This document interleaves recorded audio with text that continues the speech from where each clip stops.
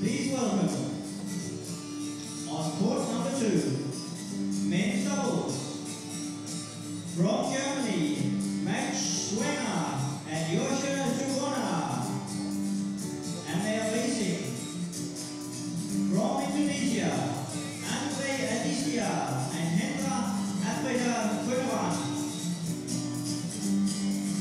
The umpire is Jörn Giegewin. Service judge, Eric Dick Boys.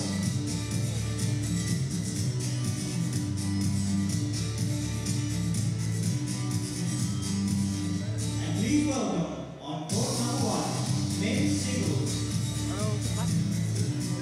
From Japan, Cindu and he is facing, from Hong Kong, China, Li Nan.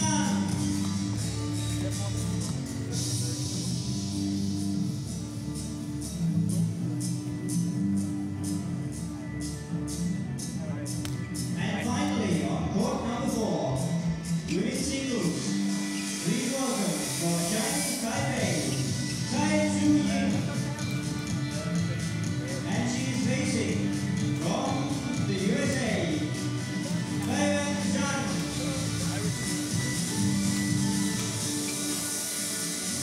The umpire is Jakob Zuzler, service judge, Walter Salver.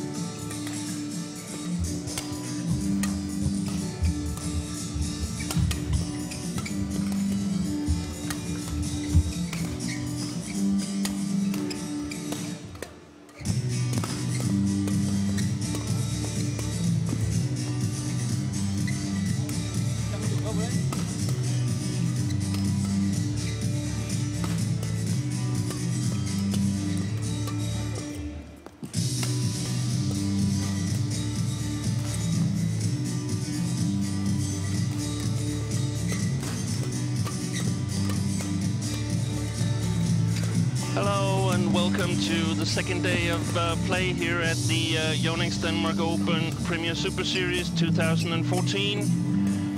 We have 17 matches lined up for you here in Odense Sports Park. First match coming up is first round men's doubles from Indonesia. Andre Aditya and Hendra Atbeda Gunawan. They're up against the German combination of Joscha Subona and Max Schwenger. Okay, ready to play. The two pairs have never met before. First encounter here in Odense. The Indonesian pair recently formed in January 2014. With young up-and-coming Andre Aditya and more experienced Hendra Gunawan. Gunawan aged 32 and his partner Aditya just 23 years of age. Coming off fresh wins from the Vietnam Grand Prix and also successful in the Chinese Taipei Open.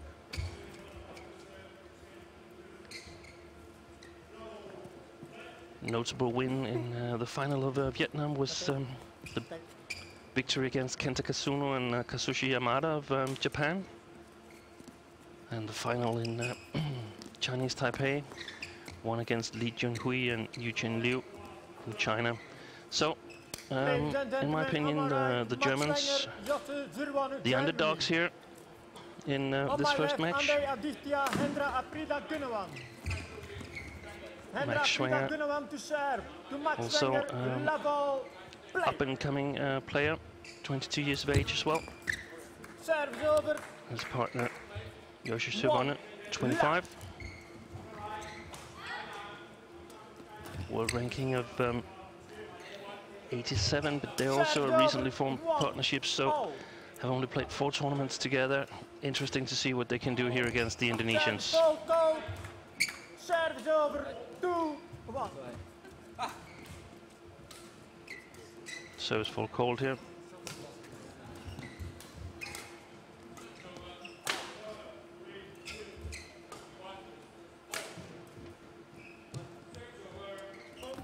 Service full cold, service over, 2-0.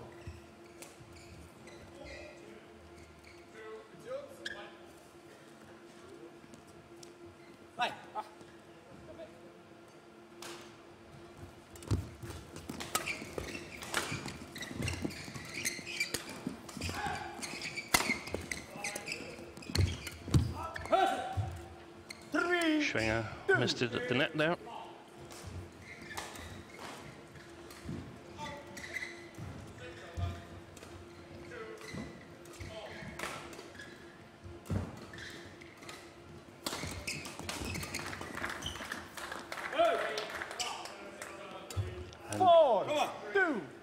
Probably must expect the Indonesians to be superior in the defensive compartment compared to the Germans, but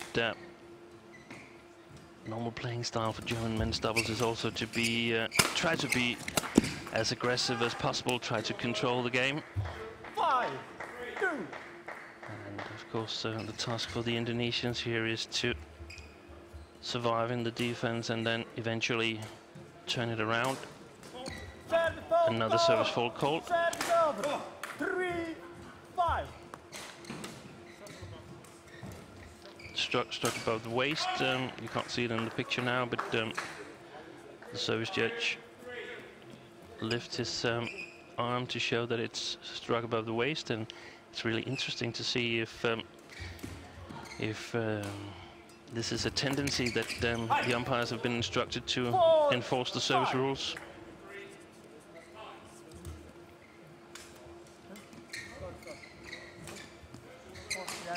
Good see, Rocky. 4-5.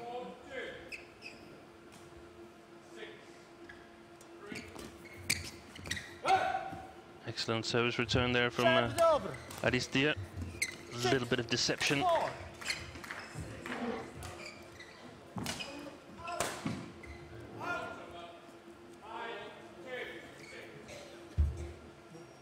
Okay, play.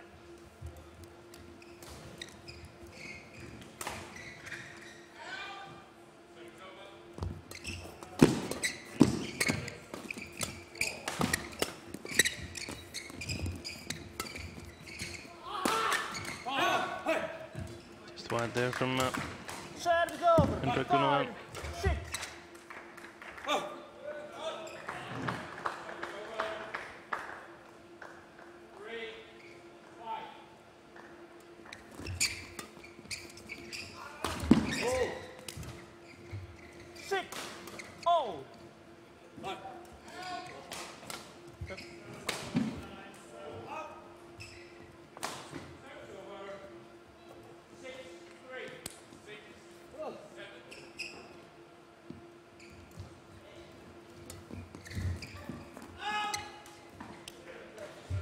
Service over, 7-6.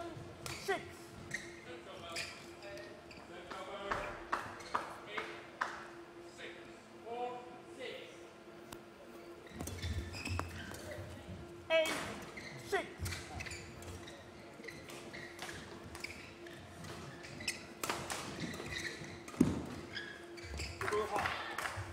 Service over, 7-8. We're having some trouble with the scoreboard. The actual score is 7-8, even though the scoreboard shows it's 2-all. Service over, 9-7. Aditya not played a whole lot of tournaments in Europe. Played some of the European circuit. Wow, that's a very special serve. 8-9. Very, very dangerous if they've been successful and stayed on court. Service over, 10, 8.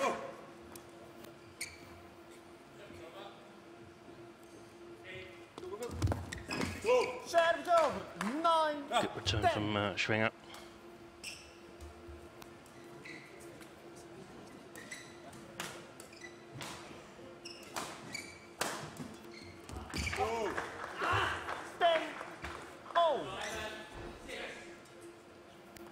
German pair got one tournament victory in the first 4 tournaments, won the Brazil Grand Prix, semi-final in YONEX Canada Open and Bulgarian International, but trailing here 9-11.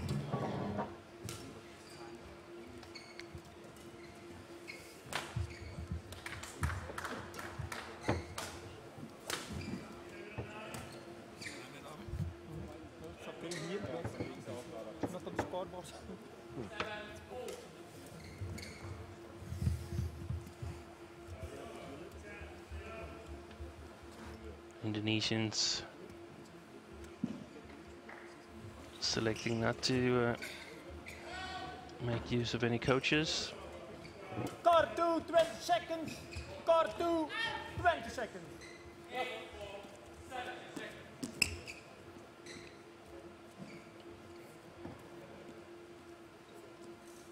11-10, play.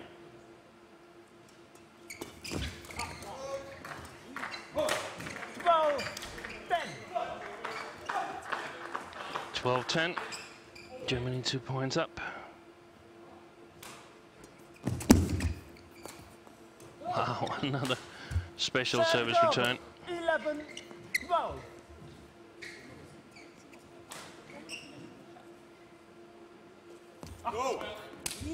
Service over, 13-11.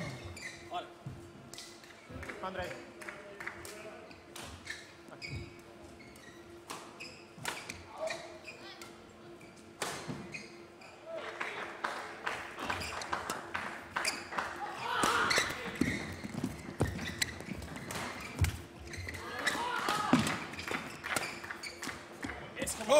Called in. 14-11.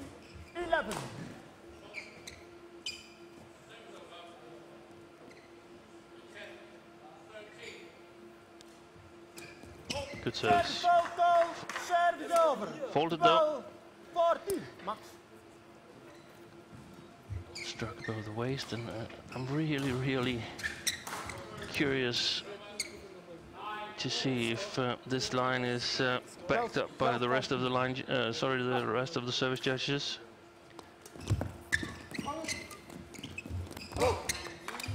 Service over. 15-12. 15-12 now.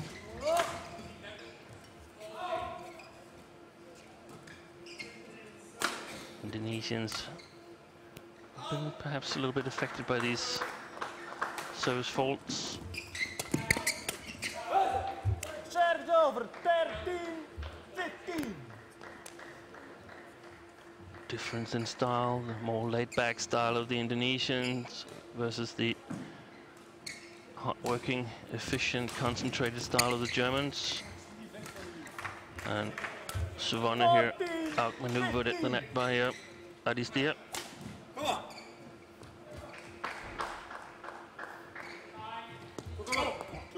Service over, 16-14. Clearly seems that he's thinking too much about his service movement.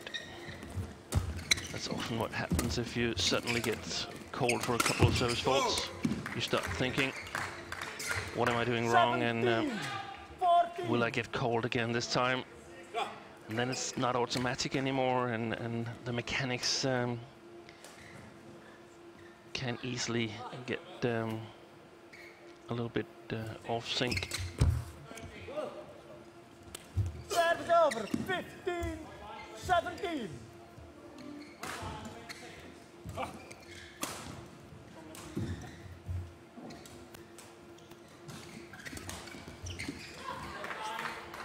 Just wide, that one. 16. Very important 17. point for Gunawan and Adistia. Now just 1 point game.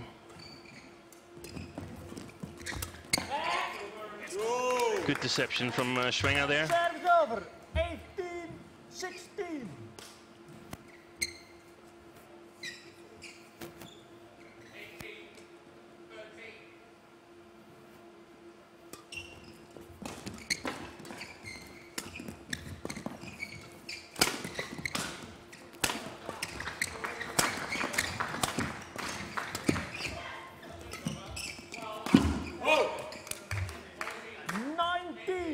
Good defense by the Indonesians, but then a bit of a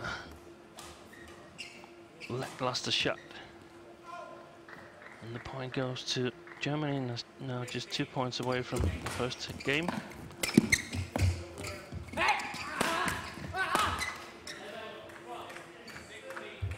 Serves over. 17-19.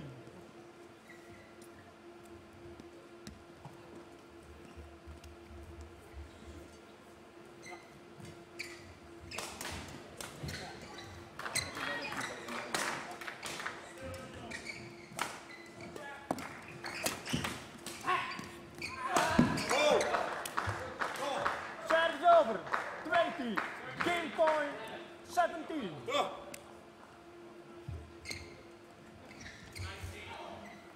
And that opens up for 3 game points for Germany, 2017.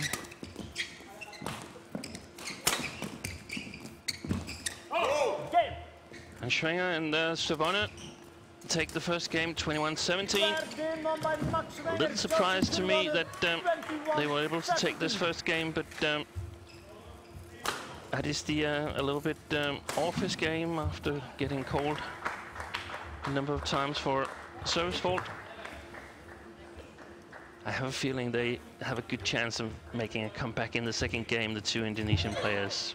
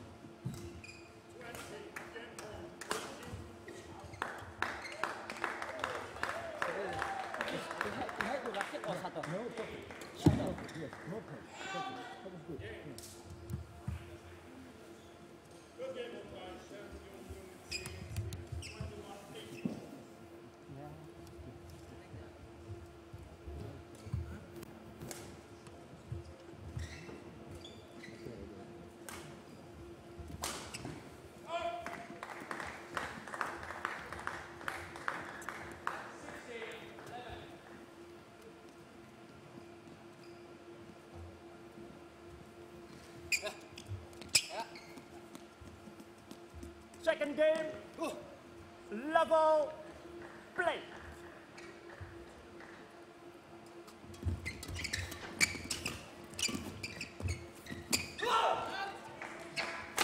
Just wide.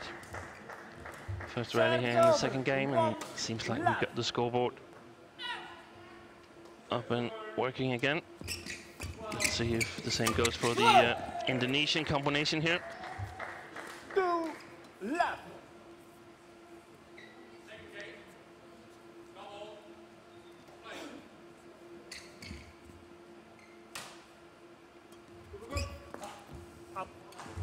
Serves over. 1, 2.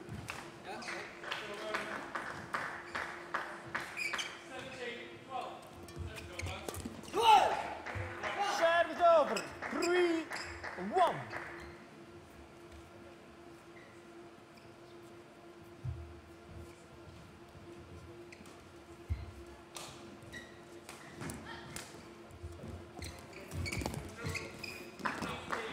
This time it was in. Serves over. 2, 3. Generally, the Germans doubles, men's doubles and mixed doubles players, very fond of playing downwards or a flat game. 3, 0. Very rarely you get them to lift of their own free will. Serves over. 4, 3.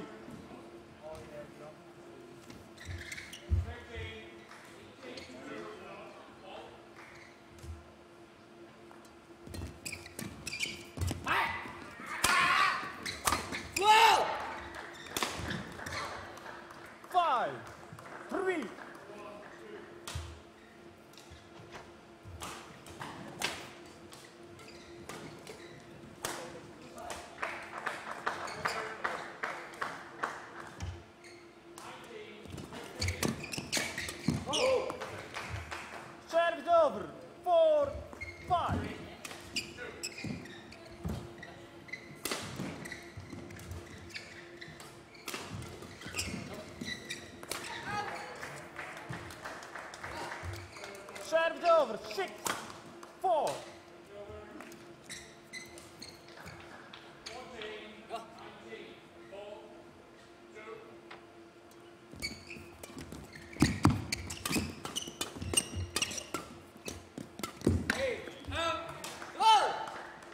Excellent defense from Punawan.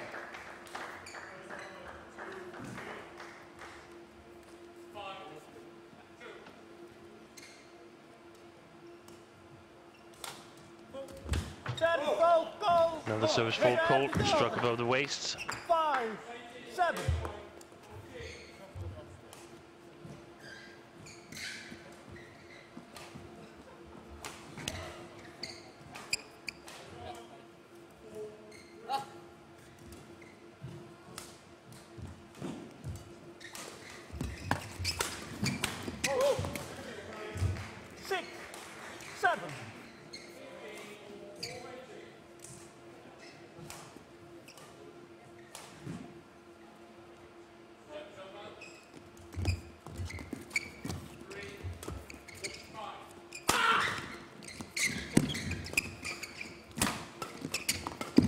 Good defensive play from Schwinger and Savona.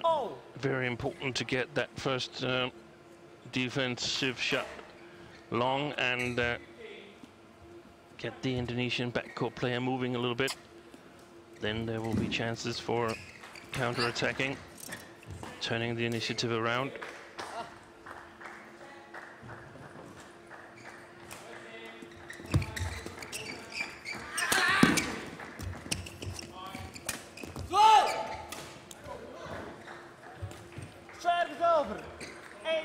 And let's see if we can see what the service judge is spotting. Seems like Adistia is lifting his left arm when he's executing the service. 9-7. I tend to agree with them.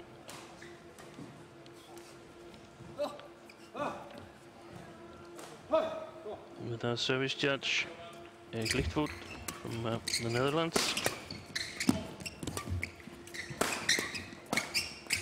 Oh, that's a terrible miss.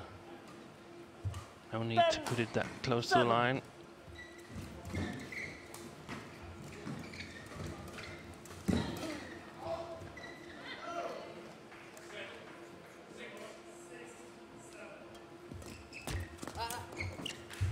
Service over.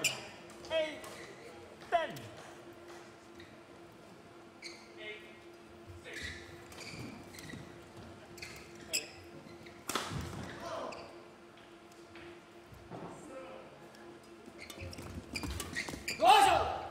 Excellent play from Adistia here. And that gives the Indonesians an 11-8 lead going into the interval here in the second game. And you're watching live coverage of Court 2 here from the YONEX Denmark Open Premier Superseries 2014.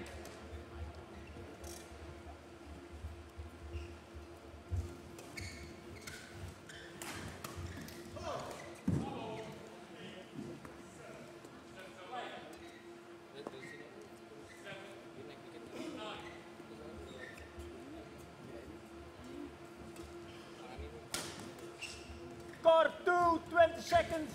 Court 2, 20 seconds.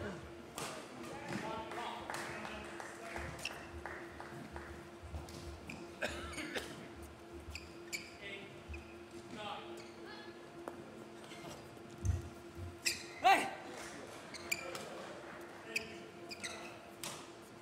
11-8, play. Yeah, it's clearly high, that service. I'm actually of the opinion that he should be folded even more. 12-8. It's often been a discussion in the men's doubles, especially where the services are, in my opinion, getting higher and higher. If you have a faulty service, I mean, you get an advantage in the service situation, and it's so important in the service situation. So you can afford like 4 or 5 service fault as long as you have a good service that are giving you an advantage in the beginning of the rally.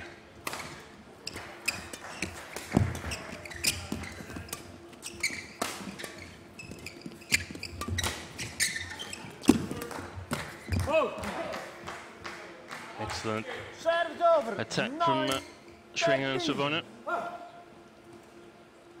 I still have this feeling that actually the Indonesians, they have this match under control. 4-point gap here in the second game. 1 game down.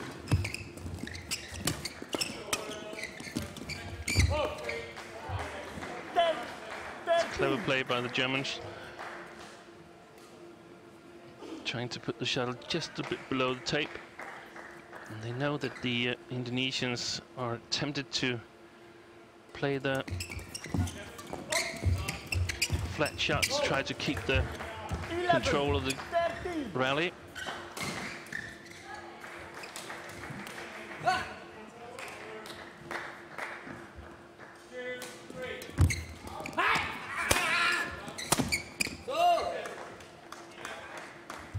Service over, 14-11.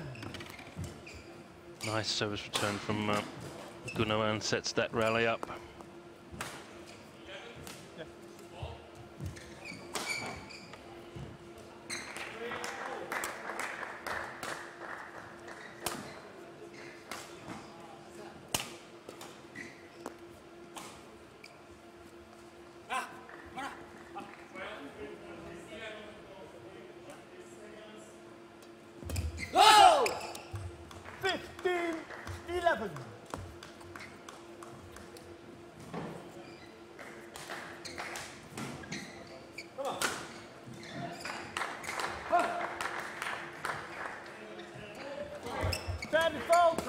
Service over. 12-15.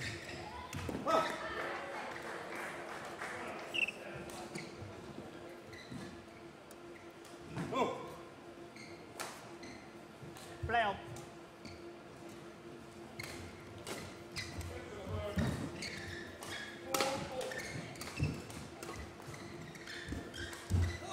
Left.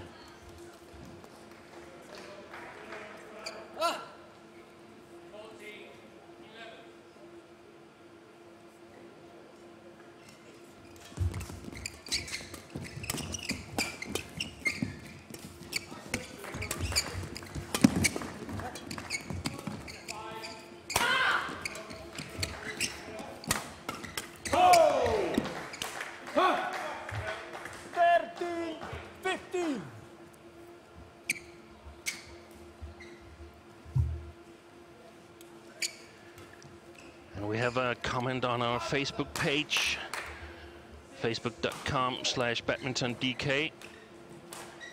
It's Shomus Halpin. Says, hi, as you're discussing service faults being called regularly and it's putting players off, do you think it would be better for the game if there was a standard height measure that all could be judged off? If that was the case, yes, I think that would be good for the game, so that you had a more certain way of measuring whether a service was legal or not.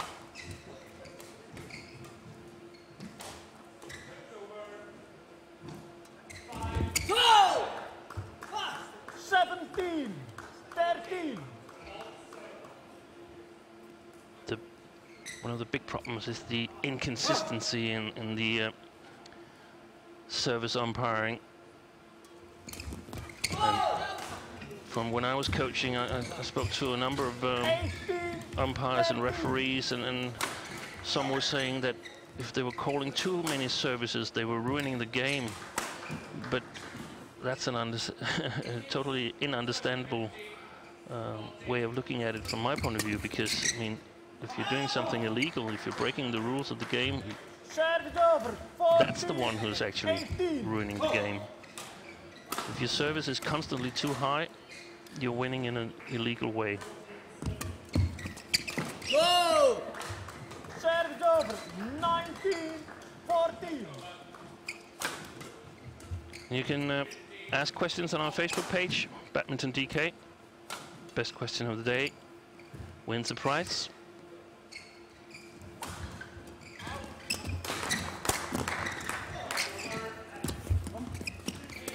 Excellent read by Hendrik Gunawan, 20, game point 14. giving himself and partner Andre Adistia 6 game points here to take this men's doubles into the deciding third game.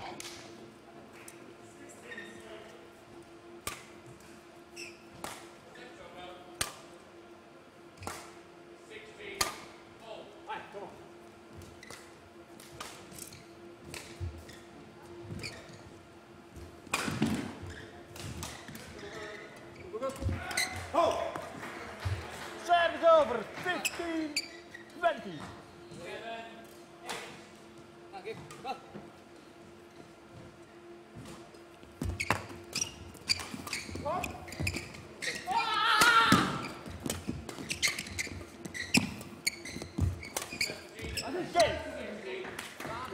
There it is.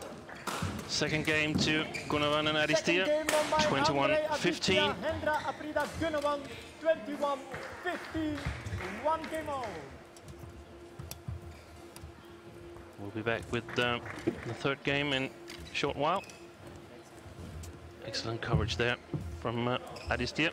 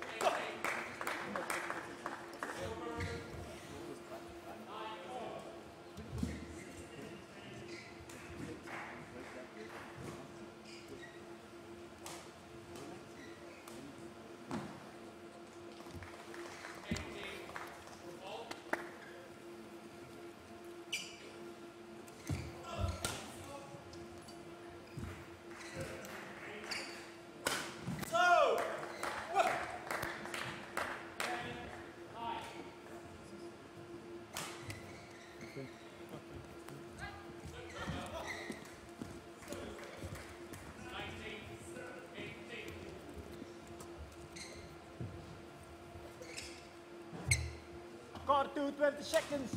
Court 2, 20 seconds.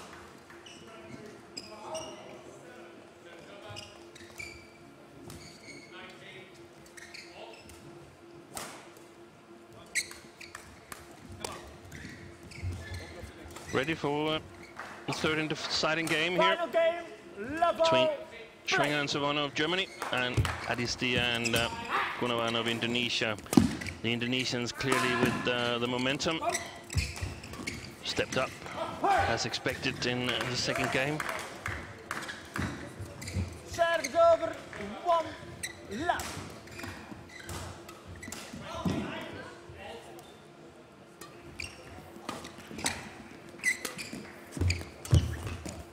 Go! 2 left. Very alert there from Mark Schwenger.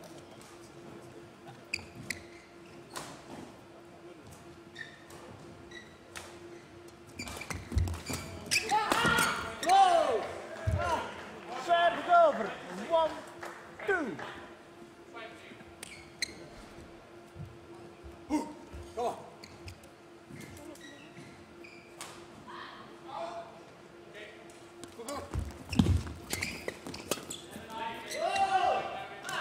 Just long. 2-0.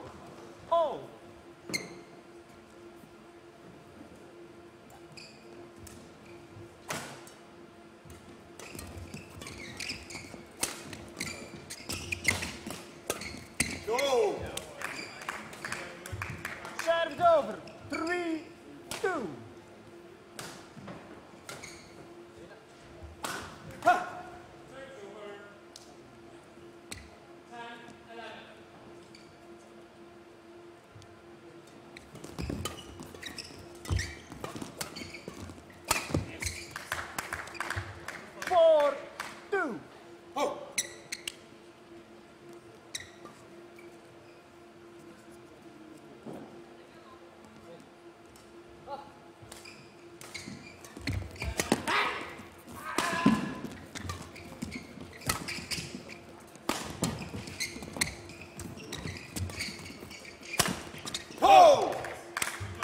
Excellent 5, rally there. 2. Very clever play from German side.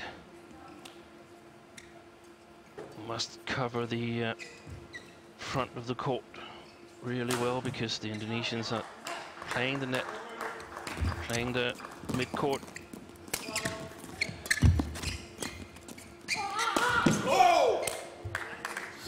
Mistimed it. Gunawan looking up at the lightning.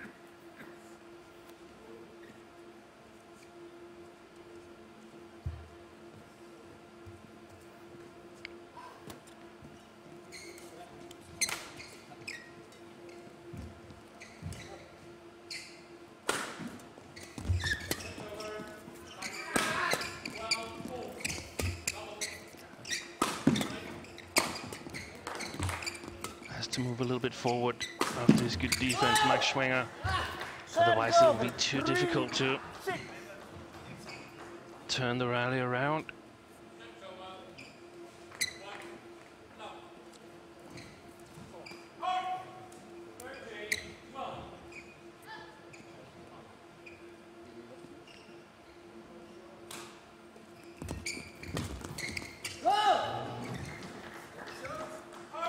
That's very typical Indonesian shot. When you're a little bit under pressure from the mid-court, then it's very often a cross shot. Go! Come on! Serve over. 7-4.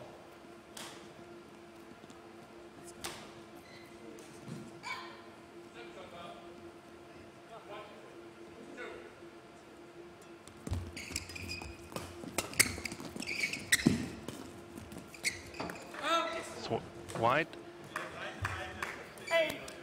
8-4. Schwenger and Savona are winning the service situation most of the time here in the beginning of the third game. Very, very alert.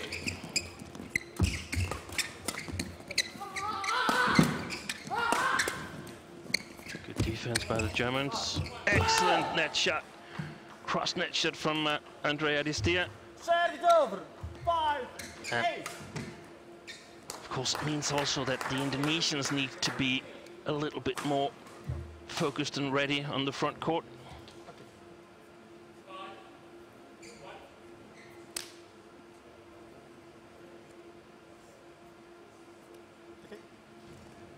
How to respond to the German challenge.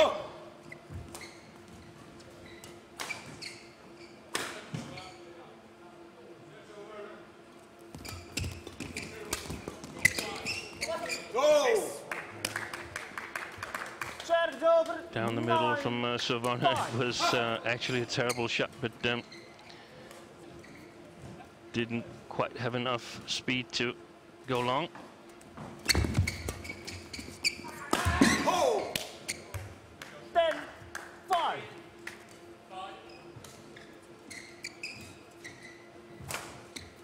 Oh.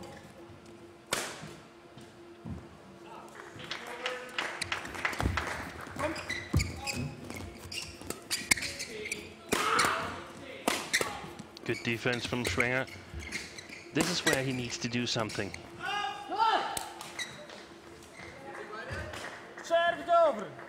So far, I've been impressed by the two German players here in the third game. Played really well on the front court.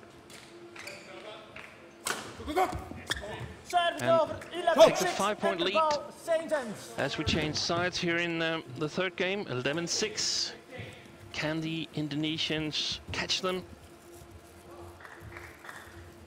That's what we're going to see in about a minute. Just a little bit of coaching first from Jakob Owenschläger, Danish coach, working with the German national team and in the blue tracksuit, blue and white tracksuit, German national coach Holger Hasse.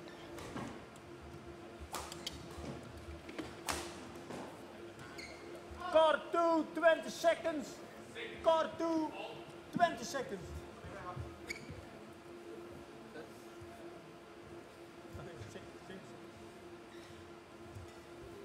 Stay on court.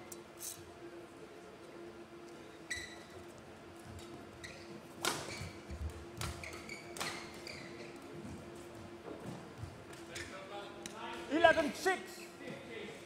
Play.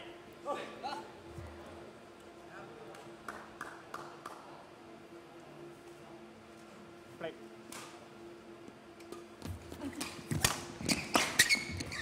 Good flicker from Savona. 6.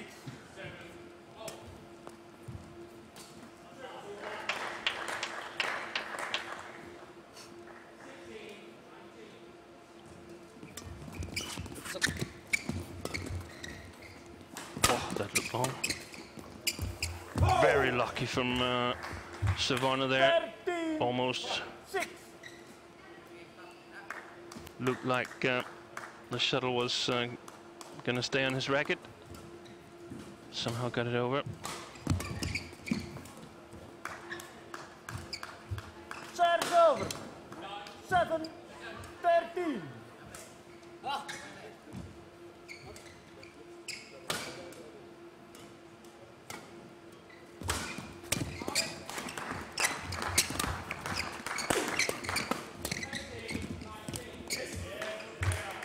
Serves over. 14, 7. And the Indonesians are really in dire straits right now. 7 points down. 7 points away from a victory for Savona and Max Schwenger. 15, 7. And the Indonesian game looks a little bit unstructured right now, whereas the Germans are all fired up, having momentum from this great start of the third game.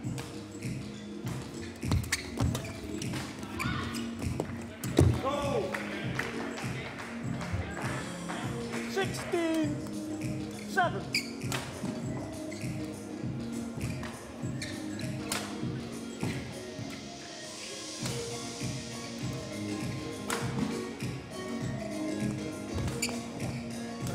Go. 17. Oh, that's called good. Called good by the linesman, and then the umpire did the rest by calling this good on the service line. Winning Cindu. From Russia, Natalia Penmanova. Serves over. 8, 17. 17-8 lead for Max Schwenger and Jochen Savona of Germany. Can they finish this? Would be a little bit of an upset, in my opinion. Here, as you're watching live coverage of Court 2, YONEX Denmark Open 2014.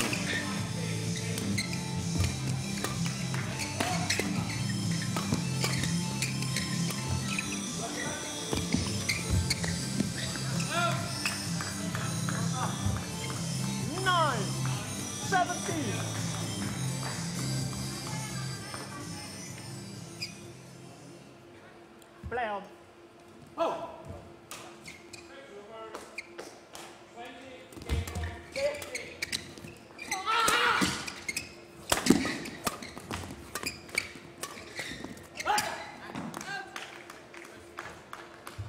10, 17.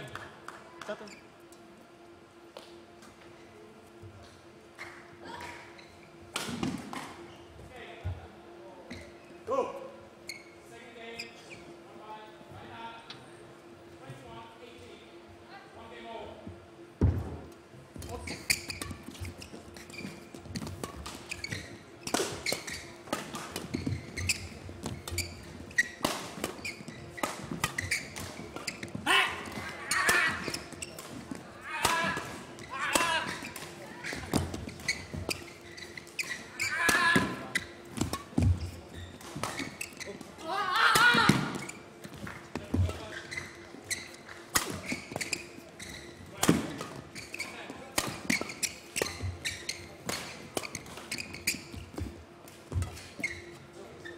It's wide. What a fantastic rally.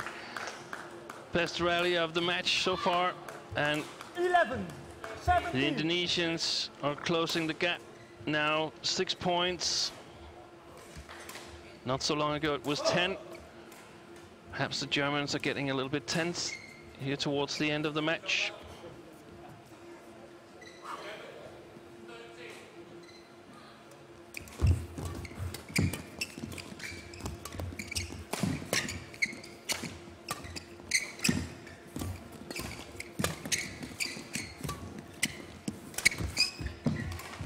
Excellent play again from Gunavan and Aristia, and they're sort of taking the flat game out of the rallies and playing either defense or offense, and that's clearly working for them.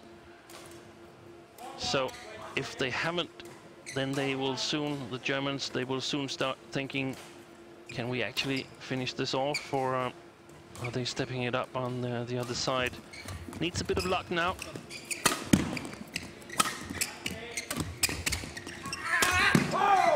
There it was. Andre. In the middle of the net. Serves over, 18, 12. Look how short it is. Oh. Understandably angry with himself after that. Could have been 13-17, instead 18-12. Serves over, 13, 18.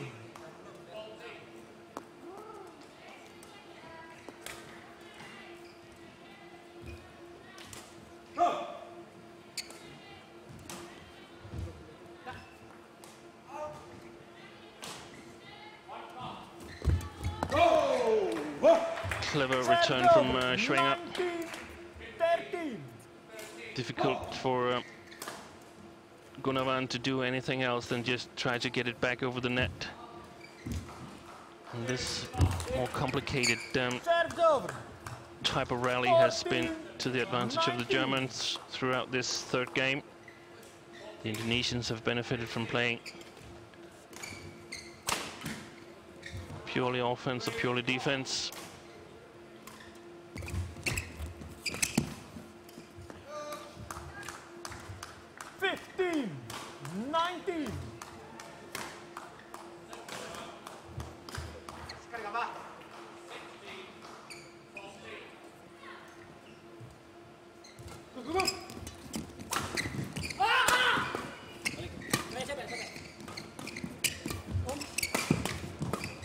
Yeah, very well played from Jokersjovana there.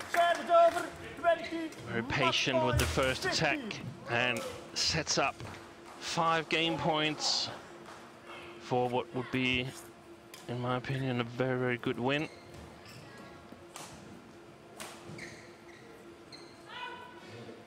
Came out to this third game very, very alert in the service situation in the flat game. Oh. Missed it. 20. And built themselves a 10-point lead. Now it's down to 4. Still a chance for Gunavan and Aristia.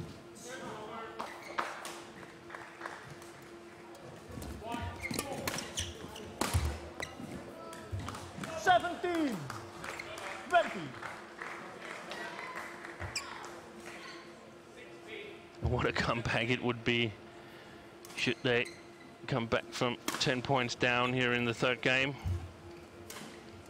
Still 3 match points remaining. 18, only 2 now. So what about the service judge?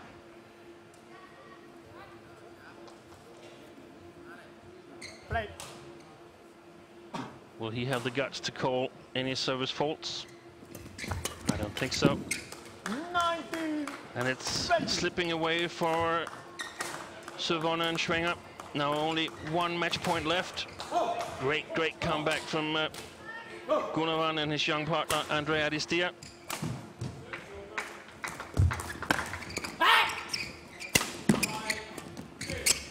Oh. And there it is. The Germans take it 21-19 in the deciding game. Great match to start the day with here in Odense Sports Park. 46 minutes. And a 3-game win for Jokersjovana here in the picture. Schwenger, judges jury won 21-17. 15. And we're just getting the confirmation from the umpire. 21-17, 15-21, 21-19. Here's the decisive point.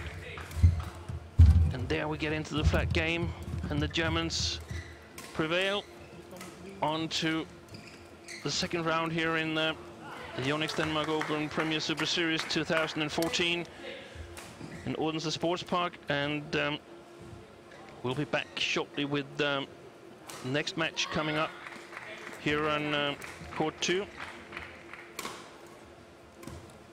We're going to see men's singles between Parupalli Kashyap and Rajiv Usef. We'll be back in a short while.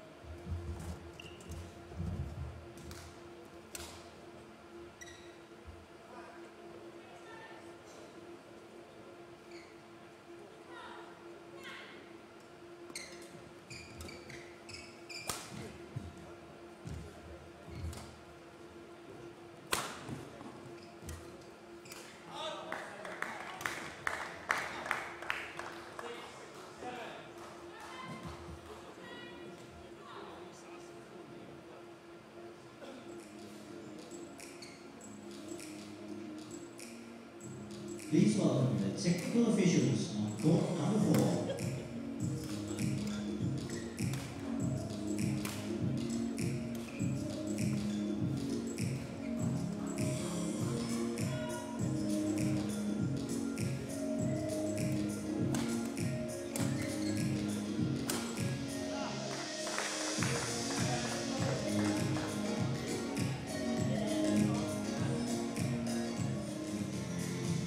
Please welcome on court number 4, mixed doubles.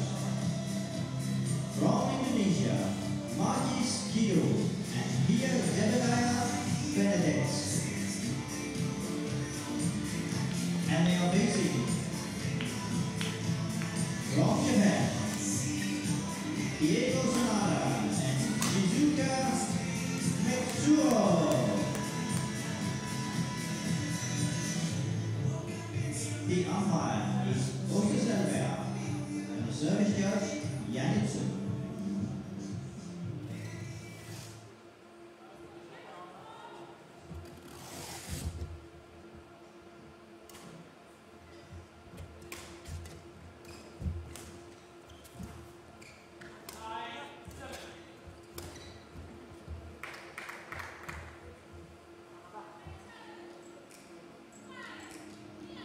Please welcome the technical officials on court number 2.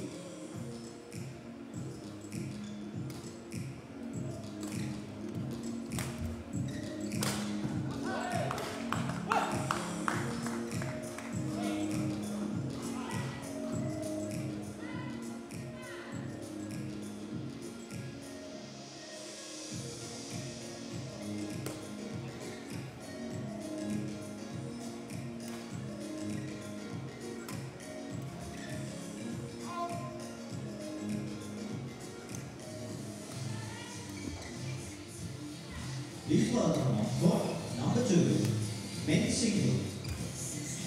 From India, Parupalli Kashyap. And he is facing, from England, Rajiv Usef.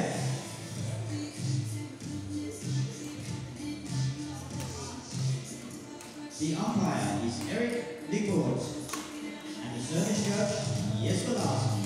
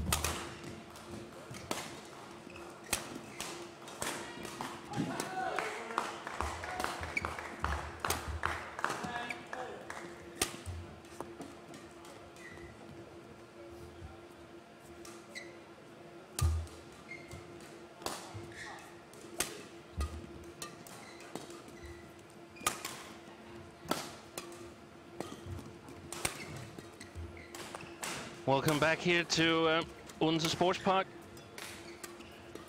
First round of men's singles in YONEX Denmark Open 2014. Match between Rajiv Usuf of England playing Parupalli Kashyap of India.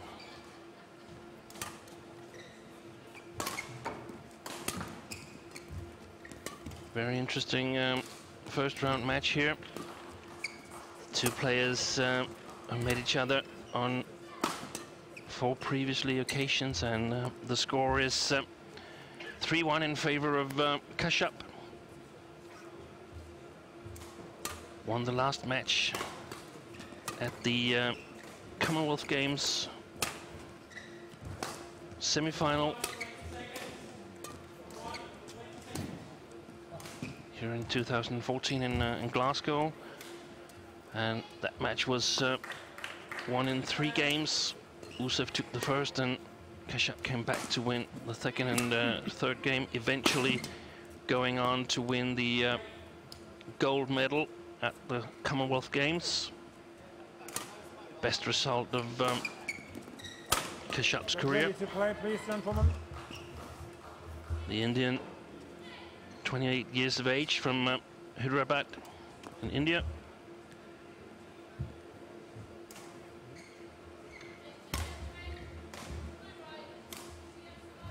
Was the first ever Indian male singles player to reach the quarterfinal at the London Olympics, and this year, of course, great achievement with the gold at Commonwealth Games in Glasgow, but also was in the semi-final of the Swiss Open Grand Prix Gold.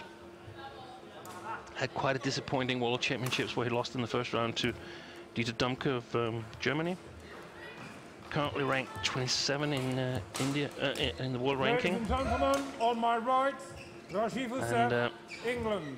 Rajiv Usuf, On my left, also 28 years of age, from India. London, England. Rajiv Usuf Best result for him in 2014 was the silver medal at the European Championship. He lost in the final to Jano Jorgensen. Currently ranked as 29th in the world. It's been as high as 11.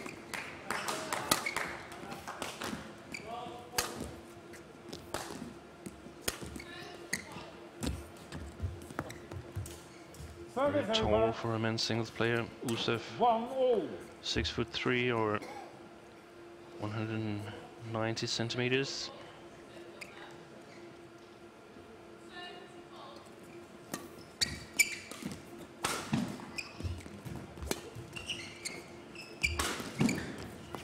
Very Service over. 2-1.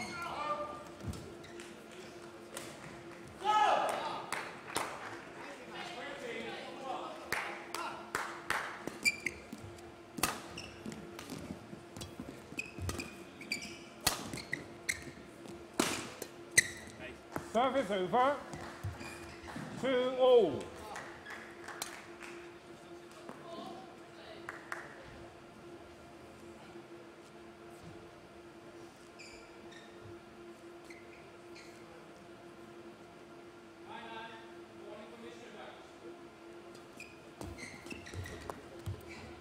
Three, two.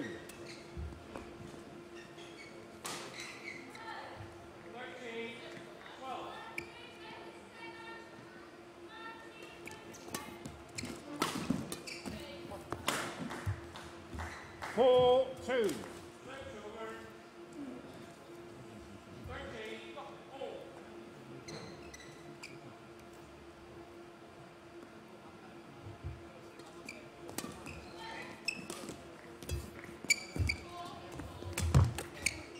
Four. 5-2. Good start for Kashyap here.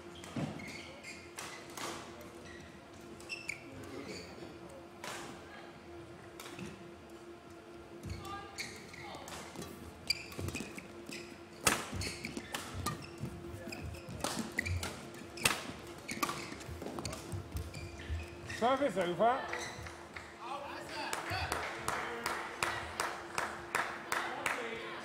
3-5.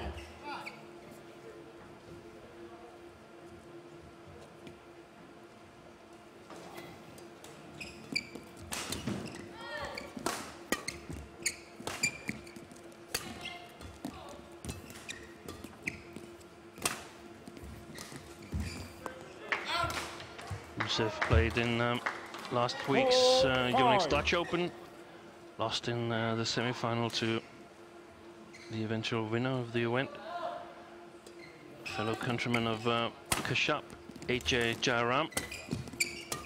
Straight games.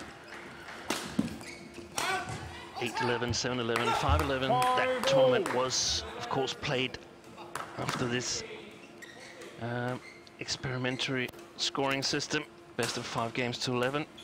No settings. This is the Premier Series and it's played after the regular scoring system. Best of 3 games to 21. Service over. 6-5. A lot of discussion at the moment in badminton circles. What scoring system should be chosen, and there's a question from Shinan Han on our Facebook page. Asks what is the reason BWF is trying to change the scoring system to 5 times 11. Everybody seems to be disliking the idea, even Lin Dan, but still it looks like the scoring system will be changed eventually. Well, I think that the BWF is constantly looking for ways to try to improve the presentation of the sport of badminton. 7-6. And in many ways, I think it's wise to explore new opportunities in scoring systems, tournament systems, team matches, and so on. What the decision will be in the end, I'm not really sure about that.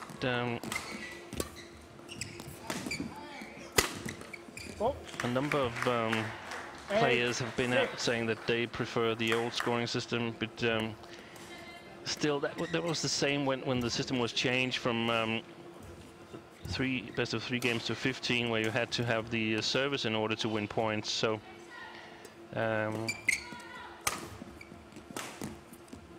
guess you'll always have someone who thinks that the old system was better. Then there's also players that has been out saying that they're in favor of changing it.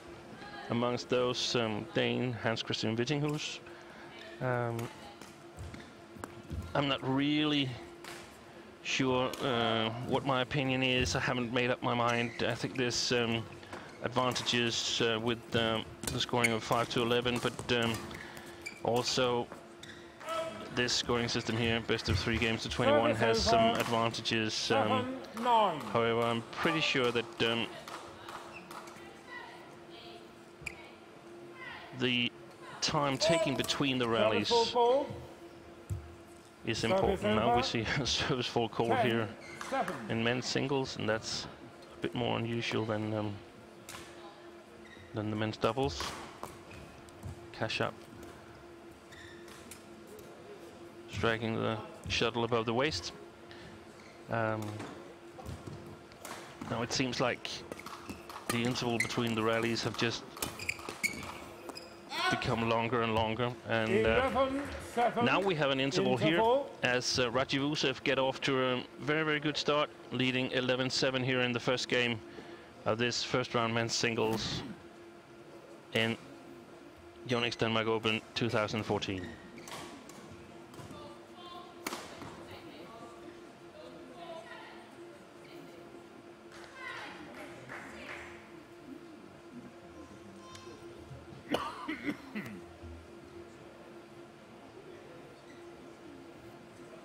Coaches here from England, Jakob Høj,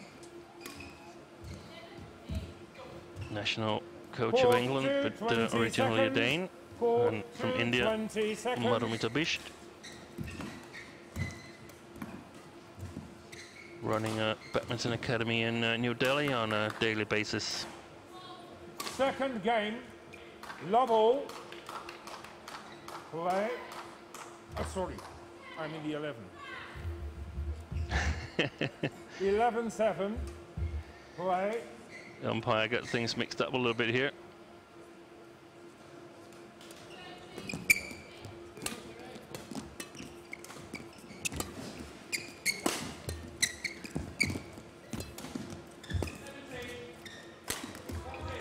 Service over.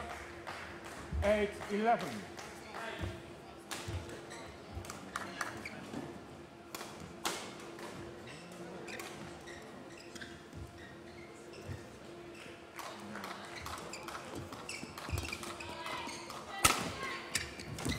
What?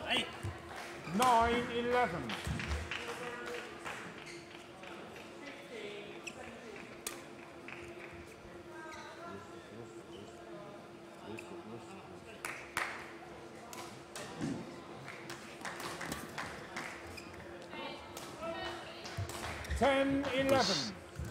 Three really, really quick points for Kashyap here.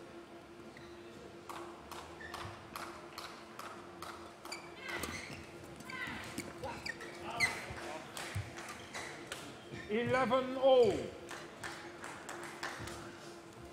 Paru, would you please wait until the call has been made?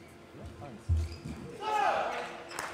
Terrible start for Usev after the interval, because it's not Kashyap who's actually won the 4 points, it's Usev who's given them away.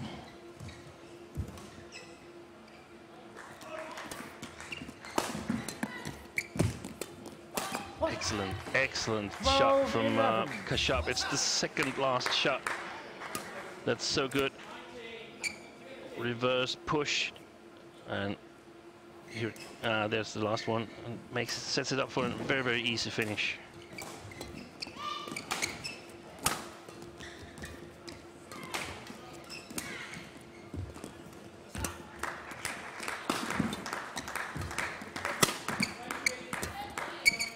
Pace has increased. Excellent play. 13-11. Very, very efficient smash.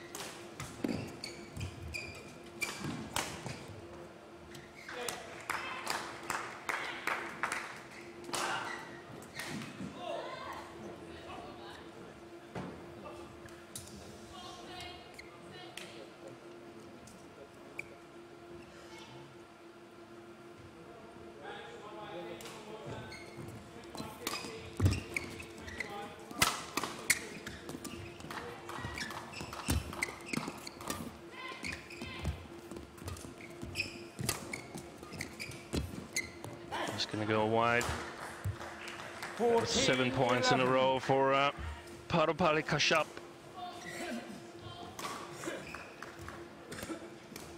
Interestingly, both players are very fond of playing poker.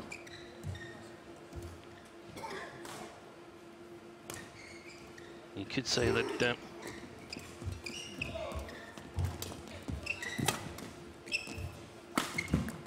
Kashyap is going all in right now.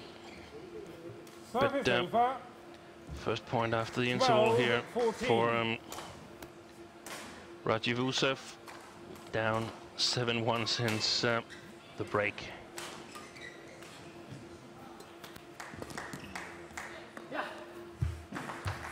Service over. Stayed in.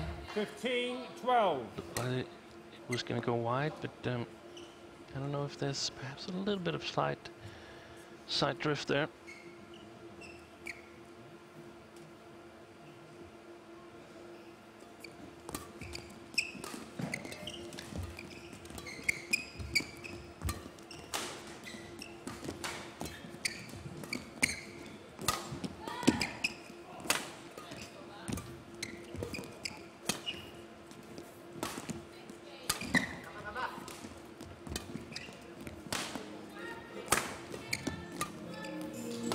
Please welcome the technical officials on court number 1. That's a great rally by Kashyap. Cleverly directing most of the shots to the forehand side of Rajiv Usev. In my opinion, he's not as dangerous from that side as from the backhand side, and very alert by the Indian player here. Please welcome on court number 1, women's doubles. From Chinese Taipei, Su Yajing and Pao Yuho. And they are facing from China, Lu Ying and Lu Yu. 17-12. Ian Ross. And the service judge, Trish Yu.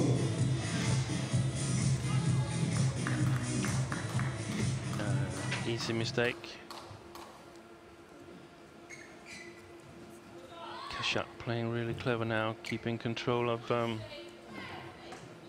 rally. Good length. This is a bit short. 18-12. And this is a totally change of momentum. Of course, Rajiv Usev going into the break, leading 11-7, feeling that he's been playing really well. And now suddenly everything has changed around, and Kashyap has won 11-1 in the last 12 rallies. He must be wondering, the Englishman, what on earth was wrong after the break. What did Kashyap change? And now he sort of has to get himself together for perhaps the last charge for this first game win, but more likely to prepare for the second game.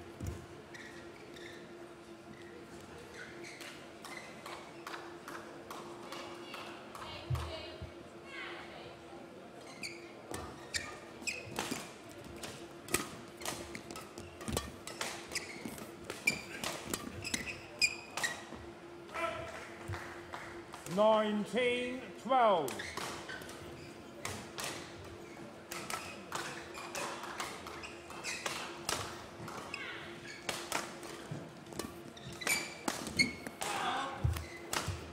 Service over. 13-19. Second point for Usev here after the interval, but both points have been mistakes from Kashyap. He hasn't been able to create a point for himself, and this one is long. Service terrible over. shot, and 7 game 20. points for Game point 13. the Commonwealth champion.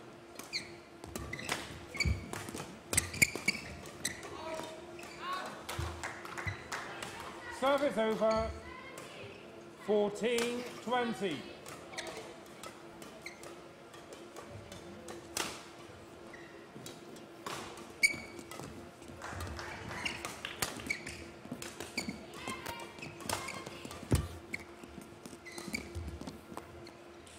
15-20.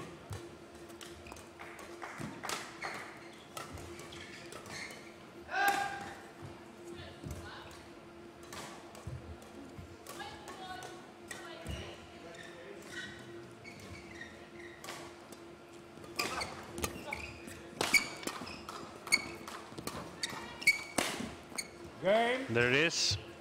First game to First game won Parupalli by Kashyap. Kashyap, 21-15. Here is the umpire confirms the score, 21-15, and for Usuf and coach Jakob Hoy, it's back to the drawing board.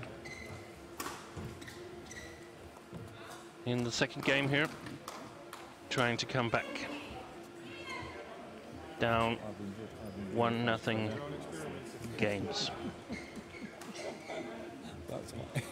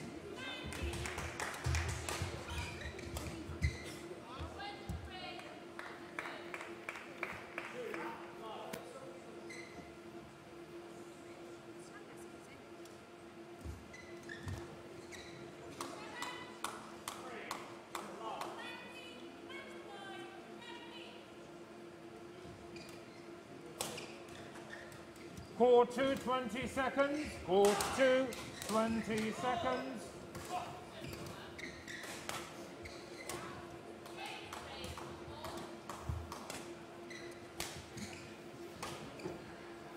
Second game coming up.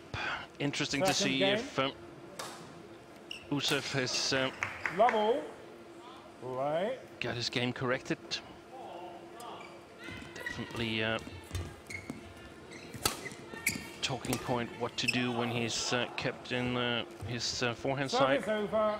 1 love.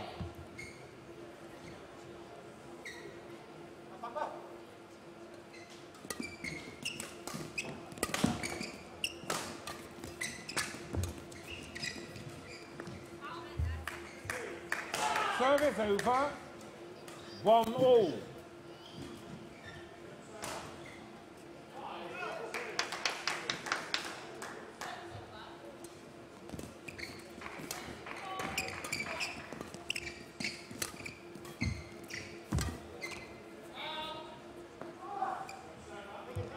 Service over. 2-1.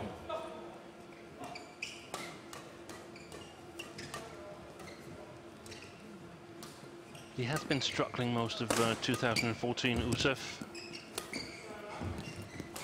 Not really been able to make things happen. I thought for a year and a half ago he was Service over. improving, but seems like he's playing a little bit too slow at the moment, not really being dangerous.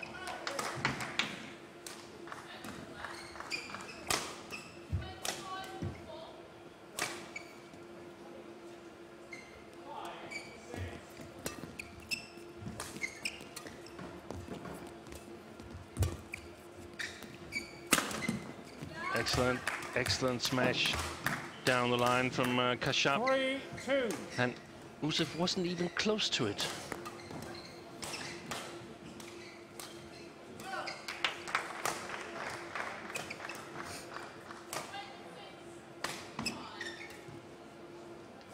Kashyap for a long period of time ranked as the top Indian shuttler, but at the moment over. overtaken by 3-all. Shrikant K.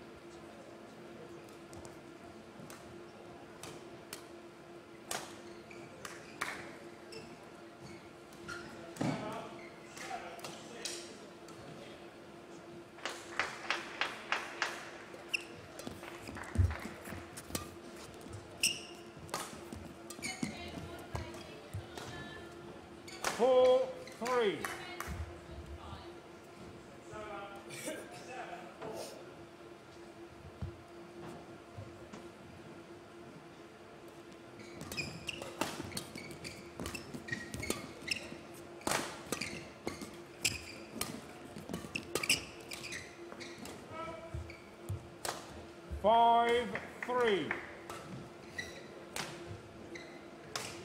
Yusuf's teammates, Chris and Gabi Kakar, supporting him from the spectator stands. Lost their first round match yesterday. Service over. 4-5. Against the Japanese pairing, and not really the start they hoped for, as they've sort of chosen to focus on their mixed doubles, not playing ladies doubles or men's doubles anymore. But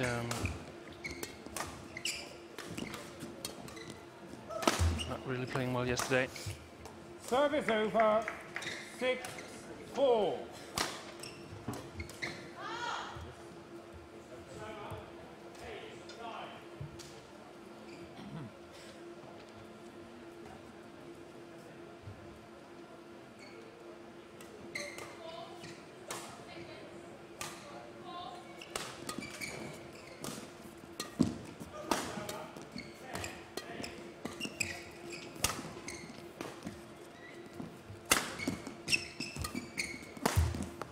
Service over.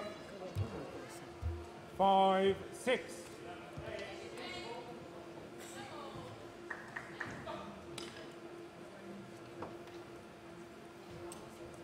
Barupali.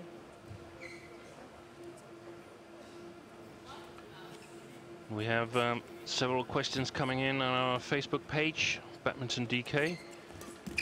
One is from Morten Thyssen asking why is there no 9 to 16 seats in the Super Series? And I guess it's because there's only 32 pairs in the draw, so that would mean that half of the entrants would be seeded, and that's why the BWF have chosen only to have 8 seats and 8 in each category.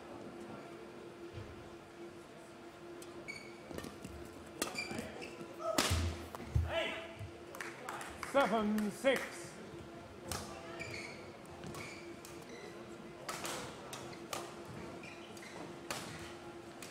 Yusuf states that one of his strengths is that he always looks the same, whether he's leading or he's behind. You can't really tell how he's feeling, but 8-6. always trying to keep a poker face. I must say though that if I wasn't able to see the scoreboard right now, I still would be guessing that Yusuf was a bit behind, as is the case. Kashyap 2 point ahead here in the second game, having the first 21-15.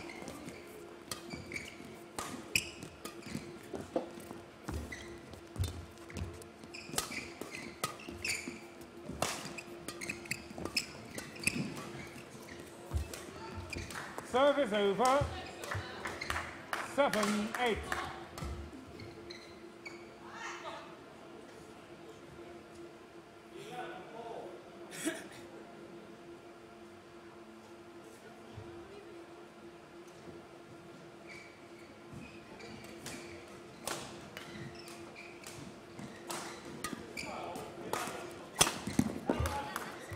And this is a major weak point for Rajiv Yusuf. 9-7. I mean, nothing good is happening from that forehand side. It is exploitable.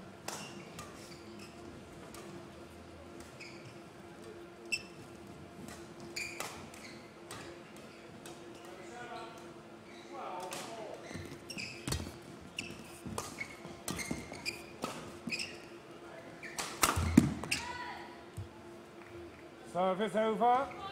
8-9. Slipped a bit for Kashyap there. Good smash opportunity, but missed it. Asking the umpire to be allowed to dry his grip and get a drink of water. Okay. 8-9.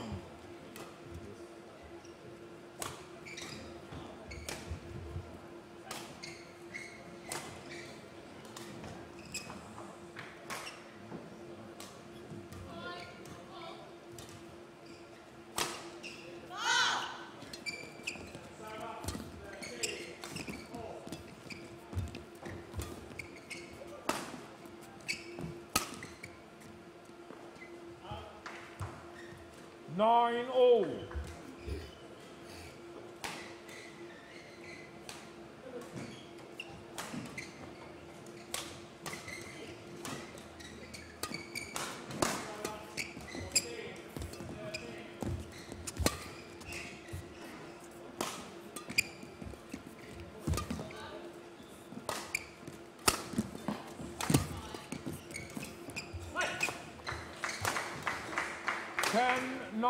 Good rally there, but still relying on Kashyap to make the mistakes, not really creating his own points, Usev, and every time he's played in the deep forehand corner, it's a defensive shot coming back.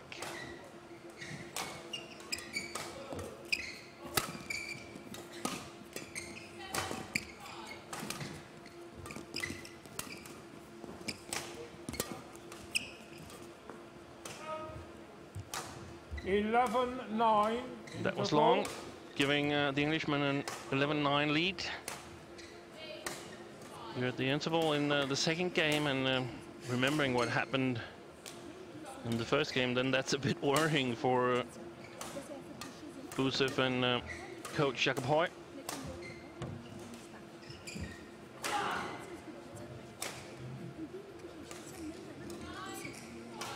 Please welcome the technical officials on court number 3.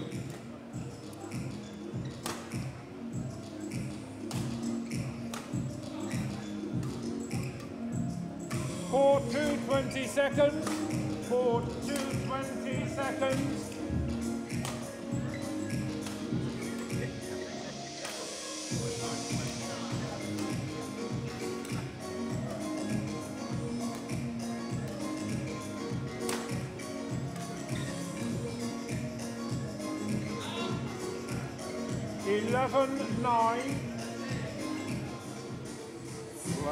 And now on court number 3, mixed doubles.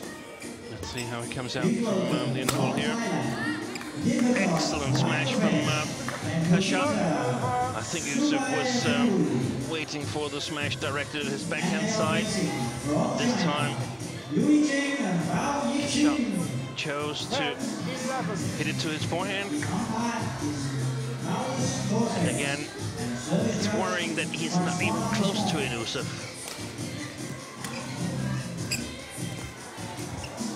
Good net game. That's going to go long. Service over. 12-10.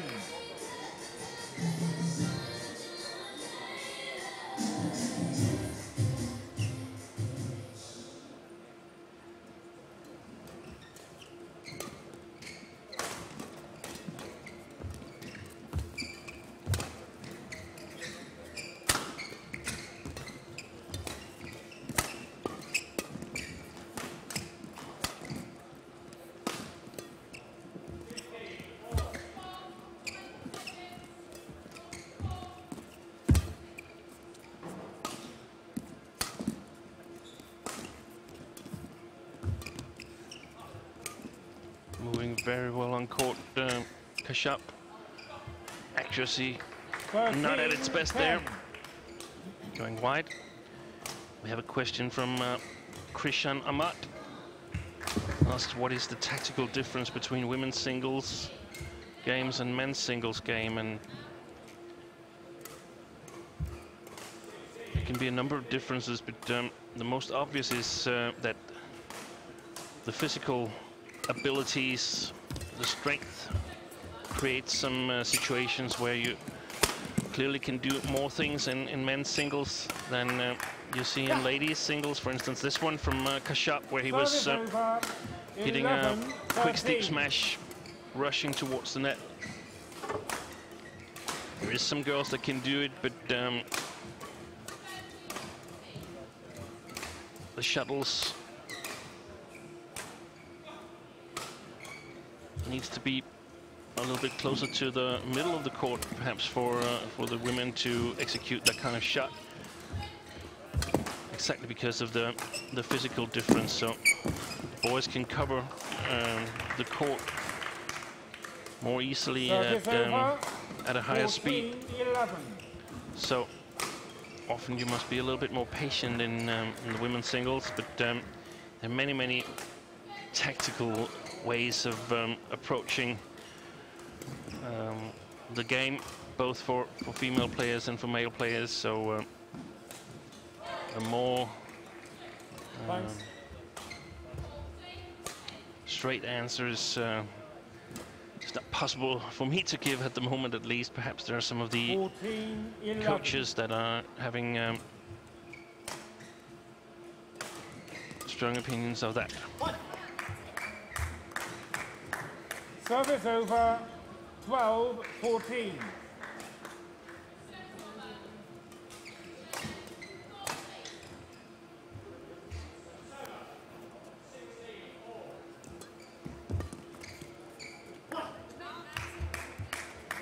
Thirteen, 14.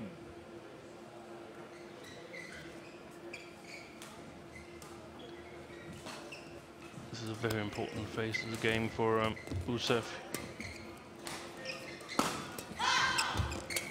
That's a good push. Well recovered from Kashyap. It's gone long. Service over. The Englishman has had quite a bit of success with the cross net shot from his forehand side. 15-13. It's not a winner, but you would think that Kashyap would be aware of it now. He's been experiencing it a number of times. Called good. 16-13. Good to see Usef attacking.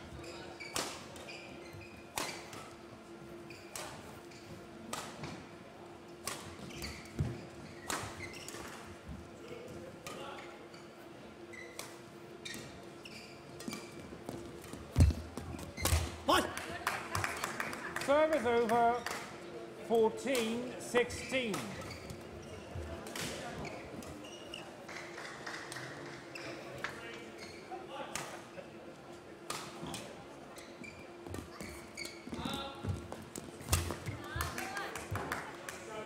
Fifteen, 16.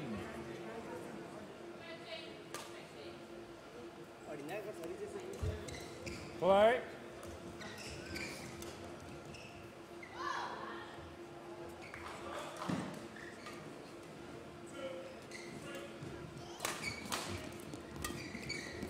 Yeah, 1. 16 all.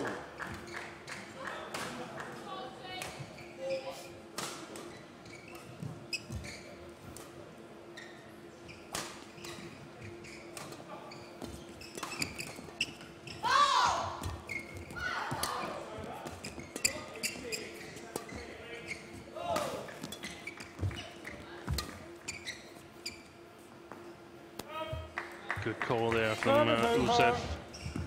17-16. That was long, but not by much.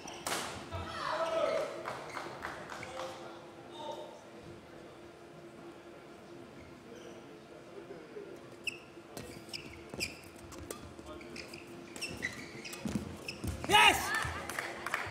Well played from Kashyap Service there. over, 17 Read all. that drop shot from Usef.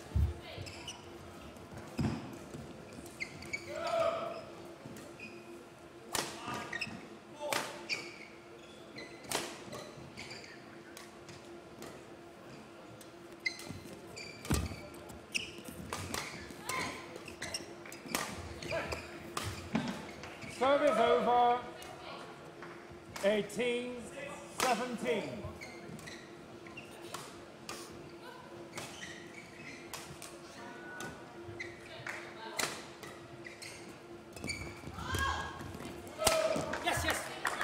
Service over. 18-all.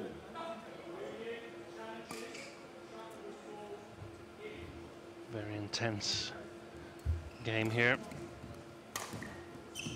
Kashyap 3 points away from a win, and Usev 3 points away from forcing a decider.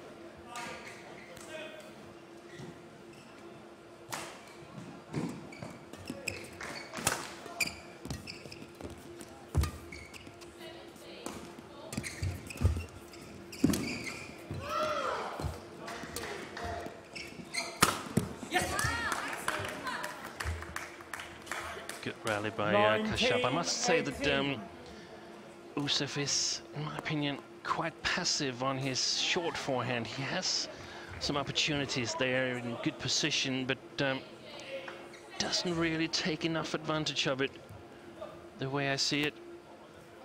And that means that Kashyap sort of gets away with some shots that are not really accurate enough, but he's not punished.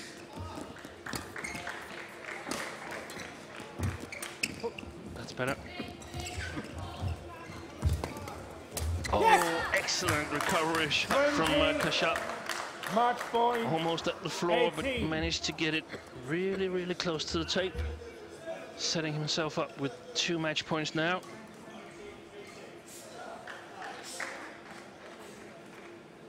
Was a real quality shot he got back there.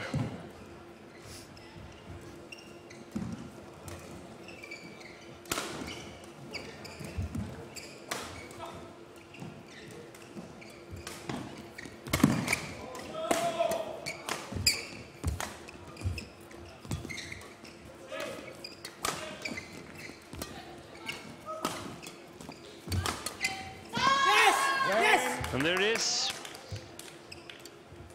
Victory in straight games for the Commonwealth gold medalist P. Kashyap of India. Match won by Parupalli Kashyap, 21-15, 21-18. Good comeback in the first game, but a little bit disappointing performance from Rajiv Usev.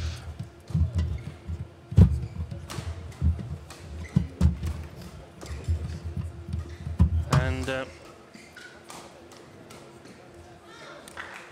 out of the tournament, can prepare for next week French Open Super Series, while Kashyap goes on to play the winner of Rumbaka against Jiangming Wang.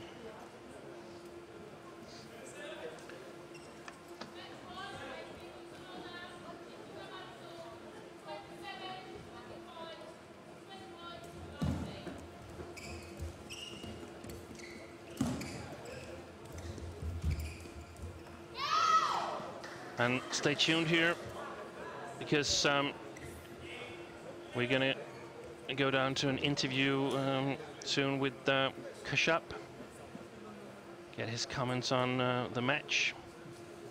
The next match here on court 2 is women's doubles, and we're gonna take a short break here in the commentary booth and be back with the ladies singles of PV Cindu against Yipu Yin, but streaming continues from court 2 here, live from Denmark Open. YONEX Denmark Open, part of the BWF MetLife Super Series.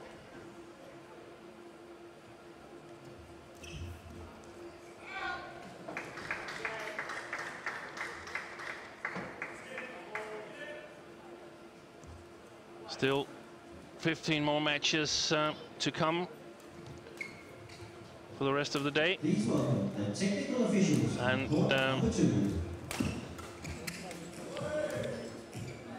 very, very soon, live interview with Parupalli Kashyap.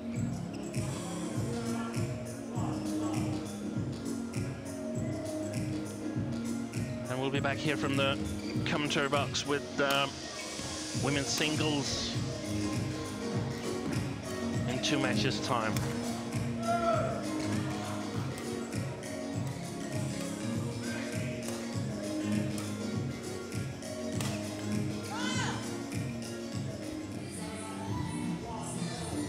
Please welcome on court number 2, women's doubles. Please welcome from Korea, Chang Ina and Kim So-young.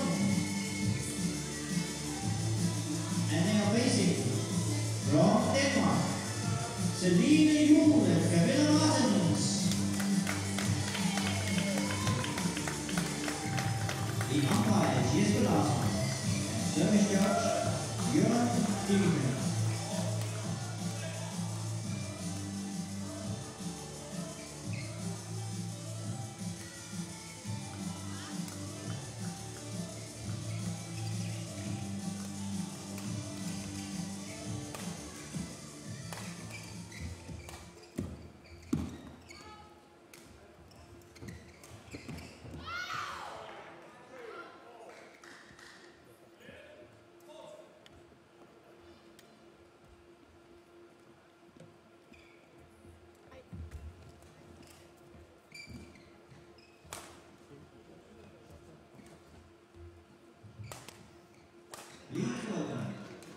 Welcome to the mix zone after this men's single between Rajiv Oship from England and India's Kashyap. And Kashyap, you won against Rajiv. It's the 3rd time in 4 matches.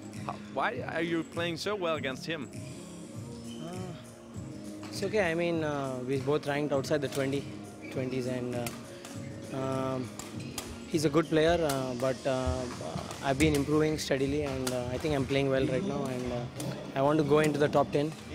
And I was in the top 10 last year. I was number 6 in last year, and so I want to reach there now, and I'm happy with the way I played today, and I want to continue the form. And against Rajiv, I've been playing continuously, so I have a game plan against him, and I think I'm physically more fitter than him, so I was able to push, you know, harder than him. The physical part, was that the only reason that you won today, or was there something specific in the game that that you controlled? Yeah, I think it was more of the physical part, because I think Rajiv is very good. He has a very good skill, and sometimes he beats the top level players, and he's consistently in the top 20. So he's quite good. He's very skillful, but I think I was faster. I could control the speed better than him today. Yeah. It was the first game for you in Denmark Open this year. How do you feel on the court? Court is nice. It's always nice here in Denmark. I like the stadium, I like the hall, but I don't like the city, you know, because it's quite dull. In Asia, it's always lively, because it's the winter time here, and we are always used to summer and people everywhere, and it's a lot of colorful and back in Asia. But in Denmark, it's like only inside the hall it's very nice and lively, but outside the hall it's very dull. Yeah. Well, I imagine you want to stay here a couple more days and get some more matches. Yes, I want to win more matches, and yeah. Perfect. Thank you very much, and congratulations.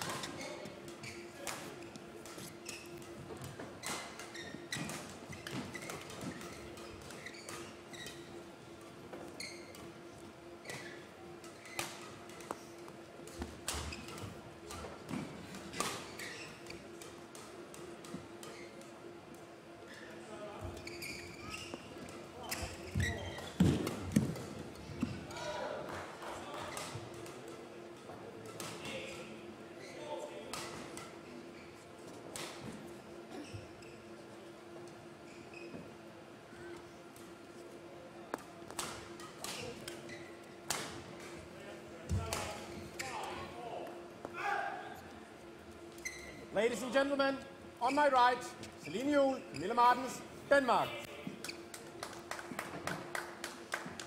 And on my left, Chang In-ja, Kim So-young, Korea.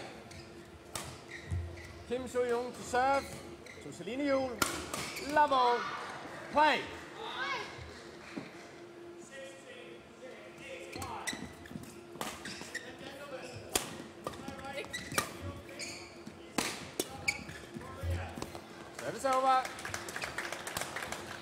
1 love.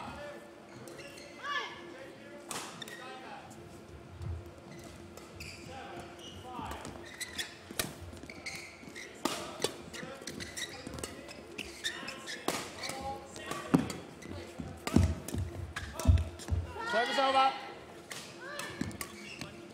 1-0.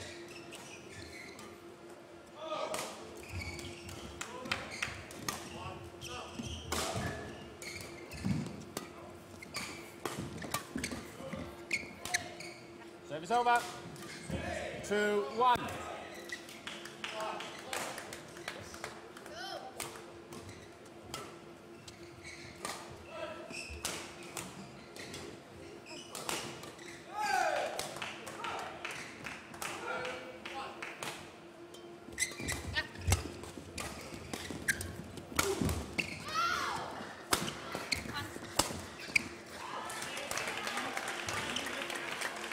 Three, 1.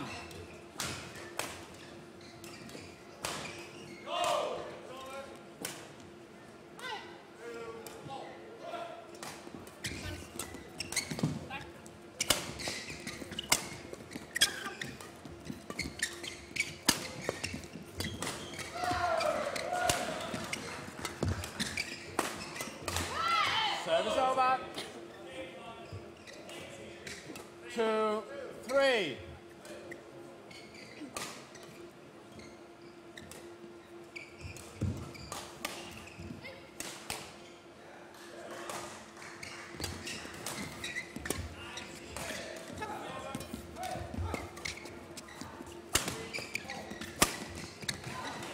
Service over.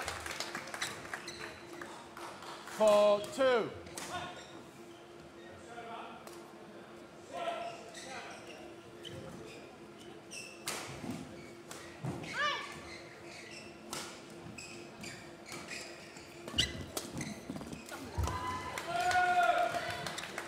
Five, 2.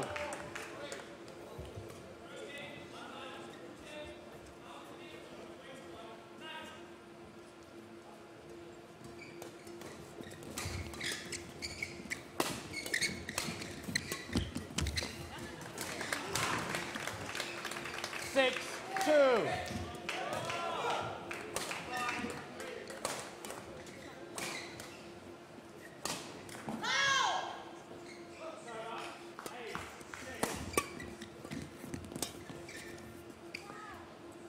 Service over. 3-6.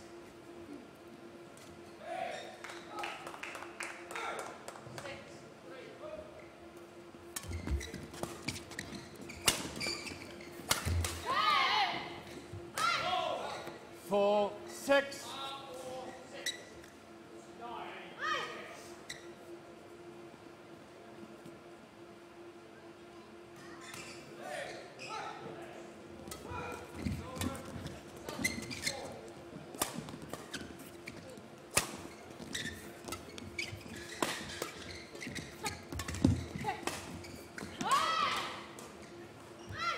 Five, 6.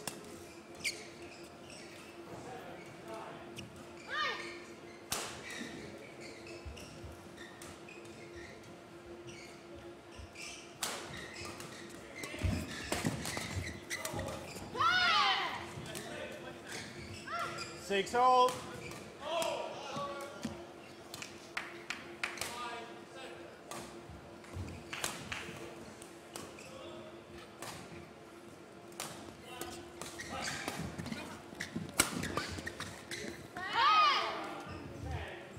Seven, 6.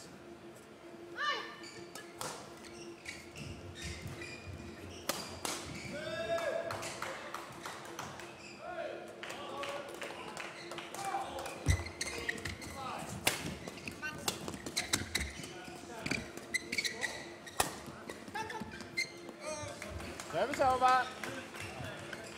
7-0.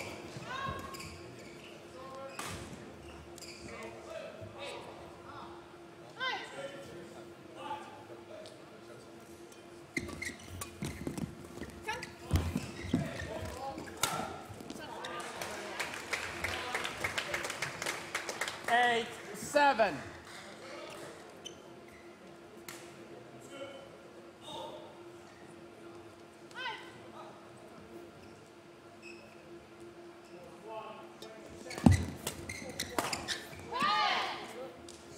over. 8-all.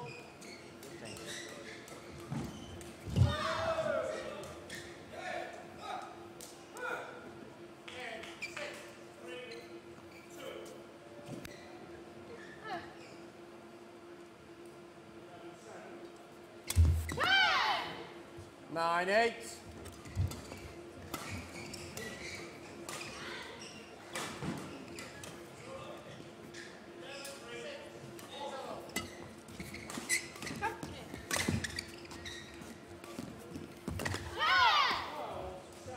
Ten, 8.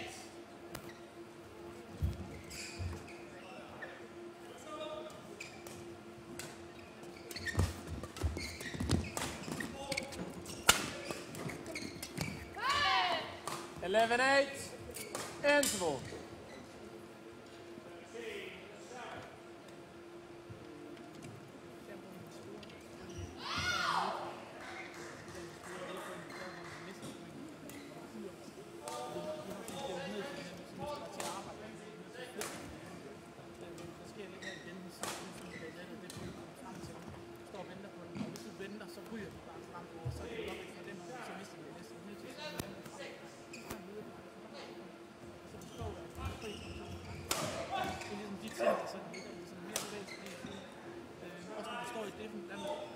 Court 2, 20 seconds. Court 2, 20 seconds.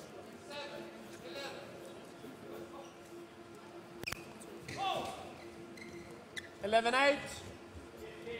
Play.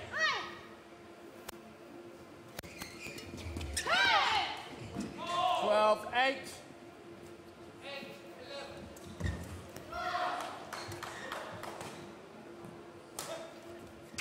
Out, service over. 9, 12.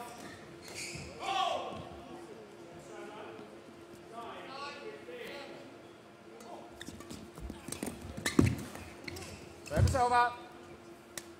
13, 9.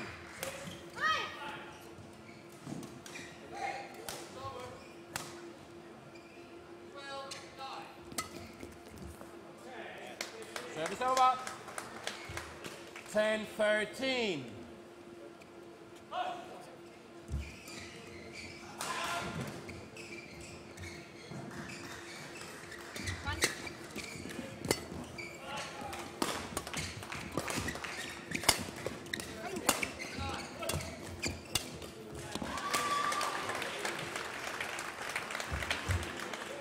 Eleven, 13.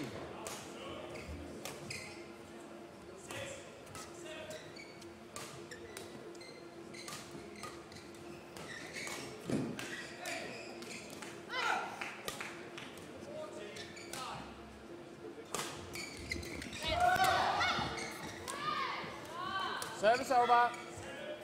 14, 11.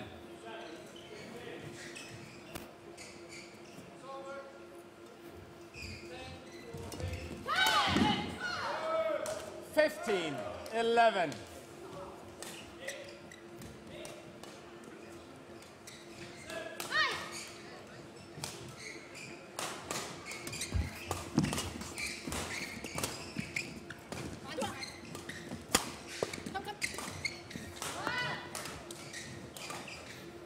Sixteen, 11.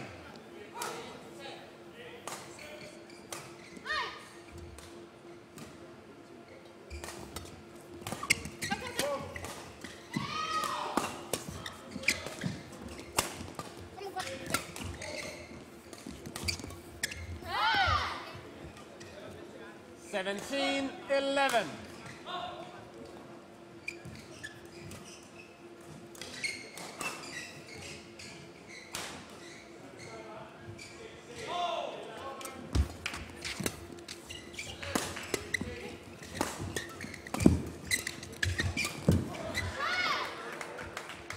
Eighteen, 11.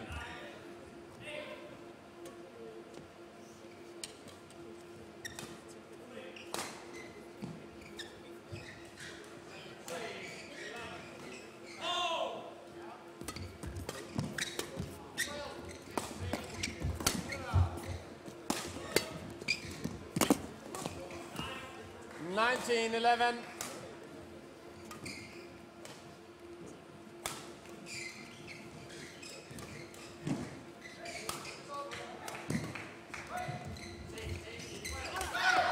over. 12-19.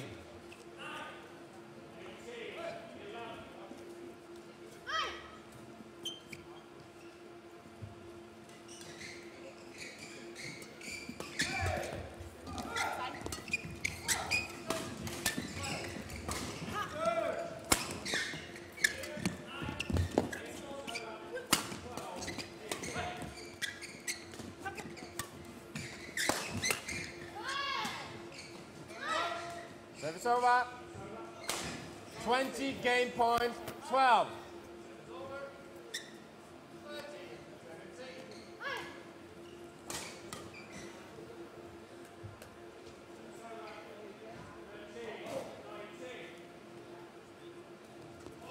Out, service over. 13-20.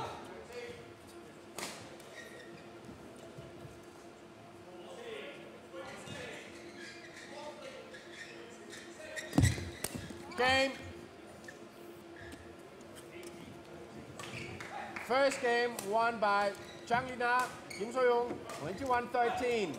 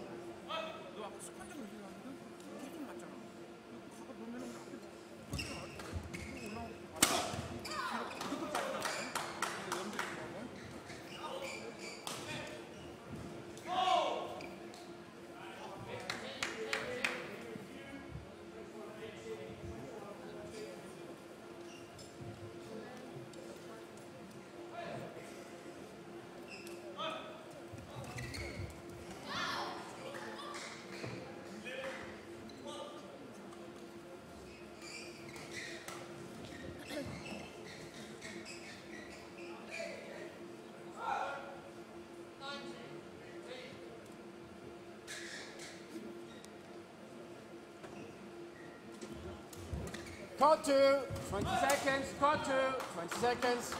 Kim, serve, Chang. Serve, Chang, yeah. Celine to receive.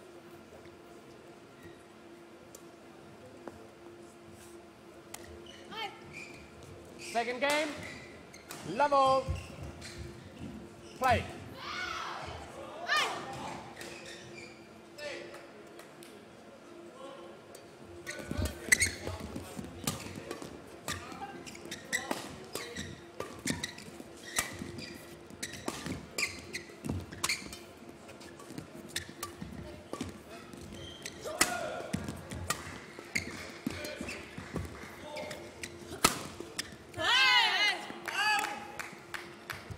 One love.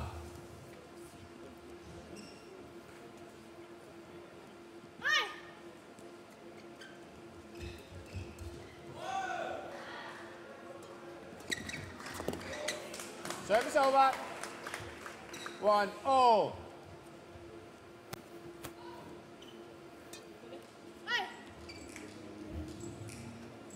Please welcome the technical officials of court number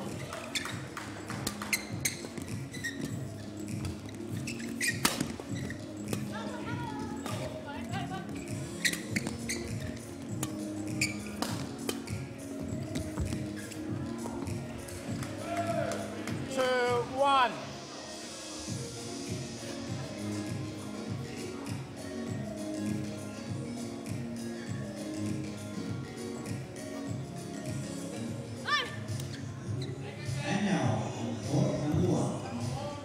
Singles. Please welcome from Japan, Ayaka Takanishi. And she is facing from Ireland, 3-1. The umpire. Switch group and service coach Hendrik Boas.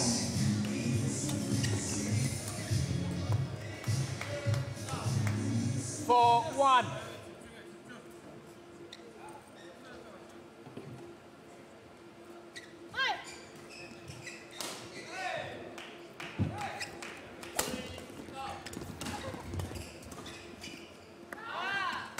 Service over. 2-4.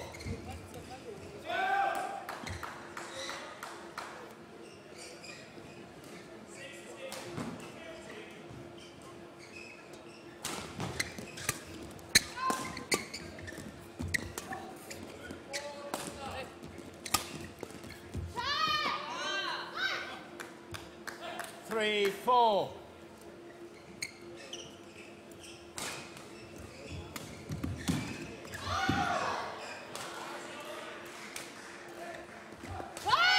For all.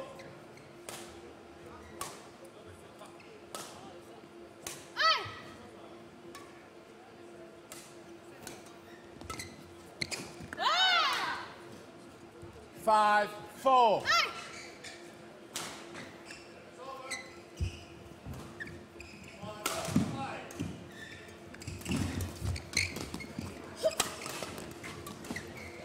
Service over.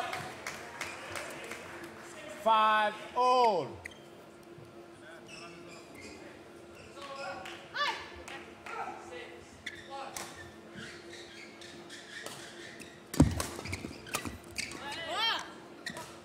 Six, 5 out. Yes.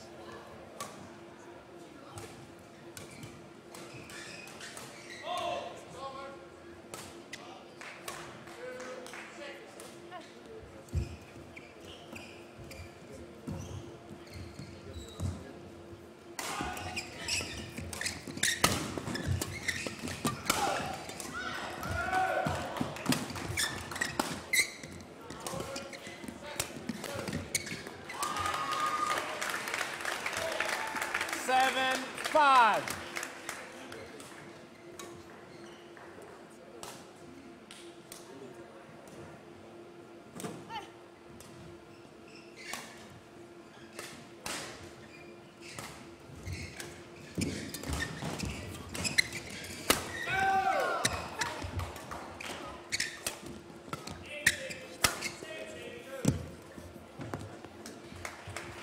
Eight, 5.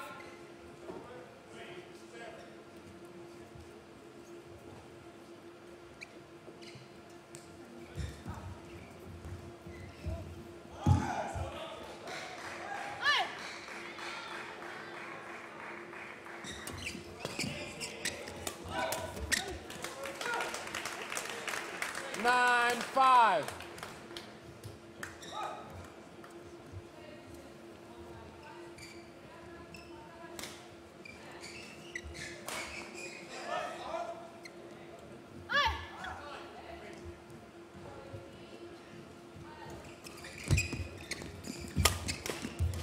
Service over. 6, 9.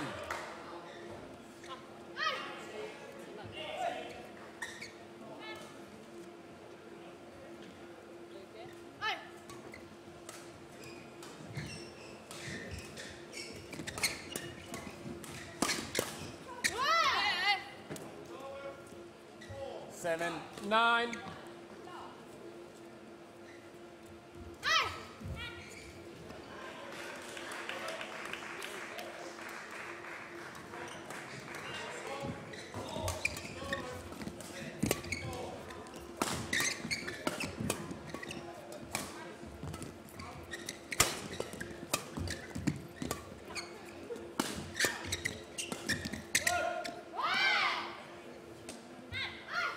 Eight, 9.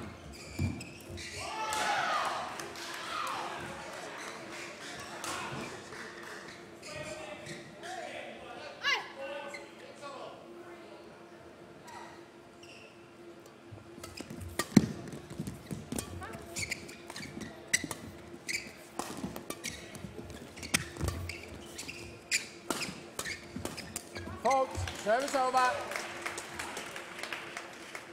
10, 8.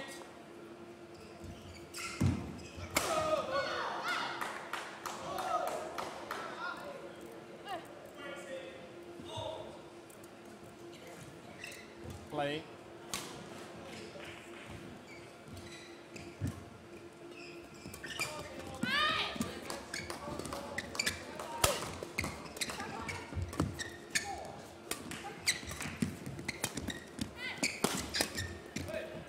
Service over. 9-10.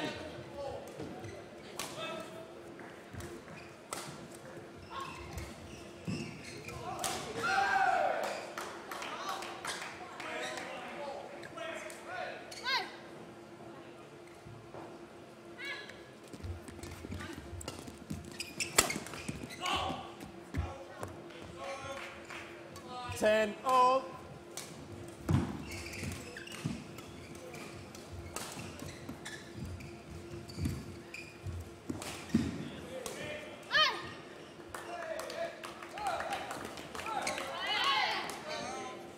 $11-10, interval.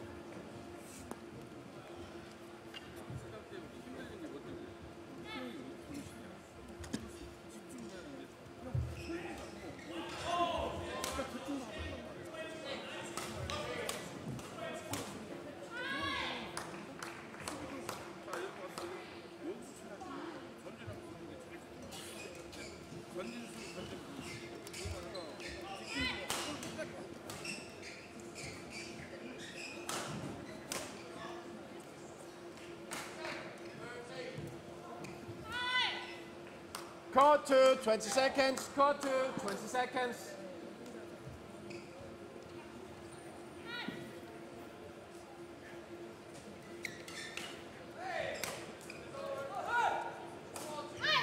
$11-10. Play.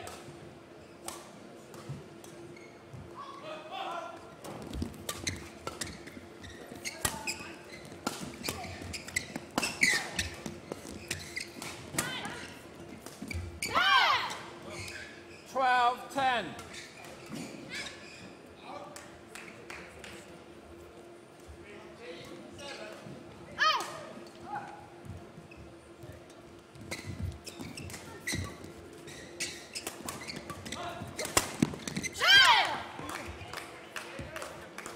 $13-10.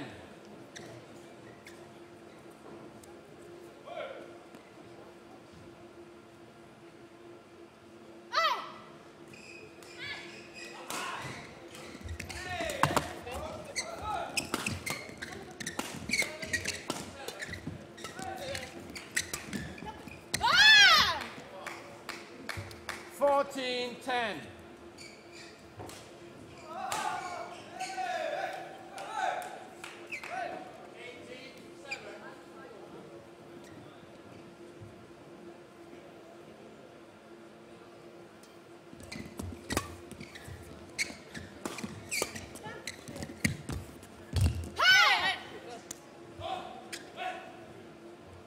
$15-10.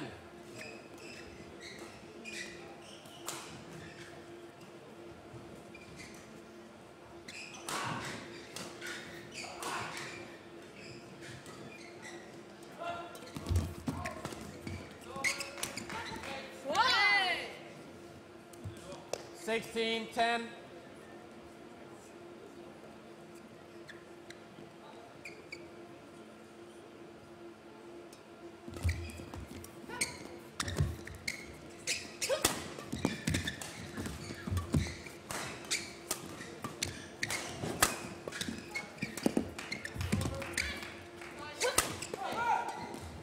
Service over.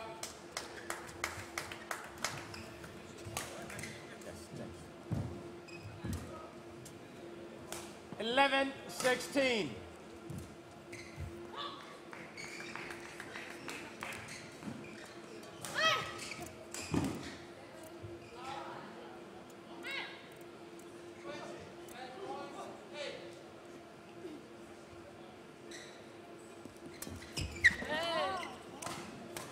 Service over. 17-11.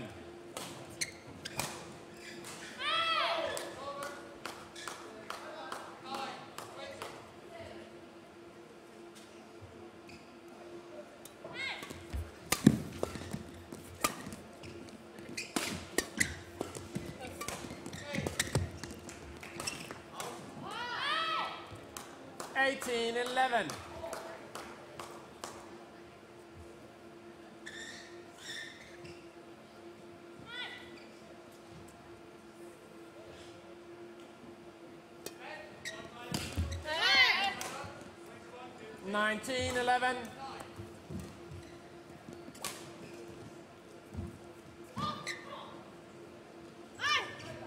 Please welcome the technical officials on court number 3.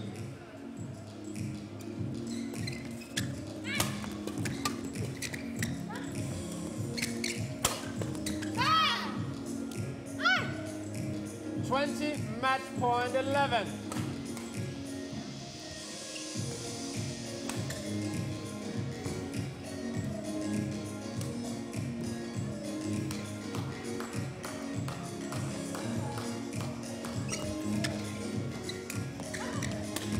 Service over. 12-20.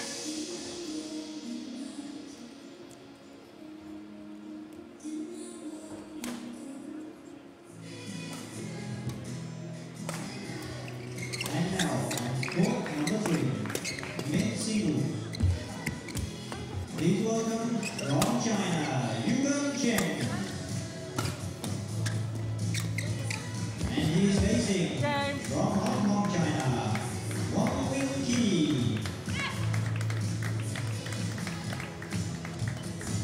The umpire, François Misson, and service judge, Elena Kenta. Match won by Chang Nani, Kim So-young, 21-13, 21-12.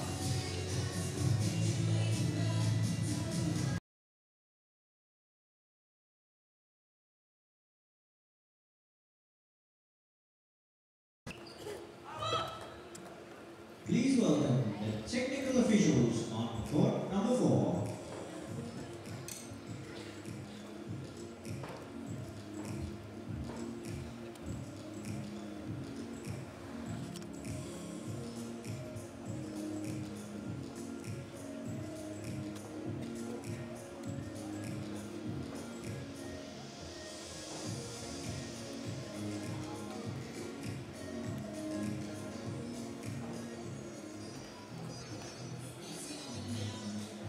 And now on court number 4,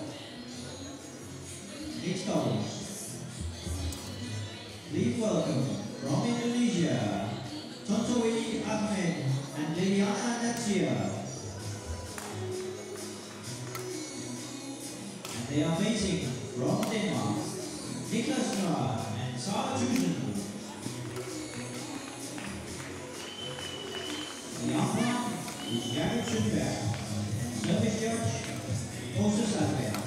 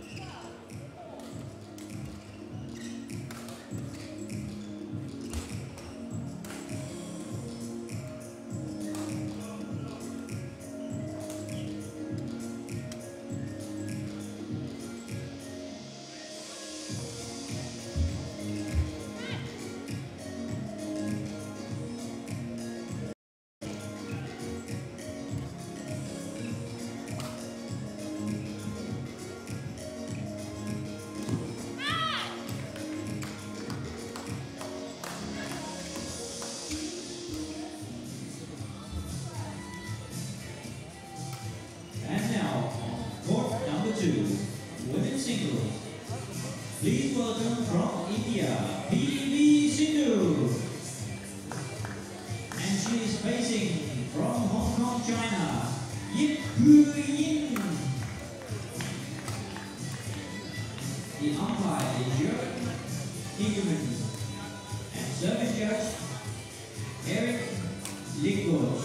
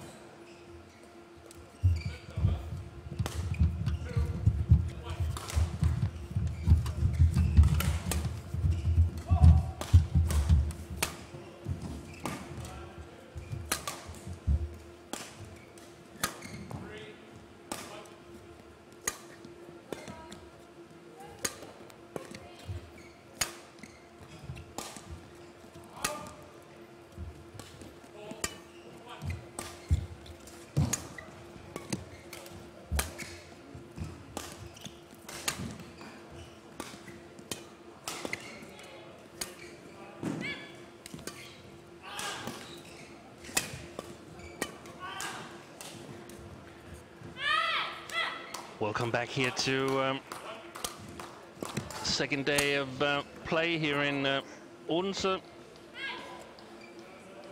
The YONEX Denmark Open Premier Super Series 2014 is underway, and next match coming up here is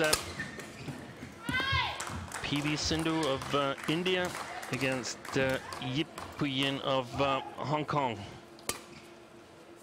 As you can see, the two players warming up, and they've actually never met before. Quite extraordinary, both regular players on the international BWF MetLife Superseries circuit. Okay, ready to play? But this being their first encounter.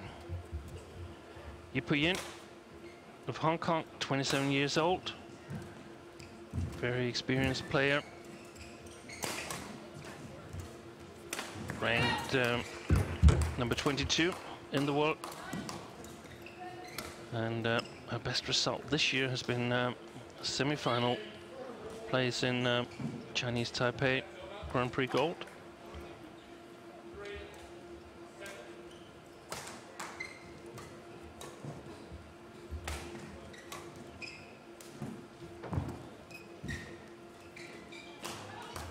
And the silver medal back in Asian Games 2006 in Doha, and the bronze in Guangzhou in 2010, but no medal for her in this year's edition of Asian Games. Her opponent, PV Cindu. Best result of the year, of course, the bronze medal at the World Championships in Copenhagen, a repeat of last year's bronze medal in Guangzhou, and also a bronze at the Commonwealth Games in Glasgow this year. Perhaps a little bit disappointing with the bronze at the Commonwealth Games, where she actually went in as the hot favorite to win the tournament in the absence of fellow countrywoman Sana Neval.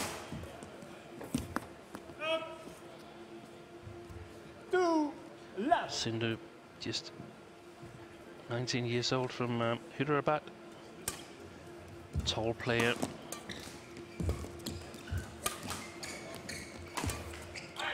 .5'10". 3 left.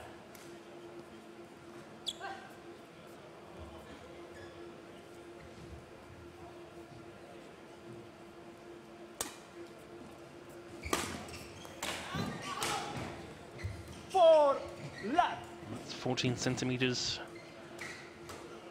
taller than her opponent from Hong Kong. It's 164 centimeters high.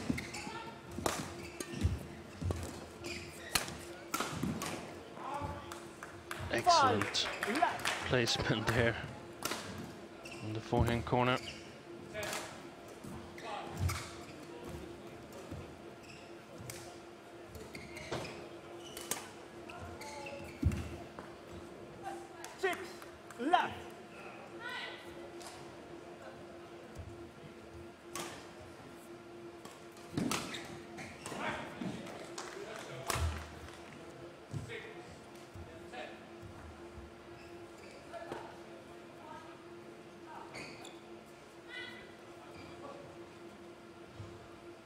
Cindu certainly not holding back here.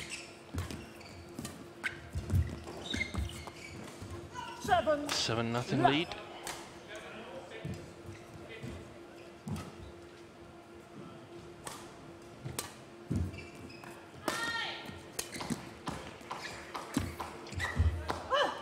Serves over 1-7.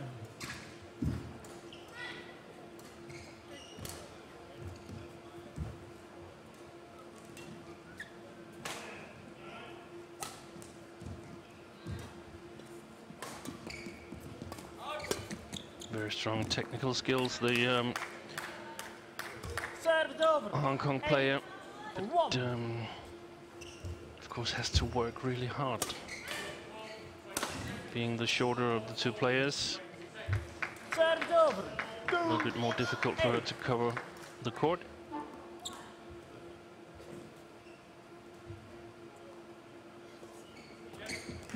Excellent deception from Cindu. Gets Yi Puyin to move just a little bit in the wrong direction. Short movement with the racket just before hitting the shuttle.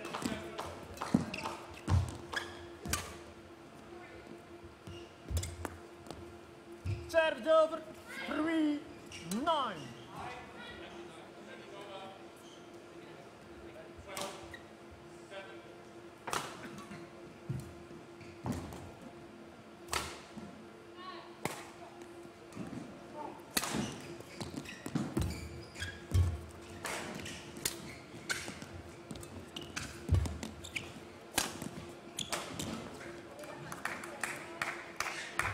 Served over 10-3.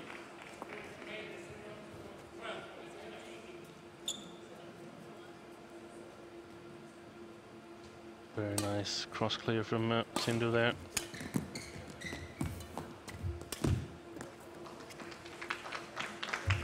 Served over 4-10.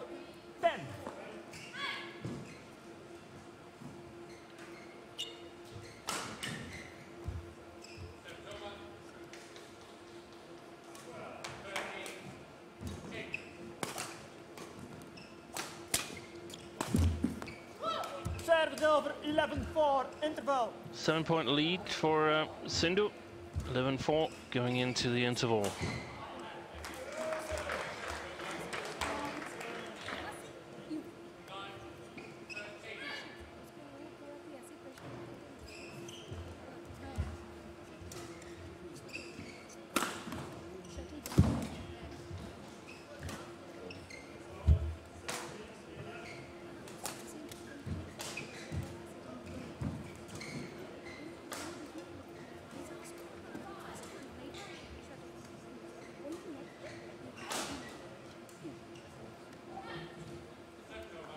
Card 2, 20 seconds. Card 2, 20 seconds. Okay.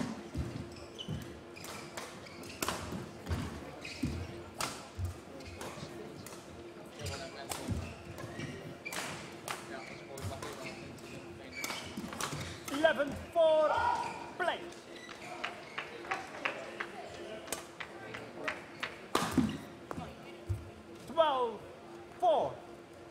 From the body language, doesn't really seem like Yi Puyin believes that she can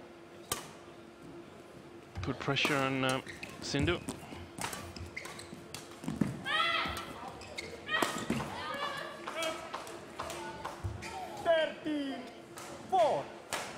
looks towards her coach, and it's not a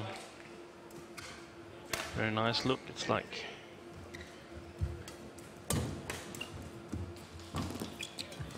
can't really find the correct tactic against the tall Indian girl. Well, that's a good smash. Serve over 5-13. Set up by some flat pushes to Cindu's backhand side, and I believe that's generally quite a good idea. Not so strong in the flat game, and especially also on the body. And there's another service fault call here. 5.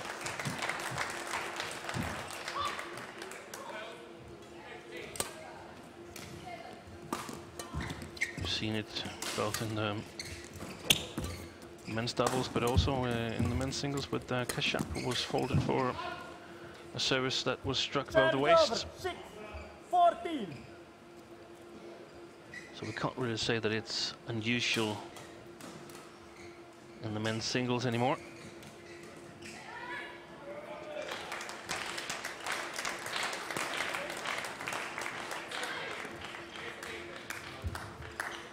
Serve it over 15-6.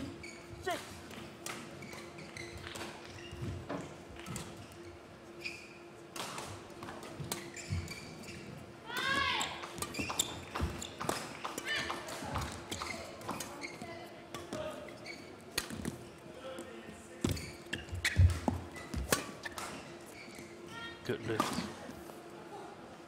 Oh, that's called good. 7.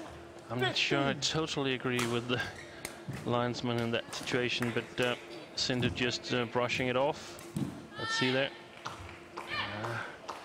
It's hard to tell from where we're sitting. The line judges are in a much better position, and anyway, just having a big lead of 8 points, so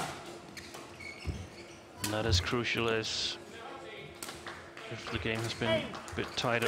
15.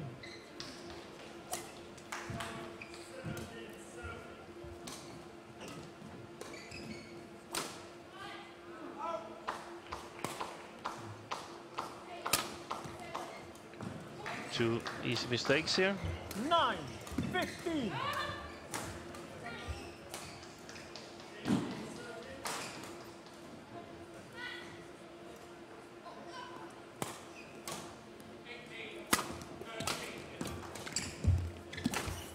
Serve it over 16-9.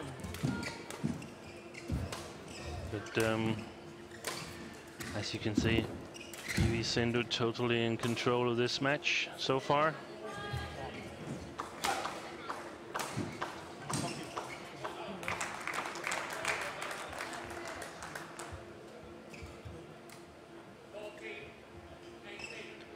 Cindu number 16 on the Destination Dubai ranking, the ranking that counts only the 12th Super Series in the MetLife Super Series circuit. 8 best players goes on to play the finals in mid-December in Dubai. Yupuyen number 20 on that list, so both players really in need of some good results in the last 4 tournaments here, this being the 9th tournament of the Super Series schedule. Next week, French Super Series in Paris, and in November, China Open coming up, and Yupuyen on home soil in Hong Kong Open finishes the Super Series circuit. And then the 8 best players in each category, the 8 best pairs, goes on to play the season-ending finale in Dubai with a prize money of a whopping $1 million. Here, 18-10 lead for the world champion bronze medalist, double world champion bronze medalist PV Cindu.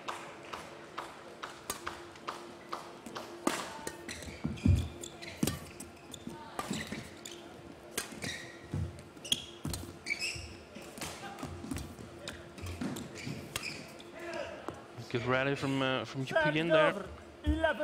As a coach, you're always looking to find spots that you can sort of emphasize in the intervals, especially when you're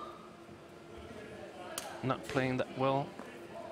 Look for something that is working and try to emphasize that, try to do more of that.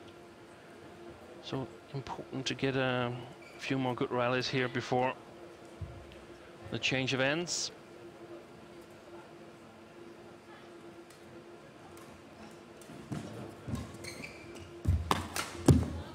Served over. 19. Very good coverage from Cindu. And to use a quote, that's what Morten Frost always tells his players, to cover the net when they play the net shot. Served over. 12. 19.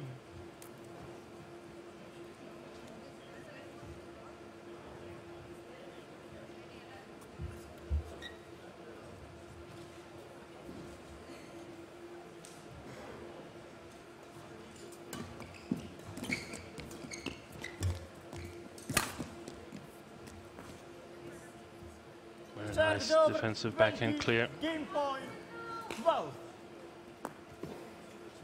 And 8 match points for Cindu. Here it comes again.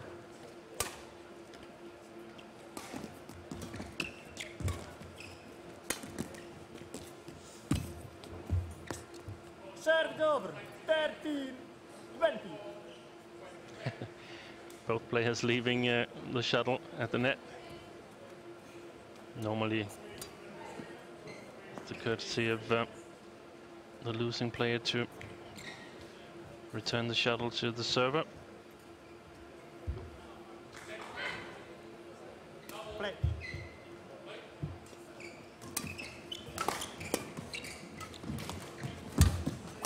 Game. Well played there by Cindu, taking the first game here in first round of ladies singles against Yu Puyin, 21-13.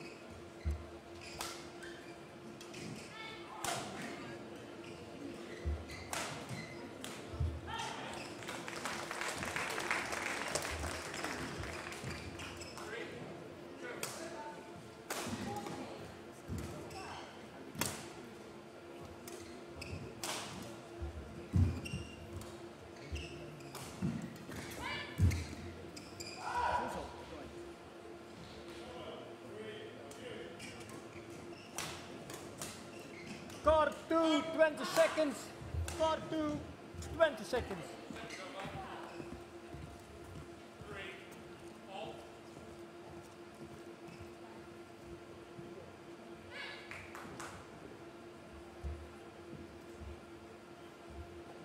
Second game, level, play. Ready for the second game here. Interesting to see what Yu Puyin comes up with. Served over. And that first shot was great.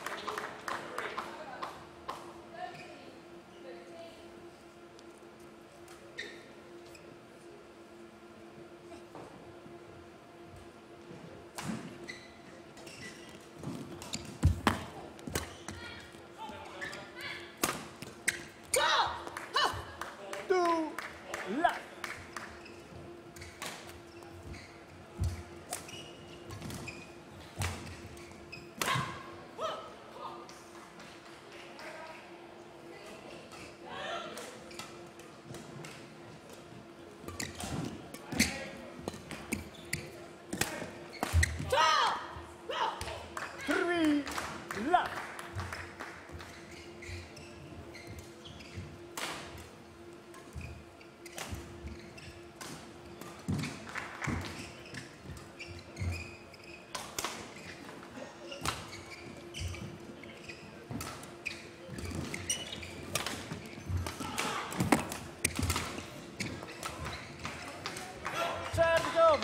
Om.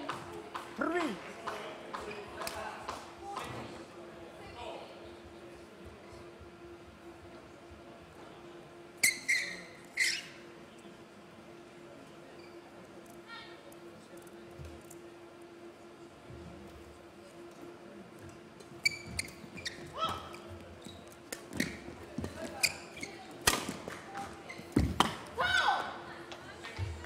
Seems like Yip is trying to employ a more attacking playing style here in the second game. Very energy consuming, and Play. I wonder if she's capable of doing that throughout the last 2 games. Because Cindu, one of the strongest defensive players. Serve over. 4-2.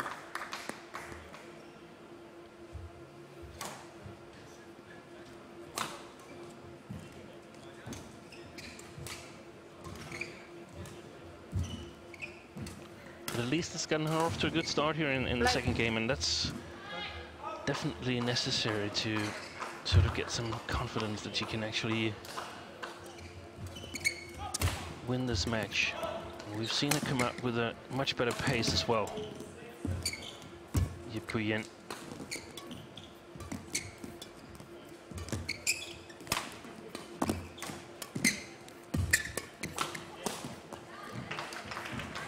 She's working really, really hard, and just a little bit of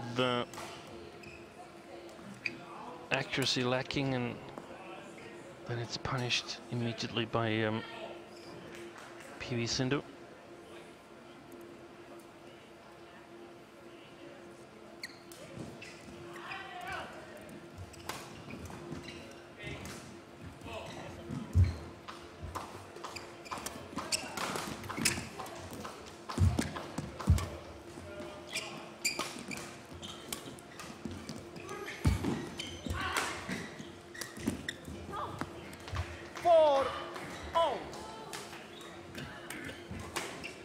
I have a feeling that Cindu is going to take over the control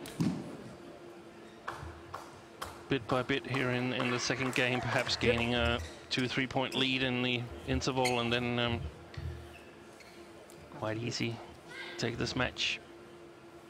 Yip is told by the umpire to, you can't see it in the picture, but Yip is told that she cannot wander around the court. And of course, if she wants to play at a higher pace and a more energy-consuming playing style, it's important for her to get the breaks. Very nice rally there. 5-4. Good solid hard smash.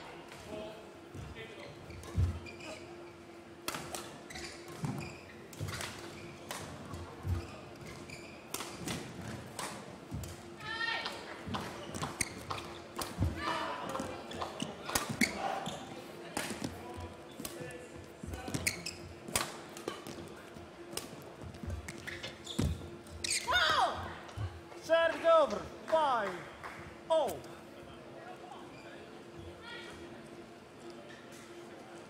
Yip looking towards the coach after almost every rally.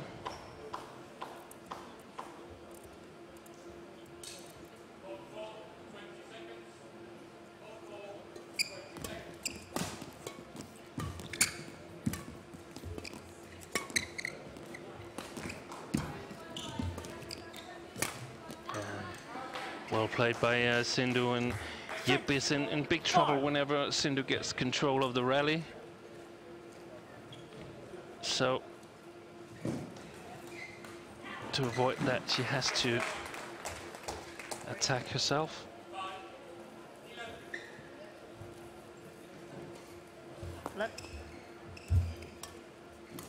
Very good angle here to see the services.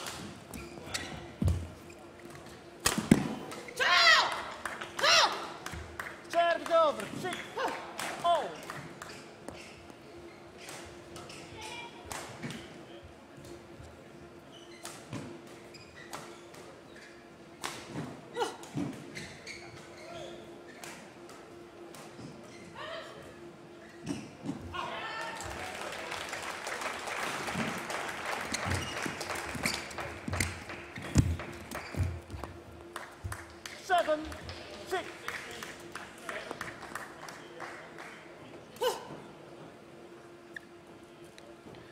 Cindu, of course, played a very important role in India winning the bronze medal at the Yuba Cup, the first time ever.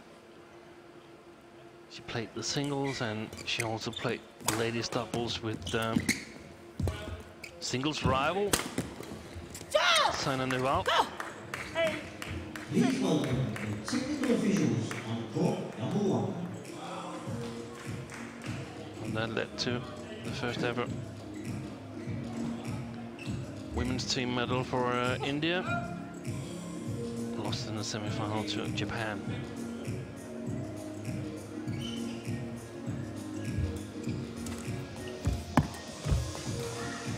Serves over, 7-8. Another good coverage at the net with for Cindu. There. And now, court number 1, men's doubles. Please welcome from Japan, Hirokatsu Hashimoto and Norisatsu Hirata. And they are facing from Indonesia, Excellent shot from Yin. and Hendra Sichuan. Good follow-up on her smash. And service judge Ian Ross.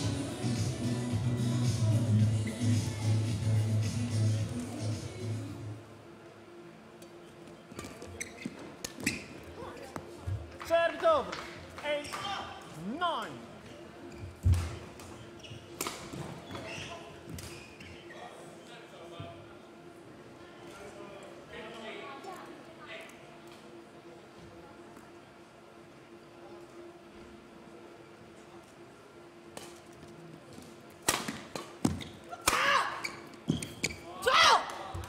Serves over, 10-8.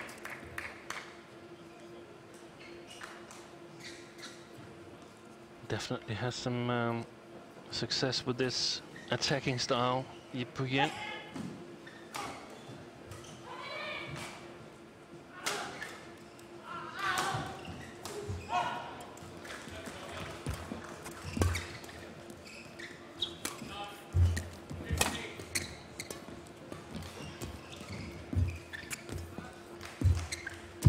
Excellent, excellent game from Yip there, and that gives her a 3-point advantage going into the interval here in the second game. You're watching live coverage of YONEX Denmark Open Premier Super Series 2014, and we'll be back in a short while.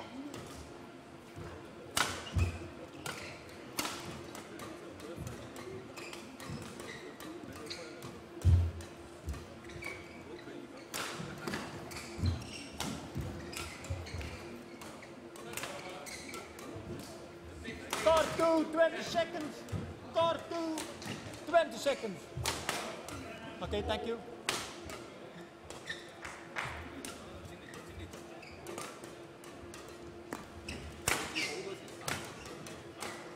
Stay on court.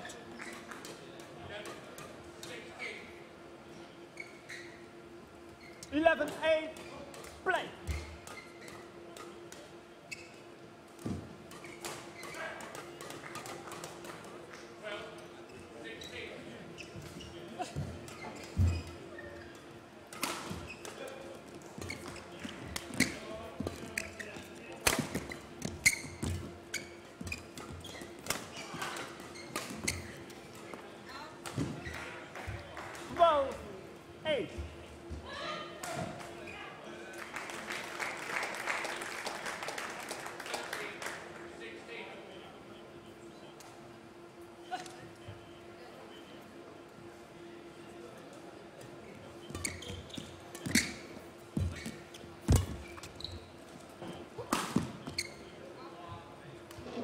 Put that wide, and now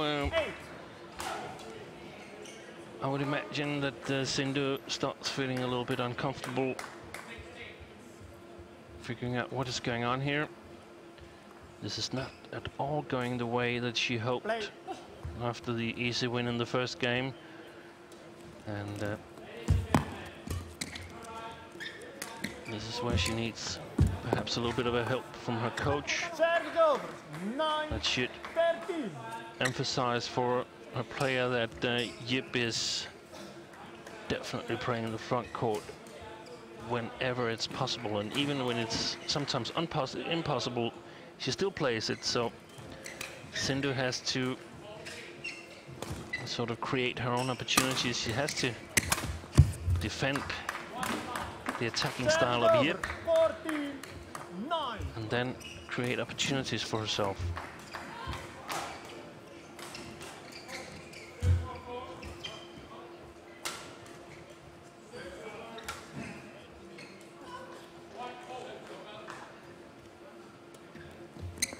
Out.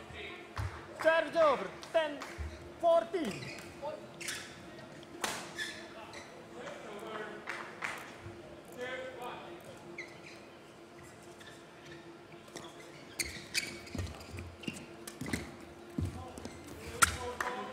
Service over. 15. This is exactly where she should have anticipated that even though Yip was a bit under pressure on the back court there, she would still try to play the front court. So she has to take at least half a step forward, Cindu. And of course, Yip has found the right strategy, so she just continued to do what she's done so well here in the second game.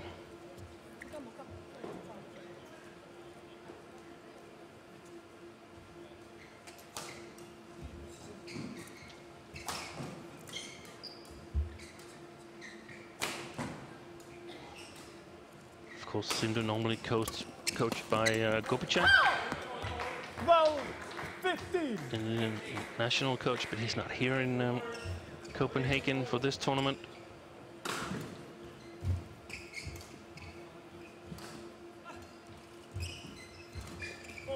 Service goal, goal. Service I over. agreed. 16, Service fault called on Cindu. 12. Struck above the waist.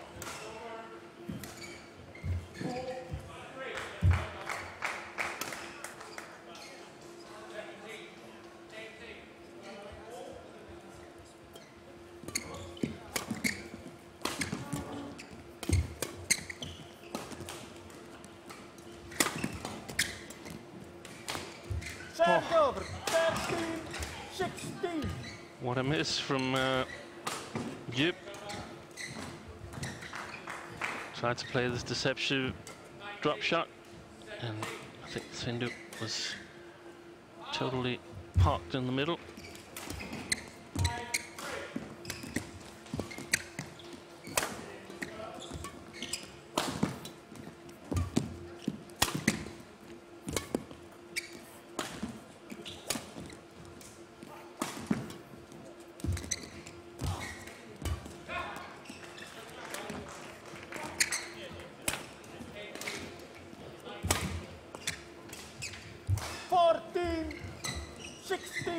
Not a very good rally for Yip Puyin. She had to work awfully hard there.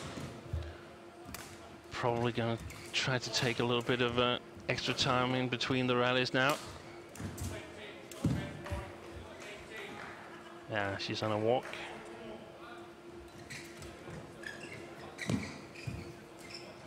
Cindu also satisfied with a little bit of extra time to recover. Play. Now, very important pair of points coming up now. Service goal, goal. Another service fault Service called. over. 17, 14.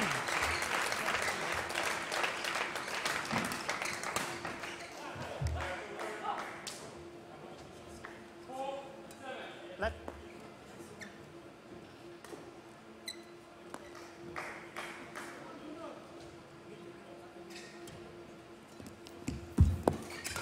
Yeah. Service over. 15. She's covered those net shots really well, Cindu, when she's a little bit ahead at the net. It's been impossible for Yip to play back at her. She can play back when she's almost level. Service over. What was that? 18, 15. It's like Cindu was surprised it actually came over.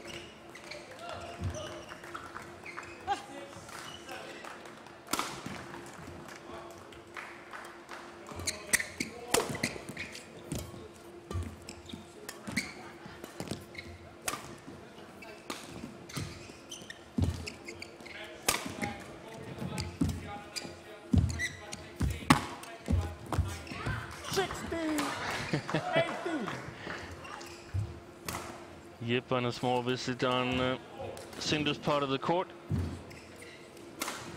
Very, very nice coverage again. Totally alert at the net court.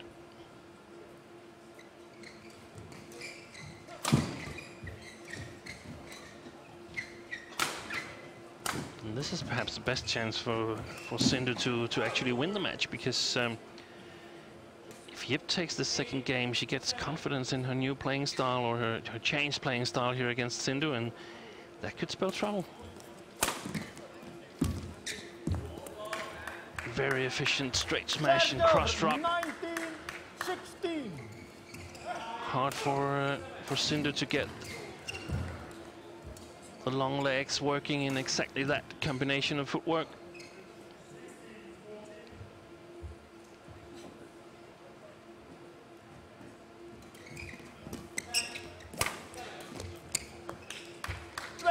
Four game points for Yip Yin.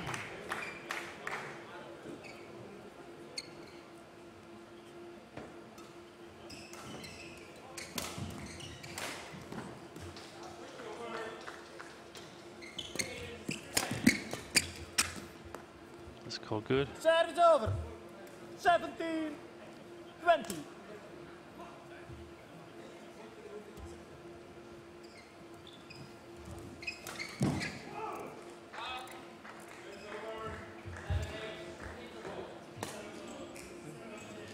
Yep. And now Yip gets warned for Yipping, warning for misconduct. not being ready.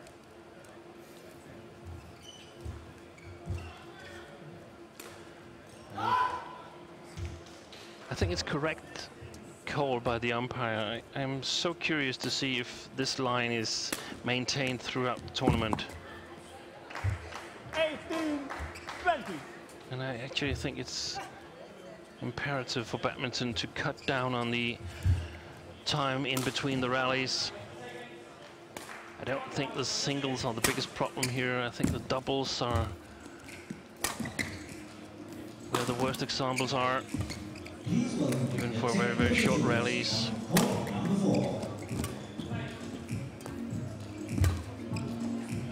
Good lift.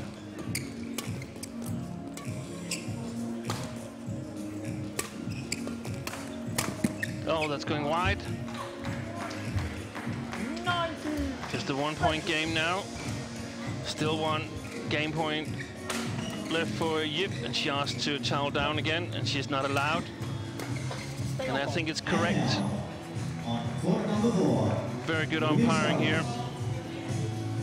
Please welcome from China, Martin Tang Yuan-Ting. Not allowed to break the rhythm of And they are facing from Denmark, PV Cindu. Lina Nørgaard and Nana Vestergaard.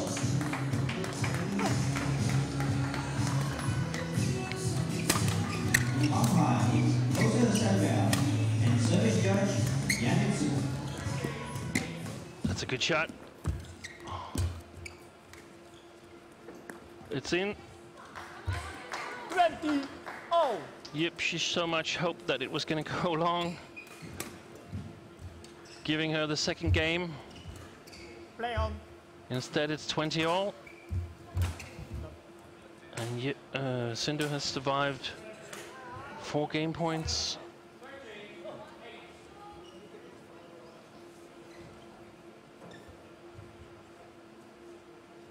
Cindu not serving the backhand serve that has been called twice, opting for the long. Good shot.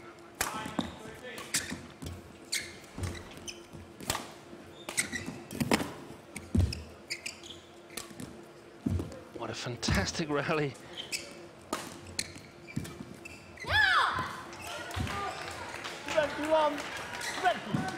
And now match point for 19-year-old PV Cindu from India. Just needs to have the court mopped. Yip was throwing herself at one of the drop shots from Cindu, and she's called on court now by the umpire.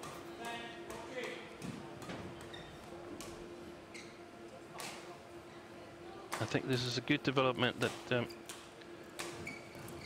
the umpires are being a bit more firm with the players.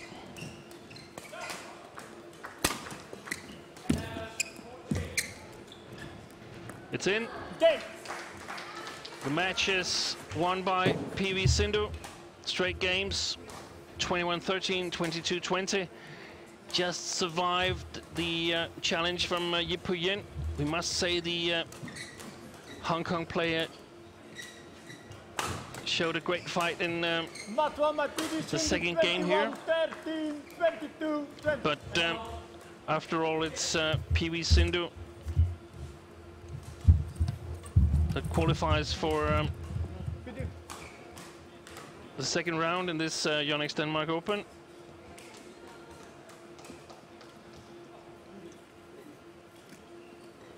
Playing the winner of Xenia Polikarpova and Mette Poulsen. So interesting match there tomorrow. And we'll be back here with the live coverage from court number 2 in just a few moments.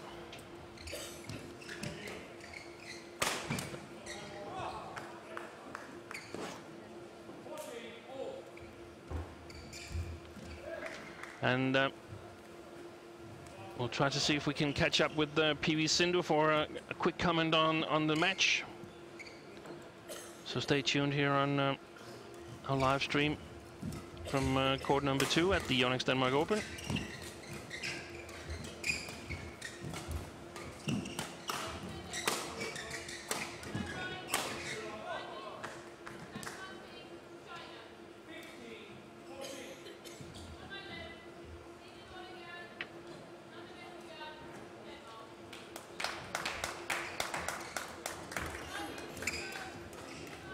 While we're waiting, we have another question from Krishan Amat asking, are there any advantages of height in badminton?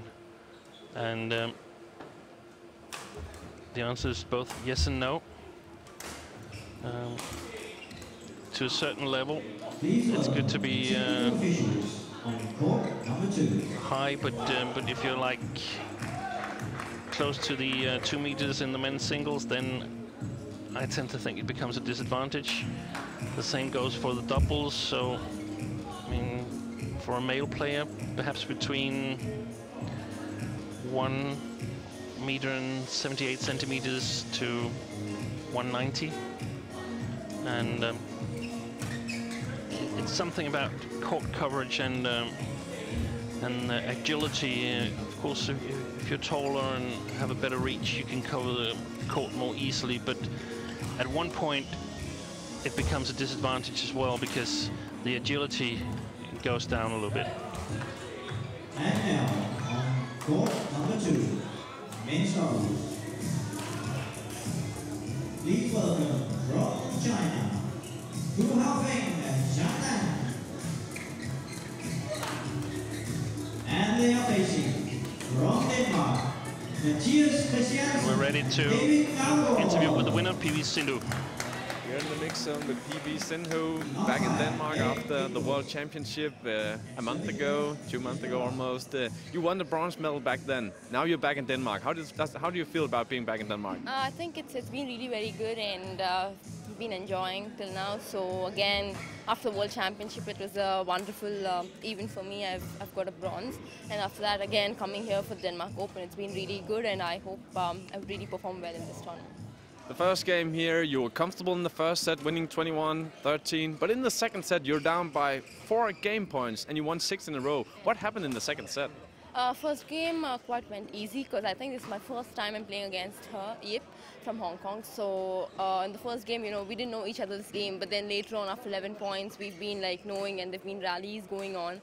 But in the first game, I was like quite a bit like 11-4 like that. So it became easy. But in the second game, I was down like 11-8 in 2017, 2016. So it's been like I was playing my strokes, but they were going into the mid court.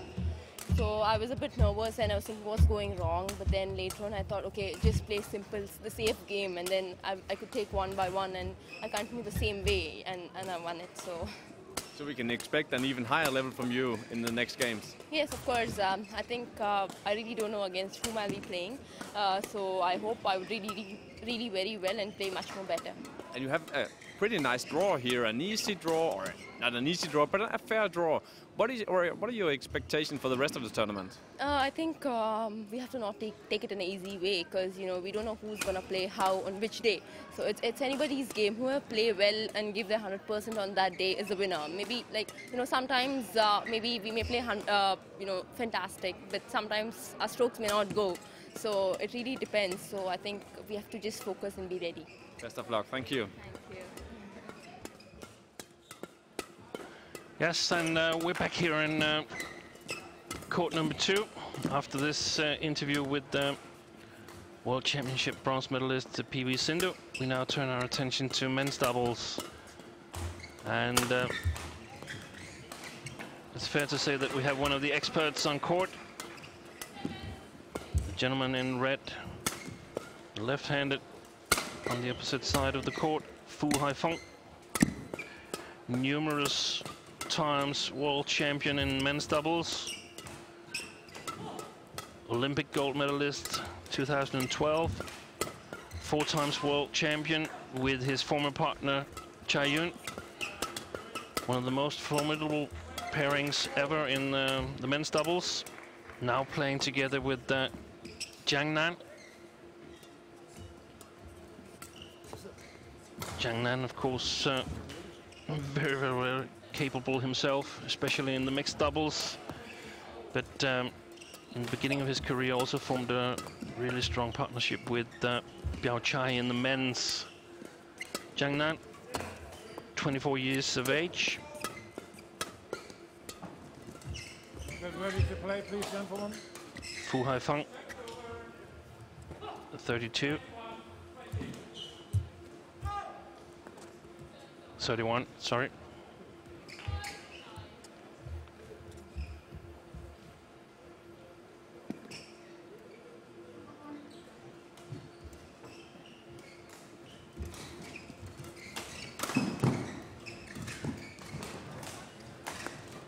Their opponents are the young Danish pairing of David Daugaard and Mathias Christensen. Daugaard, 19 years of age, and Mathias Christensen, 20. Both playing in the same club, Gentofte, north of Copenhagen, and one of the future hopes for Danish men's doubles.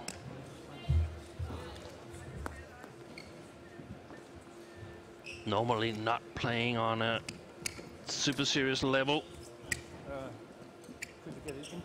There's no offense to say that. Normally yes, fine, yeah. Playing the EBU circuit, playing Grand Prix Golds, perhaps Grand Prix tournaments, but qualified for the main draw here in the YONEX Denmark Open Premier Super Series, and it'll be interesting, very good experience for the Danes to play these two formidable Chinese players.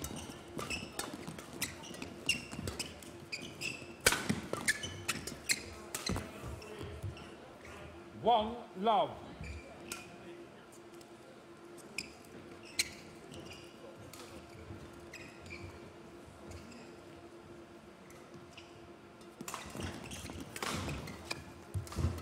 Two love.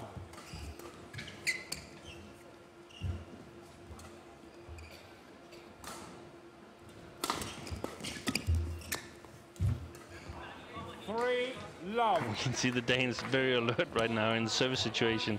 The problem is that the Chinese are used to playing at that pace, so they still have a good read on what's coming. And 4 love. it seems that it's not advisable for the Danes to continue playing quick flat shots. Service Even over. though there was a mistake there from Fu Haifeng. 1-4.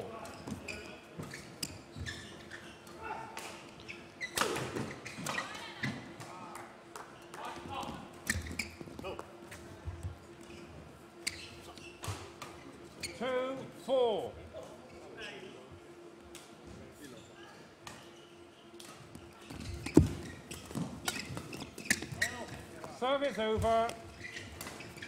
5-2.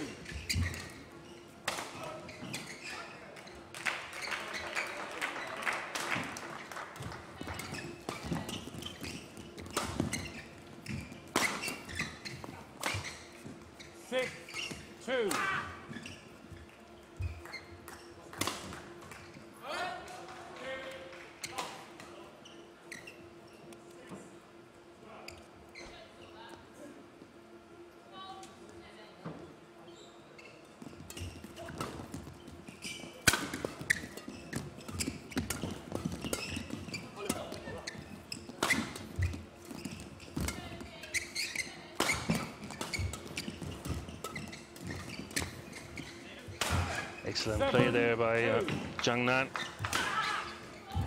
Reads the game so well at the net. I mean, if you get Fu Haifeng working at the backcourt, you will get some opportunities at the net, because he once was the hardest smasher in the world, fastest recorded smash ever, 303 kilometers per hour. I'm not sure he hits it at that speed anymore, but still, pretty nice punch.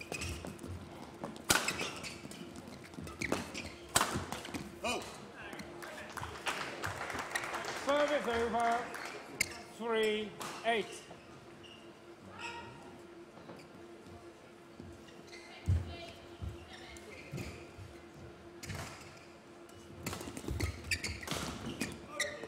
Service over. Excellent shot there, just a little deception, and the two Danes were in their backhand side, whilst the shuttle was in the forehand side.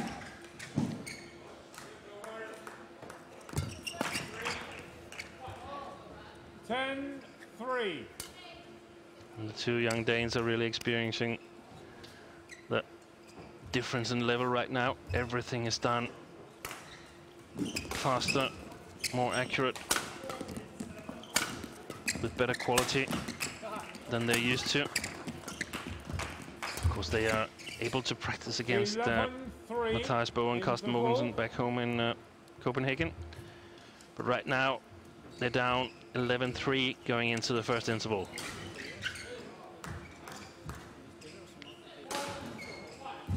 The Chinese coaches had nothing much to comment on. Zhang Jun and Chen Chichi.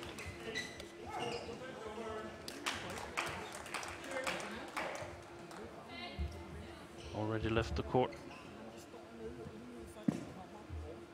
Whilst Jesper Larsen, Danish men's doubles coach, Court 2, 20 seconds. has a bit more talking to do with his two young players. And of course, all focus cannot be on this match. It has to be on development as well, because they can play as good as they possibly can right now, Daugård and Christiansen, but they will still lose this match. So, also playing for the future here. Service over. 4-11.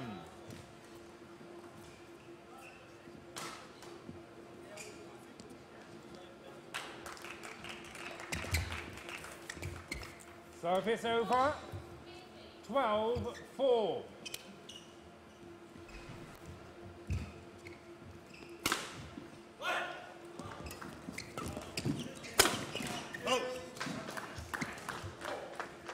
Service over, 5-12.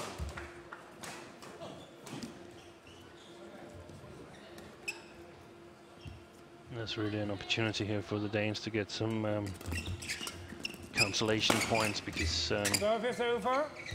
the Chinese, they've estimated that 13-5. they're going to win this match. They will not need 100% of their game, and that's might be a little bit loose in some situations. 14-5. So it's interesting for or important for the Danes to keep their concentration at 100%. Service over, 6-14. That was exactly one of the points that I was talking about there.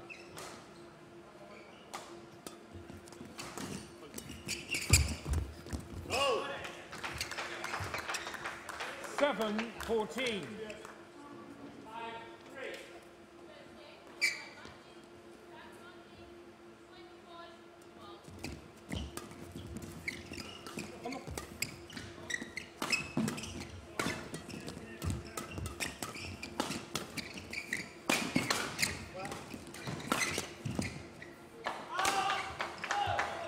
Service over, 15-7.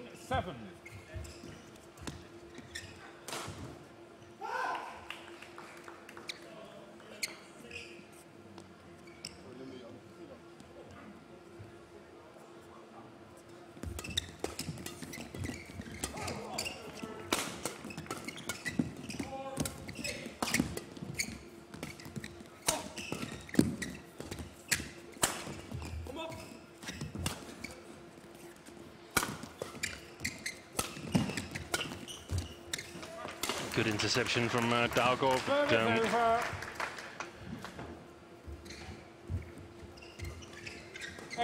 8-15. Chinese perhaps toying a little bit, getting their defense in place. So important to get the correct feel of the hole, find the baseline. Service over, 16-8. So you can set up a good defense.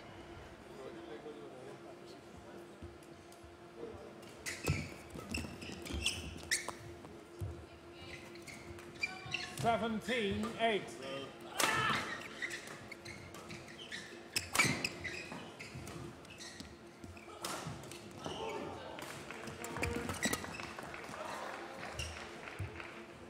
Eighteen, 8.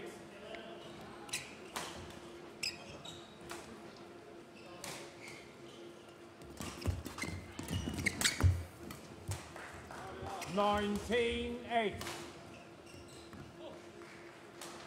Unfortunately for the Danes, this is a little bit too quick for them.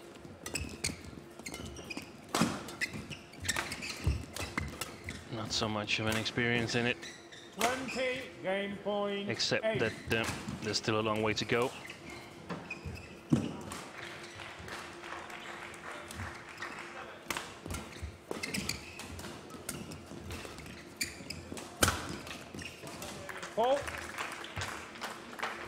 Service over, 9-20.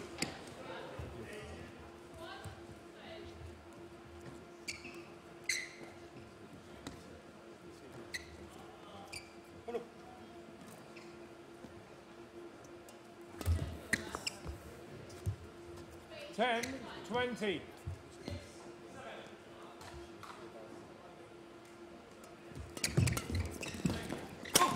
Oh.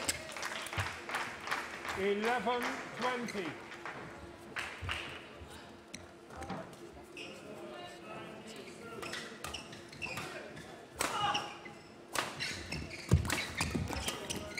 Oh. 12, 20.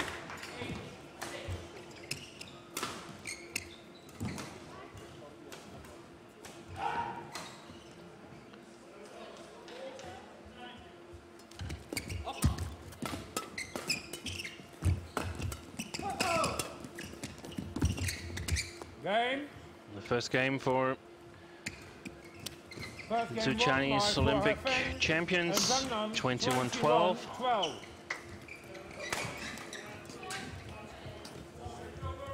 Nice and easy for Zhang and Fu, and extra court time here.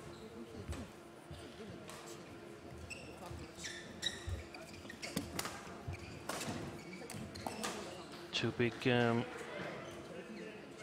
difference between the two pairs in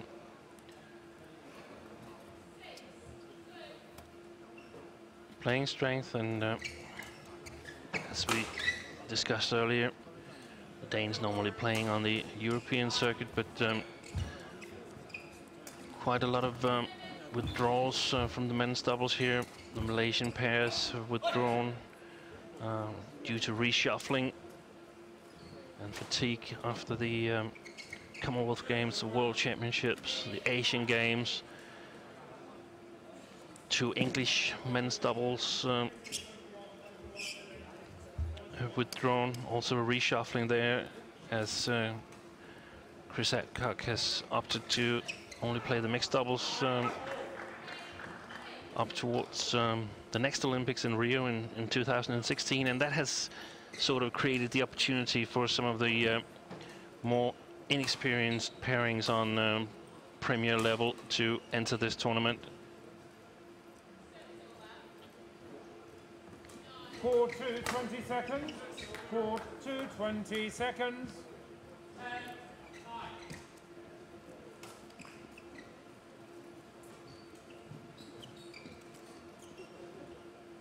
Second game. Love all. Play.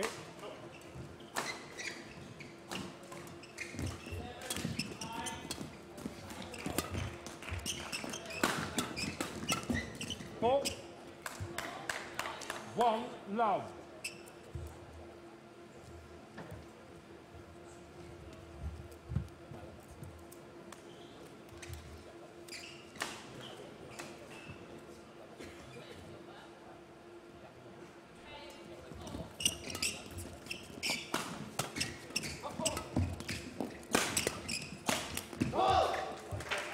Service over. 1-all.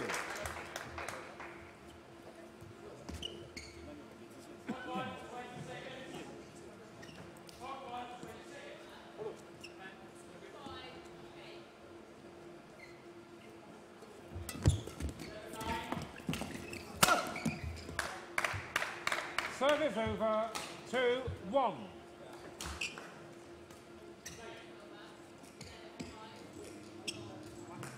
And now, these were the technical officials on court number 3.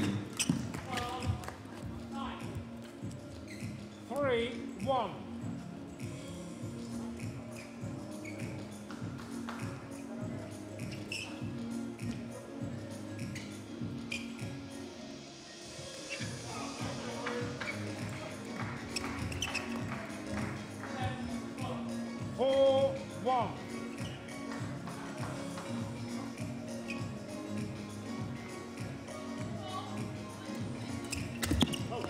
Service over.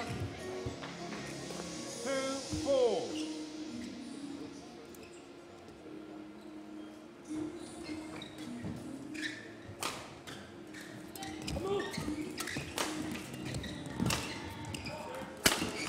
And now, on court number 3, winning singles.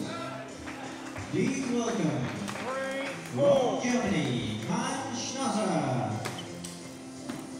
And she is facing from India, Saida Nawal. There was the power of Fu Haifeng's match. And service judge, Magnus Thorsen.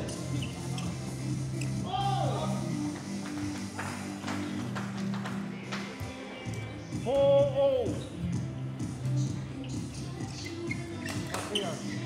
Please wait until the ball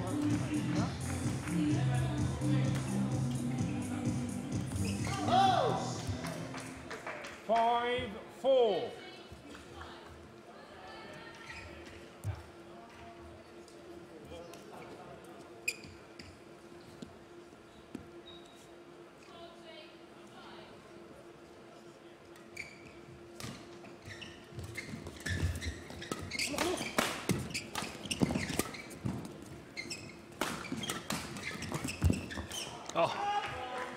big miss from Jiangnan there.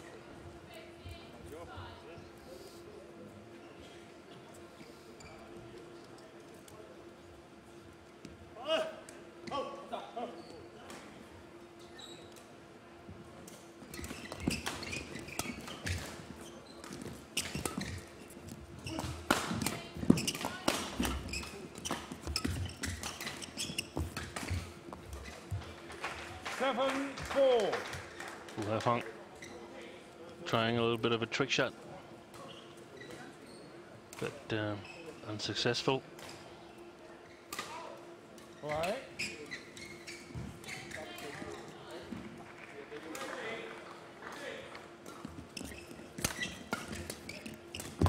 Oh! 8-4.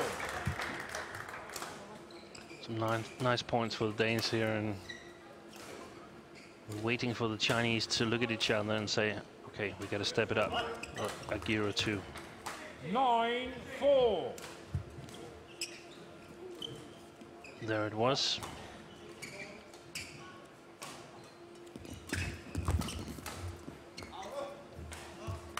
Service over.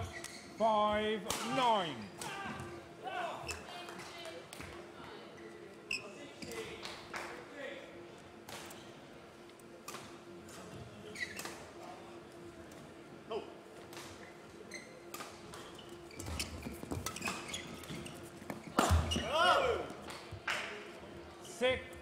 Nine.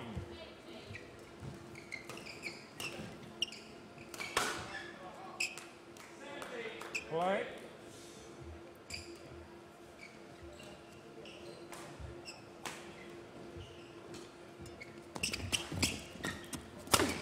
Oh.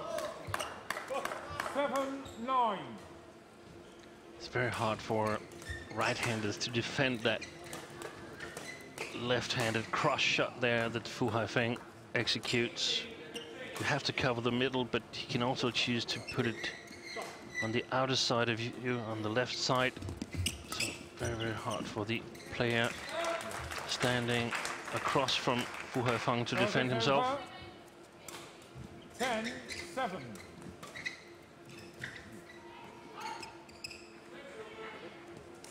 The Danes can, of course, take comfort in this three-point lead here.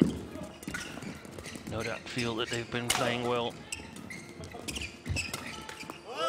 Service over. 8-10.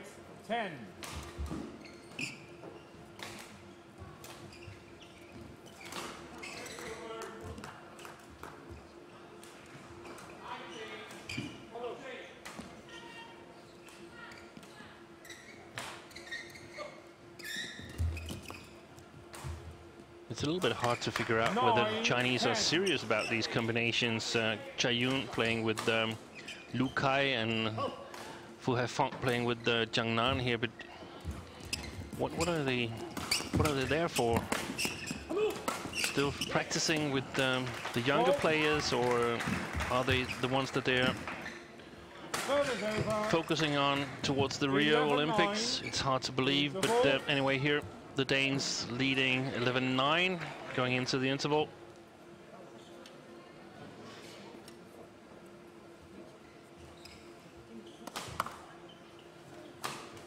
Of course, they've been struggling with the men's doubles since Fu and Kai quit as a pair. They have some strong pairings with Chiu Si-han and Liu Xiaolong, but they're inconsistent. They've been trying to figure out how they can use Biao Chai. I think he's played his best with Jiangnan, but now also in a quite a good partnership with Hong Wei. However, they did not perform at the Thomas Cup. Lost the first men's doubles against Japan. So 11-9, Matthias. So who's actually going to take over the throne from this guy here receiving Fu Haifeng and his former partner Chai Yun? Service over. 10-11.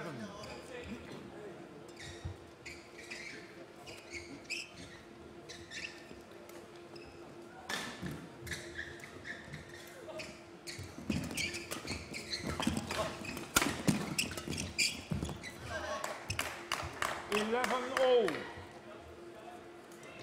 Now we can see the Chinese have kicked it up a gear or two. Not interested in spending another game on court here.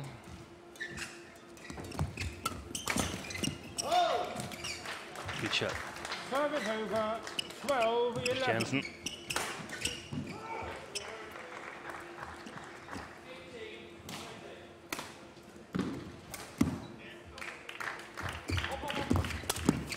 Oh. Service over, 12-all.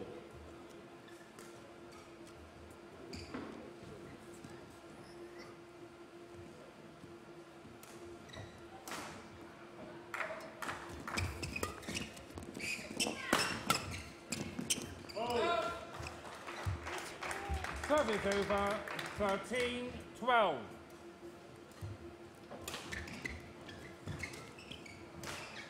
Full still pretty relaxed, even though he put that long.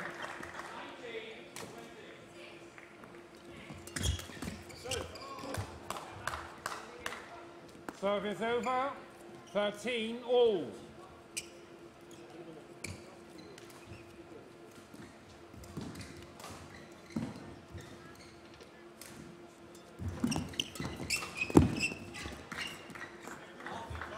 Yeah, it's wide. 14, A lift there from the Danes. And the Chinese combination are ahead again here in the second game, 14-13.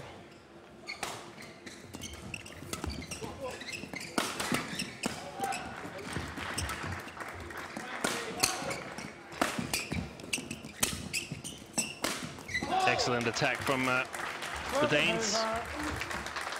Christiansen killing it from midcourt.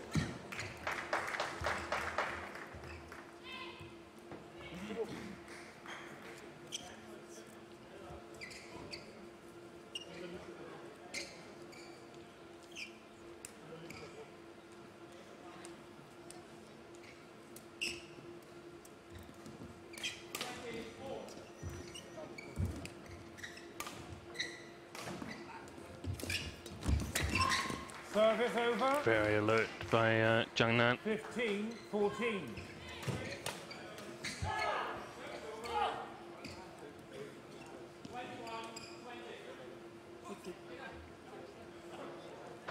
Oh.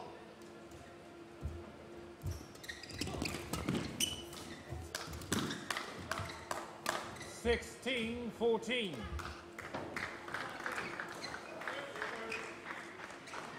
Very interesting that Zhang Nan has this great ability as a net player in the men's doubles front court player, 15, normally playing the mixed, but his mixed style indicates that he actually has a very, very good read of the game, whereas former Chinese mixed stars Zhang Jun,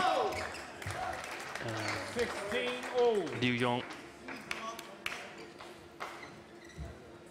they were more comfortable at the backcourt even in men's doubles.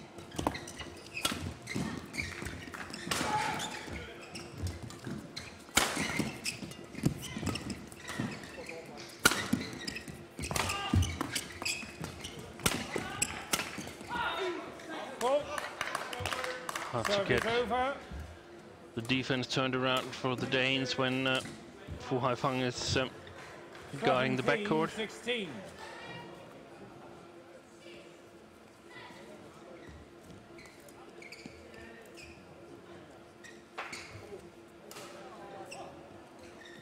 Not yet strong enough in the defense, the Danes. So it takes a lot of practice and 18, a lot of time to gain the required strength, the required speed in the racket to survive in the defense. Koreans, of course, masters in this discipline. All the Koreans men's doubles play out of a very, very solid defense. Service over. 17-18.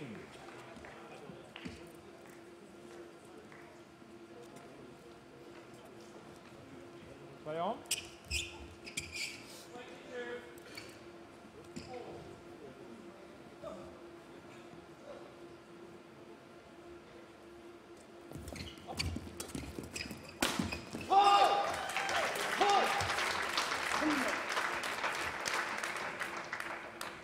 18 all. Didn't hit it correctly. Fu Haifeng fishing there with his long left arm.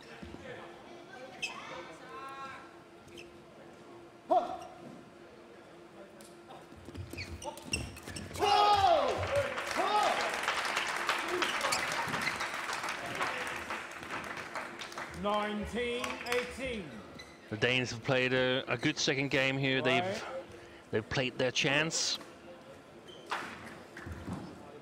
done the best they could, and now they have 2 game points, 2 possibilities of taking this to a decisive third game.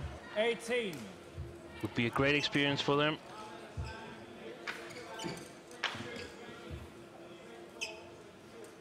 Fu and Zhang probably a little bit annoyed.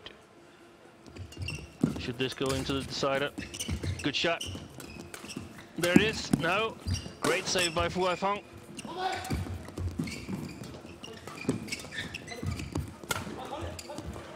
Oh, the first one saved by 19-20. the Chinese. 1 game point left.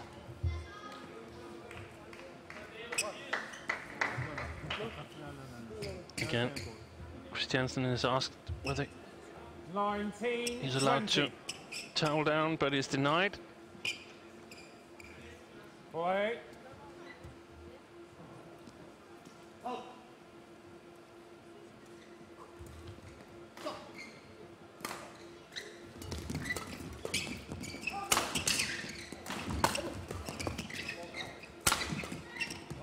And that's wide. 20 all. 20 apiece.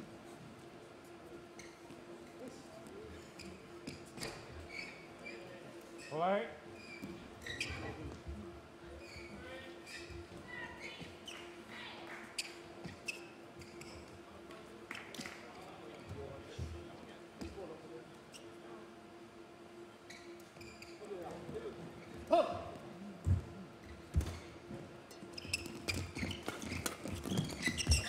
Well played by Zheng Nan.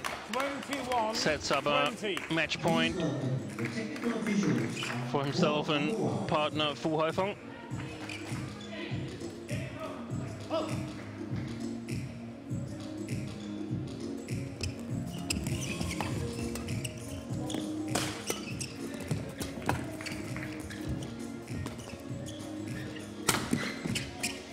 And it's over for the Danes. That is going wide.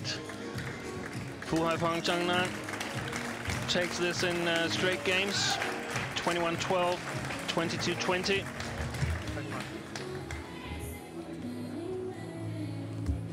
Easy match for the Chinese, but good experience for Dalgo and Christiansen. They played as good as they could. They'll probably be a little bit disappointed that they didn't manage to force a decider. Here we have the decisive point.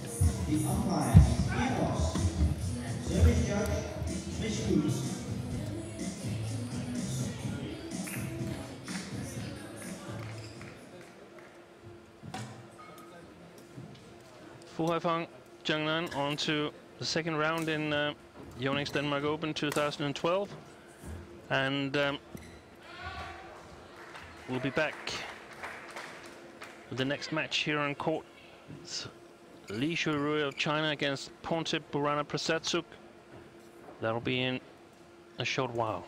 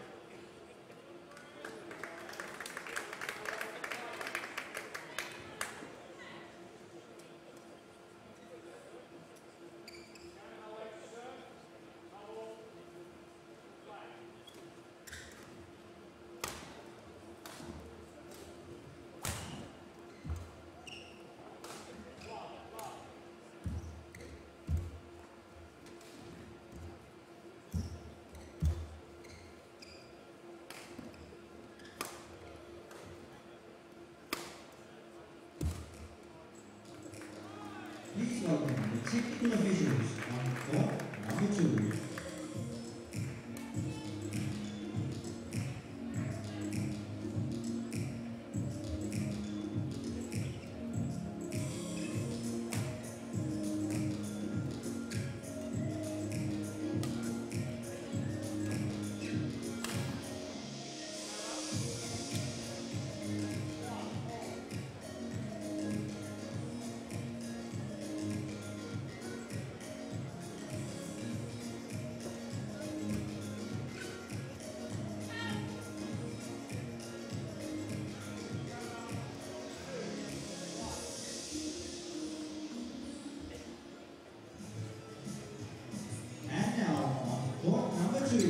Women's singles. Please welcome from China, Li Zhumi. And she is facing from Thailand,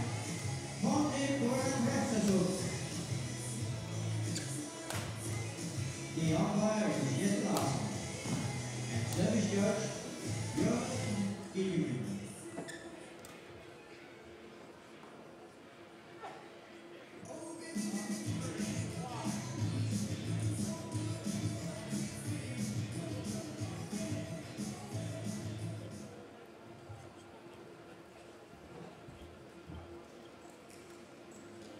Please welcome the technical officials on court number 4.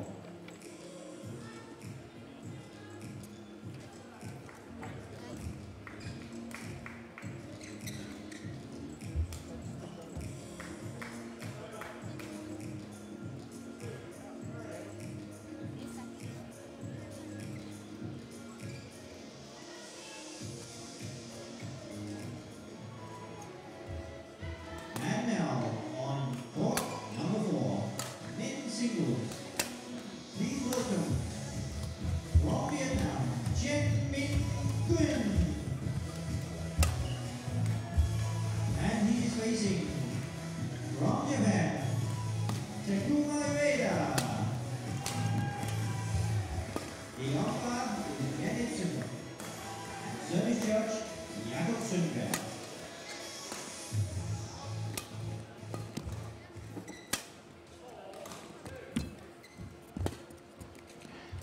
Welcome back here to the live coverage of court number 2 from this second day of play at the YONEX Denmark Open Premier Super Series 2014. We have the players on court for the next match.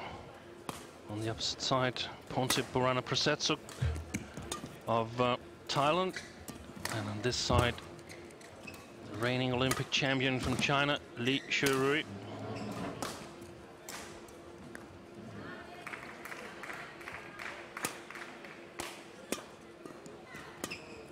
Shuirui, 23 years of age, from Chongqing in China. Won the Olympics in 2012 in London. Was actually number 4 on the Chinese ranking, but head coach Li Yongbo decided that he preferred Li Shuirui to participate in the Olympics on expense of Wang Xishan. And that was a good decision because Shuirui went on to win the whole tournament. Had an extremely strong 2012 with victories in India Open, Asian Championships, All England,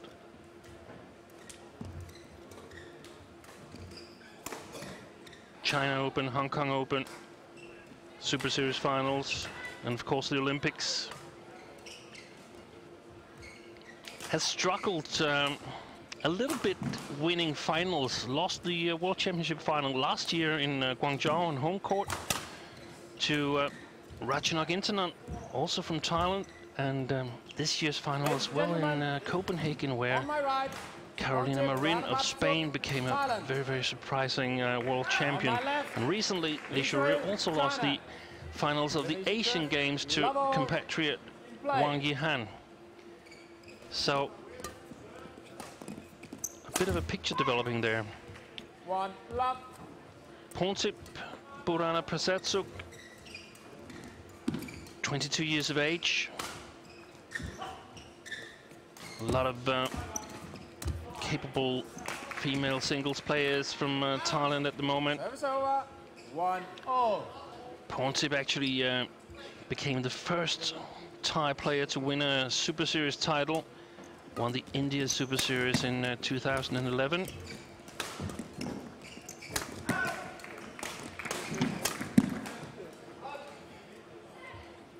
In 2012, she won Vietnam Open. Her best result here in 2014 is a third round appearance in Japan Super Series, and she's been struggling. She suffered an injury in Malaysia Open in January and has been struggling for the rest of the year, actually. The head-to-head score between the two players is actually 3-all, and Prasatsuk has won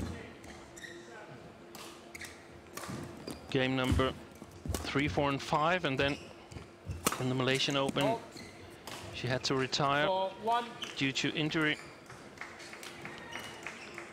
So before that match she was actually leading 3-2 in head-to-head matches. Interesting to see if she can create an upset here. Lee Shuru, ranked number 1 in the world, whereas Pontip has fallen to number 12.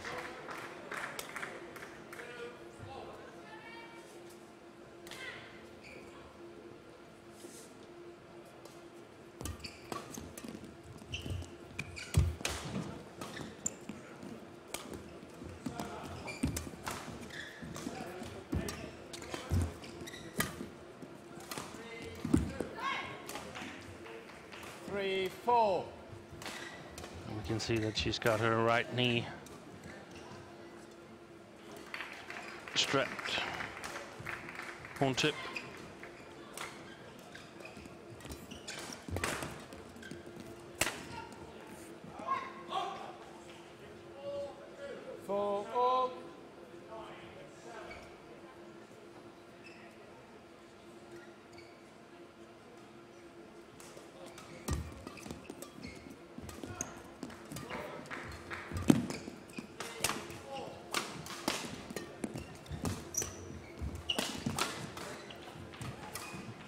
Played by Lee Shuru. Even though she hasn't won a world title in the last 2 years, she's actually never won a world title in women's singles, I still hold her as the best player in the world.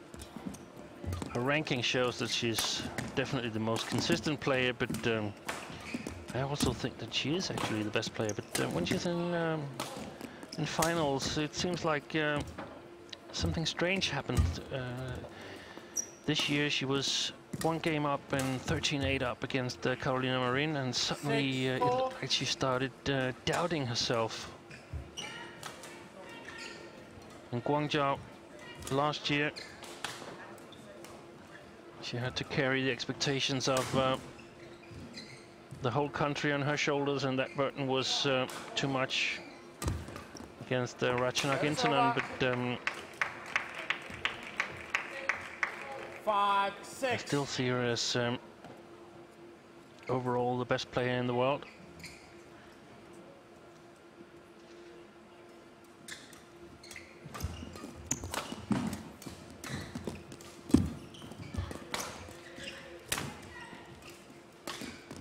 Not a whole lot of weaknesses in her game. She can play different playing styles. She can play a little bit patient, defensive game. She can also play attacking. 7-5.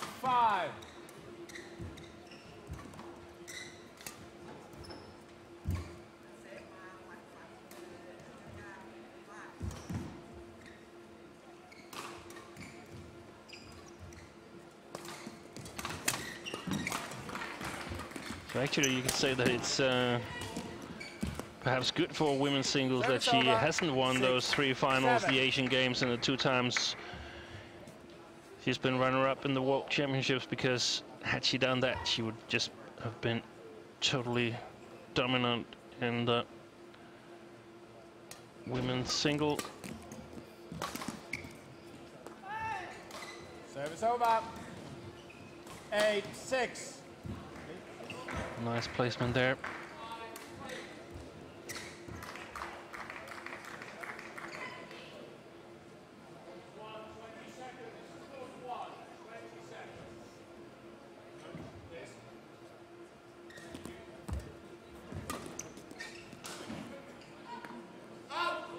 Service over. 7-8.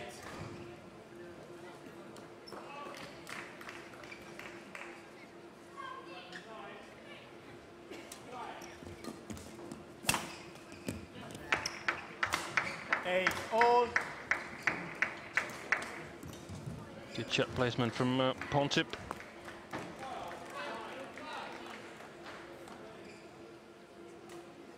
Still in the early phase of the match. Service over. Intensity 9-8. not totally 100% yet. Players still trying to find the baseline, the sight lines, trying to figure out if there's any wind. I don't suspect there to be a whole lot of wind. This is the smallest venue on the Super Series circuit, and normally it creates ideal playing conditions. I do, however, suspect that the shuttles are a bit fast.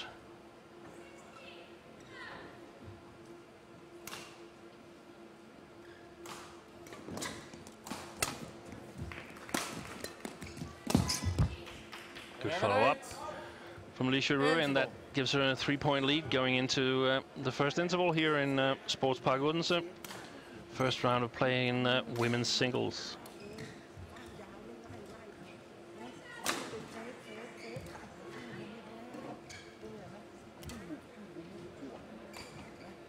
Very, very efficient there at the net.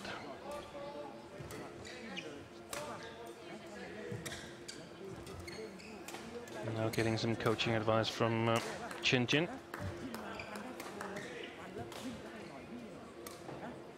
Actually, in my opinion, a lot of similarities in the playing style of Li Shuirui and the playing style that Chin Jin had when he was playing. Of course, former world champion in men's singles. 11-8. Won the title in Paris in 2010. Chen Jin.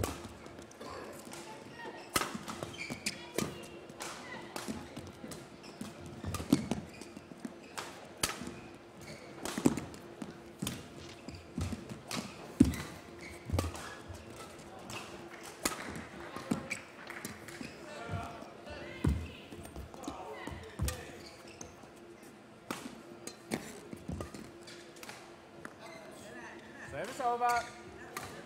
9-11.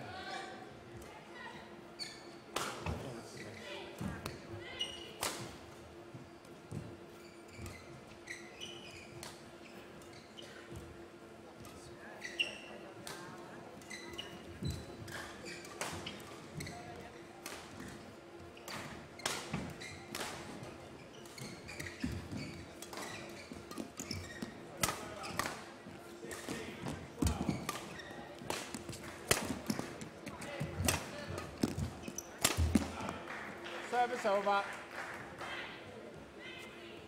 12-9.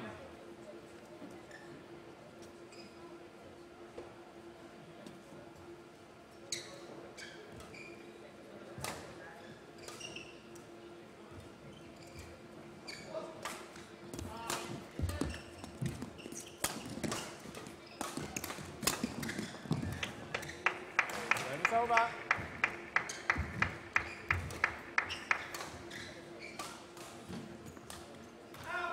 10-12. Excellent steep smash there from pawn tip.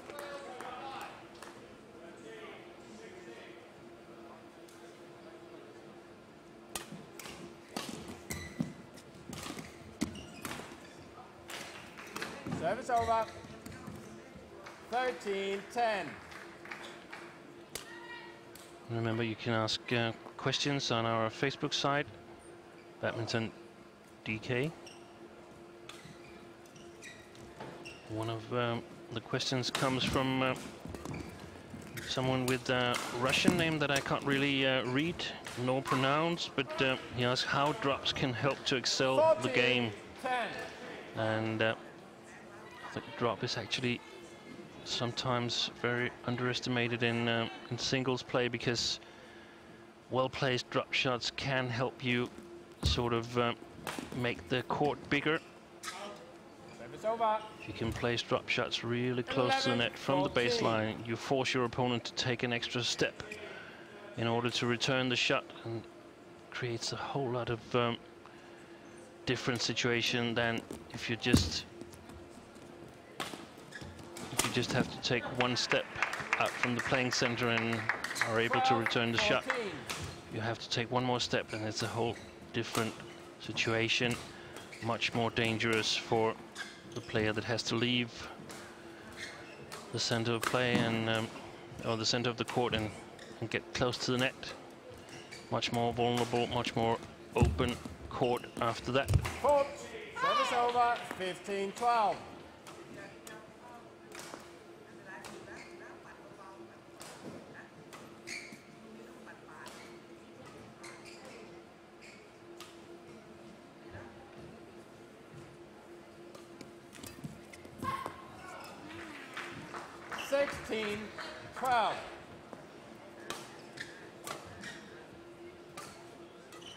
At the moment we have Li Shuru cruising towards first game win.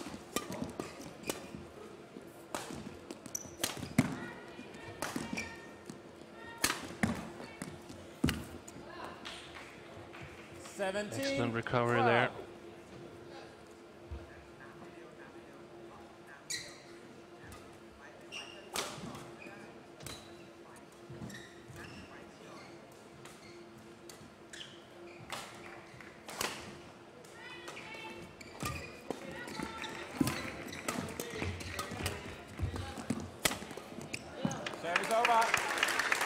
She got out of that pawn tip, and she shouldn't be allowed to. So that's one of the areas that are still open for some kind of improvement for Li Shuru.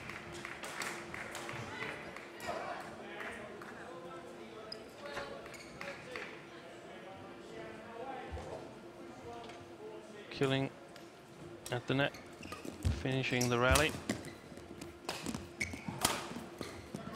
Excellent shot from pawn tip.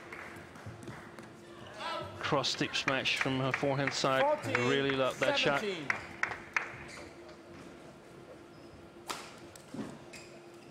Not many players dare to execute it, because if the opponent gets it, you have a really long way to run before you can get to the next shot. 18-14.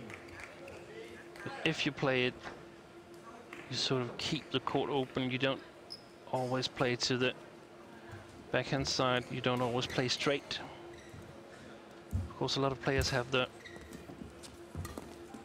cross cut drop from the forehand side, but the steep smash is 19-14. so much more dangerous.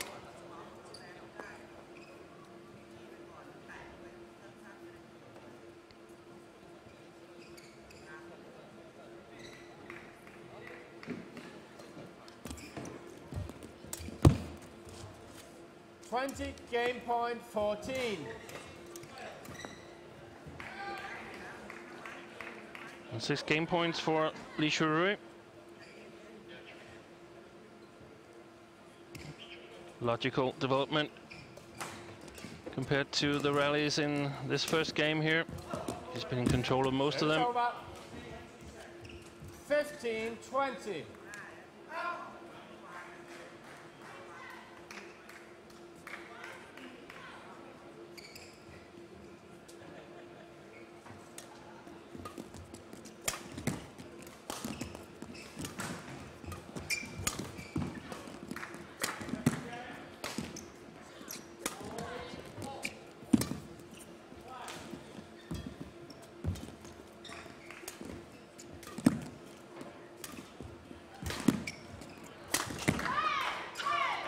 And there it is. First game to First game won by Li Shui. the top seed, Li Shui, 21-15 in 16 minutes.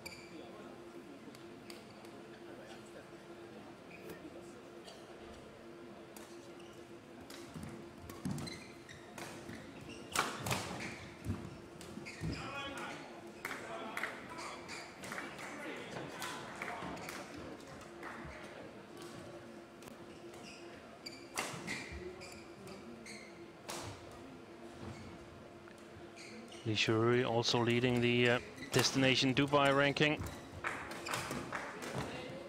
Pretty sure of securing a spot there. Whilst Porntip at the moment is ranked as number 14 in the Destination Dubai ranking. She's got Cut to 20 seconds. Cut to compatriots 20 seconds. Ratchanok Intanon placed in number 6 and Nichon Jindapong unfortunately had to withdraw from this tournament. He was placed at number 8. Second game. It's not impossible for Porntip to qualify, but she needs to catch probably Jindapong, and right now there's almost 10,000 points between them. Service over. 1 love. I'm told the latest singles ranking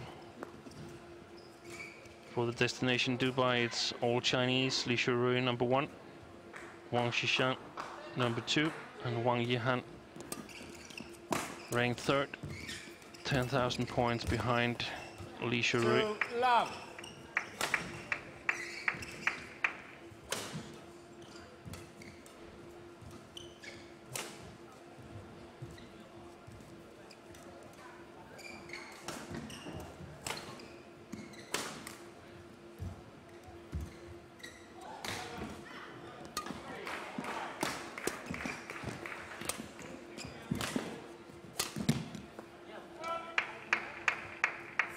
Love. Good start for Porntip.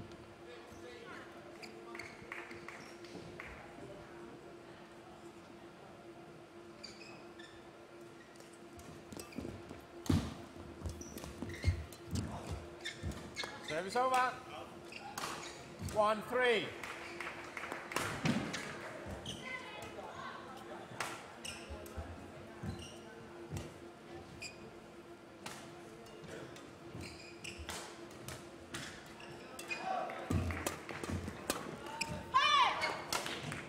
Two, 3.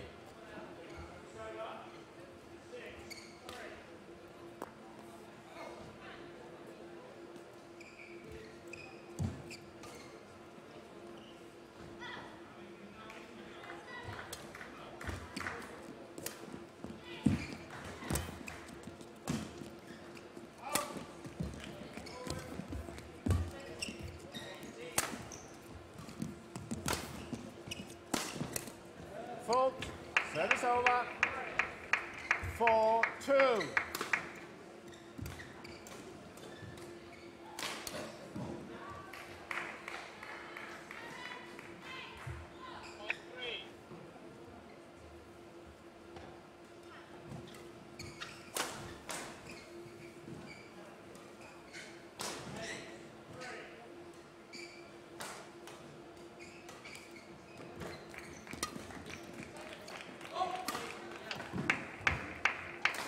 Five, 2.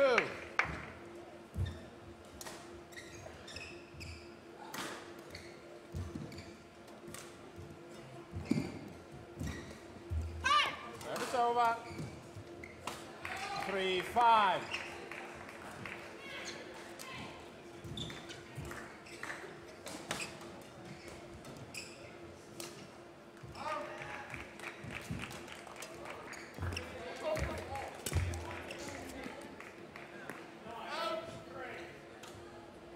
Four, 5.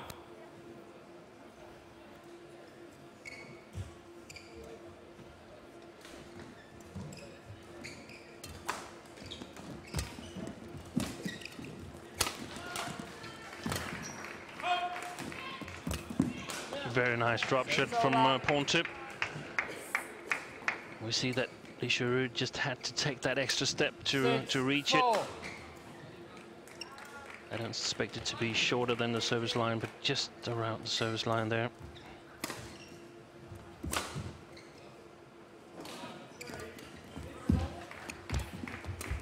Oh, she missed that one. Service over. 5-6. How on earth could that happen? Probably touched the shuttle at very, very awkward position.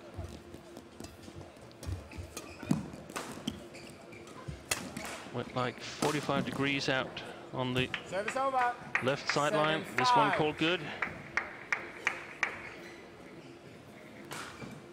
Of course, no challenges here on court 2. No challenges on court 1 either today, but tomorrow Hawkeye will be in function.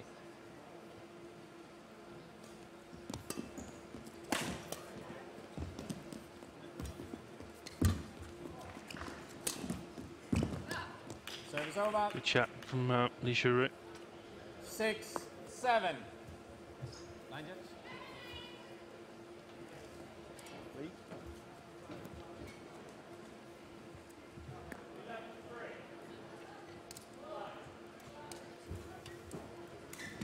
Thank you.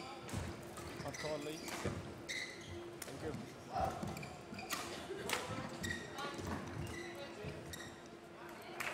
6-7.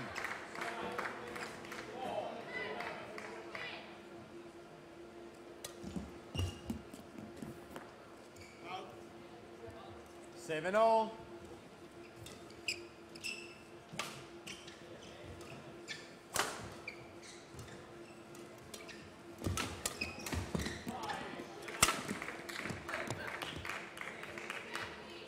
Eight, 7.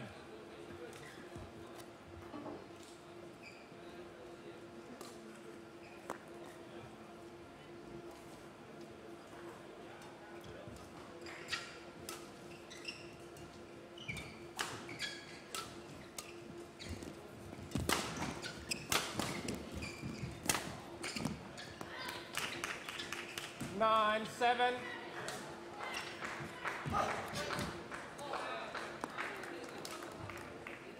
Slowly, Lee Shu-rui is regaining control of this second game.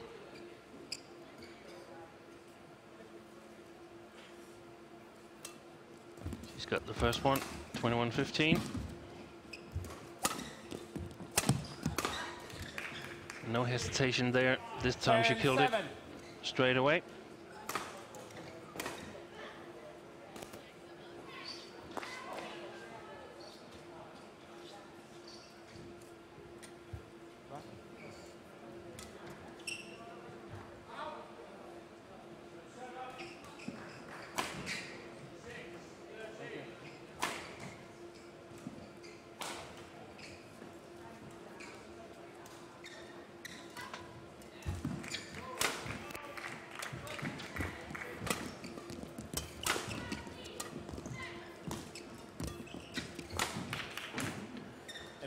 And a 4-point lead for Lee Shu-rui here at the interval in the second game. Looking quite comfortable on court, even though I don't feel that she's actually playing anywhere near her top level. She's just doing what is needed to be in control of this match against Pontip Prasetsuk.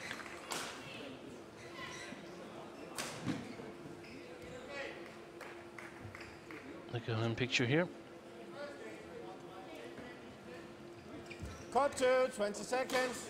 Cut 2, 20 seconds.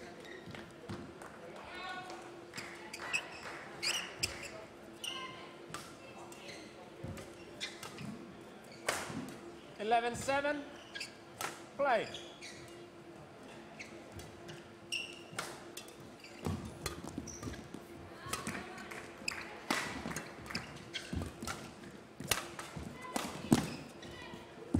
Excellent recovery shot from Li Xiaorui. 12-7. Gets that so close over the net cord and also close to the net.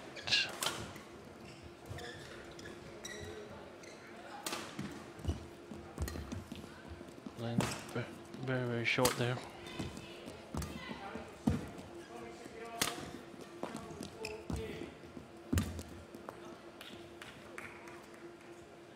$13-7.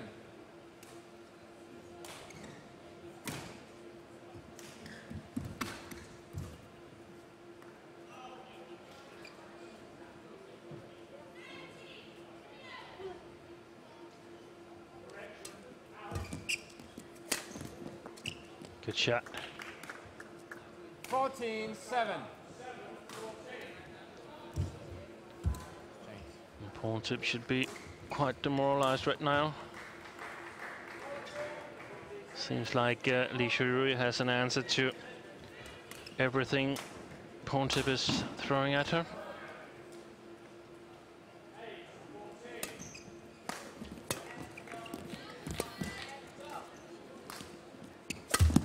Oh, Service over. that was probably the most difficult shot that you could choose.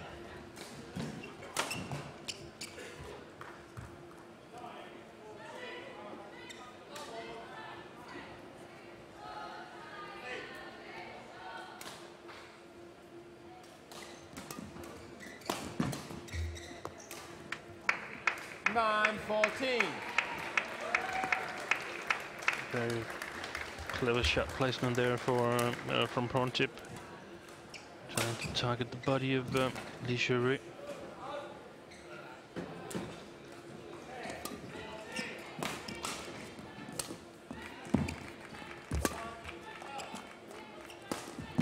Yeah. 10-14.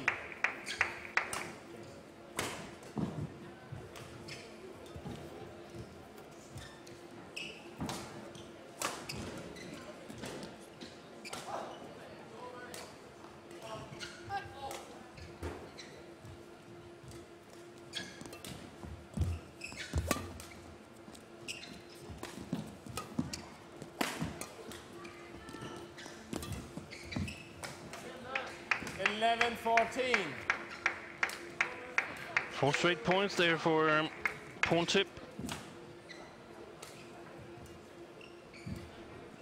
Brings her within striking distance again, but still needs at least 2 points. Service over. To close the gap, and that doesn't happen. 15-11 for Li Xiaorui.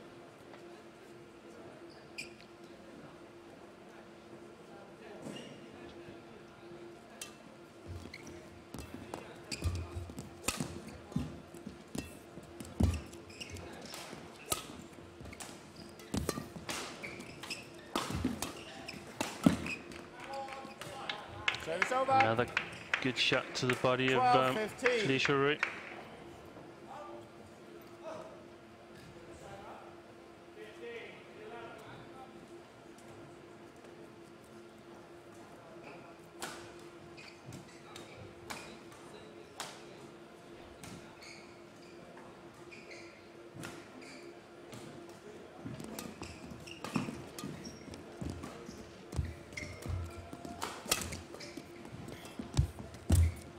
Service over.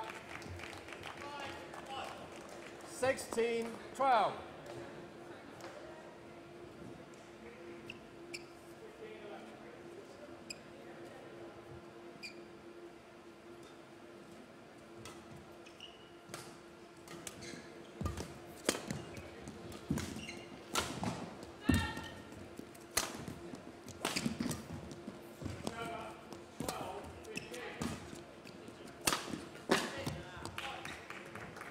17-12.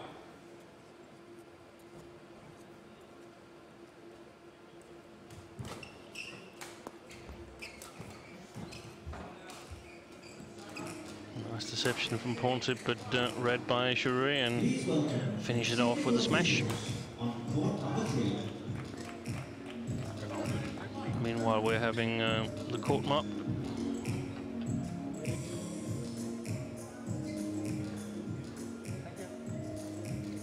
On court, please.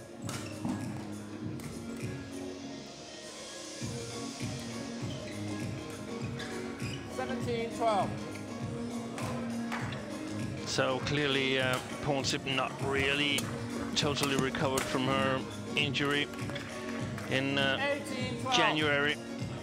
Not on her best yet. And easier match for Li Shuri than what I had expected, what I had hoped for. I hoped for a very, very close match, but I must say that Pontip has not been at her best, and Shuri has done just what it takes. 19-12 lead here, 2 points away from booking her spot in the second round.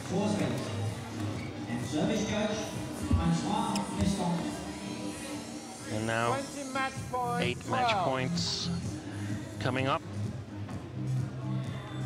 I don't suspect she'll have to use a whole lot of those.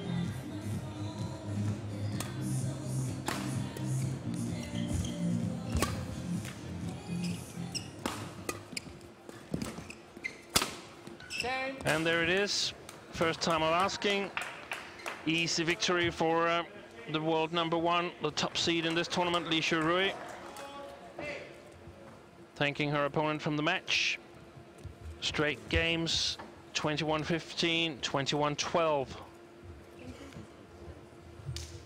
Match won by Li Shuri, 21-15, 21-12.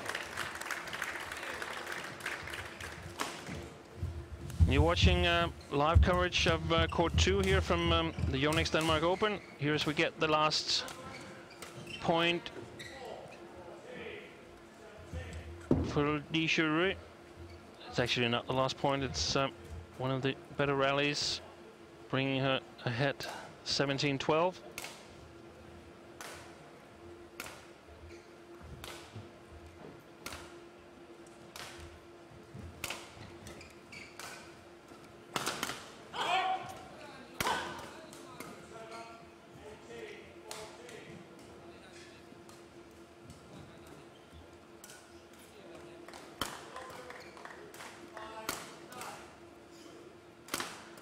And we'll continue to bring you live coverage here from court #2 in YONEX Denmark Open 2014 in Odense. Next 2 matches, we're taking a break here in the commentary box and still continue to stream the matches live to you. We'll be back with commentary when Line Kasper plays Cindu. Until then,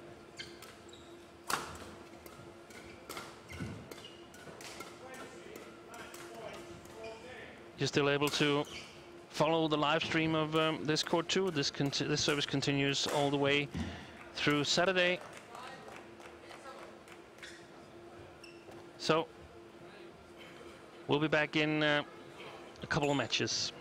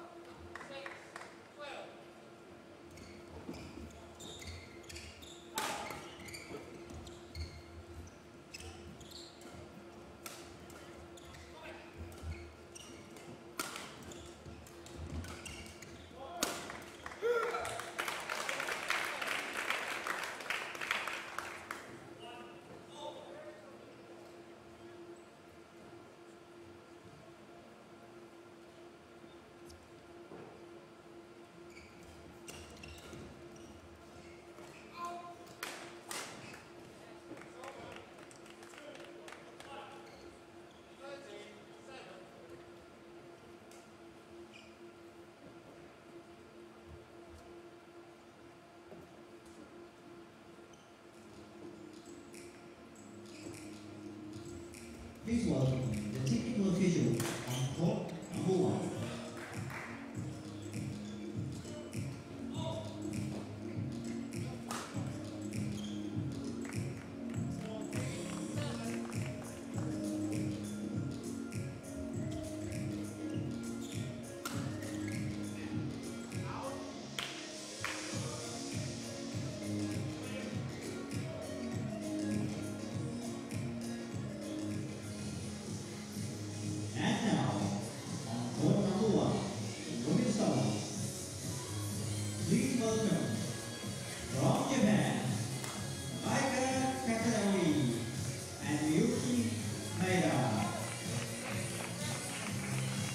They are facing from Indonesia, Cindu and Victor Marisa.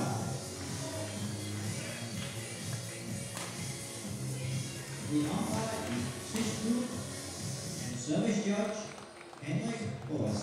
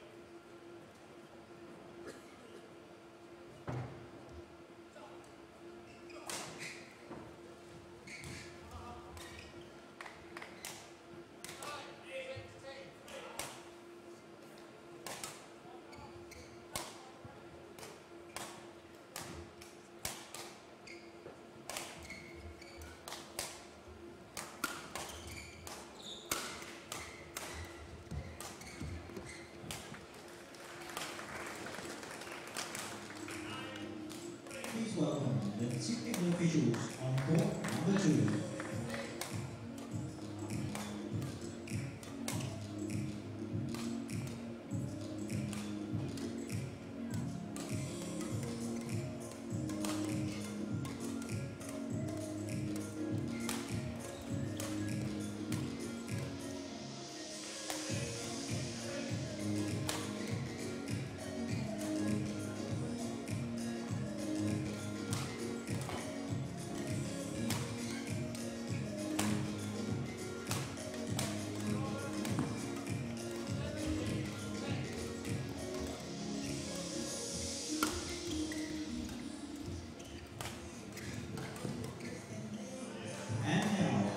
Court number 2, men's doubles.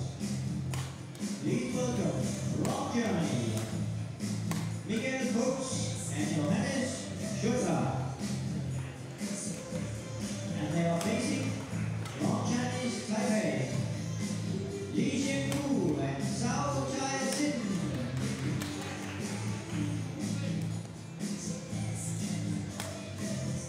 And the umpire is Peter Woods. And the service judge is Christian Johansson.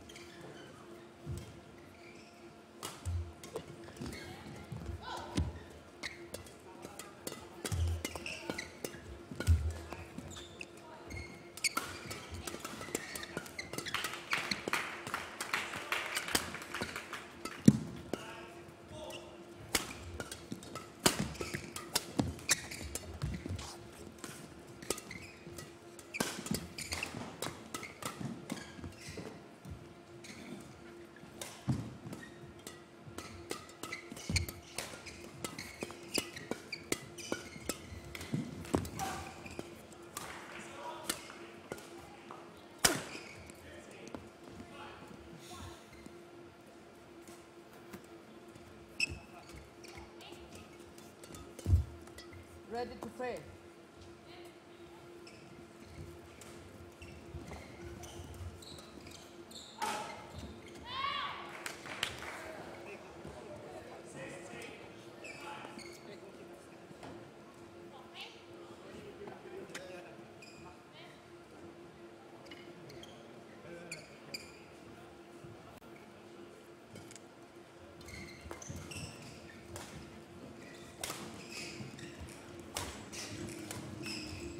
Please welcome the technical officials on court number 4.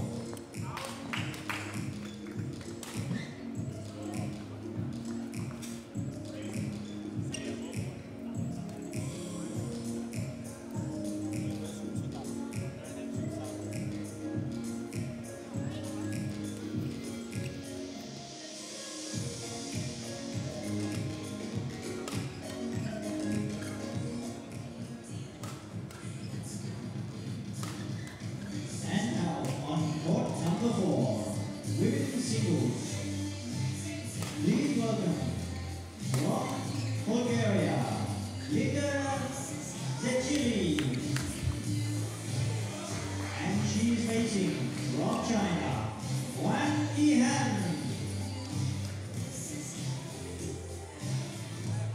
The umpire, Jens Krusbach, and the service judge, Miguel Free. Ladies and gentlemen, on my right, Li Xiangmu, Tai Chai-sin, Chinese Taipei. And on my left, Michael Fruch and Johannes Sossler, Germany. Michael Fruch to serve to Li Xiangmu. Love all, play.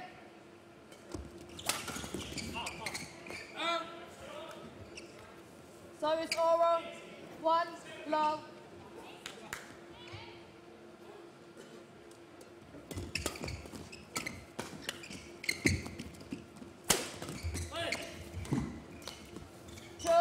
Love.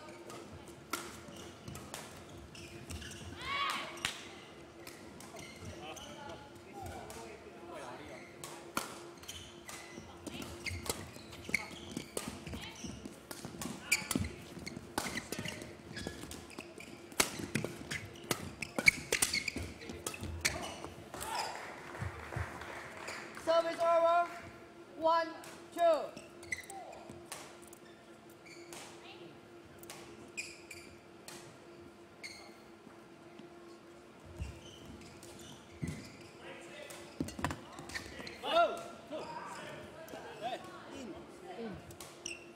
In.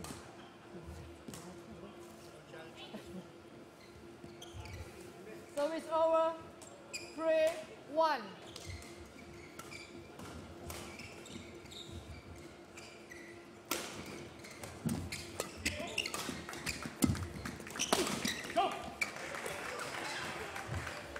Service over.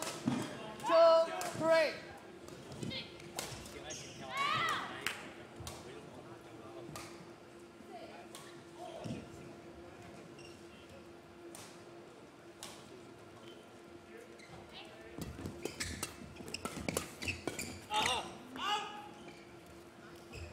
Service over. 4, 2.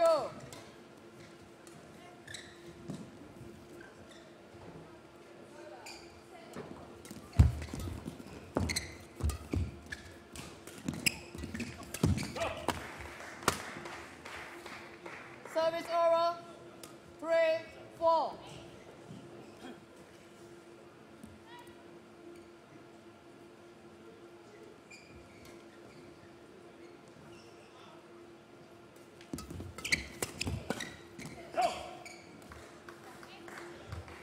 Four, all.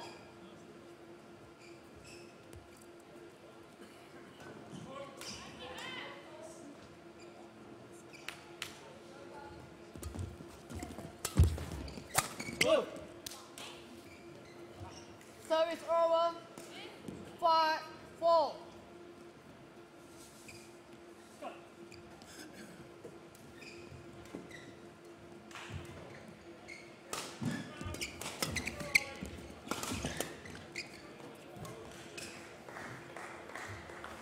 Service over.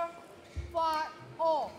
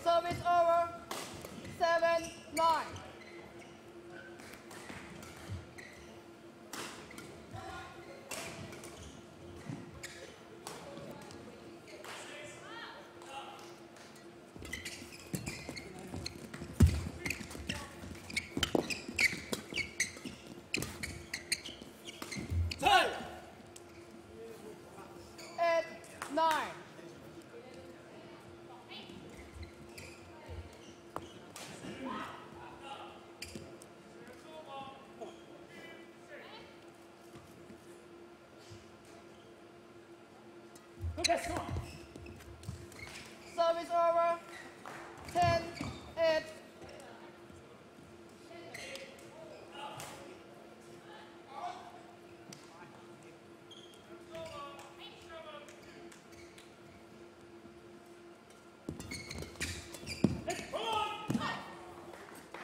11, 8 interval.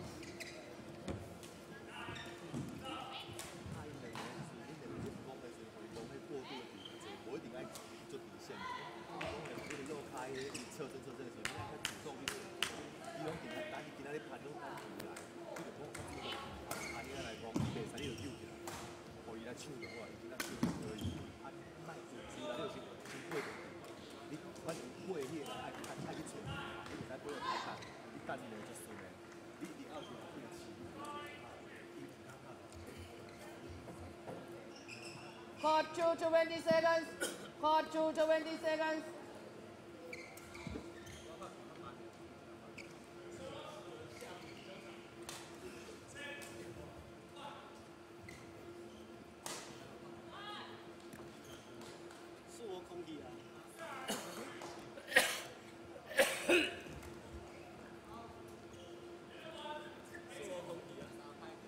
Eleven, 8, play.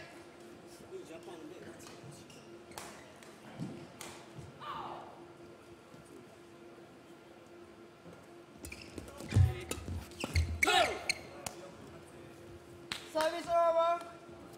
9, 11.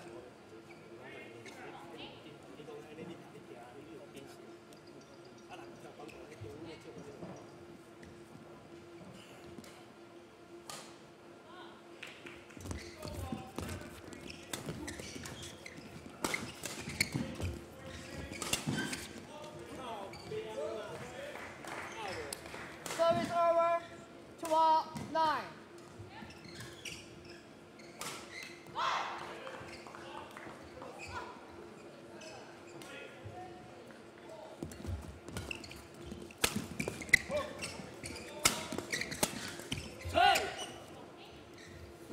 Service over. 10, 12.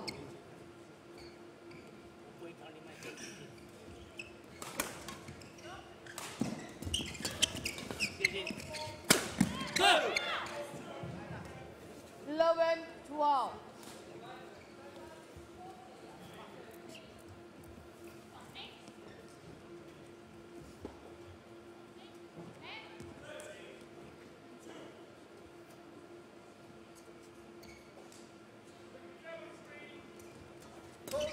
With 4 call. Service over. 13, 11.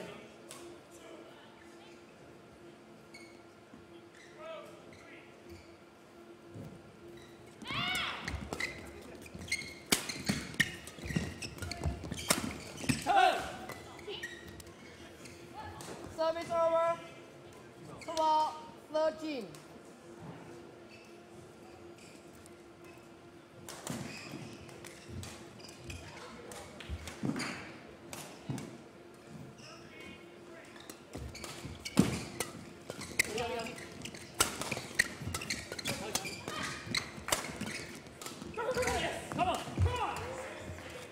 Service over. 14, 12.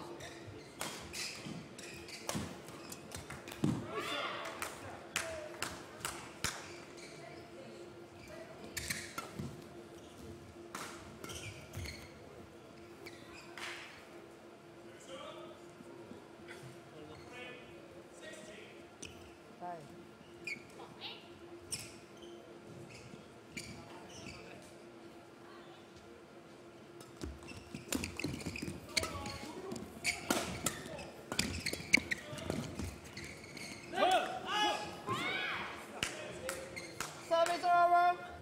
13, 14.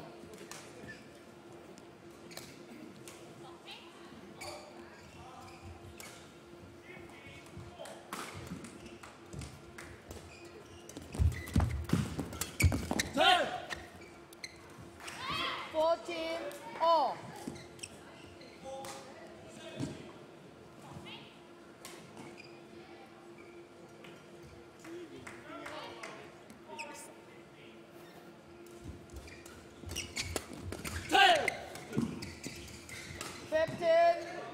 15.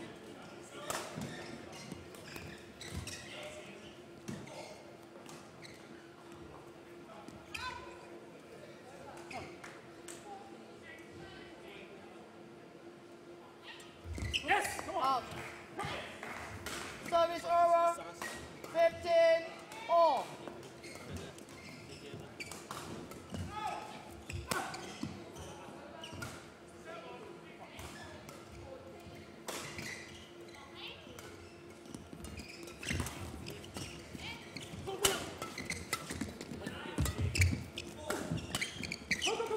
Go! 16-15.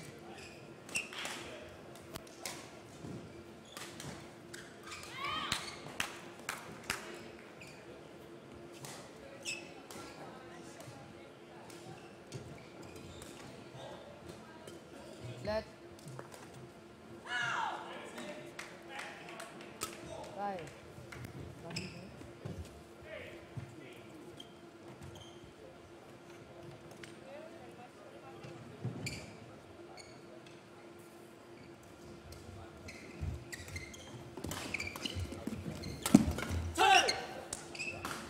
Service over.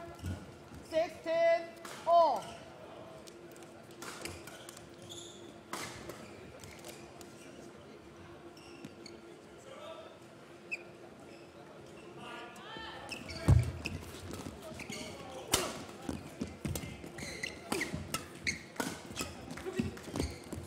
Turn! 17-16.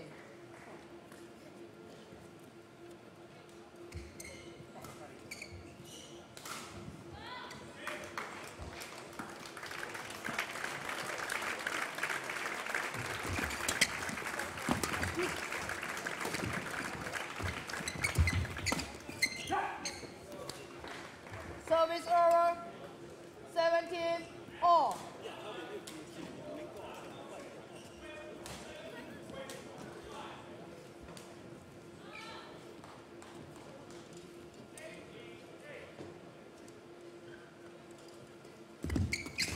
Hey! Service over. Sorry.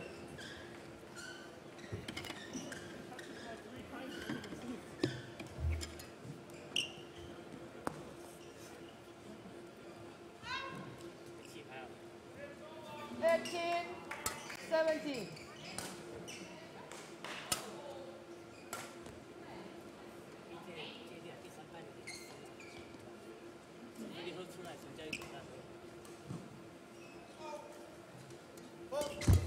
Ball call. Service over. 18 all.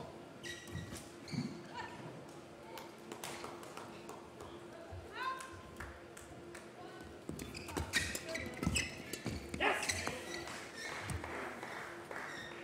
19-18.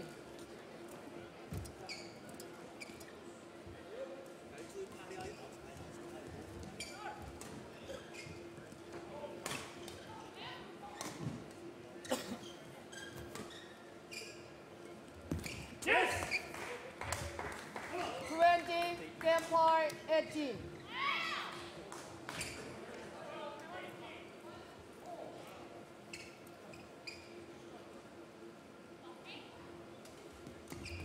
Through! Go!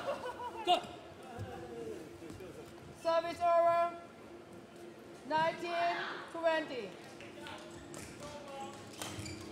Please welcome the technical officials on court number 3.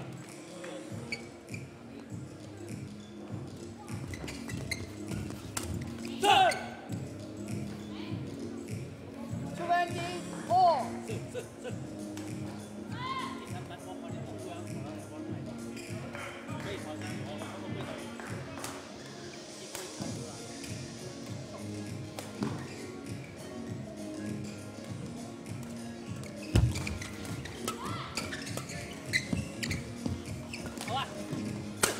Turn! 21-20. And now, on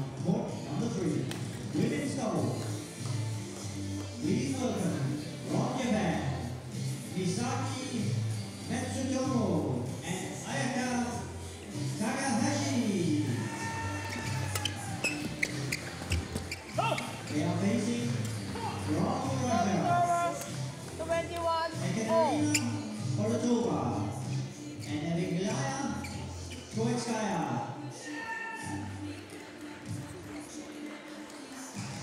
The umpire is Thomas Kuznets and service judge Matthew Hill. Service over, 22-21.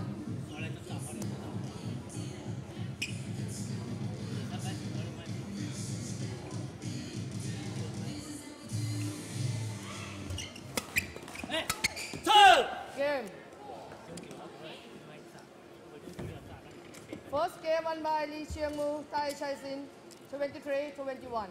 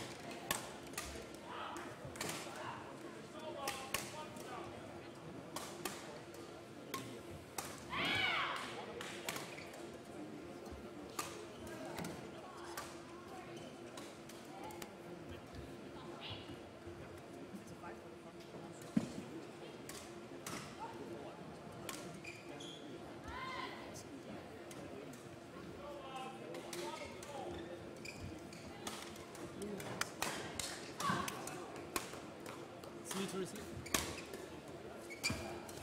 Ready?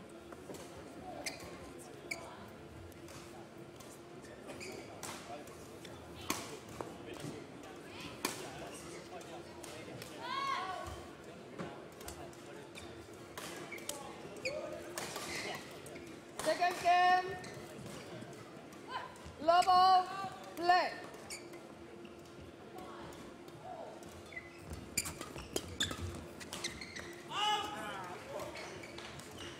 Service over. 1 love.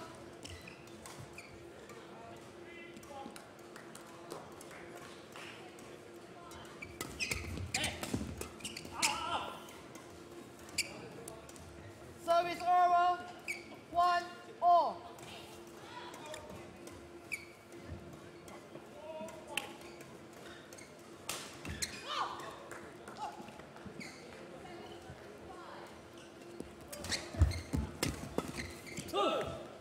Scheiße, Mitte. 2-1.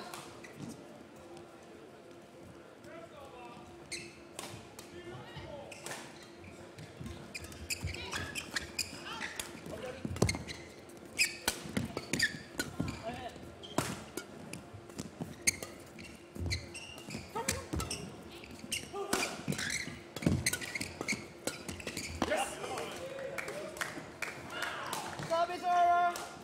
2-all.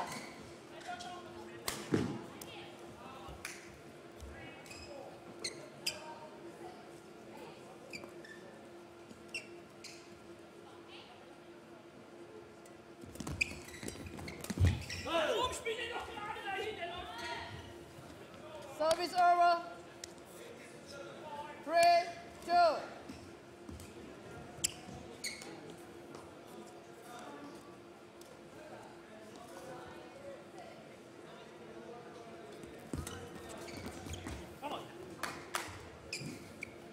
Service over.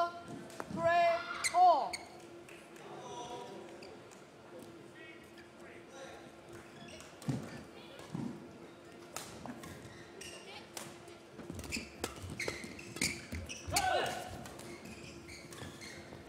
Service over.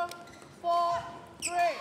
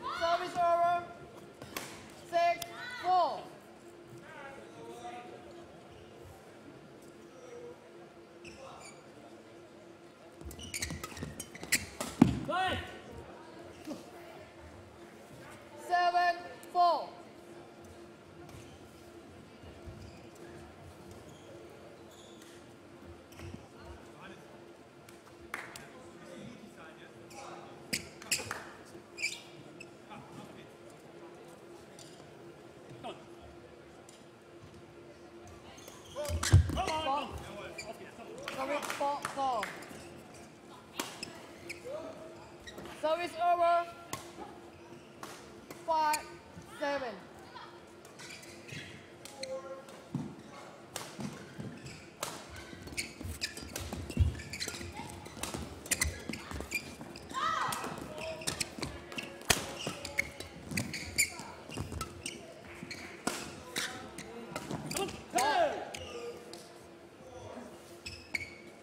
Service over. 8-5.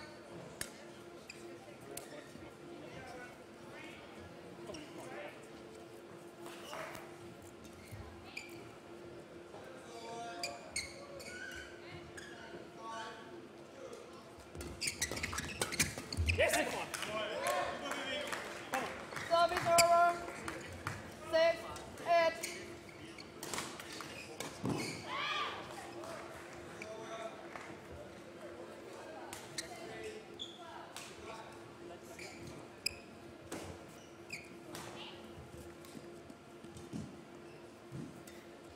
Come on.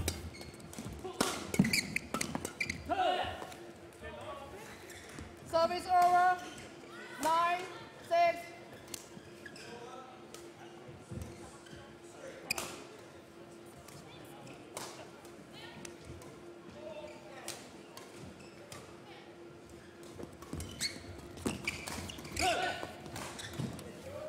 Ten, six.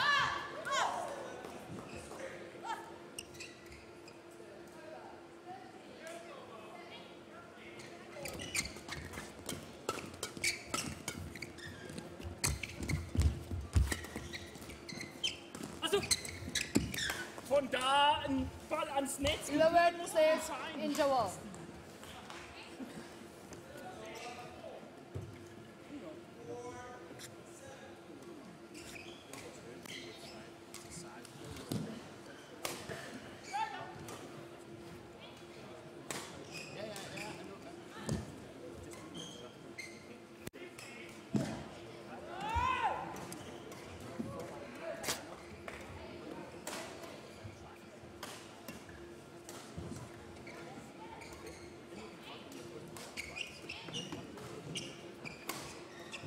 Court 2 to 20 seconds. Court 2 to 20 seconds.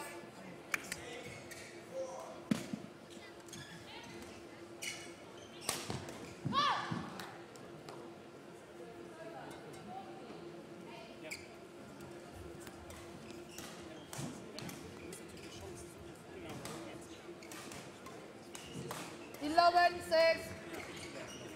Play.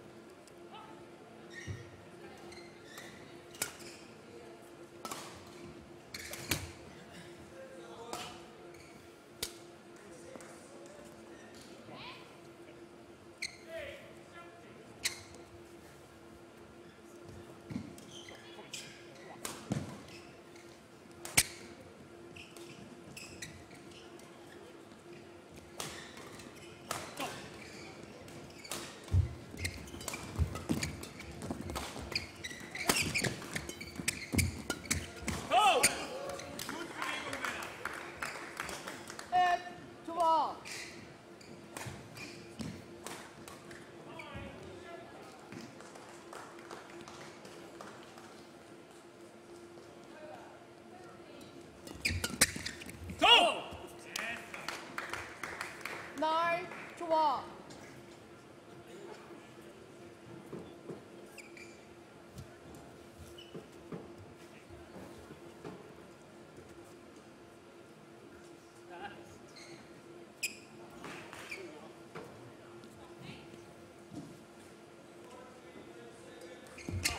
Out. Service over. 13-9.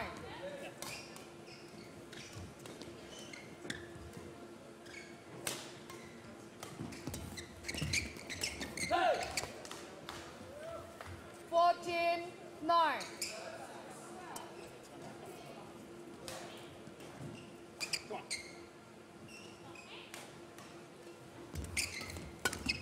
Go! Service over. 10-14.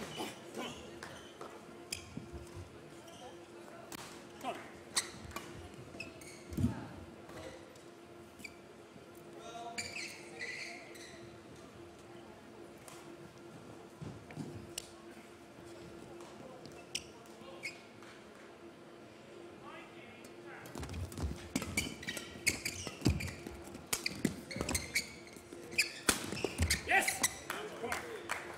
11-14.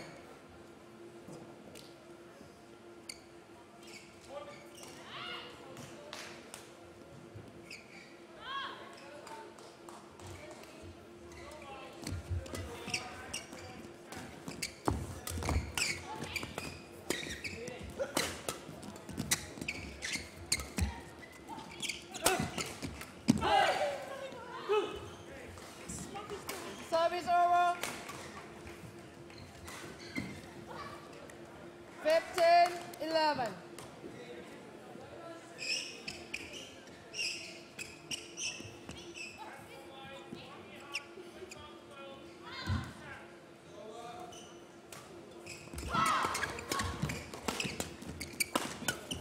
Asu, komm! Hey! 16-11.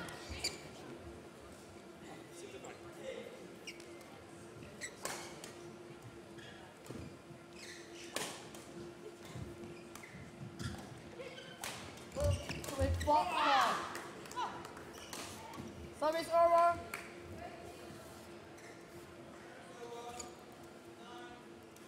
12-16.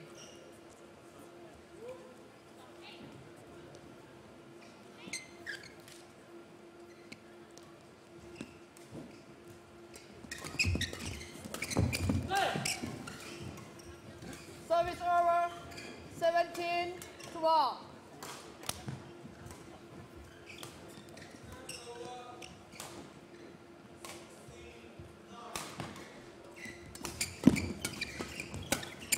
Go! Service over. 13-17.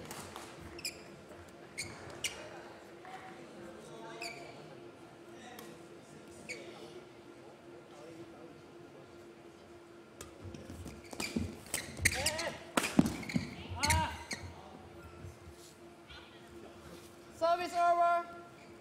18-13.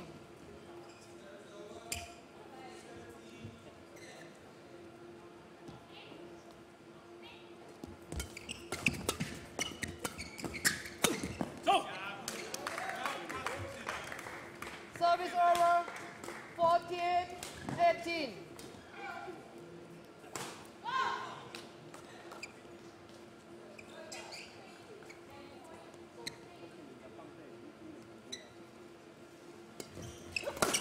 Hey!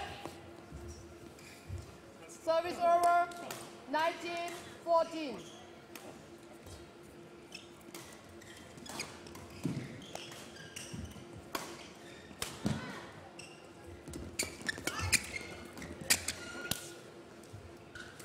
Service over.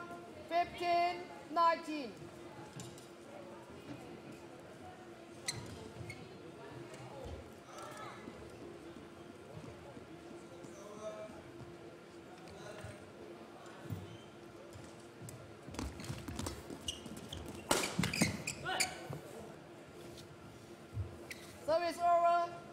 20, match point 15.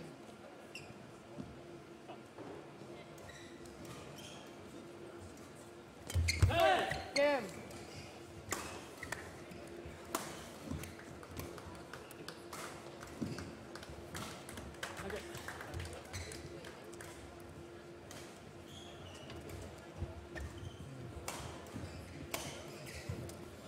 Match won by Lee Xiangmu and Tai Chai Ting. 23, 21, 21, 15.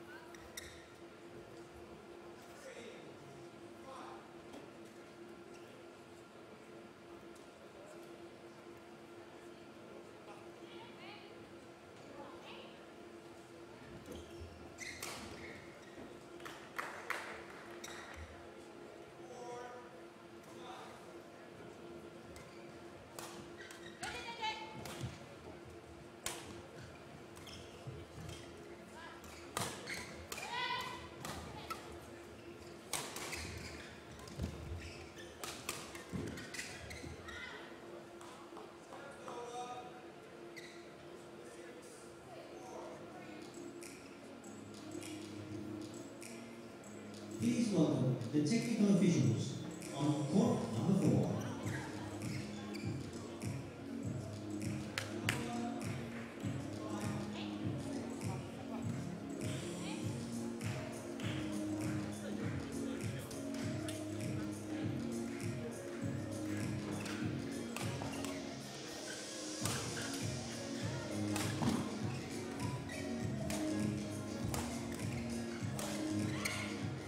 And now, on court number 4, women's doubles. Please welcome from Estonia, Katie Tolmo and Laura Mana. And they are facing from Korea, Goara and Yuhei Wong. The umpire is Michael Day and service judge Heidi Merritt.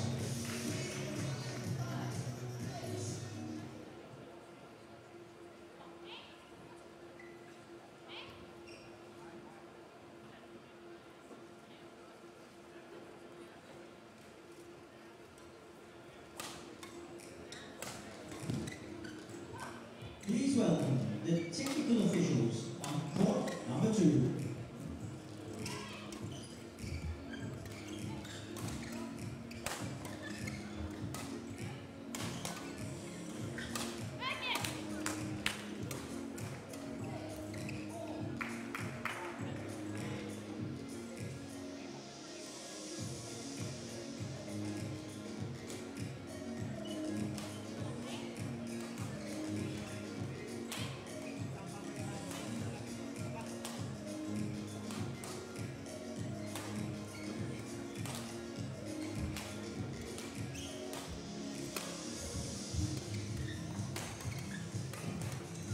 And now, on court number 2, men's singles. Please welcome from Indonesia, Diontius Heon Mompaka. And he is facing from China, Wang Jingmin. The umpire is Christian Johansson. Service judge, Archie Marvel.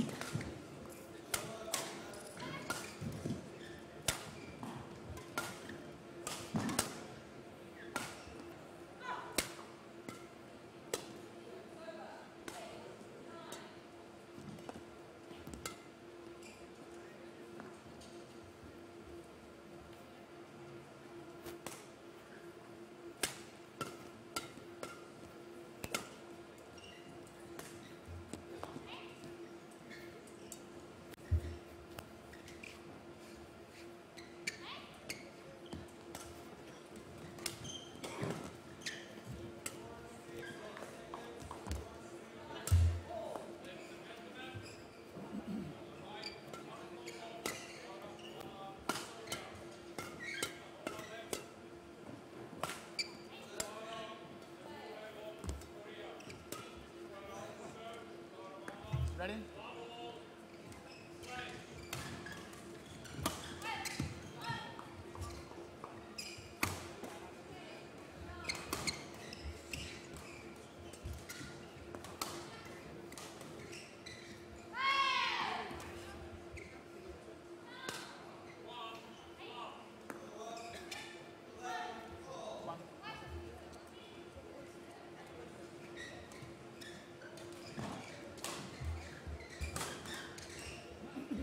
Ladies and gentlemen, on my right, Dionysius Rambaka, Indonesia. And on my left, Wang Zhengming, China. Dionysius Rambaka to serve. Level, play.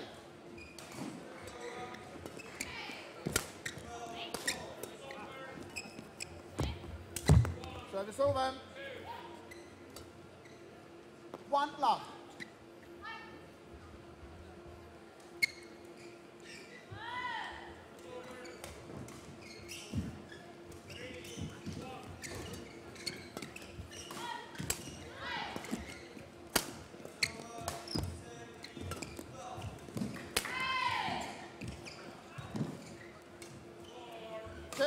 Love.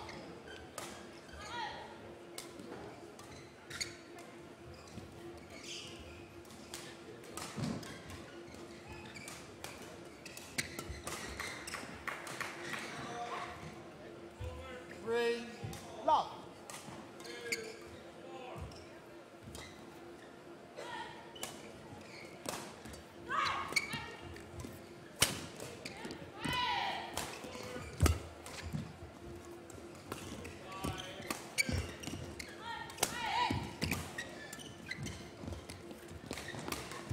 Service over.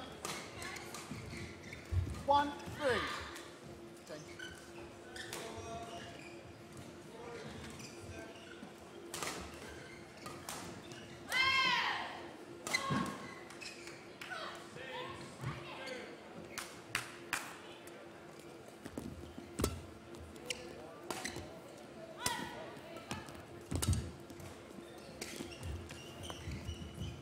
Two, three.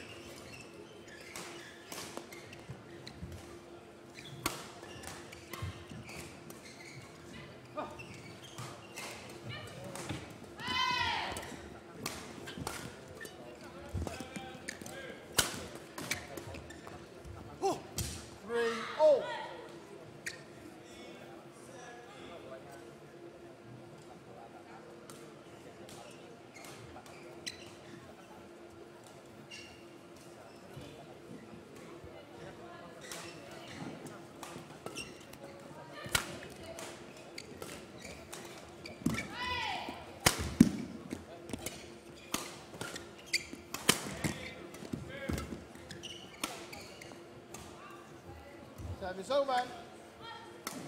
4-3.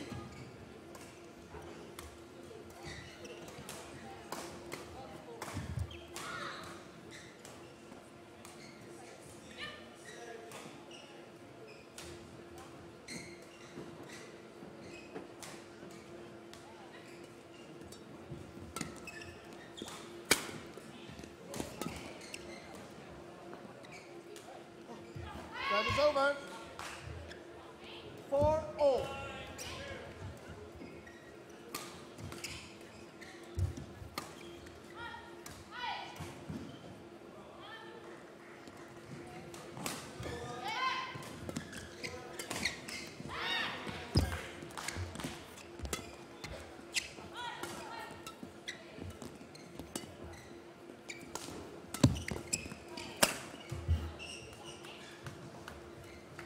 Five, four.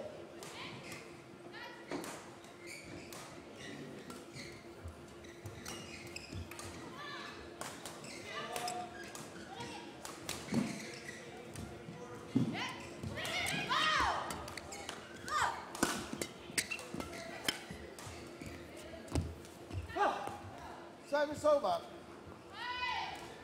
5-all.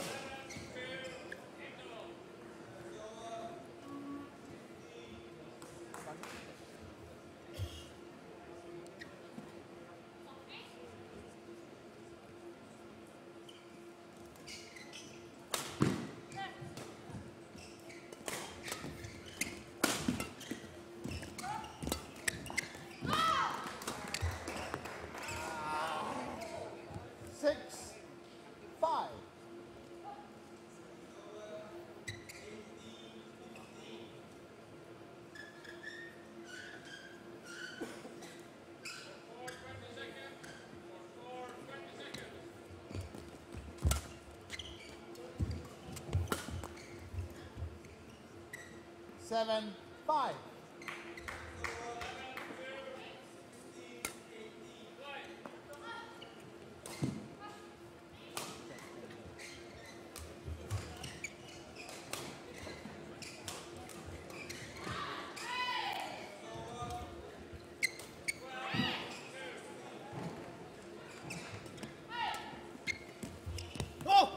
Service over.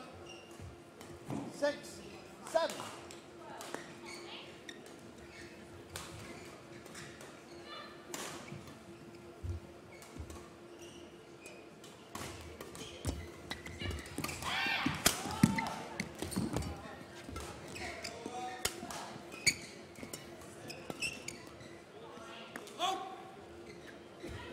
Seven, all.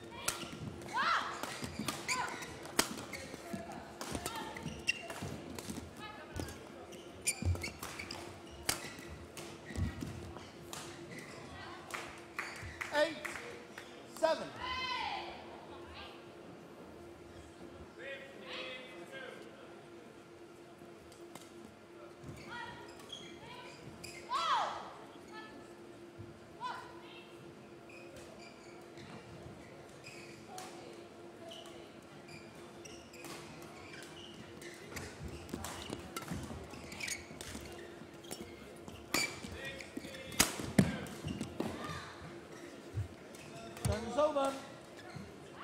8-all.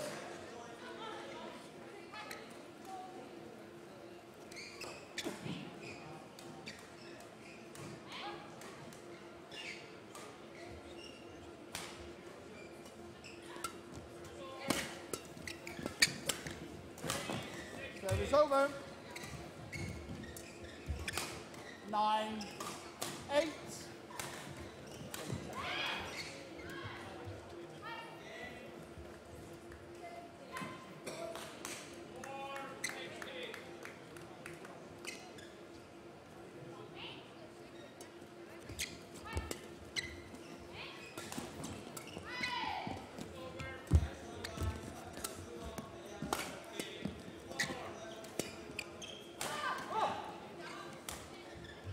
Service over. 9-all.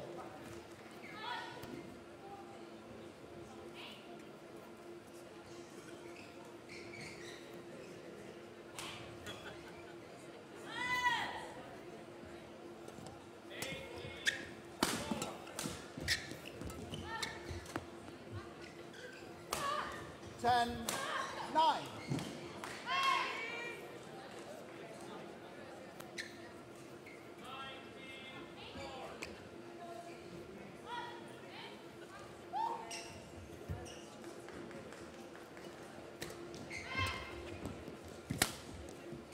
Service over. 10-all.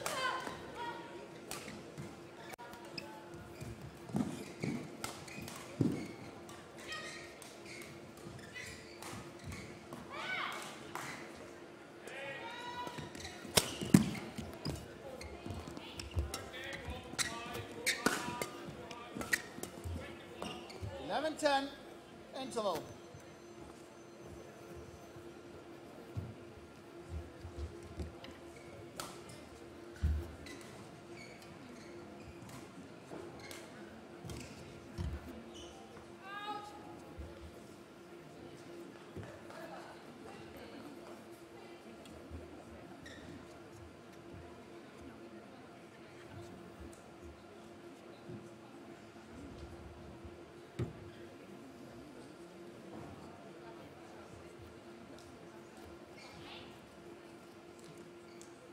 Court 2, 20 seconds. Court 2, 20 seconds.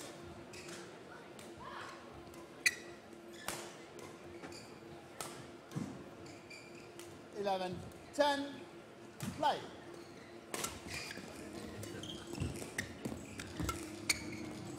Please welcome the technical officials 12, on 10. court number 3.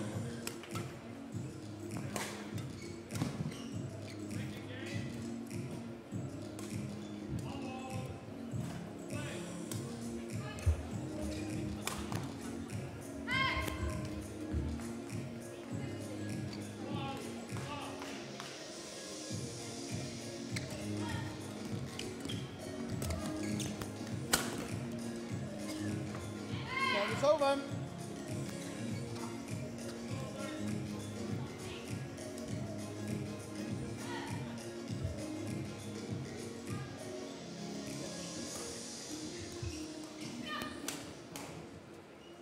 Eleven, 12.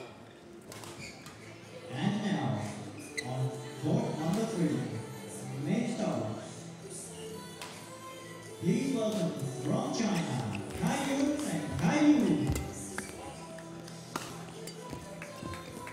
And they are facing from Russia, Vladimir Ivanov and Ivan Sozanov. That is over. The umpire is 13, 11. service judge and full Cindu.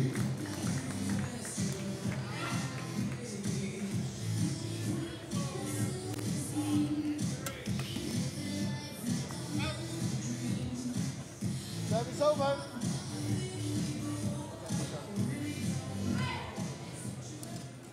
Twelve, 13.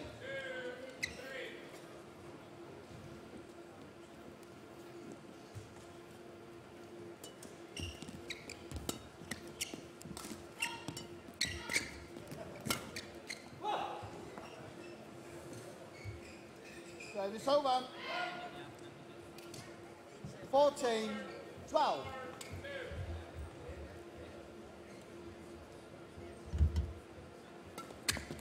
Service court. Service over.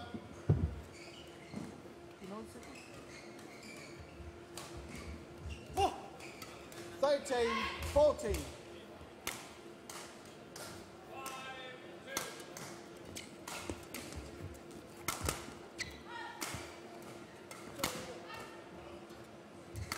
Service over. 15, 13.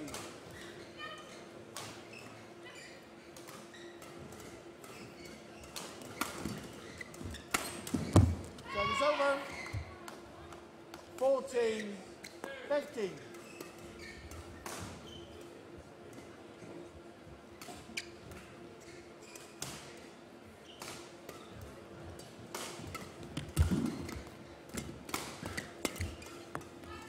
Service over.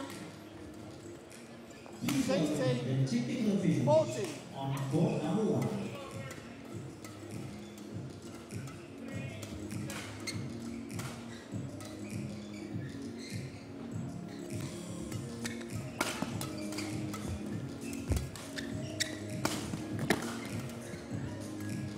Seventeen, 14.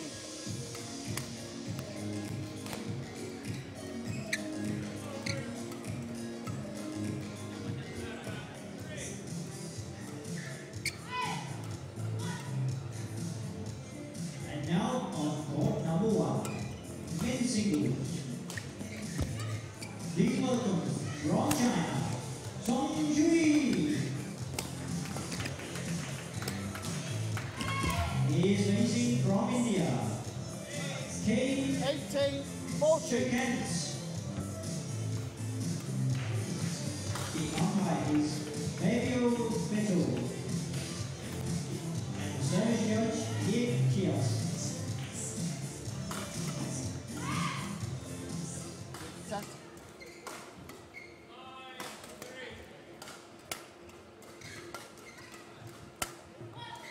Eighteen, 14.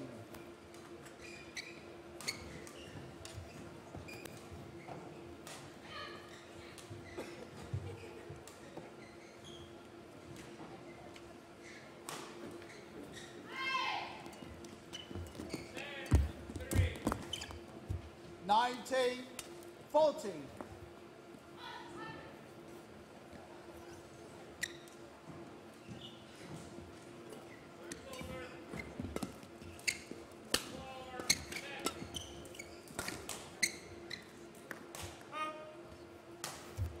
Service over. 15-19.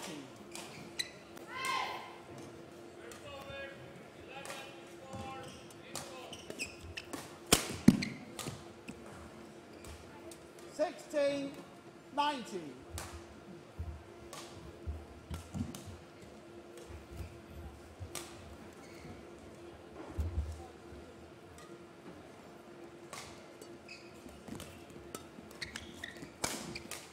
Out. 17, 19.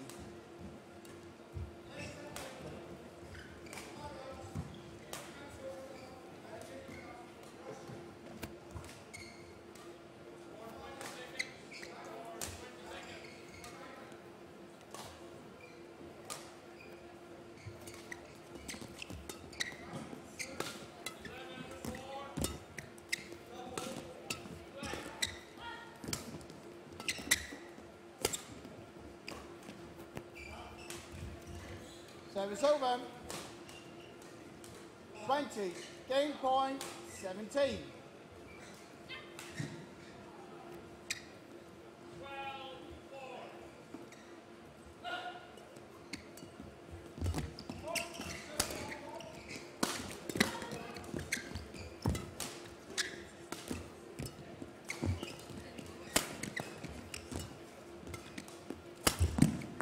Game. First game won by Wang Shengming, 21-17.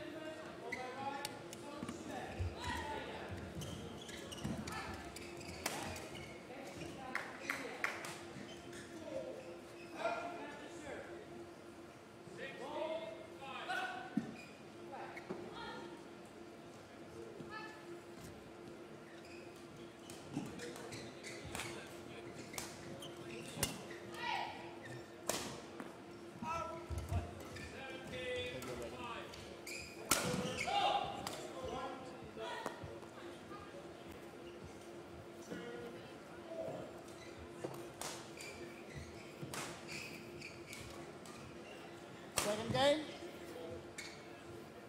Level. Play.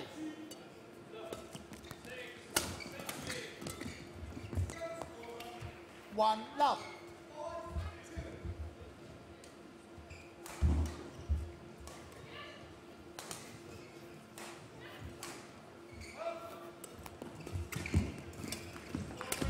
Service over.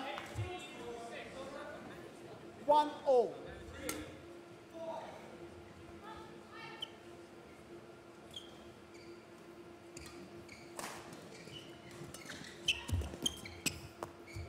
Service over. 2-1.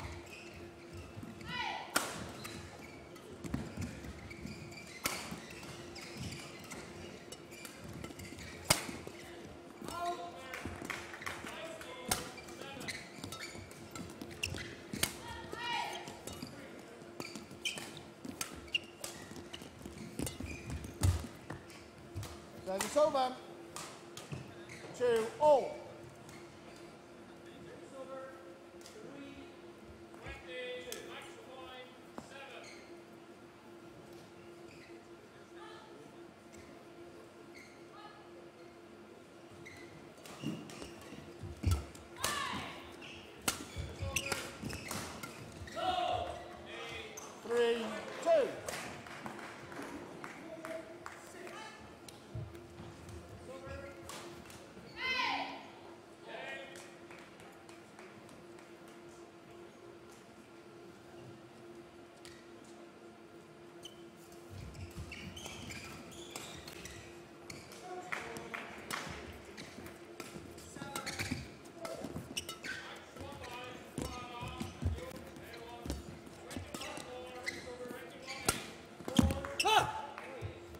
Service over. 3-0.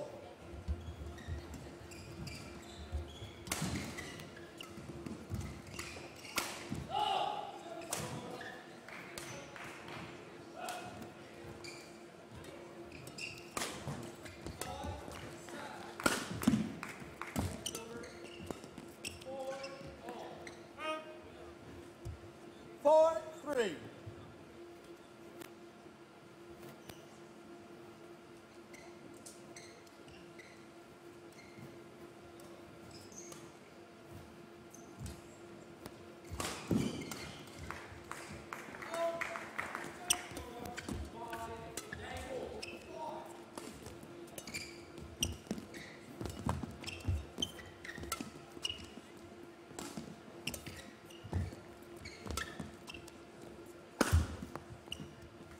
Five, three.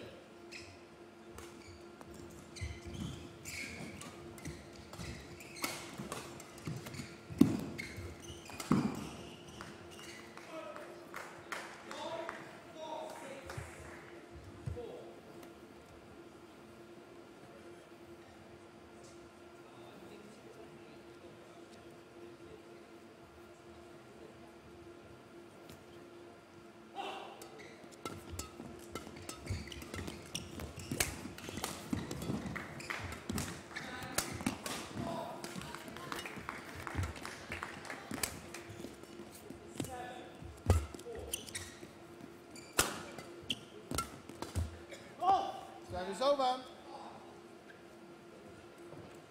4, 5.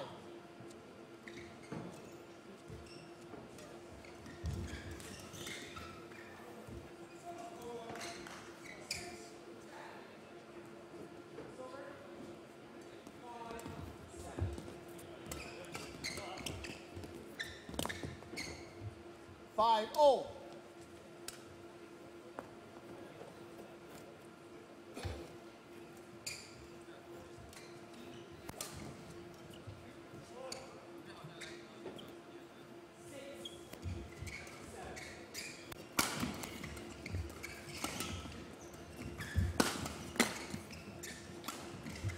Six, five.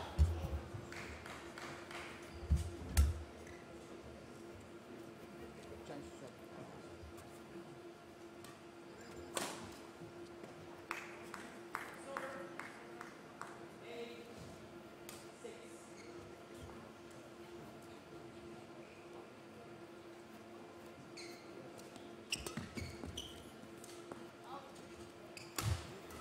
Seven, five.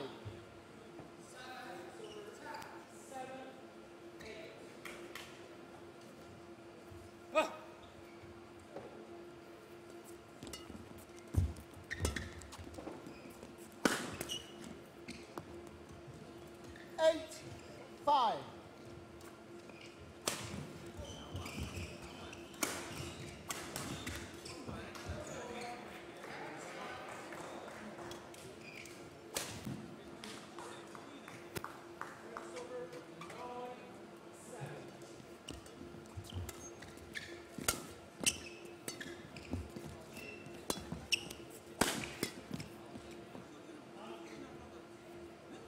Nine, five.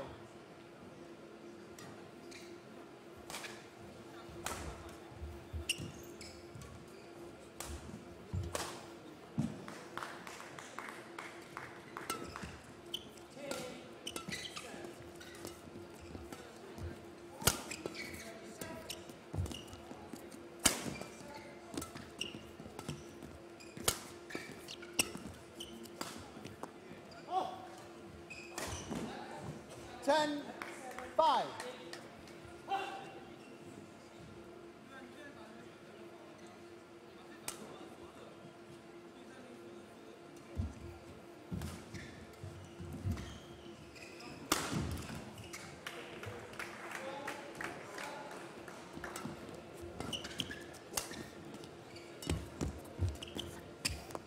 11-5 interval.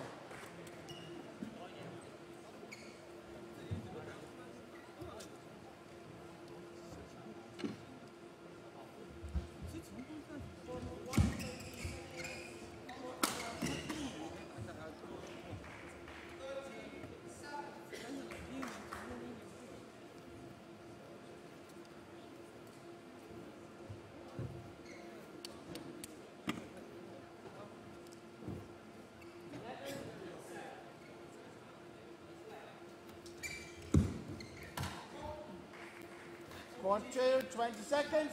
Court 2, 20 seconds.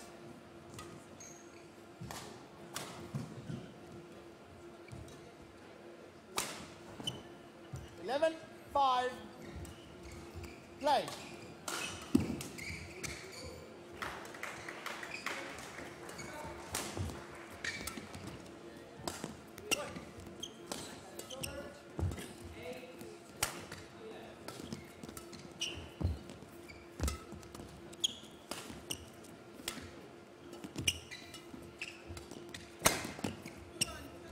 Service over. 6, 11.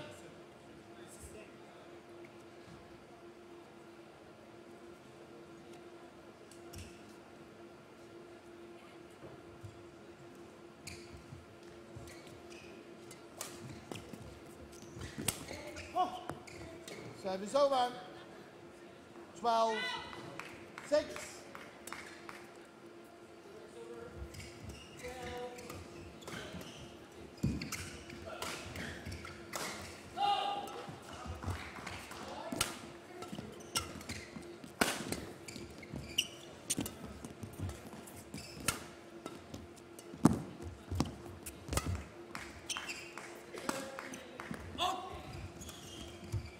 Service over. 7, 12.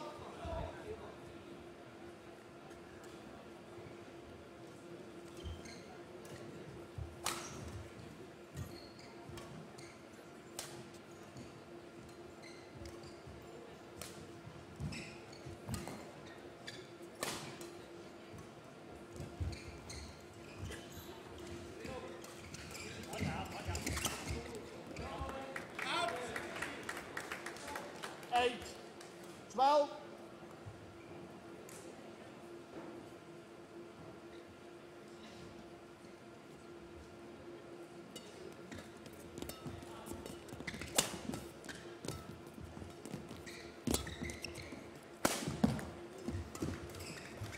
Service over.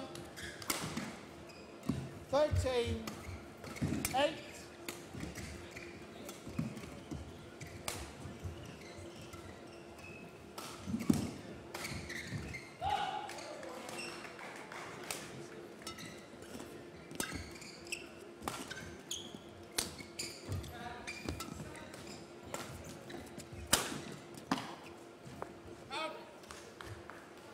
Service over. 9, 13.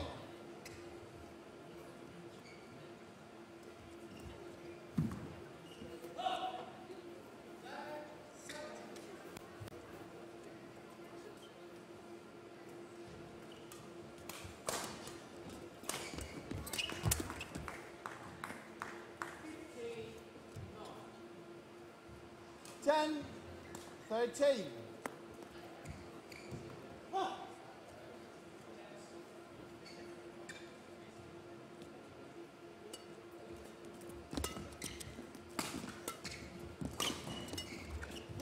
Service over. 14, 10. Quickly.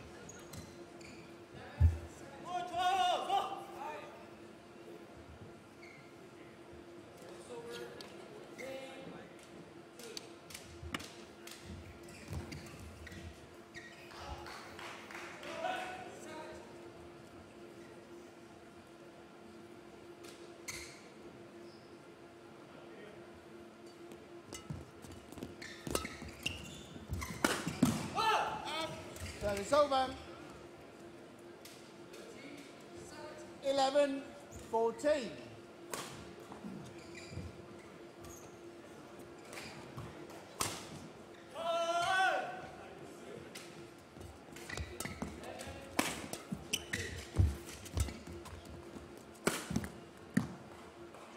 Service over.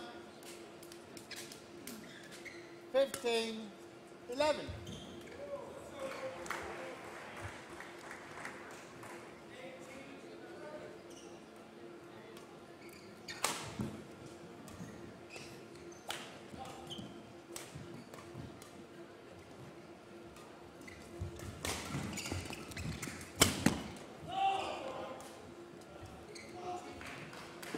16-11.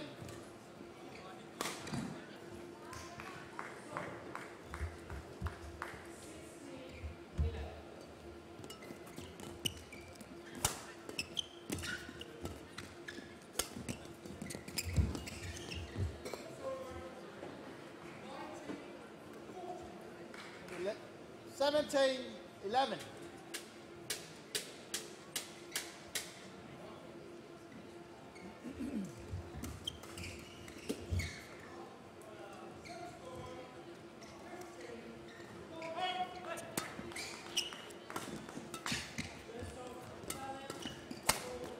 Service over.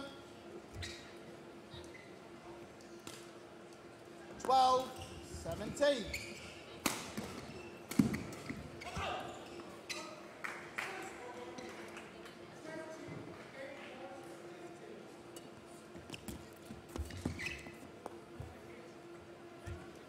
Thirteen, 17.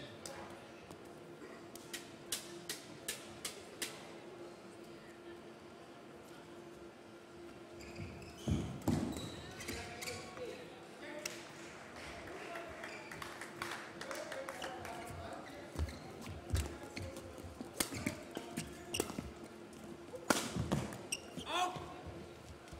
14, 17.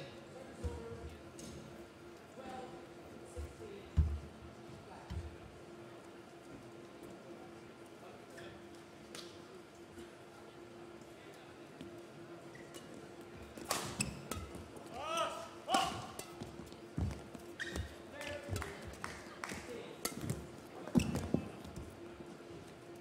15, 17.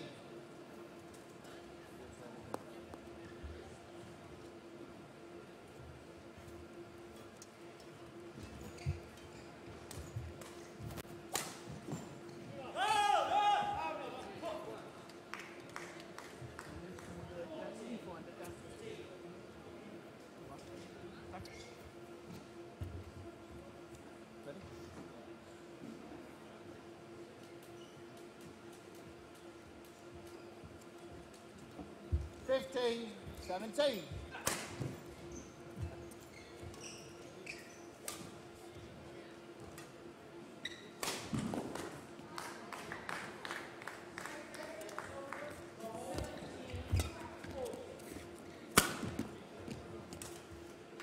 Sixteen, 17.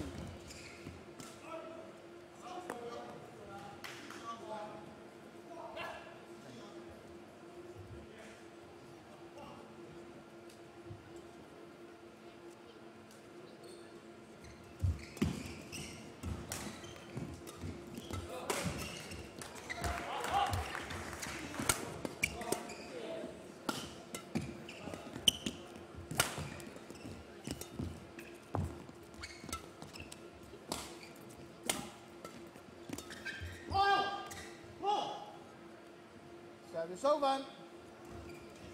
18, 16.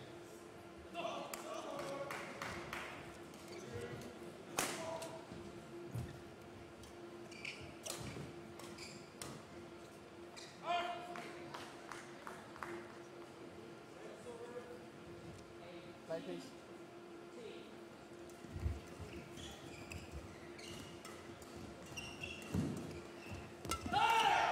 Service over. 17, 18.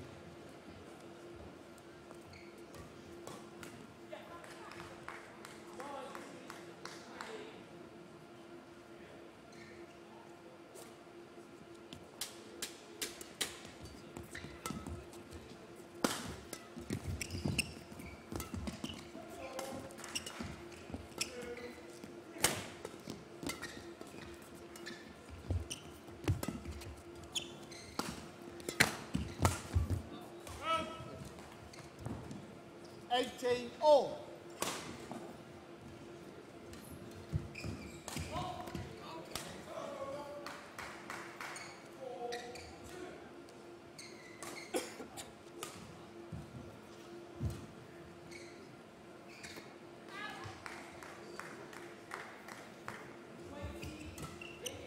That 18 all.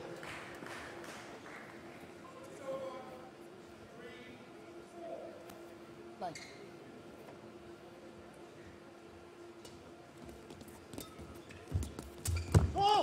Service over. 19-18.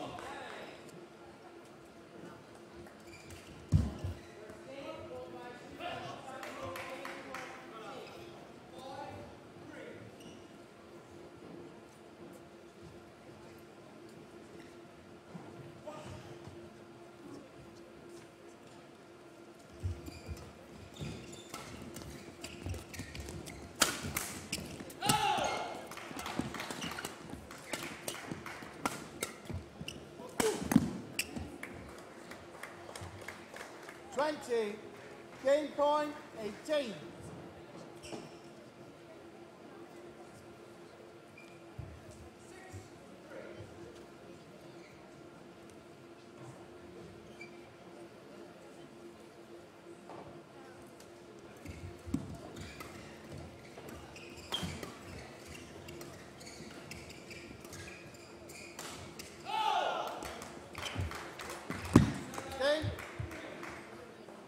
Second game won by Dionysius from Baka, 21-18. 1 game all.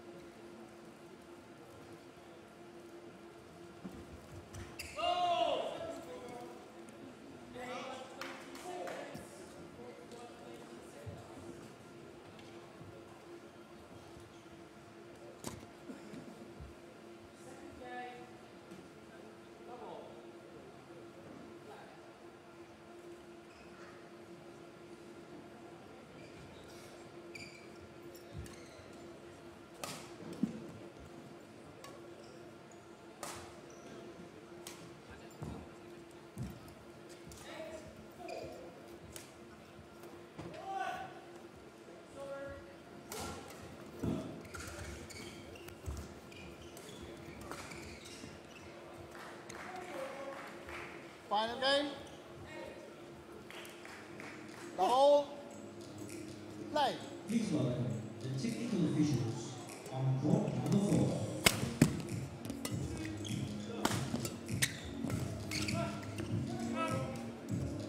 One love.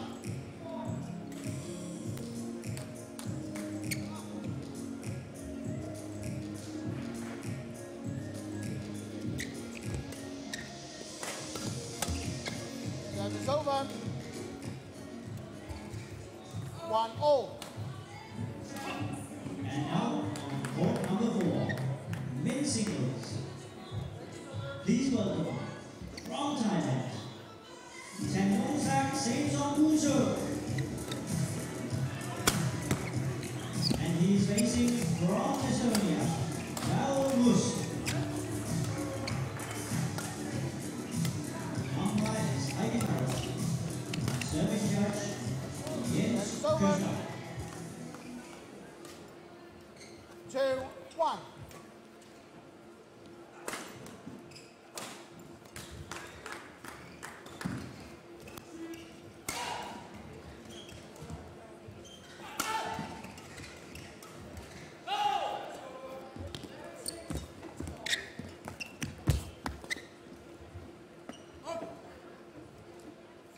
One.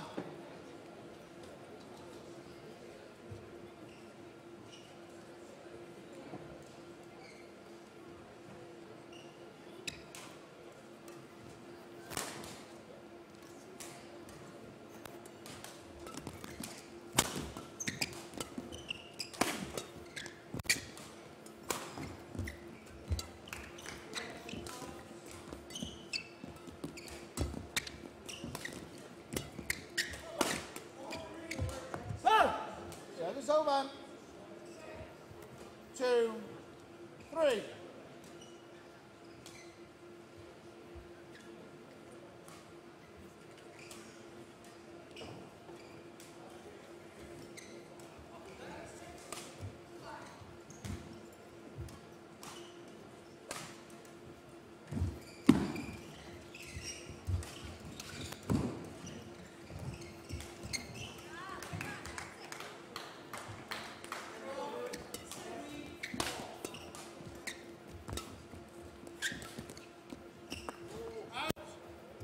Service over.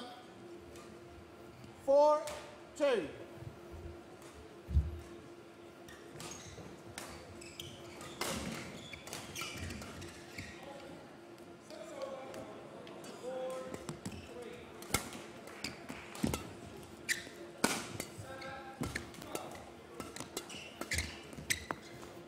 Service over. 3-4.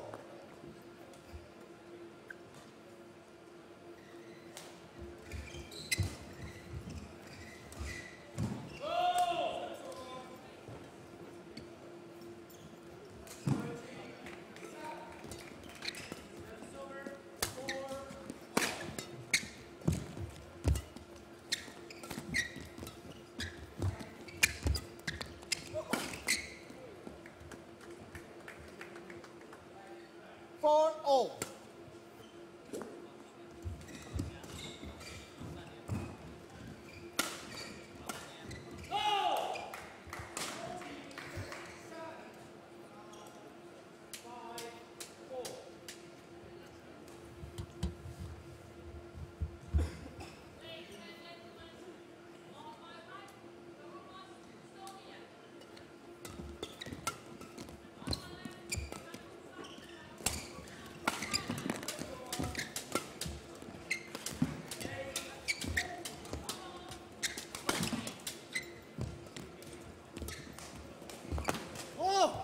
Service over.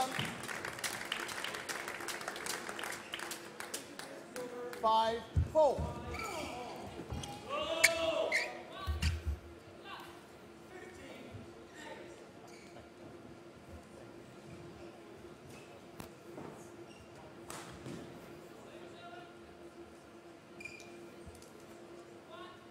Five, four.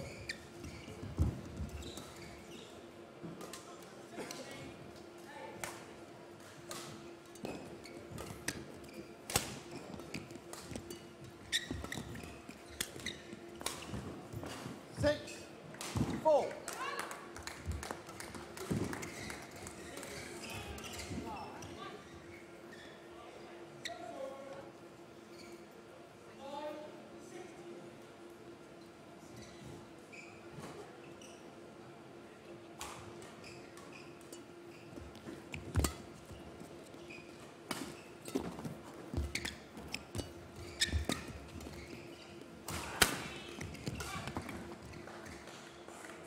Seven, four.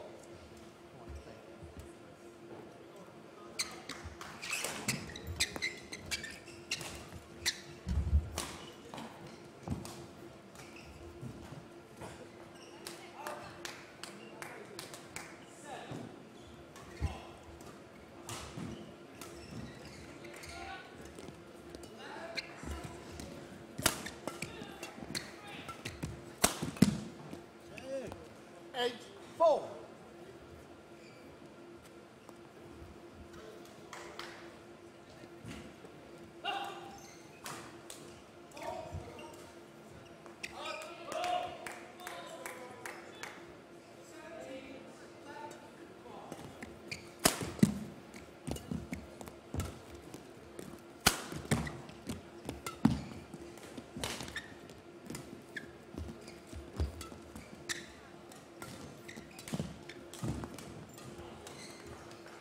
Nine, four.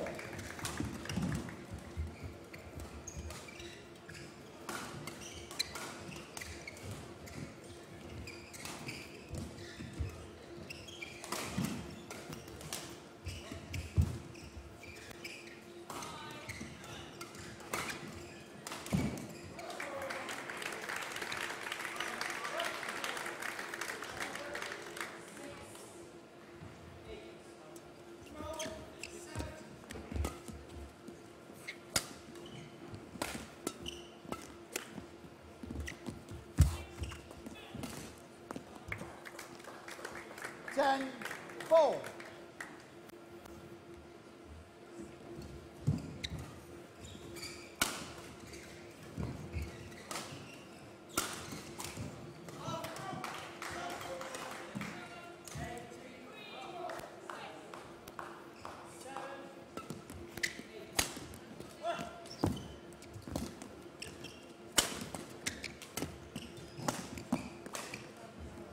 Service over. 5, 10.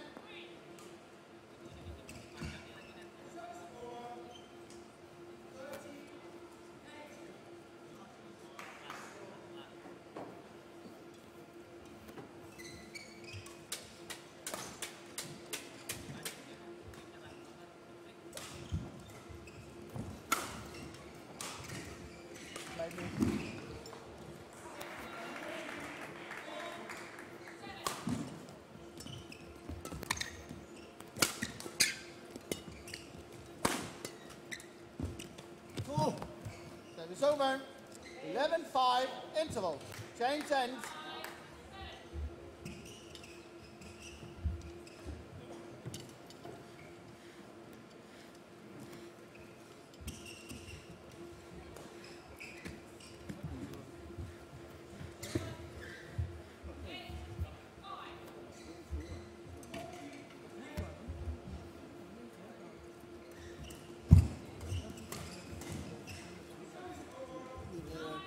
Middling in. Yes.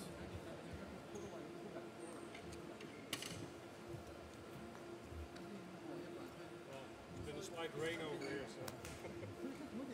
Court 2, 20 seconds. Court 2, 20 seconds.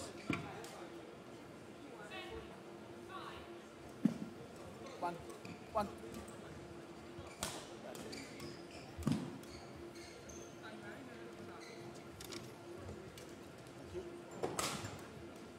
Change the shuttle, please.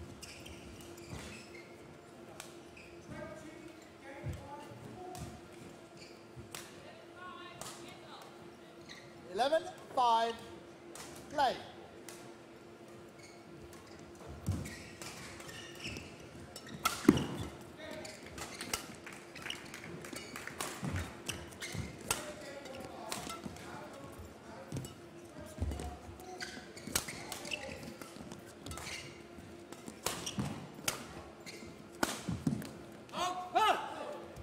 Service over.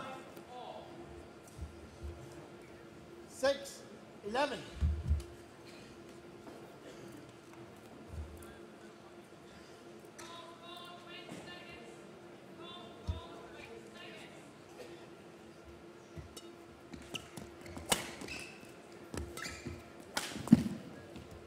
Seven, 11.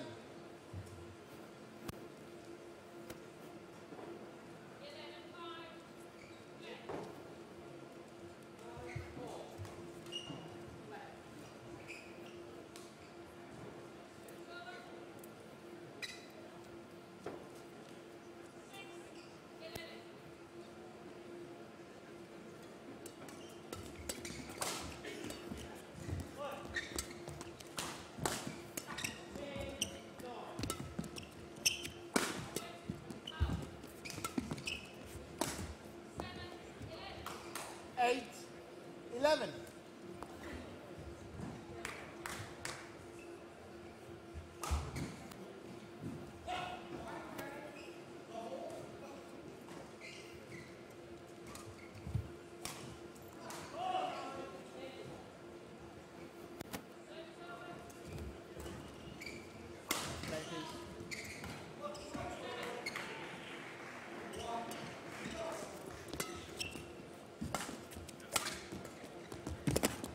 Service over. 12, 8.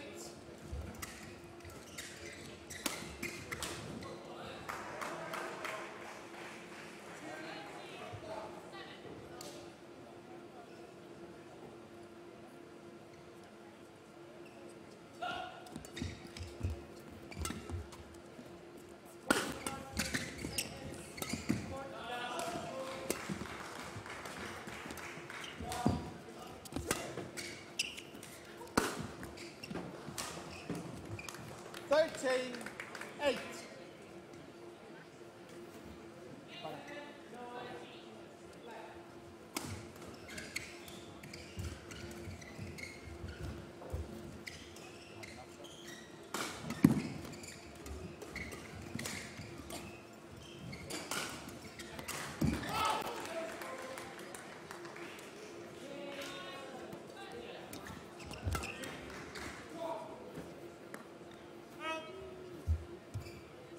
Service over. 9-13.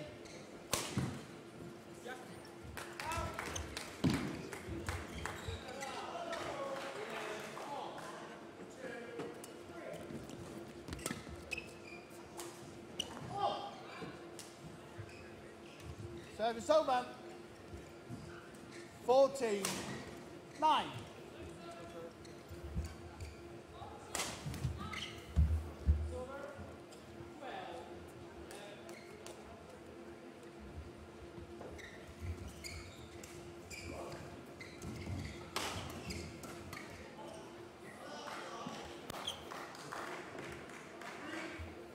Fourteen, 9.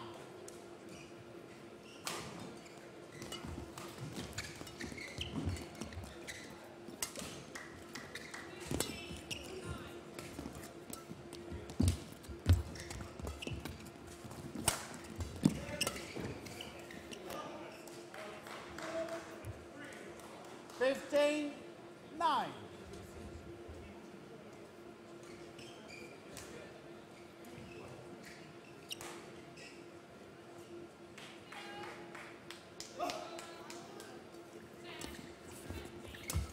Service over. 10-15.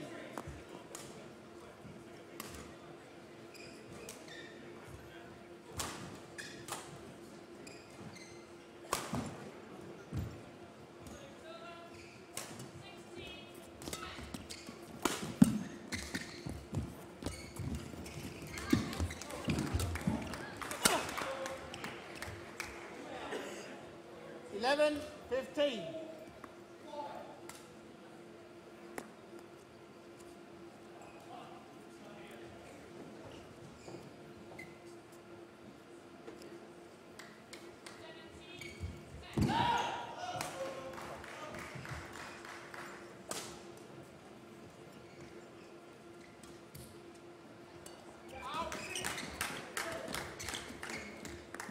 Out.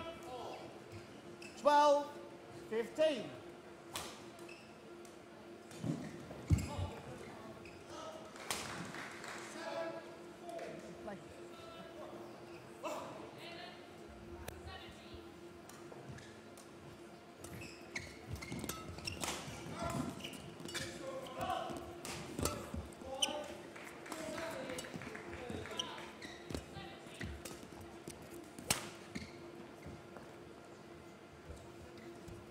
Thirteen, 15.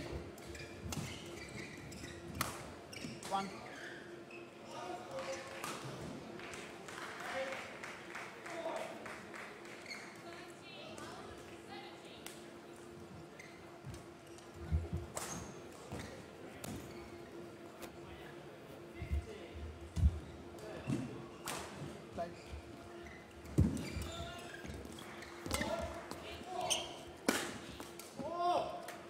Service over. 16-13.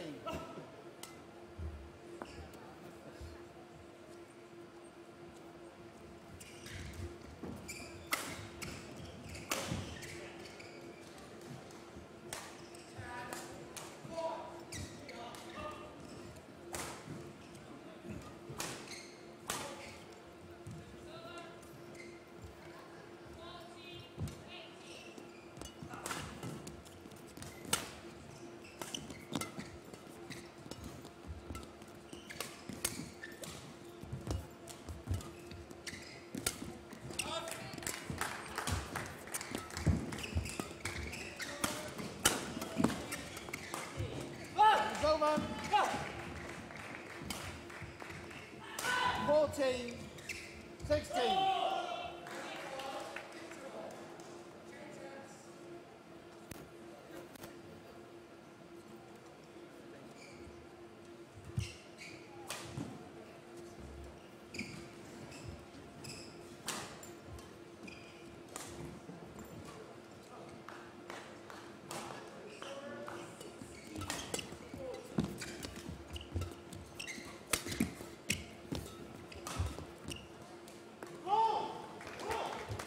Service over. 17-14.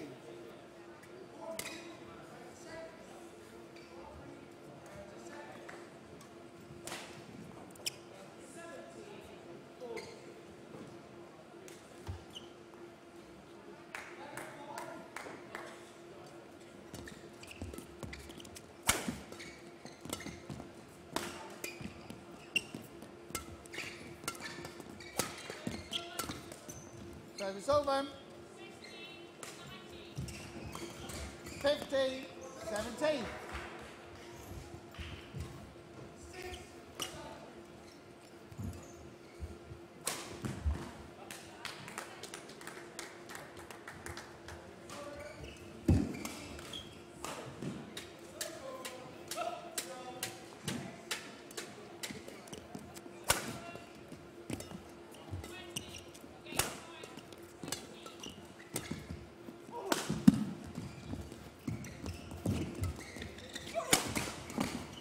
Oh! 16-17.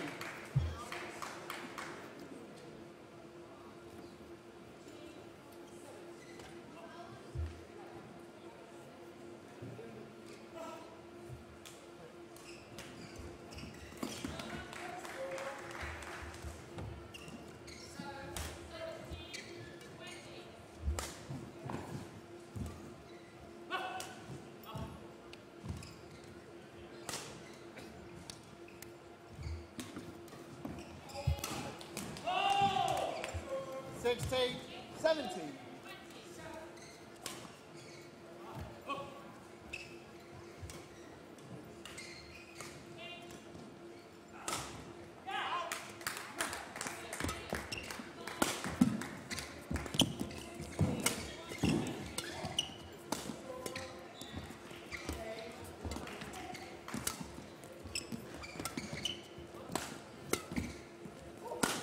Oh! Service over.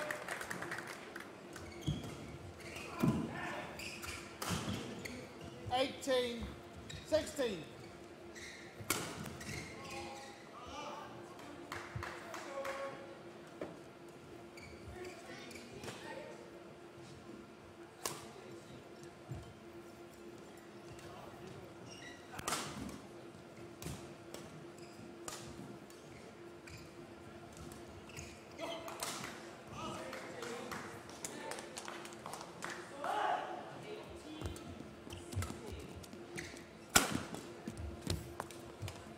Service over. 17-18.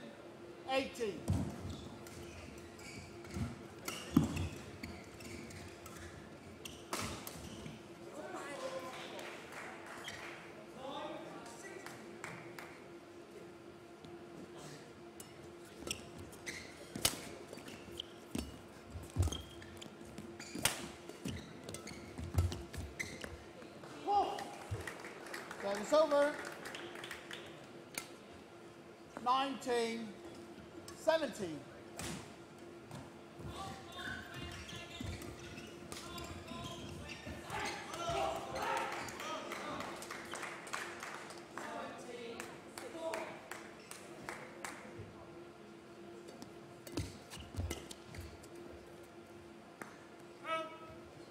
Service over. 18-19.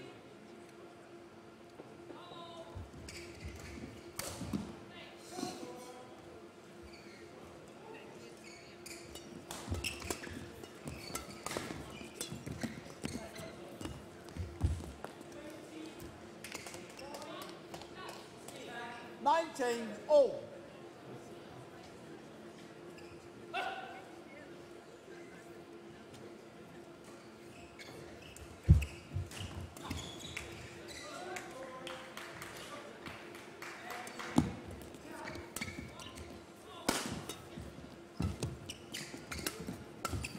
Oh! Service over. 20, match point 19.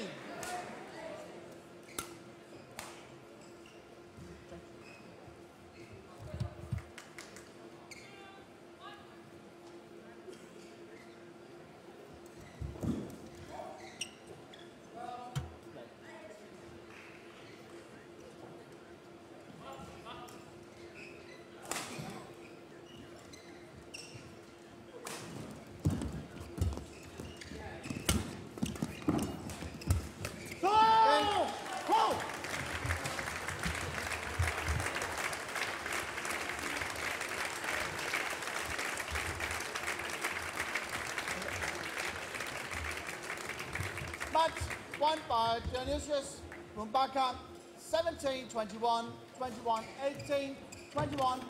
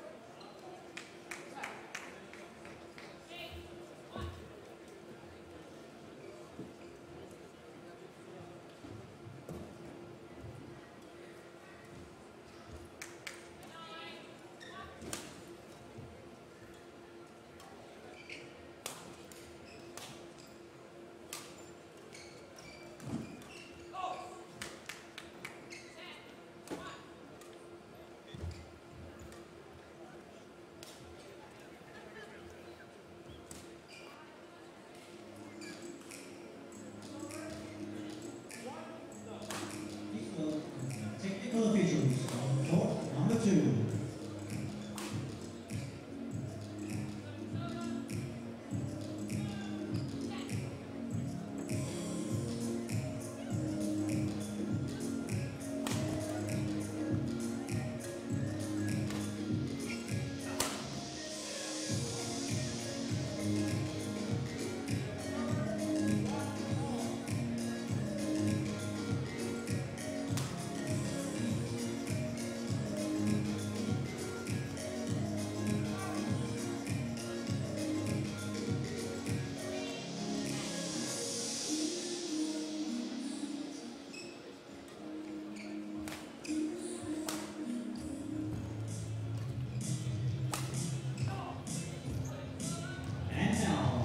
Court number 2, women's singles.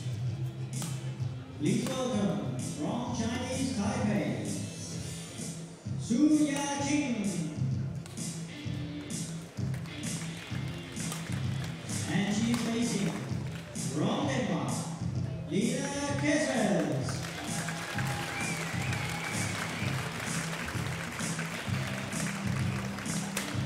The umpire is Arjun Arnold.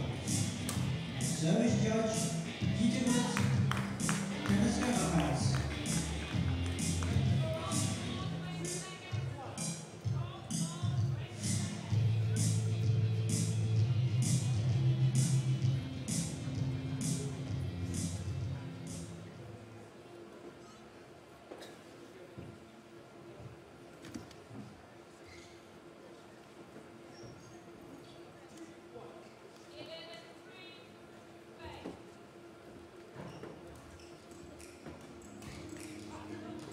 Please welcome the technical officials on court number 3.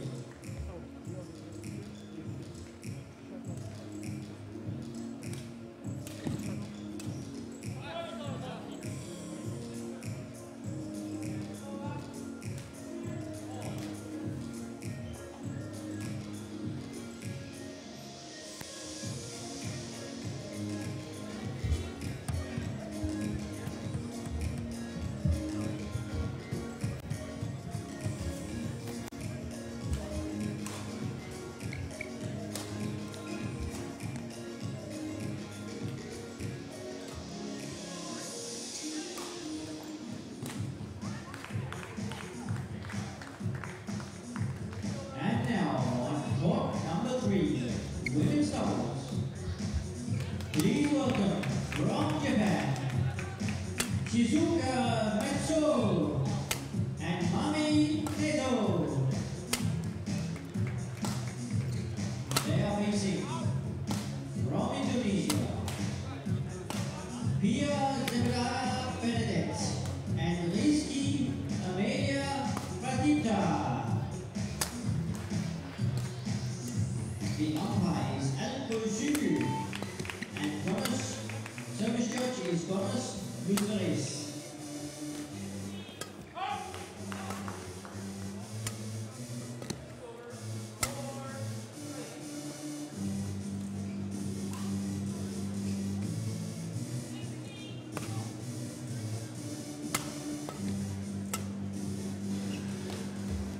Welcome back here to live coverage of court number 2 from YONEX Denmark Open Premier Super Series 2014.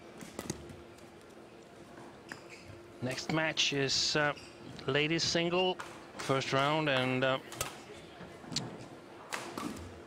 we have on the opposite side home favorite Line Kjærsfeldt. She's up against from Chinese Taipei, Yaqing Su. Ready to play. Su, ranked 26th in the world, 23 years of age. Her best results this year is semi-final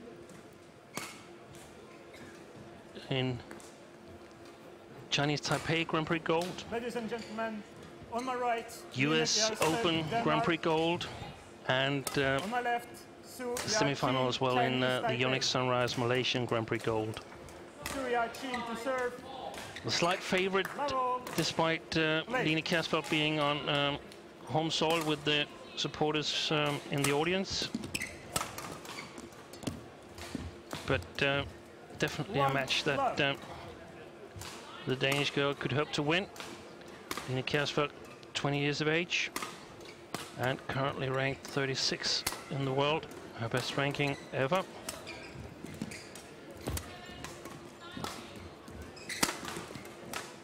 Has been injured in her practice up to the World Championships. 2 love. But hopefully now fully fit to play. Best result of the year for Line is a victory at the Finnish International.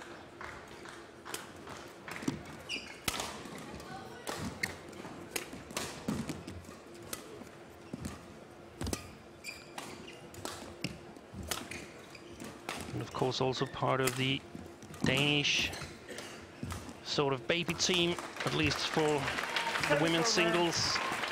That all 4 women's singles were very young in the team that won the European for women's team.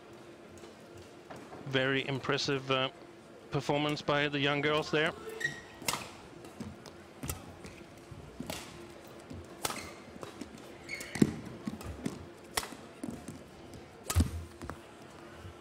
Service over. Tough one to kill. And Yaqing Su here, a player that has shown that she can play with the best in the world of badminton. Beat Li Han of China on her way to the semi-final in the Chinese Taipei Grand Prix Gold. And in the US Open, she beat Michelle Lee of Canada. So definitely a very capable player. Service over. 4-2.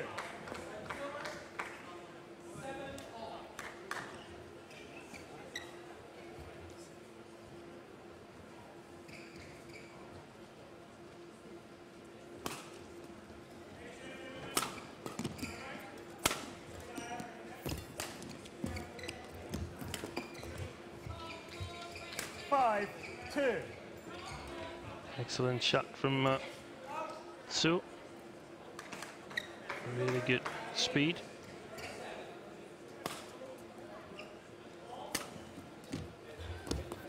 Service over. I don't like the drop shot from Lena after her smash, because it sort of gives away the initiative, and she was punished right away.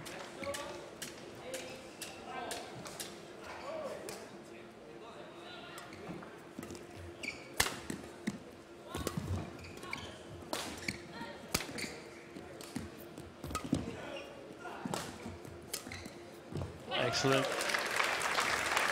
reverse drop shot from Lena Kerslow. And you can hear that the audience is coming into the arena here in Odense.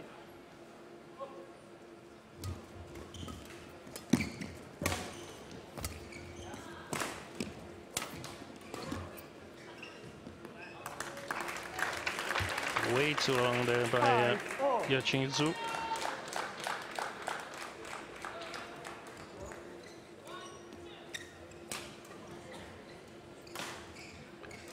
Who also plays ladies double in this tournament.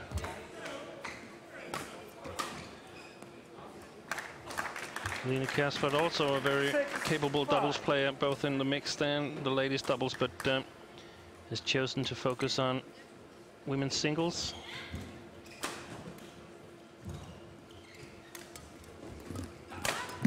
One of several players trying to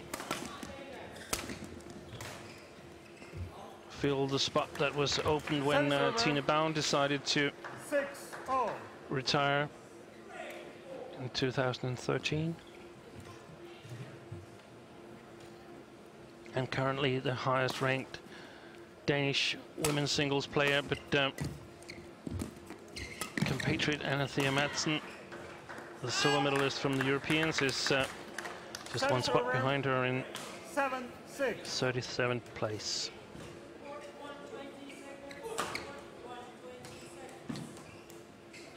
But a good start here. Actually, for both players, nothing lost yet. Trying to get used to the playing conditions. Oh, big miss there. 8-6.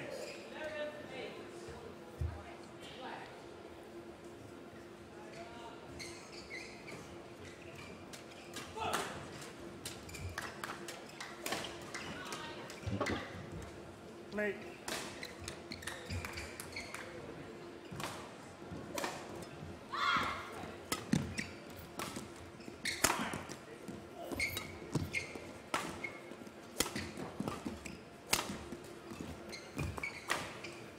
Called in. Over. 7-8.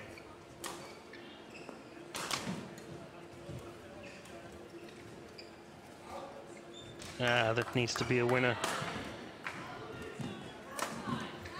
After that one jump to the backhand side, it's really hard to regain your balance and get moving. So all Sue had to do was actually block it. But a good service return here from Kasford. 9-7.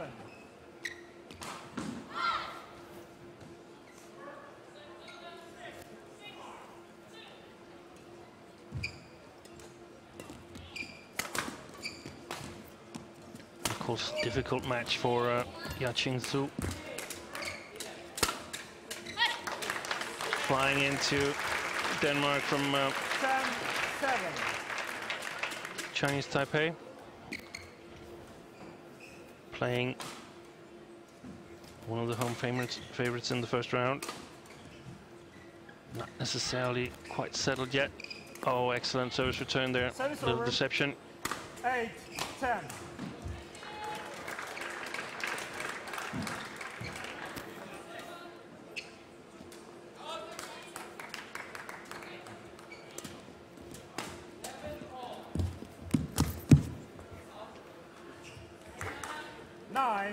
Just gone long, but it's important to show the opponent that you're willing to take the chances, put some mental pressure on the other player, knowing that you're there and you're ready to go for the kill. 10-all.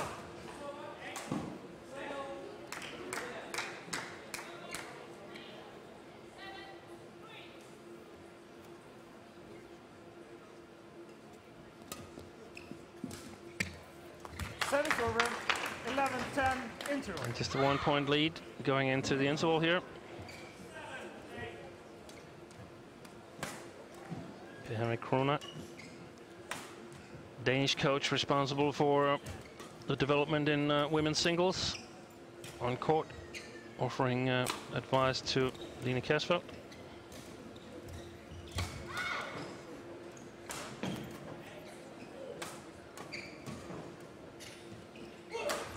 Here we saw that rally where she just pushed it long, Kasfeld.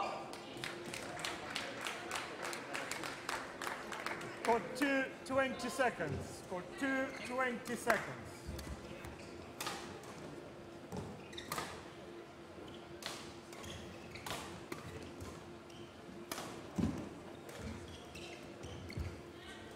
$11-10 play.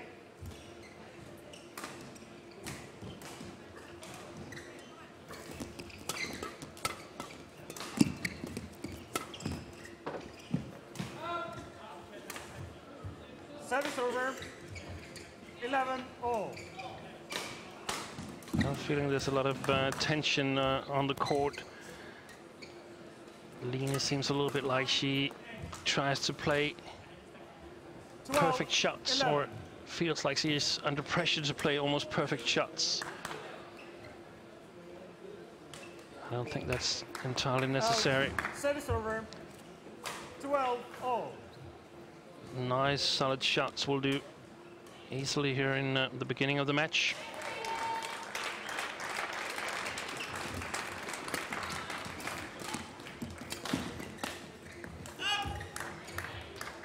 See, whenever 13-12. the rally gets going, there's also this chance that Sue creates some points for Line. Big mistake there.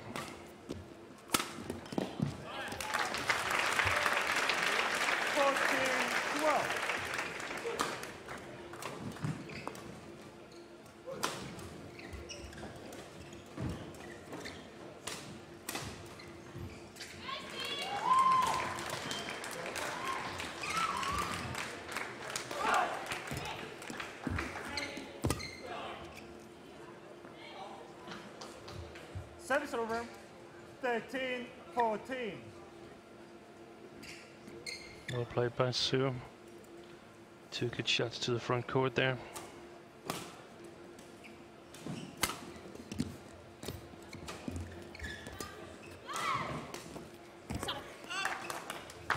It's going wide again, and definitely Line Kasfeld has to work on her follow-ups from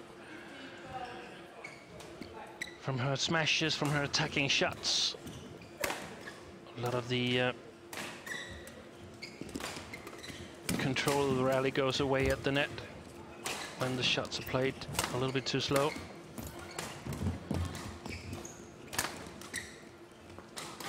A little bit wide. Service over. But 14, great idea with this cross clear.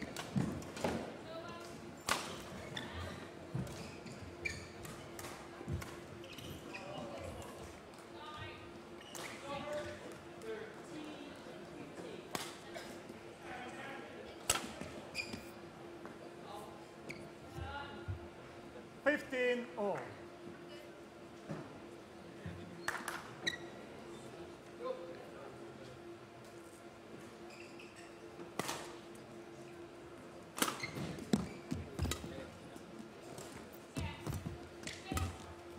It's going wide, it's going wide.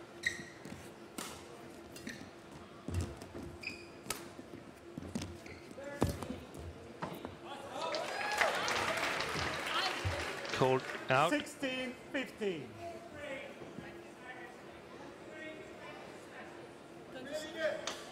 I'm not sure we can see it on the camera angle we got here.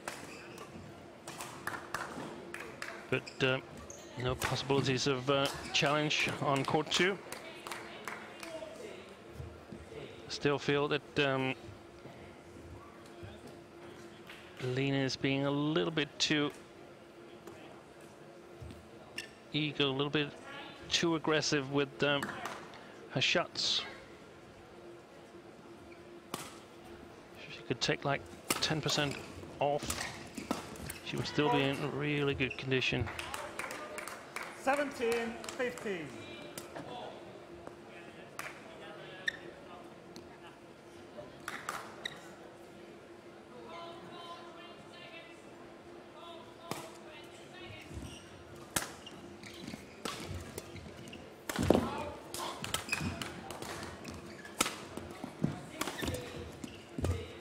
It's going to go wide.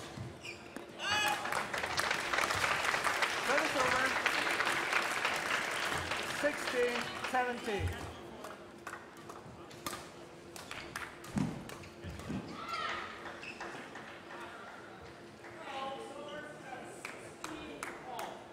Really important to control the front court now.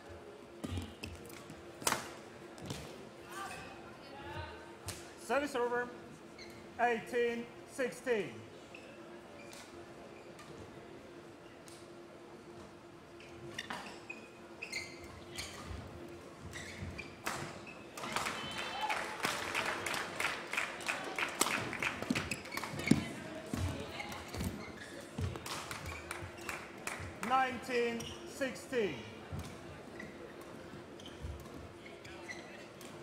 And step by step, Sue taking control of this first game.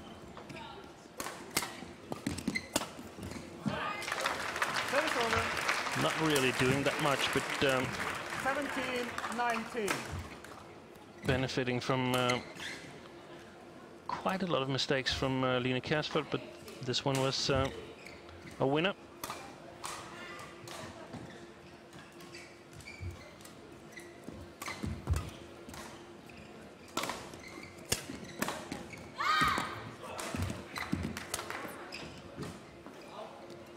Again.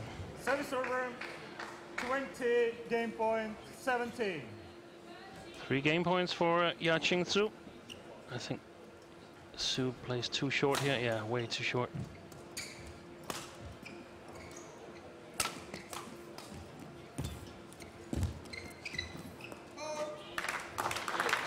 Service over. 18-20.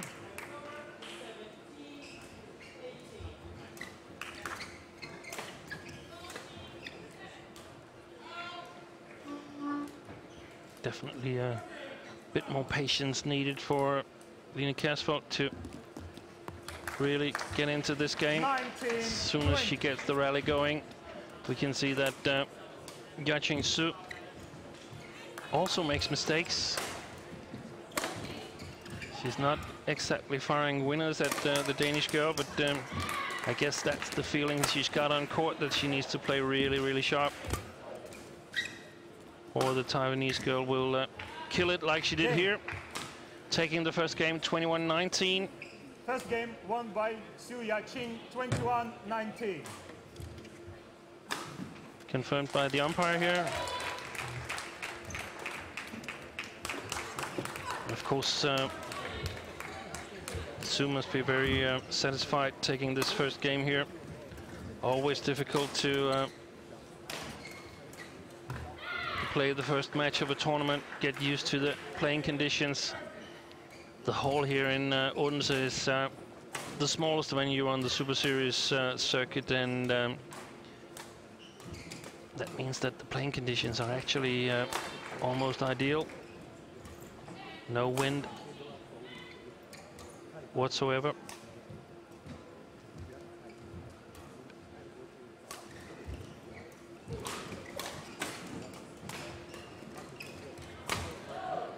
Positive thing for Lena Kasfeld to take into the second game is that it's not like Yaqing Su has sort of outplayed her in any way.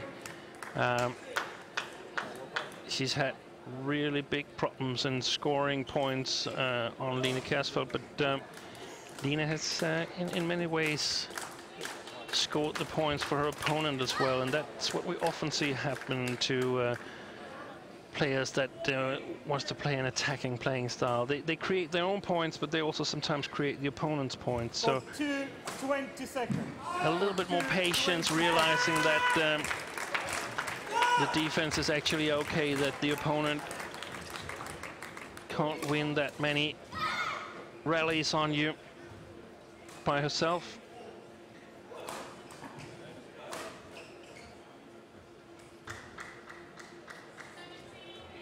Second game.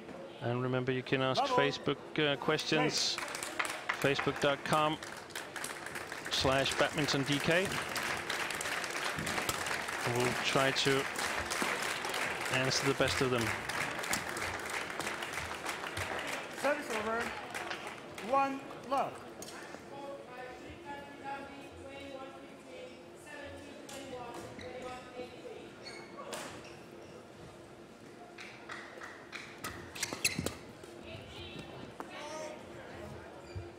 Service over, 1-0.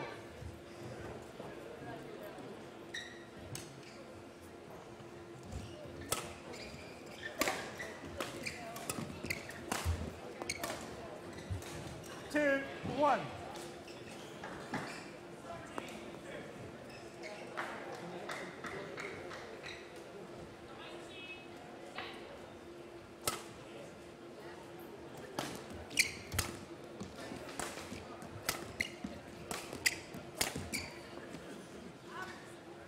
Service over, 2-0. I think Thu might have challenged that one had it been possible. Very, very close to the line.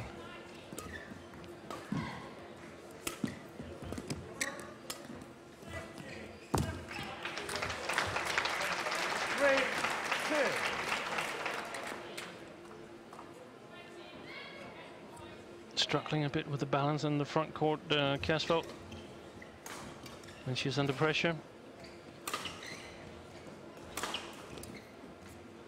Oh. 4-2.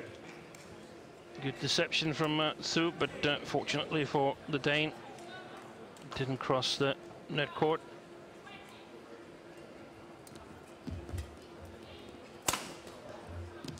Service over, 3-4.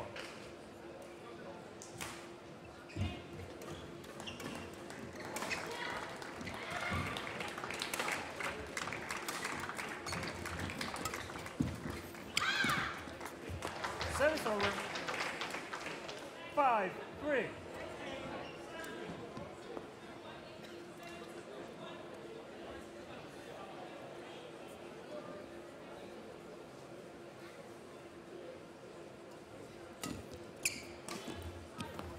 Service over, 4-5.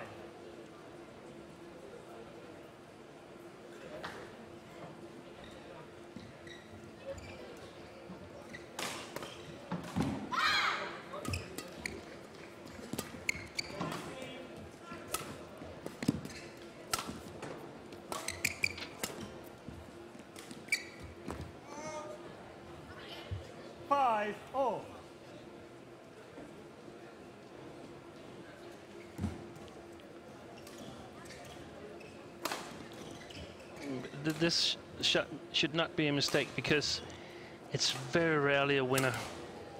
So you can't really afford to make mistakes on that kind of shots.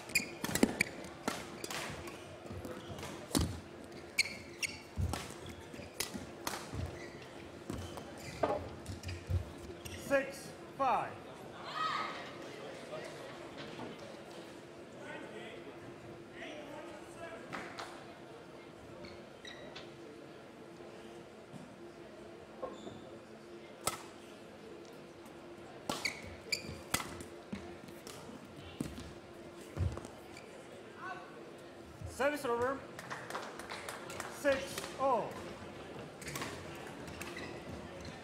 It's possible that this drop shot, cross drop shot, that could be a winner against European players, but very rarely against Asian players. They're simply too good in the footwork department.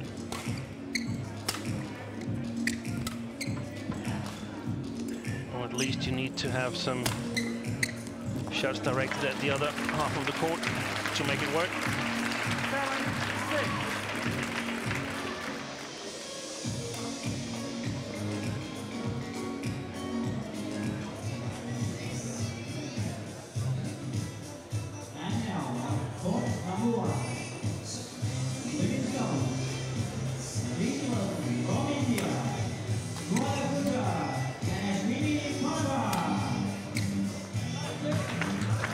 And look at that.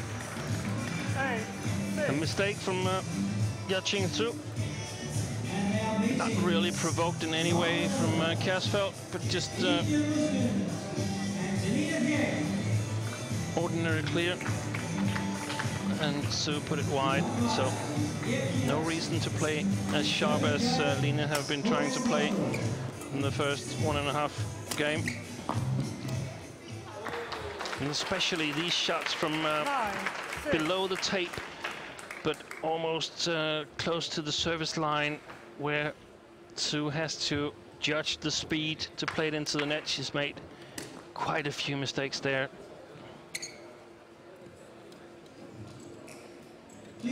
Must be a little bit more focused. It's not an easy shot. It's so easy to mistake it for being an easy shot. It's not.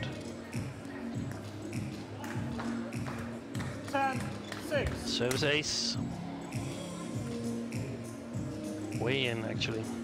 So important for the Danish girl to go to the interval with a big lead here. 11-6 would be really nice. And now, court number 4, women's doubles. Please welcome from China, Badminton and Oh, that was lucky. But it's a point, and Line Kasfeld in the driver's seat here in this second game, up 11-6.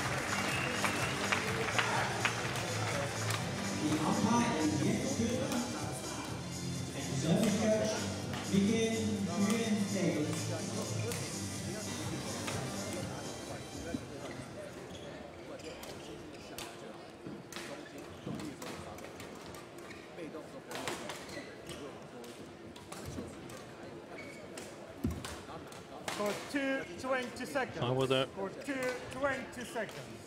Chinese Taipei coach, I probably ask Cindu to attack a little bit more. Definitely to play the front court. Once in a while, play the back court, and then the front court again. Play. Balance issue with the long launches from Line Kasfeld could be exploited by the Chinese Taipei girl. Over. 7-11.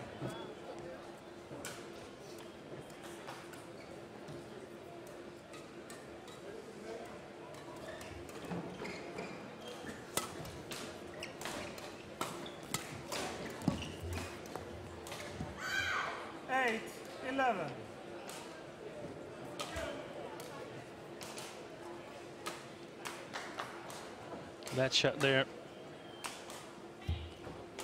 is quite nice, but it's not accurate in any way. It shouldn't be either. It should just be a shot that prevents Cindu from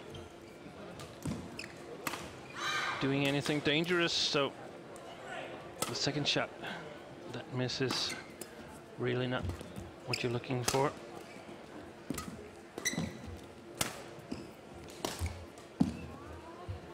9-11. Good start for Sue here in the second game after the interval. Of course, hoping to close the gap. 5 points. Now it's only 2. 11-9.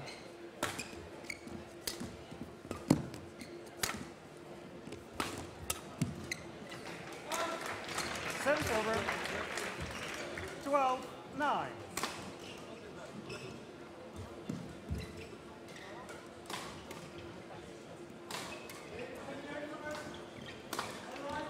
As for Kasfeld, it's so important to stay in balance. Put some soft shots to the front court, just get it below the tape.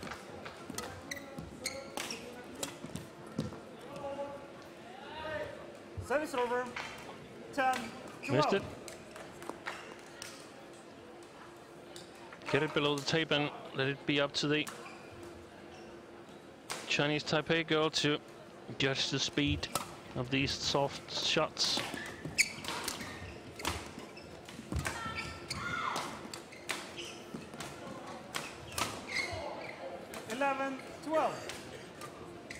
Unfortunately, we're back in the first game. There's a bit too many mistakes in Lena's game right now.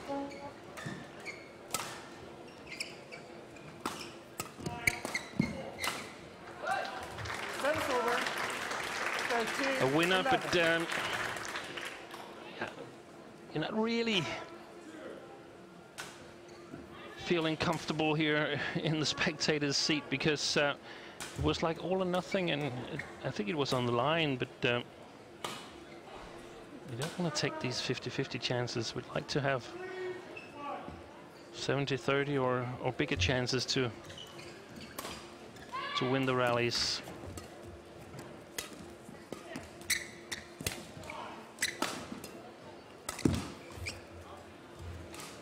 Service over. 12-13.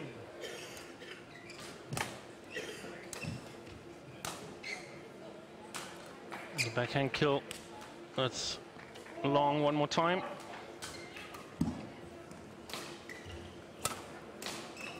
Quite common that you think the chance is actually bigger than it is. That's well covered. 14-12.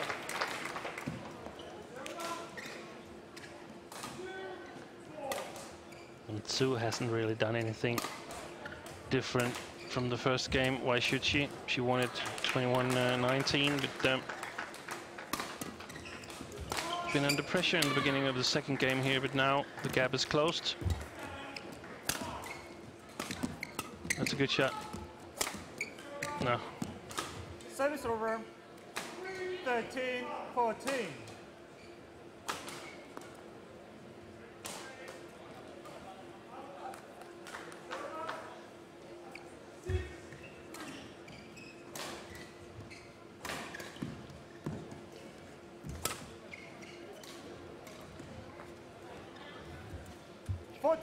Oh.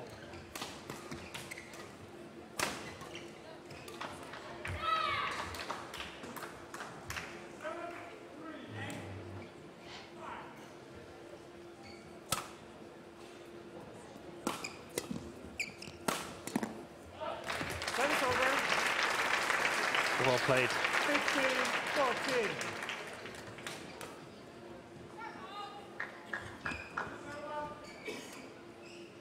Walking past Per Krona, Danish coach, getting some advice there. I think it's really time for some clear, simple advice.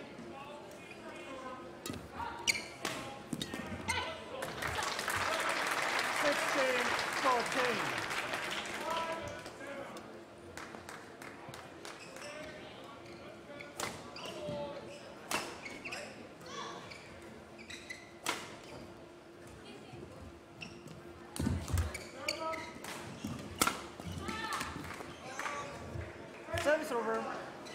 15-16. Very good service return from Yaching Su. Sets up the attack. Short lift from Kjærsfeldt.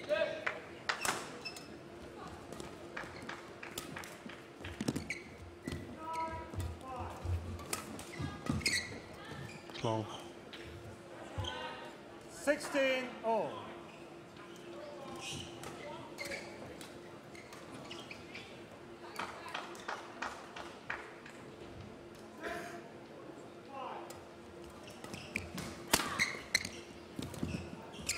Good deception.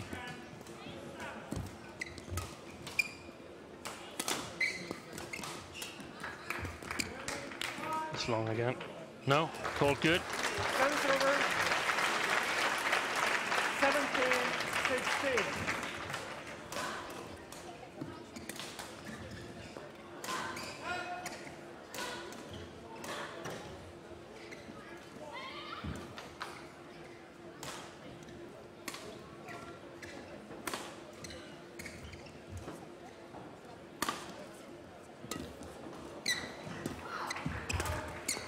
Service over. 17-0.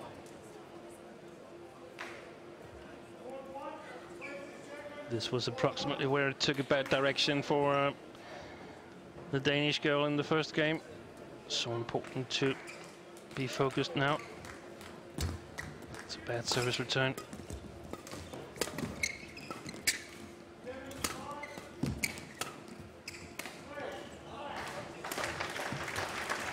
Service over. 18-17.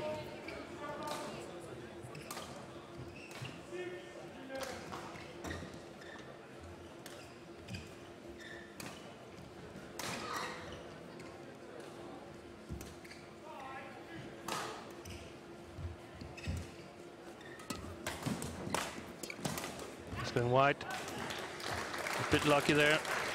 19-17. But there's some possibilities. And that backhand side of Sue, definitely not her strongest point. The attack to her backhand side and the flat shots to her backhand side, just blocking them.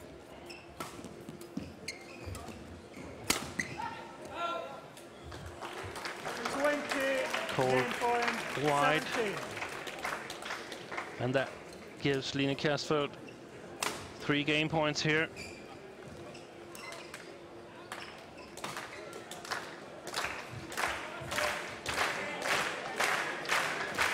And suddenly the audience comes alive. And there it is. Line Kjærsfeld forcing decider. Taking the second game here, 21-17. 1 game all.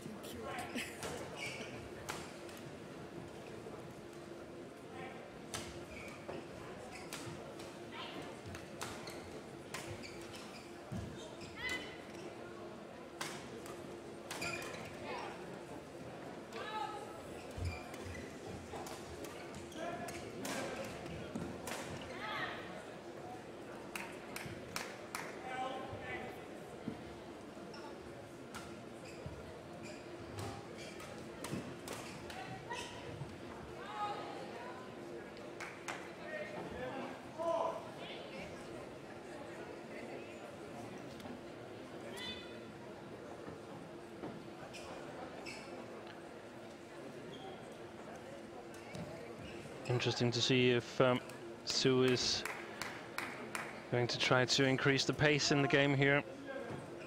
Perhaps attack a little bit more. Or she just continues her normal playing style.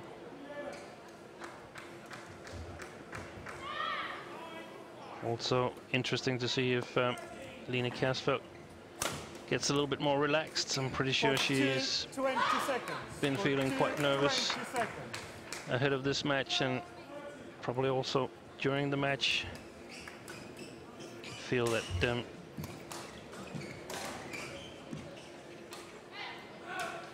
she had a good chance of taking the first game, didn't succeed, and that put a lot of pressure on her in the second. So we have to say that the level of play in this match has not been that good so far. Simply too many mistakes to say it's a good match, but an intense match.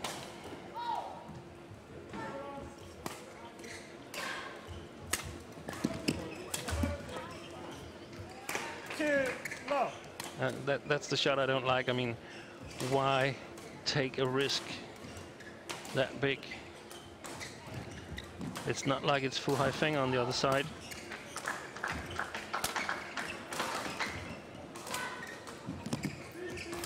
Very efficient deception from Yaching Su. That's great play by the Dane. A little bit short from Shu.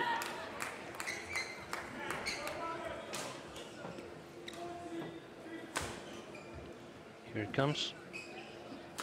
Yeah, that's not a good decision to play that cross. It should have been straight, long.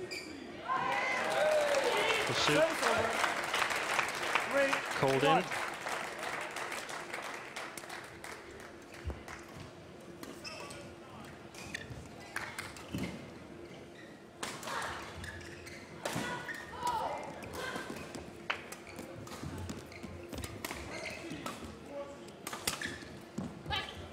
Good shot. Service over. 2-3.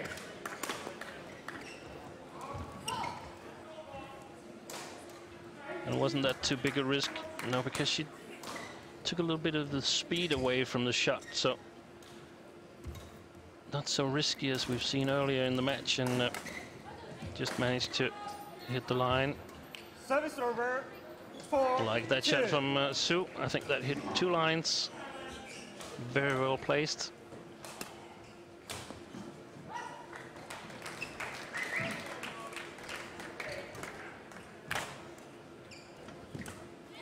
Important for Kasfeld to refocus here. She hoped that shot would have been out one way or the other, but that was not the case.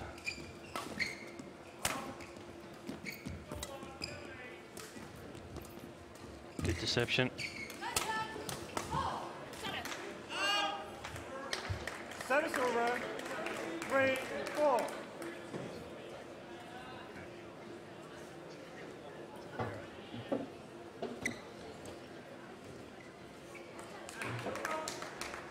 Quite good pace in the basic game from Kasfeld, with the clears and the lops alert on the front court. Then I don't really see how Yaching Su should score points on her.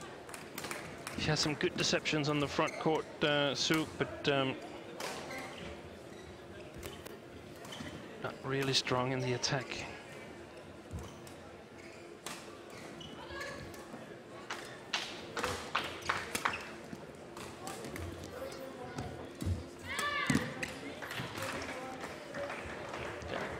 Service over. A line of defensive shots. Poor quality from Kasfeld, and a logical conclusion.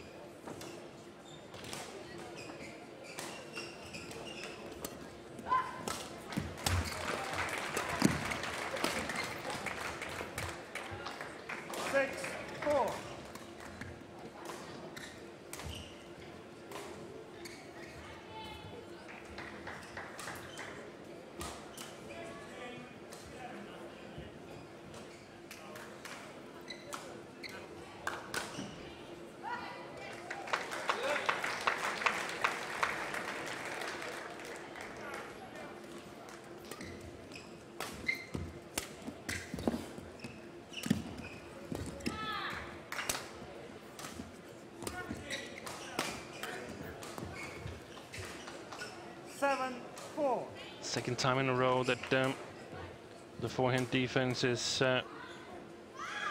not in place. Trying to get it crossed, and perhaps that's a bit too much to ask. Just get it, block it straight. Stay in the rally.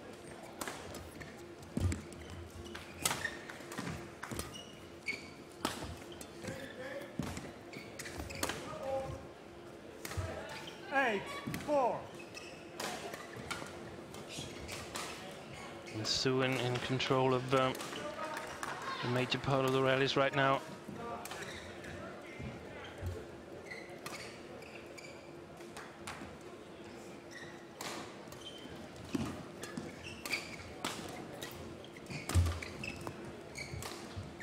Lucky net court shot there, but the service return is not good enough from Line Kasfeld. Gives away way too much time for the Chinese Taipei player to get to the back court. This one again, very, very easy to read. Too high.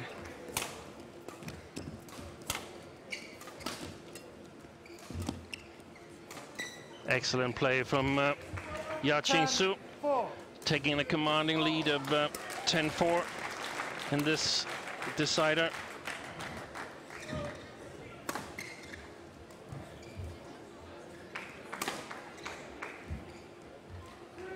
And if you look at Lena Casfeld, you'll notice that she's pretty much in an off-balance position on a lot of these downward shots from Ya-Ching Su. Good attack here from the Danish girl, though. 5-10. So important to try to get 2 or 3 points more before the interval.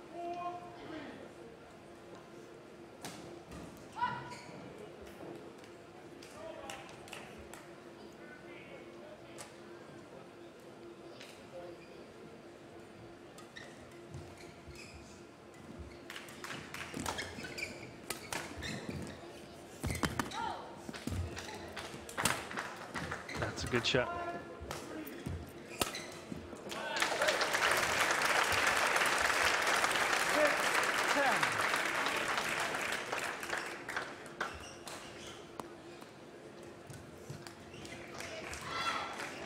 It's going to be a battle of control now. Who can first take control of the rally and who can survive a couple of attacking shots from the opponent, a couple of deceptive shots.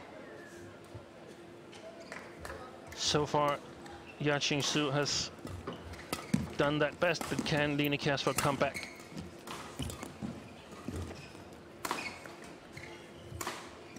Service over, 11-6 interval, change ends. Clearly in, and Ya-Ching Su has a 5-point lead here at the side change in the third game.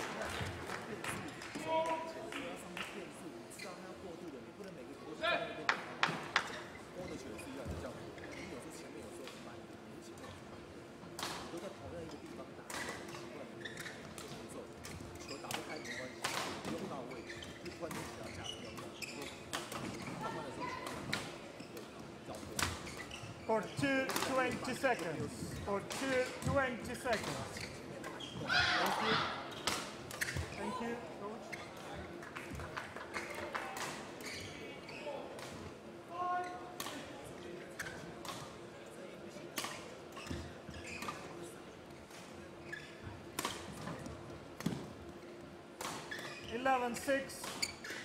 So important, the first 2 or 3 rallies here. Late. Ya-Ching Su, of course, hoping to maintain this 5-point lead. Excellent play at the net there. 6.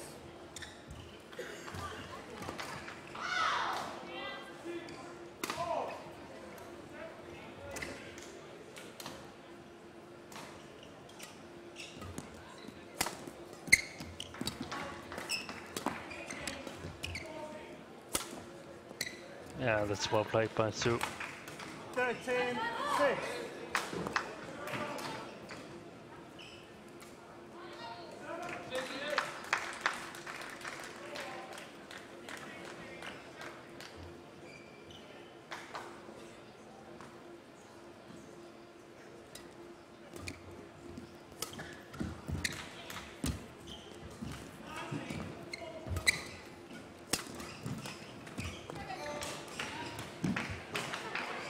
Fourteen. 14-6 now, and unless something really strange is happening, Ya-Ching Su is taking this one down.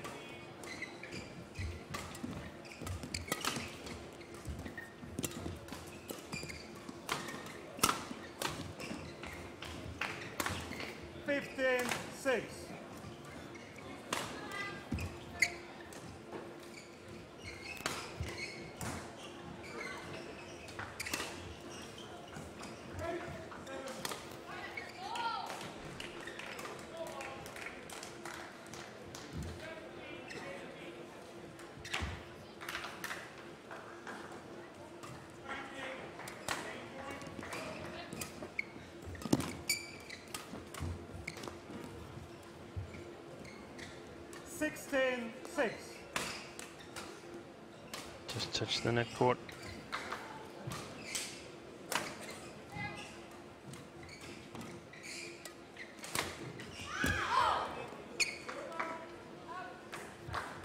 Service over. 7-16.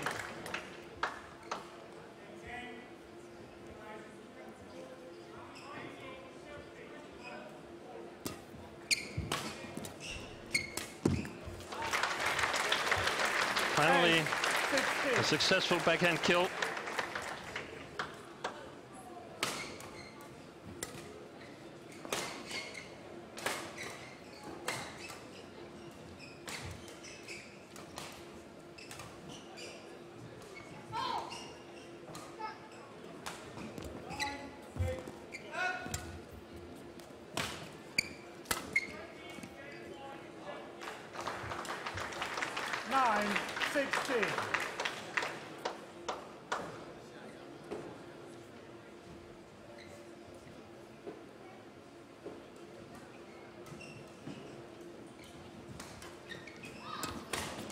Probably needs 3 more points.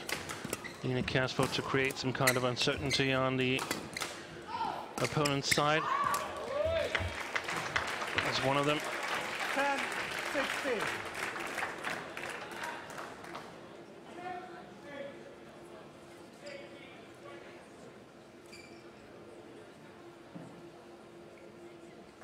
This time it stayed on the Chinese Taipei side.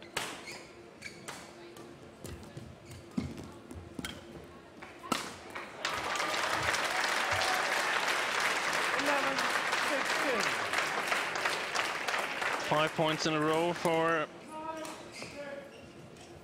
Line Kjærsgaard.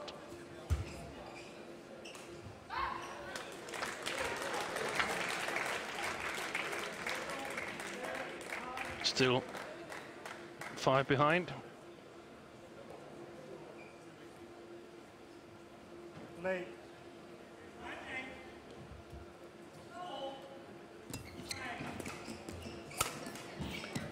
Great shot. Service over. 17. Forehand slice from Cindu.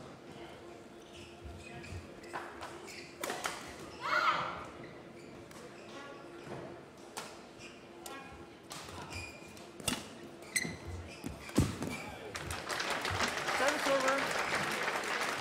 12-17.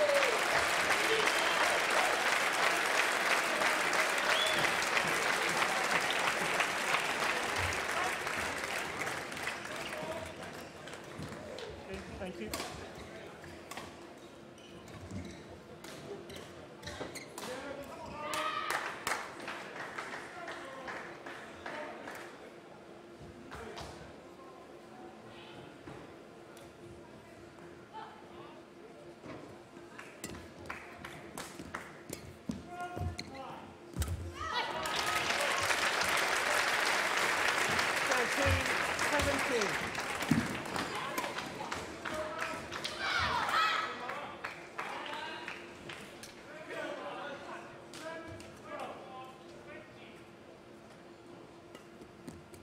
Oh, that was going to go wide. That's lucky. 14-17. Big mistake from Su. No need to put that so close to the line. She's the one having a 4-point lead. She doesn't have to take this kind of chances.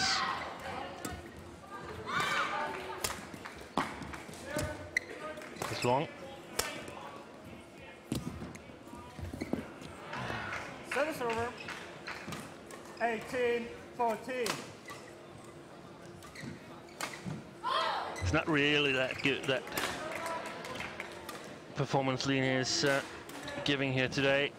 She'll be frustrated after this match because it was definitely a winnable match.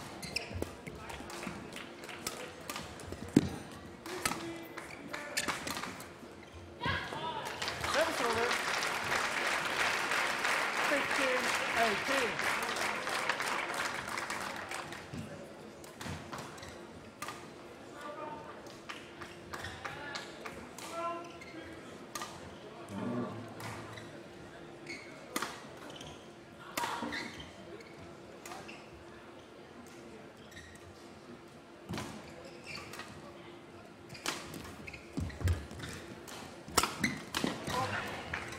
Service over.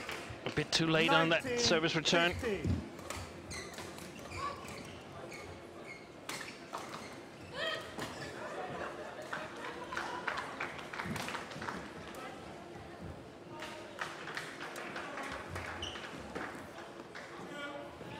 And 5 match points for Yaqing Su from Chinese Taipei.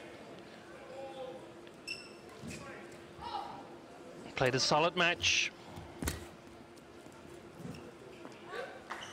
But all in all, quite a lot of mistakes in this women's single.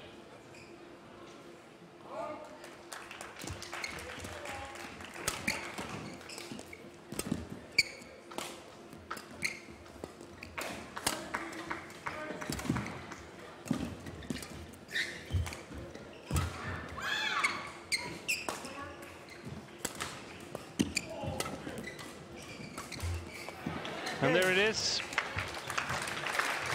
Yaqing Su of Chinese Taipei defeats Lena Caswell. 3 games, 21-19, 17-21, 21-16, in 54 minutes. Match won by Su Yaqing, 21-19, 17-21. Spectators doesn't get the home win they hoped for. On the scoreboard, a nice result. I think we're allowed to feel a little bit frustrated because Lena definitely had her chances. Got too far behind here in the 3rd game, down 10 points, but a lot of feedback from this match, a lot to go back home to the training hall and work on. And Yaqing through to the 2nd round here in the YONEX Denmark Open. We'll be back shortly, hopefully with an interview with Lena Kasfeld, and after that with the match of Anders Skarup and Kim Astrup playing Sonoda and Kimura of Japan.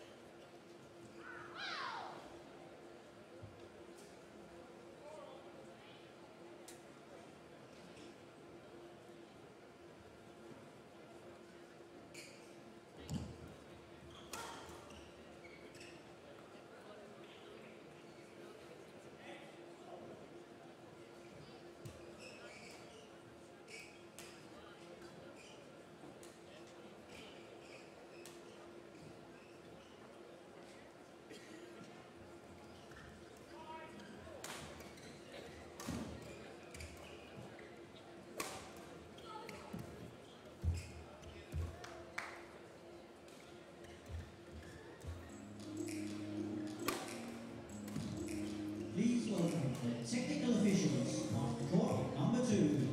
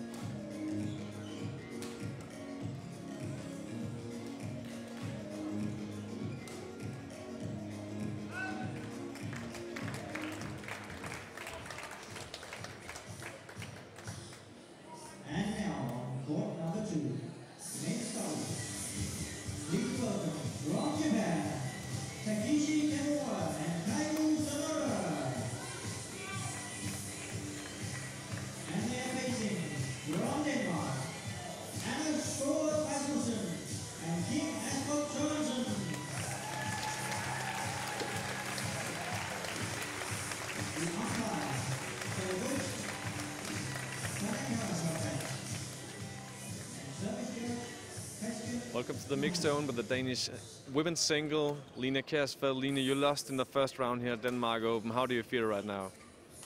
Of course, I'm very sad.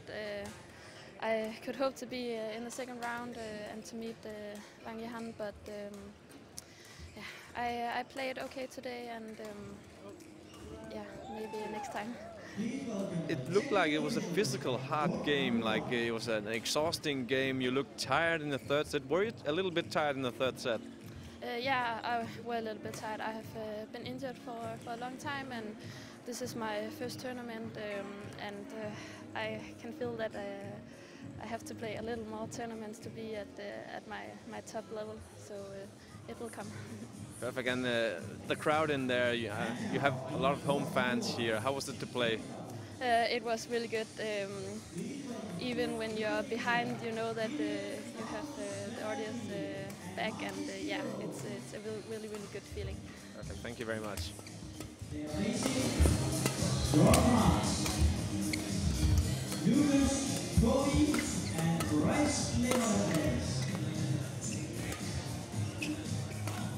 The umpire is Morgan Crawford. Serving judge,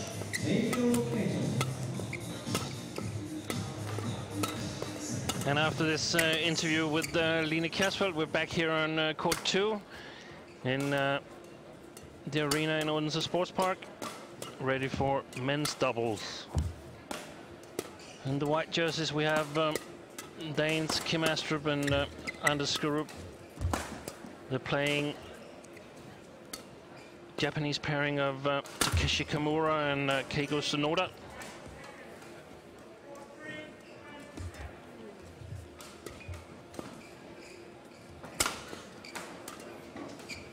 Two Japanese players, both 24 years of age, born within 6 days of each other in February 1990.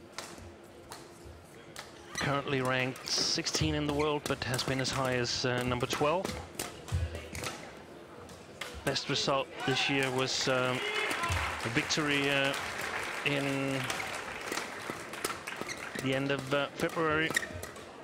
They won the German Grand Prix Gold, and then of course they were participants, members of the Thomas Cup team from Japan, who almost sensationally won the Thomas Cup.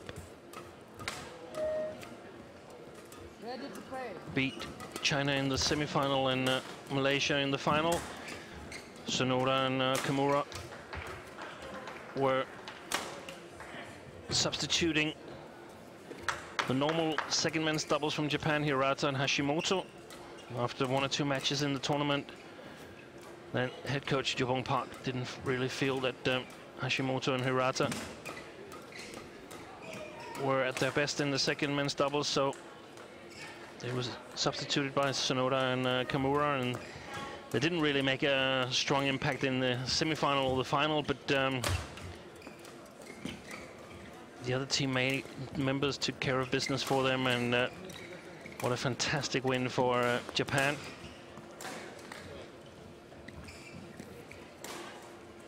Especially for head coach Jobong Park, who's been working with the Japanese team for almost 10 years. Never managed to win it himself as a player for Korea. The two Danes, Kim Astrup, on my right, Anders Skurup, Takeshi Kimura and Keigo 22 years of age. Japan. And on my left, Kim Astrup, and 25 years of age, Anders Skurup Rasmussen, ranked 22 in the world right now, and have been ranked number 19 as best. Their best result this year is victory in the Finnish International, and on top of that, they've had some really good performances in a couple of Super Series tournaments. Beat Liu Xiaolong and Chu Zihan at the All England. At that time, the reigning All England champions, and also beat Chai Yun and Lu Kai at the Indonesia Open 2014. One of the two men's doubles aspiring to take over when Carsten Mogensen, Mathias Bo, decides to retire from the national team.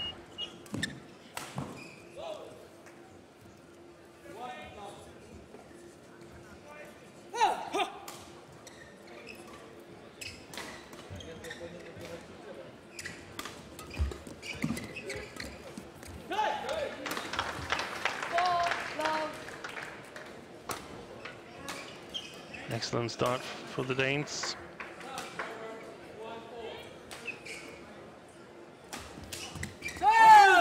Clearly their best position with left-hander Kim Astrup at the net. Anders Skorup.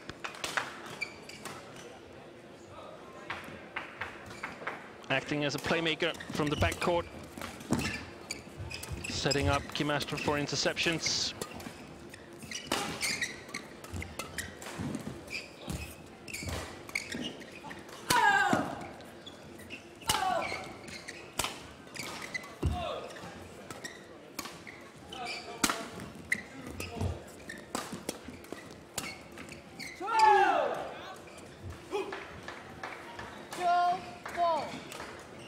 Great play by Kimura.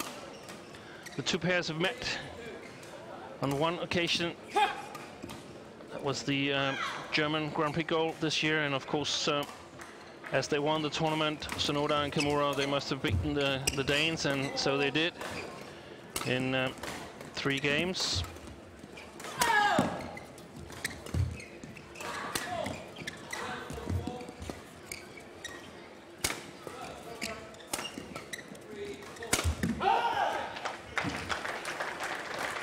Danes won the first game on that occasion, 21-15, then lost 17-21 and 5-21 in the decider.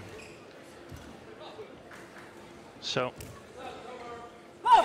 on a positive note from Danes' point of view, they know that they can take a game off the Japanese, and on the other hand, the Japanese know that they can win really big if they get their game going.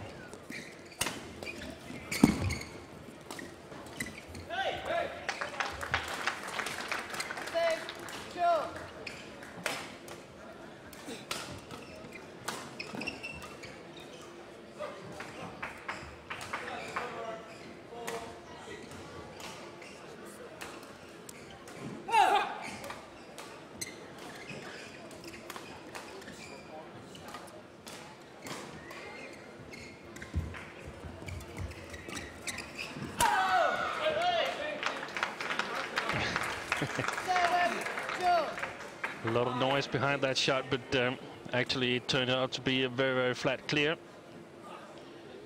Japanese, of course, in the men's doubles department, known for playing really, really fast and for having very, very solid defense and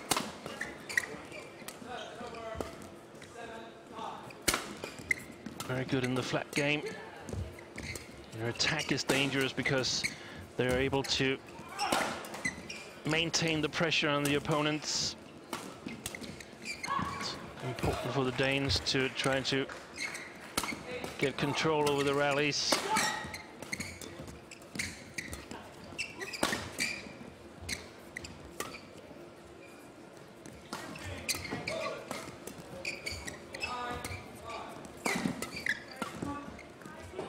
And what a fantastic one this was. Luckily for the Japanese, Kim Astrup pushes that long.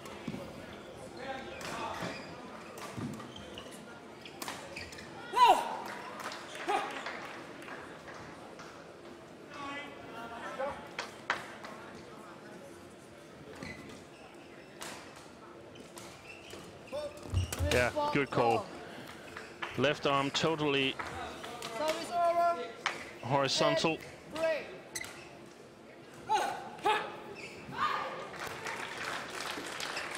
Kimura.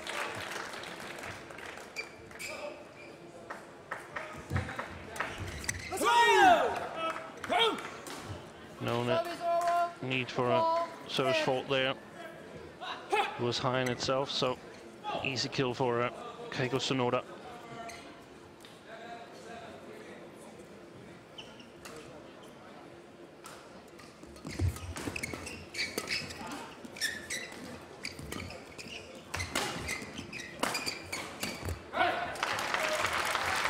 Great attack from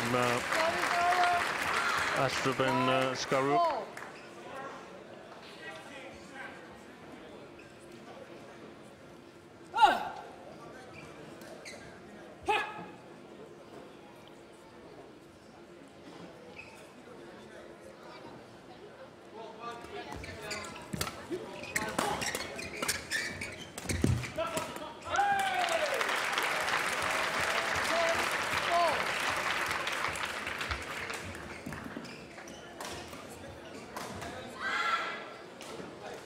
All set up by the flicker from Skarup here.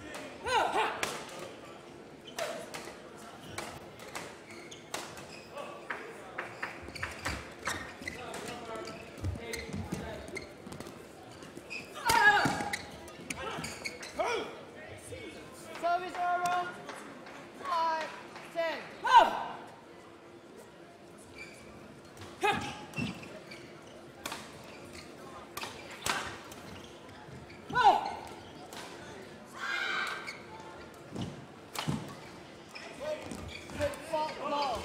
Another service fault called. The same guy as before, Takeshi Kamura. Service over. 11-5 interval. The thing is that I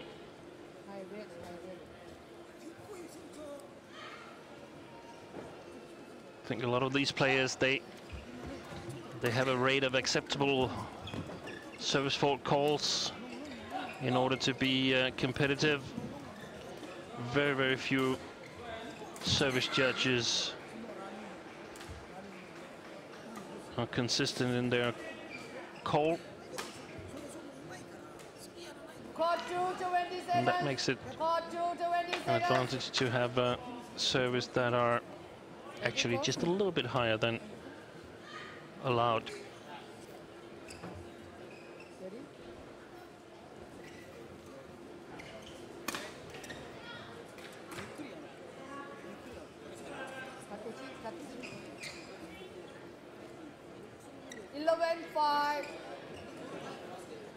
Play.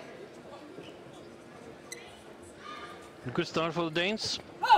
6-point lead here as Kim Astrup is serving to Takeshi Kamura. Good flicker again.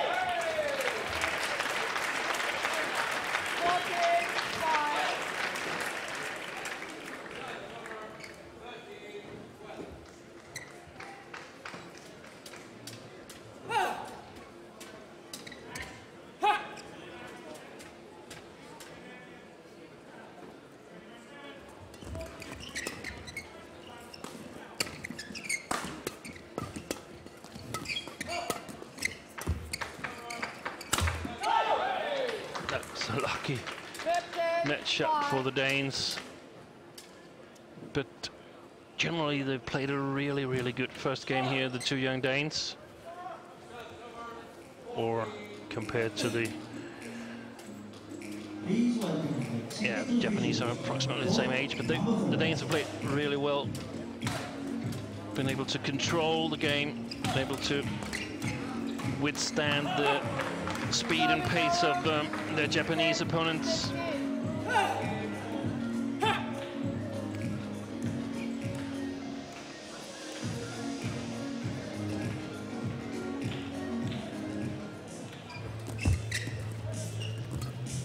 And now on court number Please welcome from Belgium, Matthias Diaz and Greg Kolinski. They are facing from Denmark, Ulrik Kolberg and John Bauholz.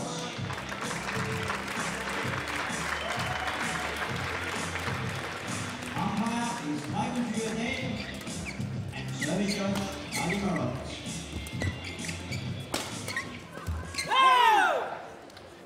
Set 15.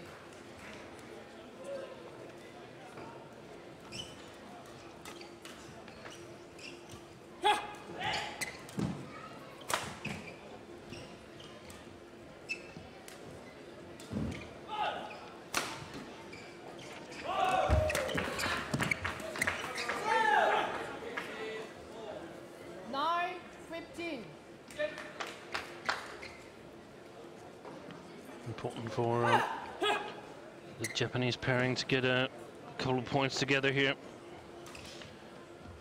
Still a chance they might catch the Danes in this game, and even if they're not capable of doing that, then it's important to get some confidence for the second game. Very alert here by Anders Rasmussen.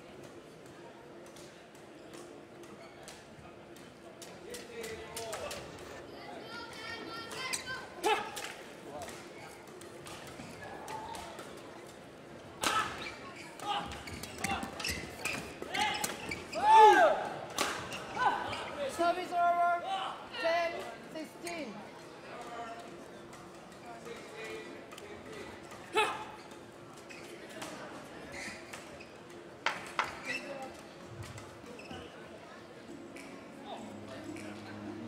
Please welcome the technical officials on court number 3.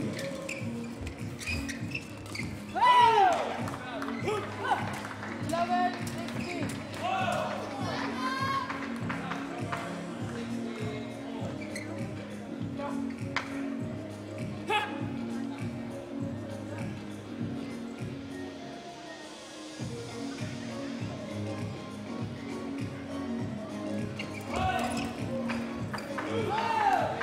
Now this is going in the wrong direction for the two Danes, leading 15-5. Now it's 16-12. They really need to break the rhythm of Kamura and Samoda.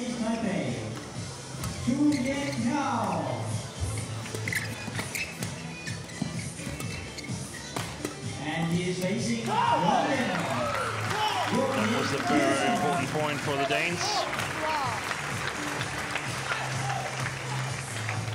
umpire is Thomas Lewis, and the service judge is Christian Field.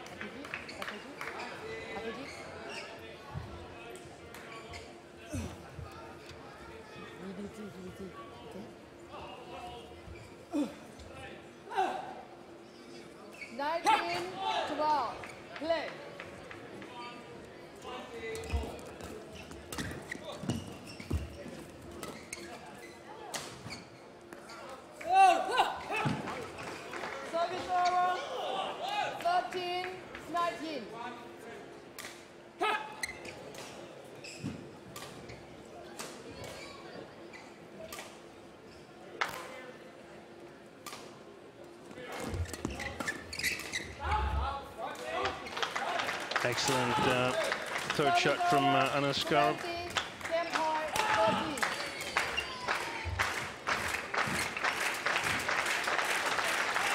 And 7 game points for the Danish combination.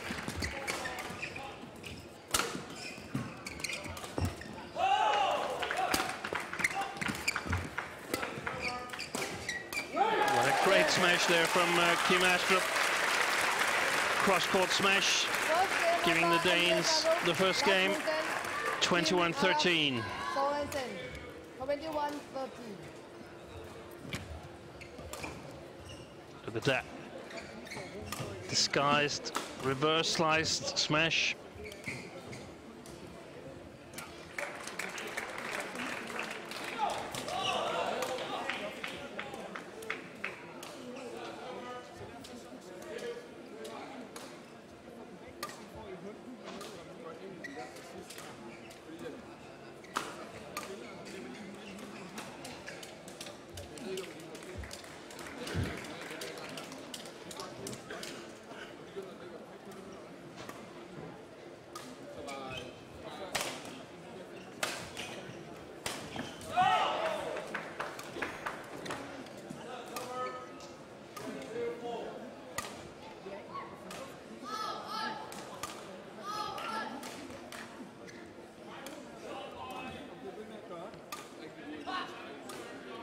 Got a question on Facebook.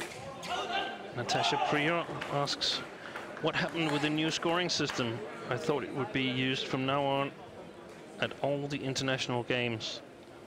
No, it's still in tryout mode, so to speak. So the lower tier tournaments can choose to play by the 5 sets to 11 scoring system.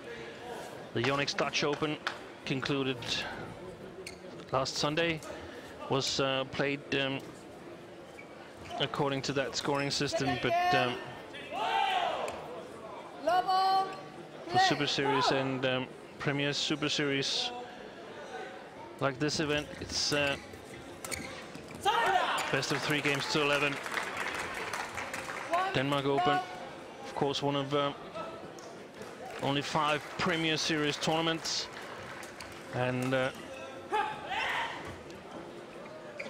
this year the prize money here in Odense is $600,000 US. I'm pretty sure that's the highest prize money ever for a badminton tournament in Denmark. Service over, 1-all.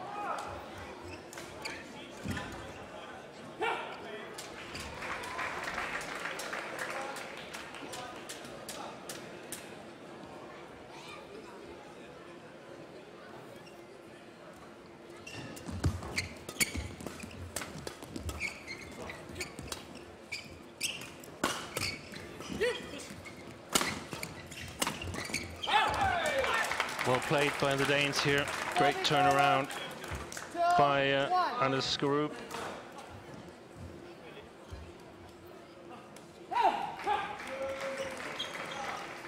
And that's probably what they're missing a little bit. The Japanese players, this more soft touch that can sort of get them in control of the rally.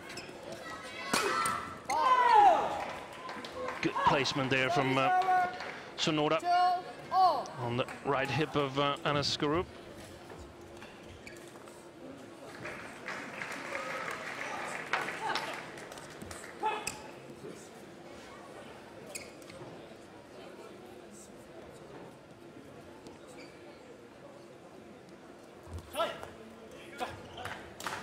Service over, 3-2.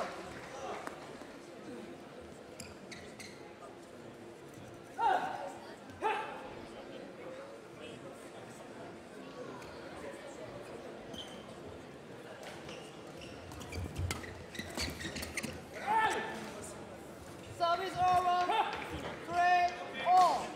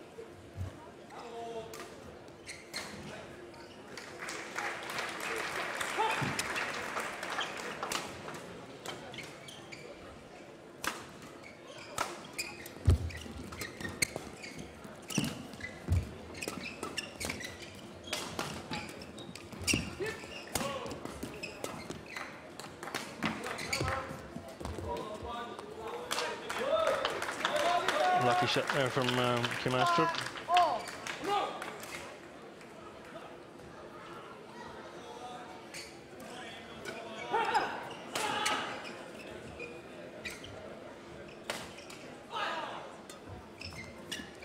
Excellent flick serve. Definitely part of the Danes' game plan to flick Takeshi Kimura.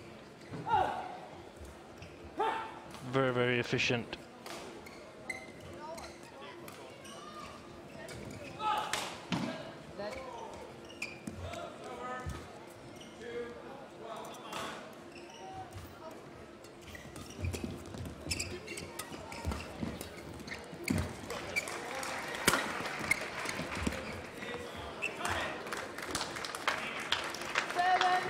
Excellent attack from the Danes. Good shot placement from Anders Skorup, and gives Kim Astrup the best opportunity to decide whether he wants to block or try to go for a kill. Service over. 6-7.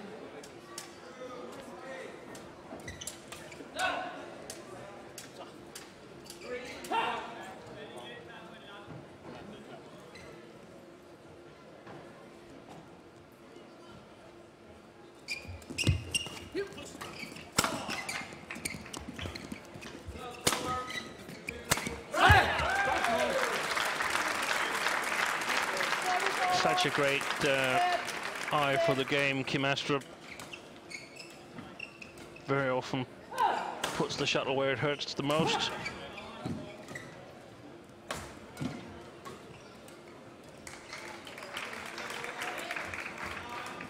Style-wise, reminds me a lot of former world champion Lars Paske.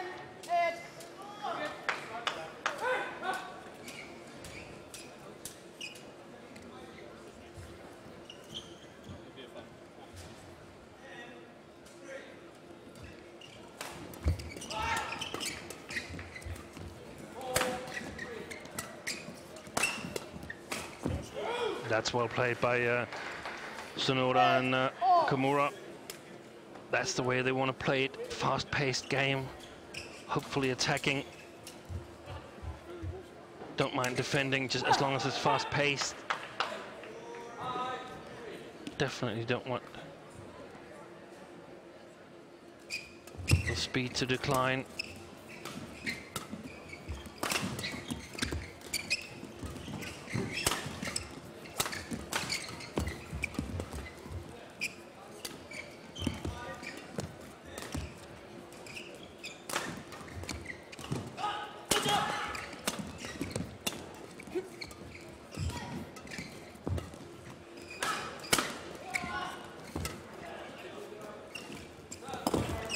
That's a good rally for Kimura and Sonoda.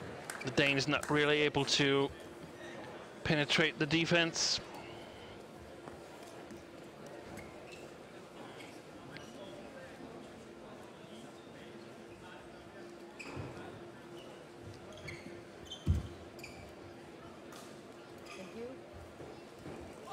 A very nice drop shot to finish it off. I think that's important for the Japanese, that they get some variation into their game. Try to get the Danes a little bit out of position before smashing.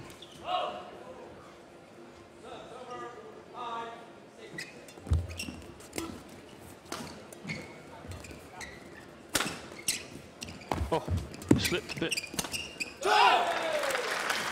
Great reaction there by Kim Astrup.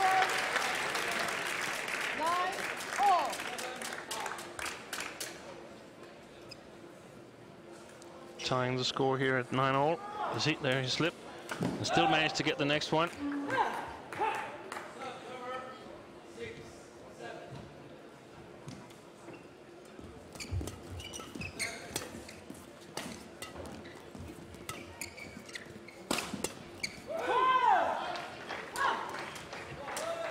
Service over.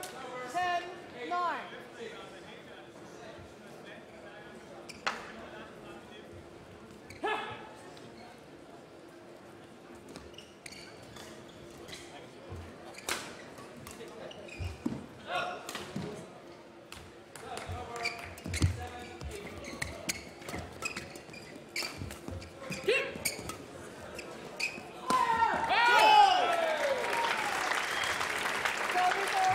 wide. 10-all.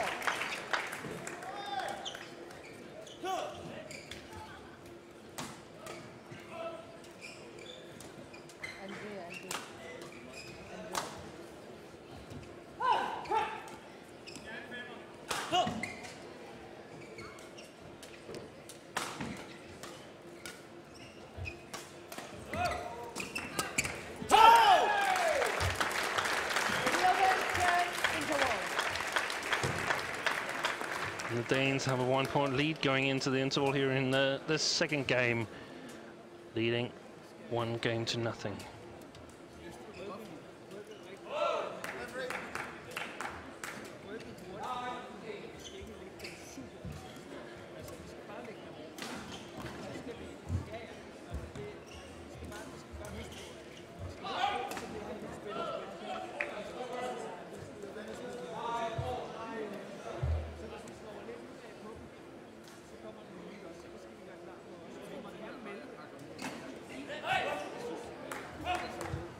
Court 2, 20 seconds. Court 2, 20 seconds.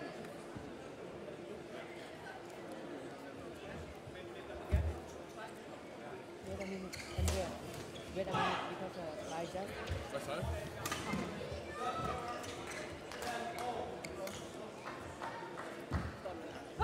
11-10. Play.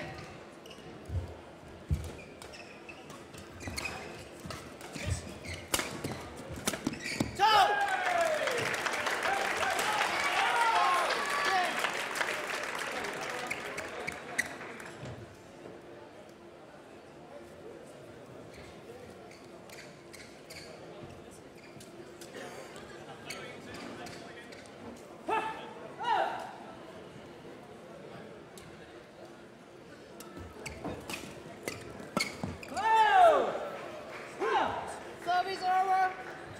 11-1.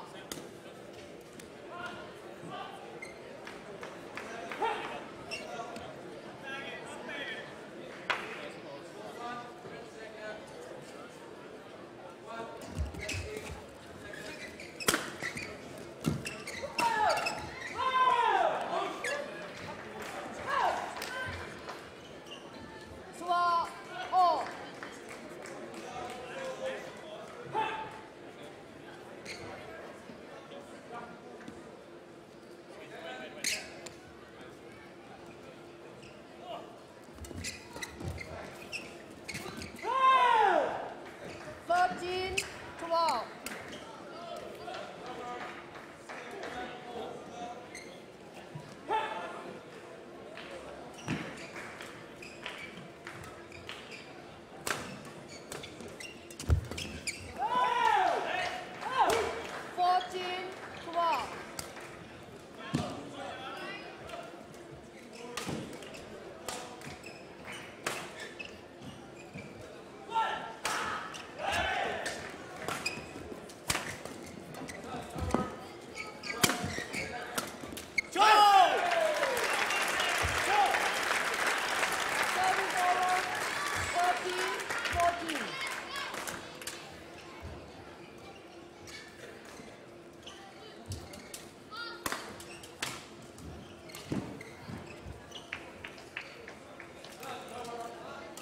Fighting neck to neck now, the two pairs.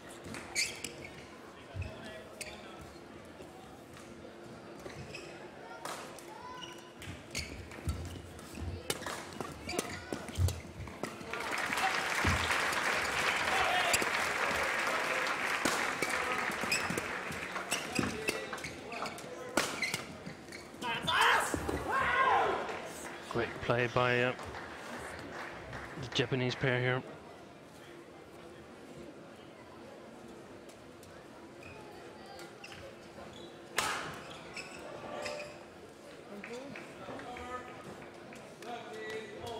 Service over. 15-13.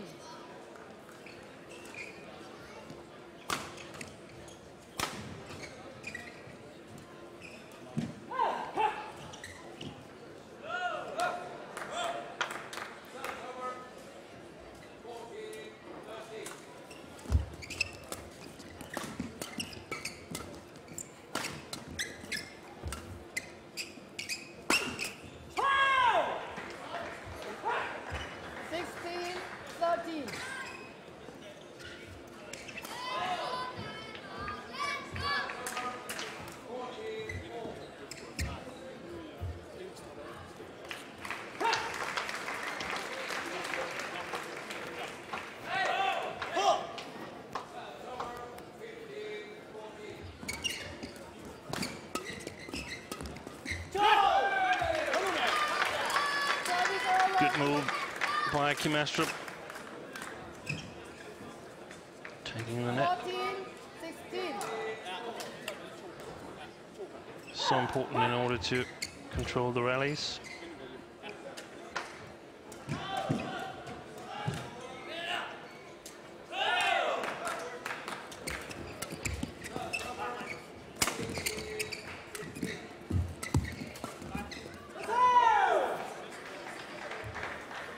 Service over. 17-14.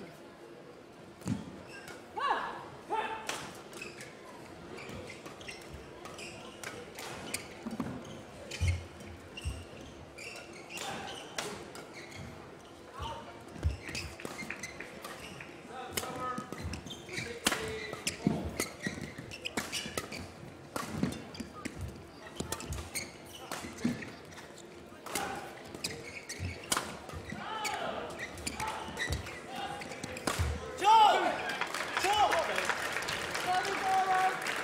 15-17.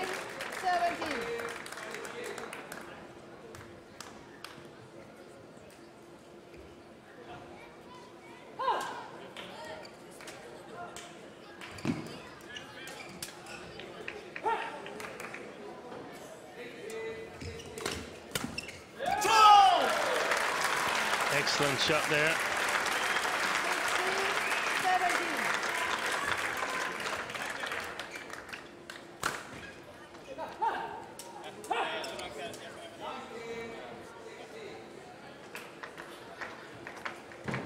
As the Danes are trying to close this match.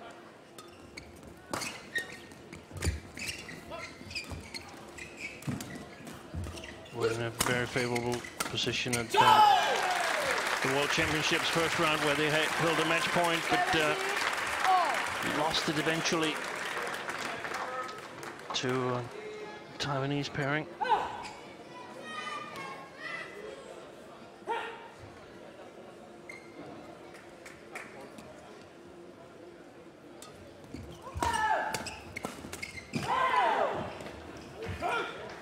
Service over.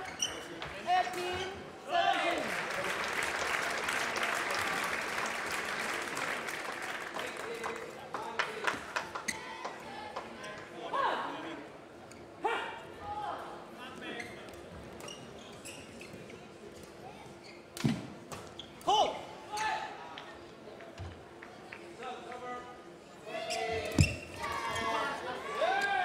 Going wide. Good return there. 18-all.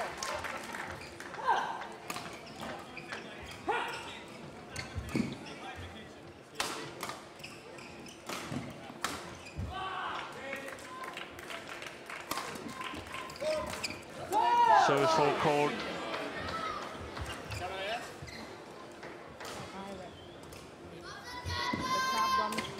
Yeah, the umpire tells Anders Skorup that he's not allowed to address the service judge without asking permission.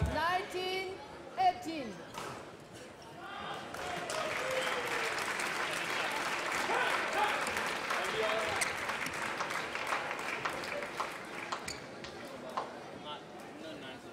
Kimura twice folded, this time legal. Good interception at the net, setting up 2 game points for himself and his partner, Keiko Sonoda.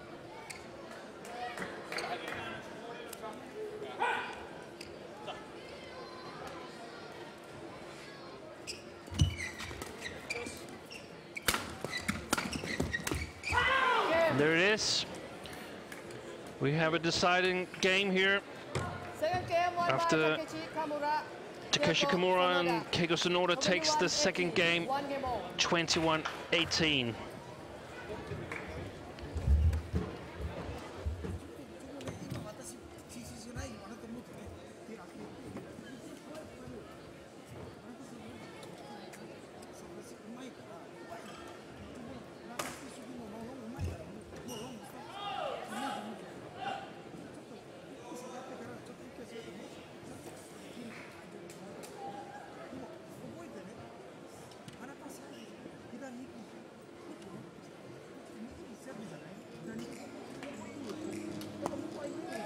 Please welcome the technical officials on court number 1.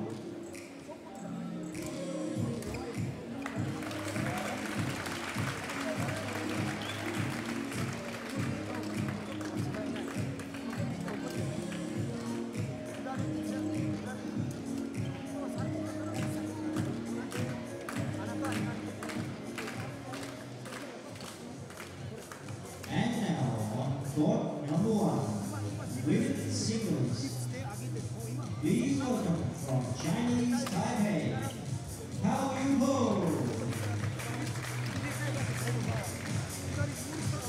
And she is facing from China, Wang Xuan. Pause to 20 seconds. Pause to 20 seconds. And service judge, yes. Akiki. Akiki.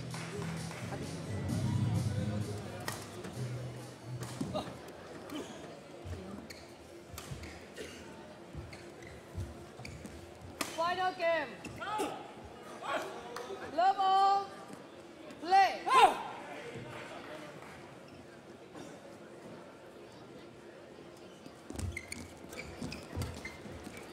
Third and decisive game. Tunnel attack here from Kim Astrup. 1 love.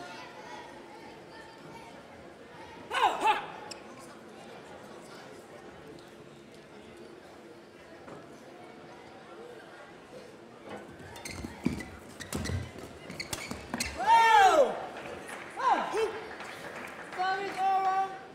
1 all.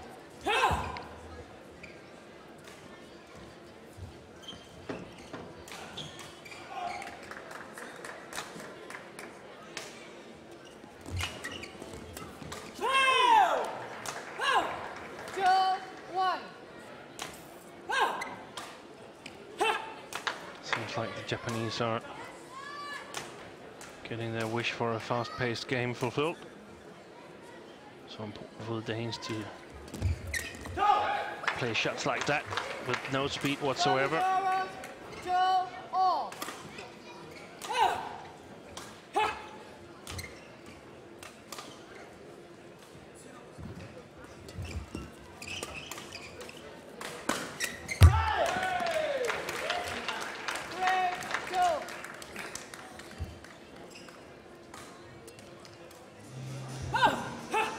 And now on court number 4, men's singles.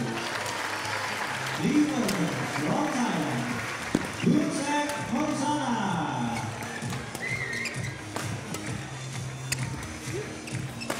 And he is facing from Denmark, Stefan Rasmussen. Yeah, that's a clever shot from Kimura. Really difficult to cover for Underscrew. Has to cover the mid-court in defense against smash. Very, very nice drop shot.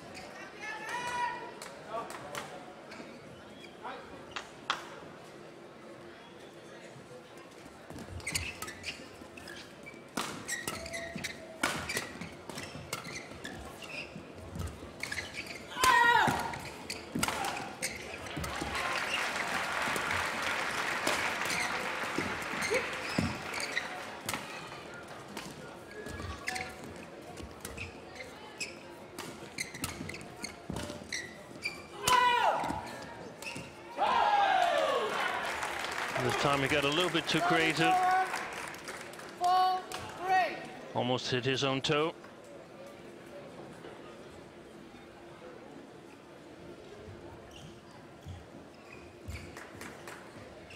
I think that was going wide for from Kim Astrup there. Doesn't really matter now because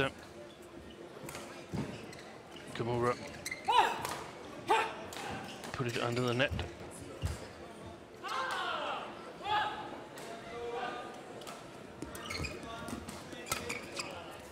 It's long.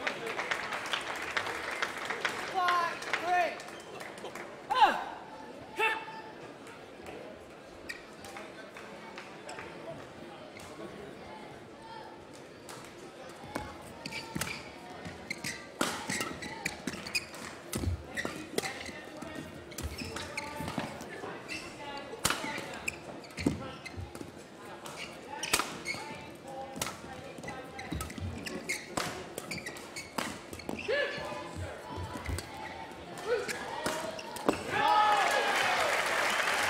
fantastic rally.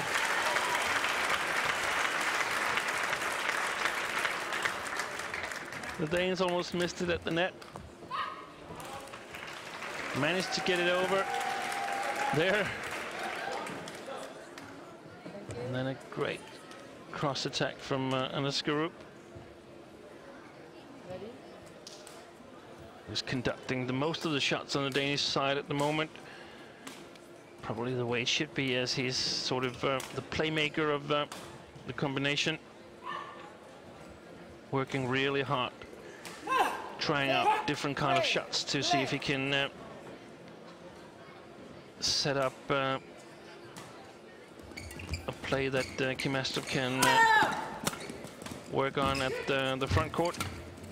Clearly the best position for the two Danes. This was long. Not to become too eager.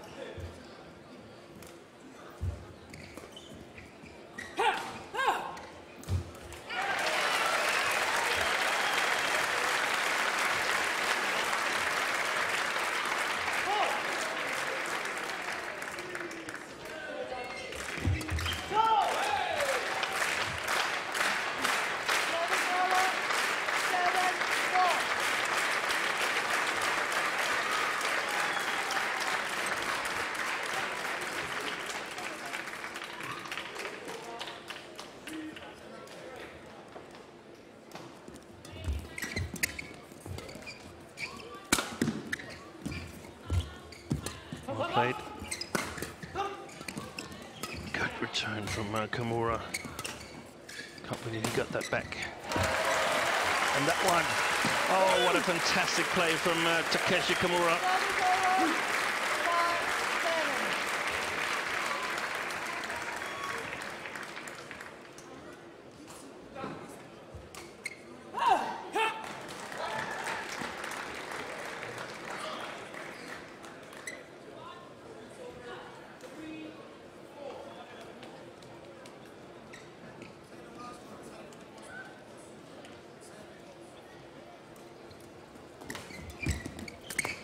Excellent by Kim Astrup.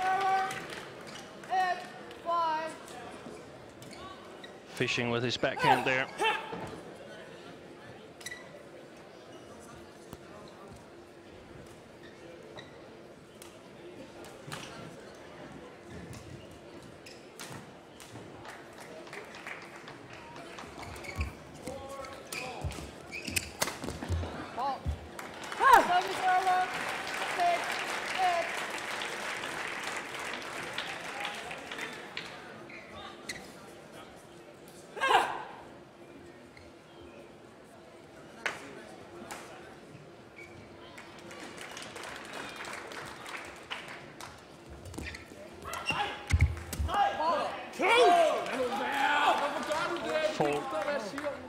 Cold on Anders Skarup.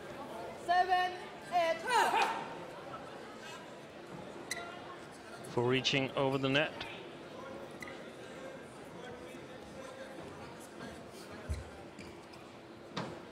You can see that the Japanese really want to get going, whilst the Danes take their time. Good service return. Excellent service return by Kim Astrup. You can see that Sonoda is reaching for it, but has to let it pass to Takeshi Kimura.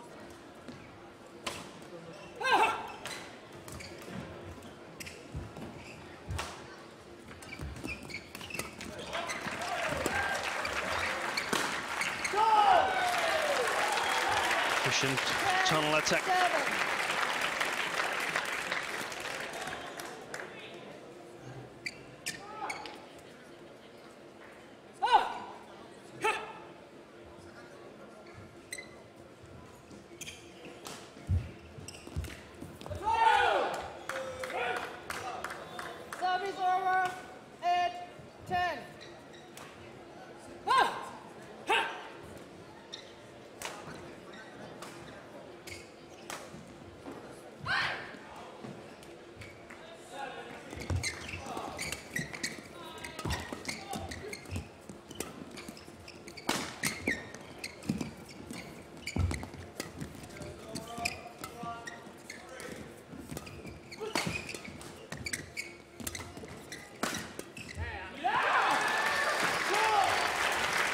Good rally there.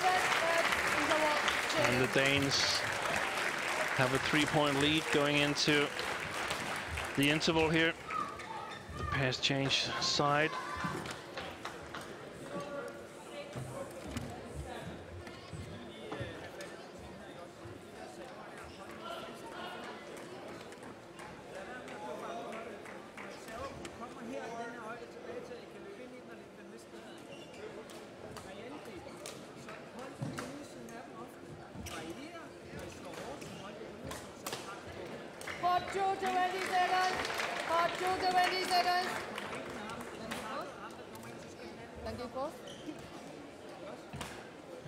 Was managed to pick up a little bit of what Jesper Larsen told the players, that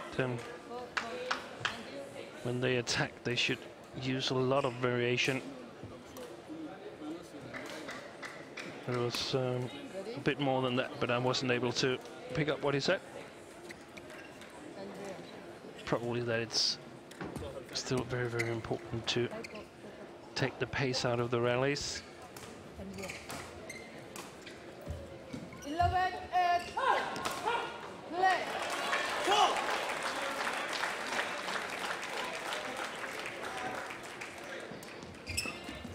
A good flicker. A little bit short, but still efficient.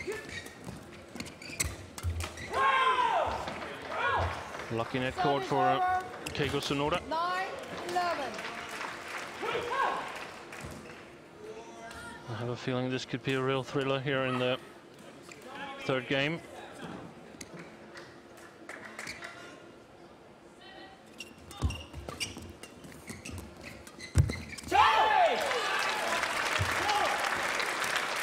Service over. 4-9.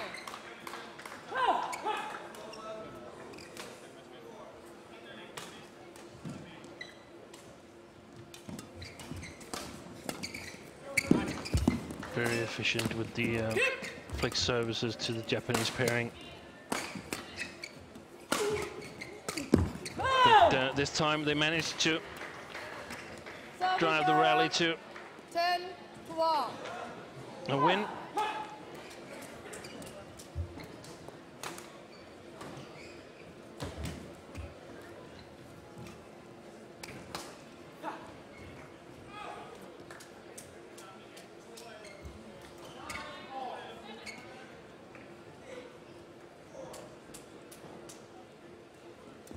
Very high service.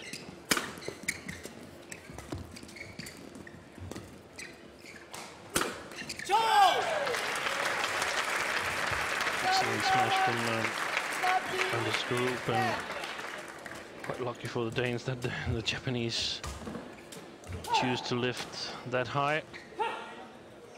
Gives the Danes an opportunity to play very, very steep smashes, preventing the Japanese from using their skills in the flat game.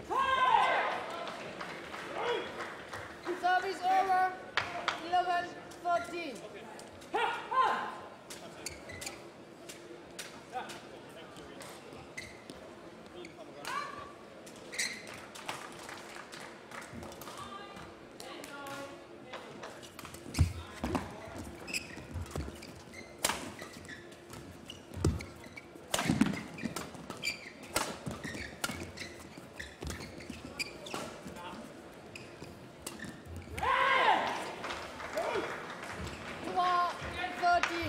Good idea, but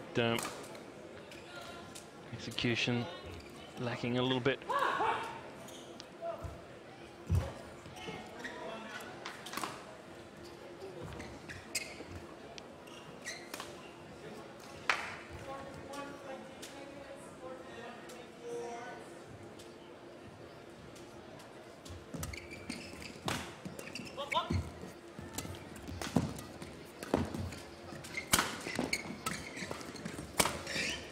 Oh, what an excellent defense.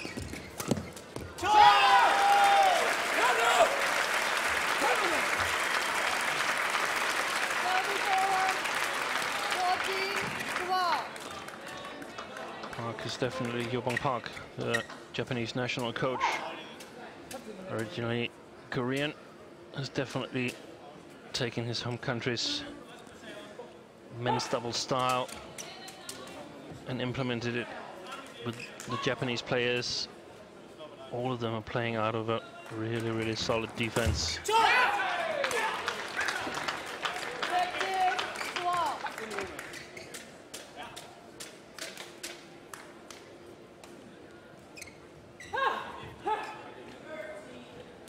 The three-point cushion now for the Danes. They probably need it if they are to win this match. Good coverage.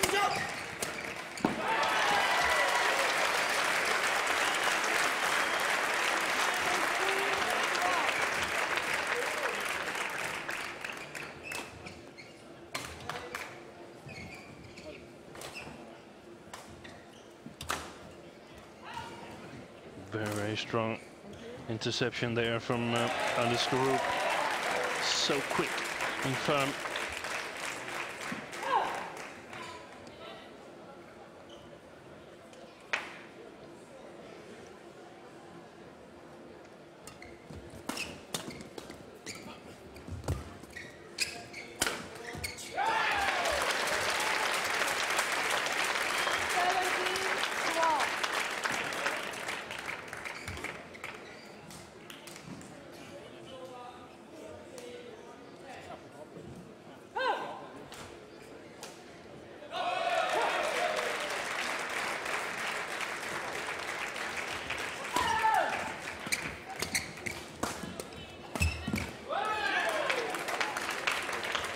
Mistake from Kimura. I think the consistent flicks is taking its toll on him in terms of not really being that comfortable. So when he gets to the net, you really want to make the most of the chance, and this time he was overdoing it a bit.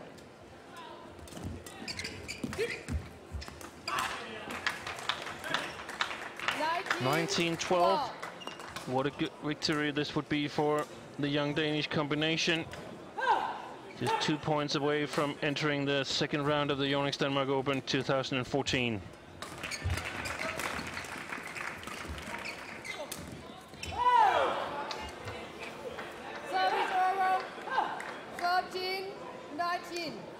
I actually think that this league is just big enough. I don't see the Danes get scared of winning when leading. The Japanese with 7 points, 7 match points for the Danish combination. Big support from the audience here in Sportspark Odense.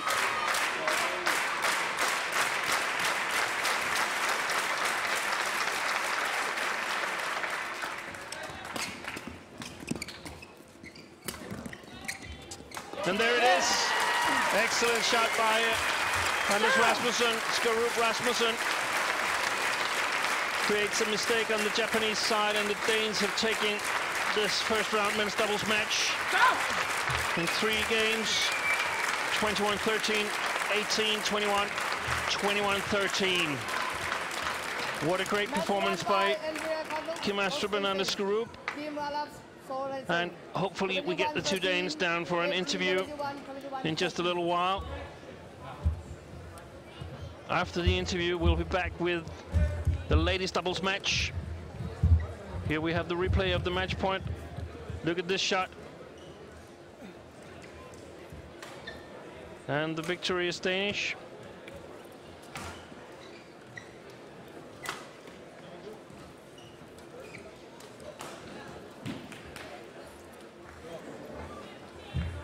Next match on this court is ladies doubles. Maiken Furgaard, Sarah Thyssen against Golishevsky, Johanna Golishevsky and Carla Nelte of Germany. But coming up next is a live interview with the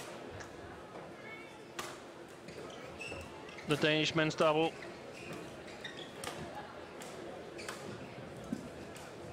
So stay tuned here. of the live coverage of court number 2 from the YONEX Denmark Open 2014.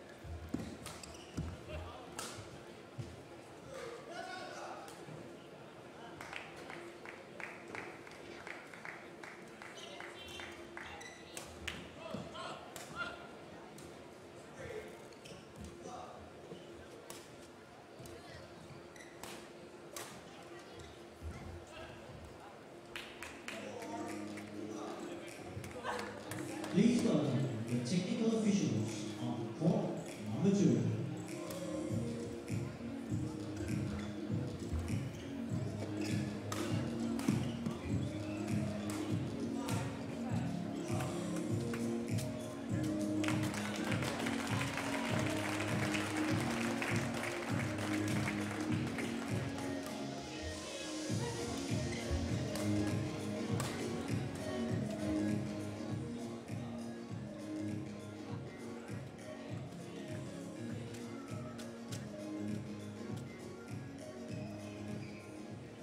We're here in the mixed zone with the Danish men's double, Kim Astrup and Anders Rasmussen. An exciting game over 3 games. Why did you have to put it out in 3 games? I don't know, they played really good at the end of the second set, and we kind of made some easy mistakes and didn't stick to our tactic.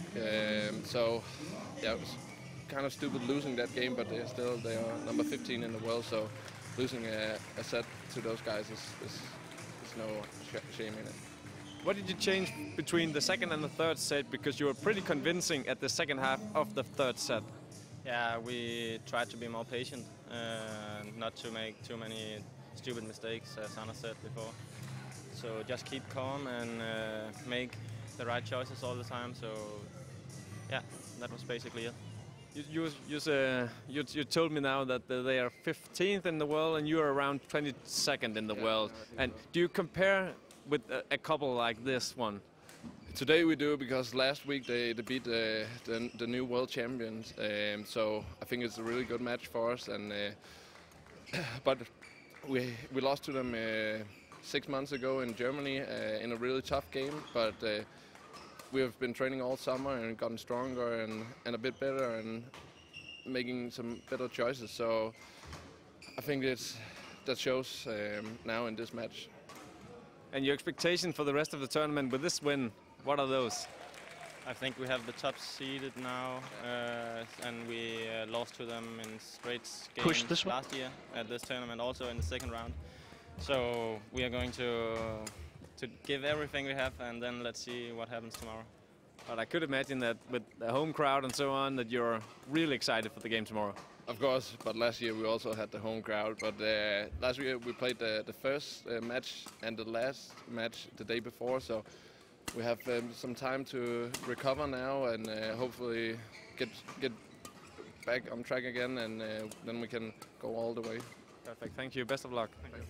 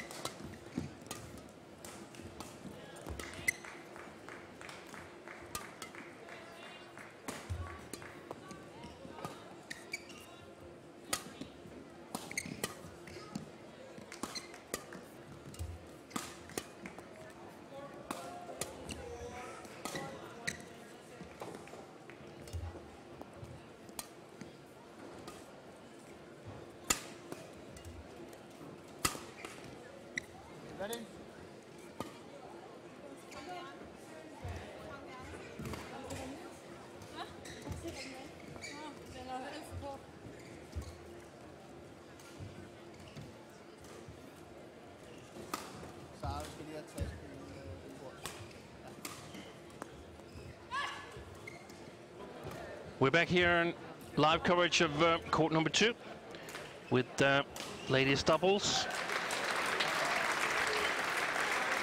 On the opposite side, young Danish combination of Sara Thyssen and Maiken Fruergaard.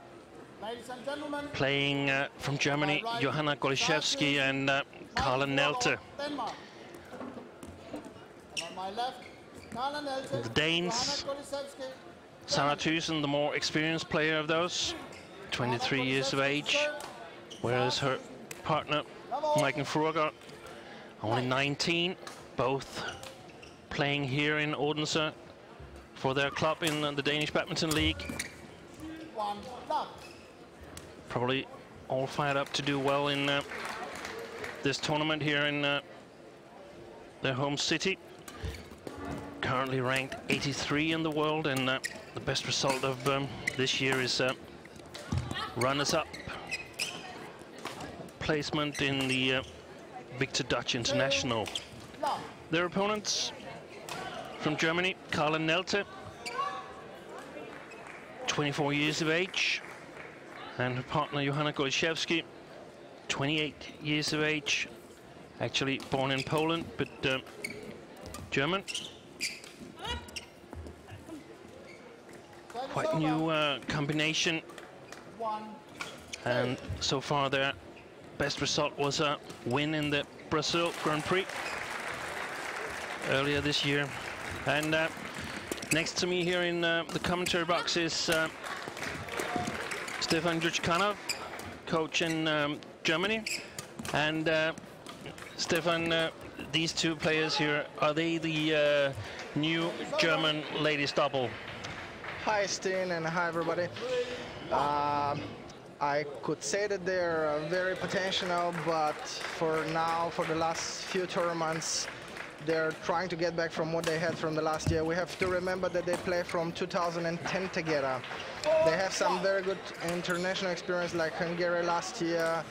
After the summer went a little bit down, I could say from the last week when we had the national match, Germany against Japan, it starts looking definitely better and better. They're much more aggressive, and they are really trying to push the limits, ready to get back to where they were last year. Interesting to see where they stand compared to one of the younger Danish ladies doubles, and yeah, definitely. I think if I have to say, I'll be 50-50 who is going to take the match. However, they are a little bit more aggressive in my opinion compared to the Danes. Of course, who is going to take in charge since the beginning, that's probably the decisive one.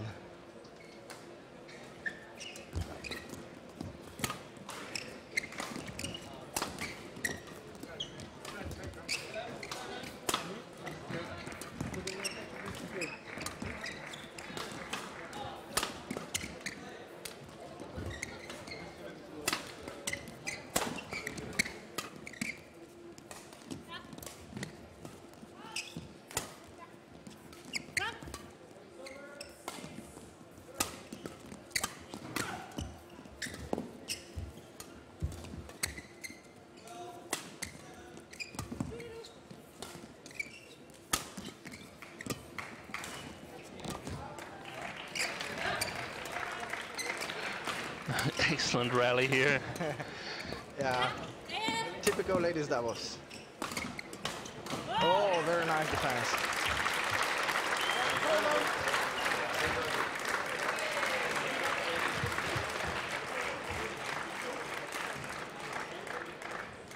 I had opportunity to watch them the last week, and it was obviously that this is the formation where Carla wants to get the net, and yeah, they're ready much more for trying to provoke the middle court, where they're trying to push in the middle court, trying to close the net very early. So let's see if they really succeed to get the pressure from the middle court and close the net. Also very important to see who comes out best after such a long rally here. Yeah. Are they mentally prepared to play another one? Yeah.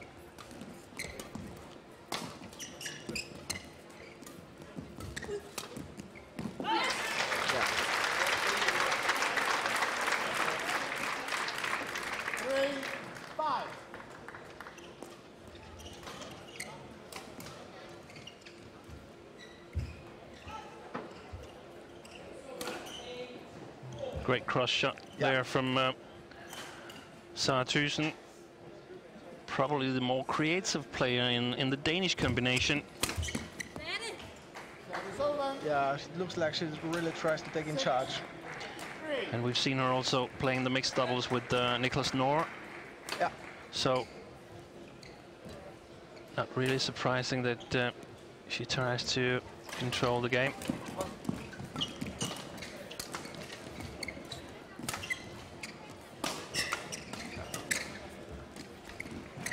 I think Johanna more and more is going to try to get behind and really try to press with the smash and the deceptive drops. They're quite dangerous, actually. Of course, that means also it's very important that Karla can succeed to really close the net, get the right position. And so far, it looks like working. Yeah, they're off to a very good start, Nelson Goliszewski.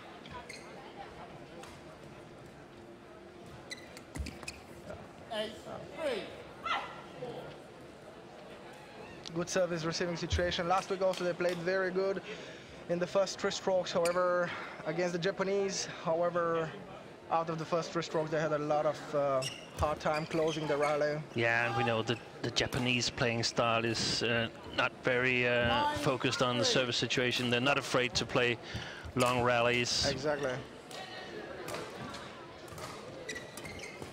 Normally, not 2 pairs playing tournaments this level, but of course, this being the Danish tournament, the Danes are participating, and I guess the Germans are sort of aspiring to play Super Series tournaments.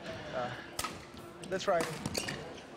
What is the general level of ladies doubles in Germany? Are there supporting pairs to sort of give this pair competition in training? I think one of the big difference with Denmark is that it's a little bit late when they decide who is really going to play with whom. And of course they have a lot of different partners during the years. If you take a look at the partners that both of them played, there are actually maybe 6-7 different partners in the last 7-8 years. And this kind of rotation is important. And very good start here for Karla Nelte. Johanna Goliszewski taking an 8-point lead. Yeah.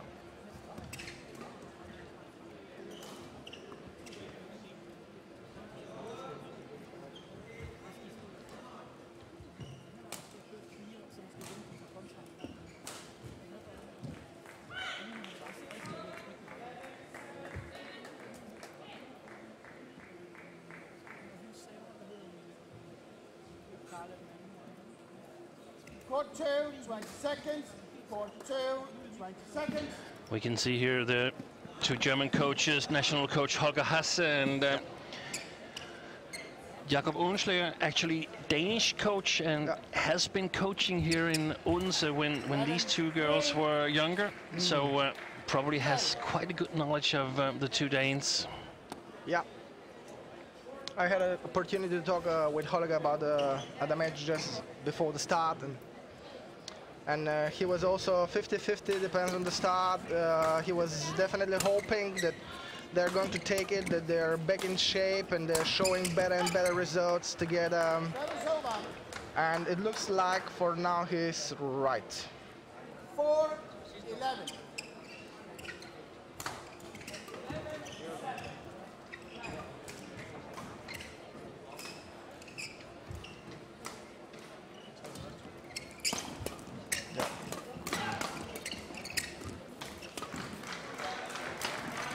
Deceptive drops are coming more and more, and that's very good for the Germans. Yeah.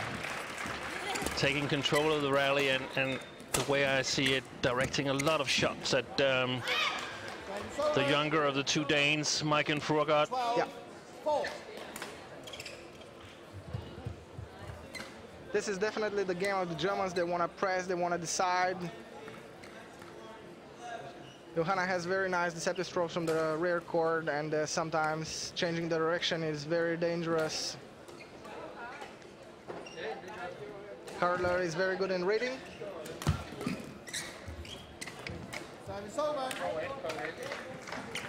5-12.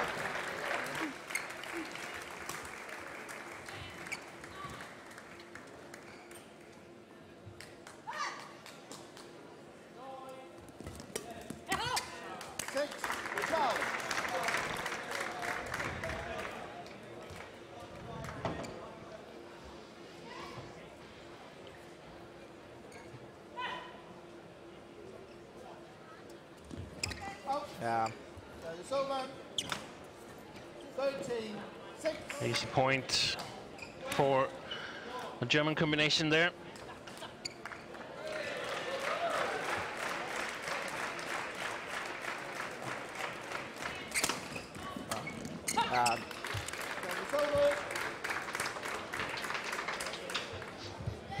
If the Danes succeed to get the offense, they'll have definitely better choices. It seems like it actually could be a battle for the offensive play here.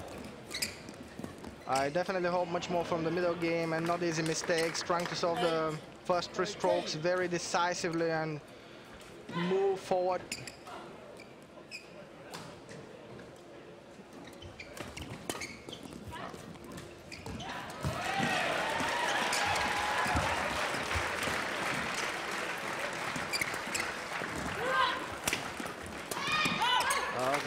That's well played by the Danes, and I actually, if I should rate the players, I would rate Sarah Thyssen to be the better net player of the two, but I actually think that the ladies doubles combination is working better when she's at the backcourt, because Maiken is also quite good at the net, and the way I see it, Sarah is a little bit more creative from the backcourt, has a little bit better read of the game, and that gives the Danes an advantage playing in that position compared to the opposite one.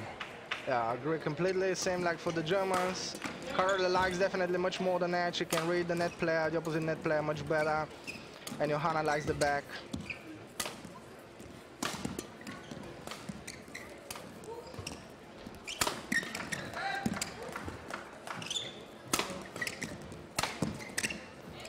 That's a good rally for the Danes. They're building up quite good offense, trying to get very high the net, and that's very dangerous for the Germans. Let's see who is going to get the total offense quite early.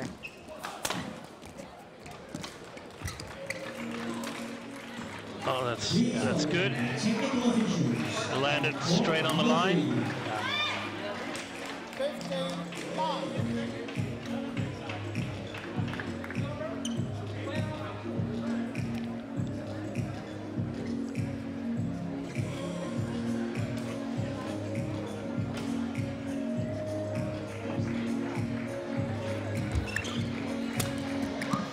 Very good. Carla succeeds with the very good services, targeting and opening a little bit towards the left shoulder. Succeed to read where to place herself afterwards and get a lot of pressure in the first 3 strokes against the Danes. And it looks like she continued doing it. 17-9. So very good situation for the Germans. And now, on court number 3, women's singles. Please welcome from China, Yu Xin.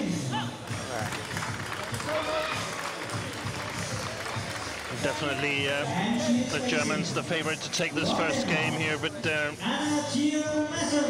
seems like the Danes have sort of gotten an idea on how this strategy should be, so interesting to see whether that will succeed for them in the second game. Yeah. Perhaps not all over yet in the second here, but 7 point down. Oh,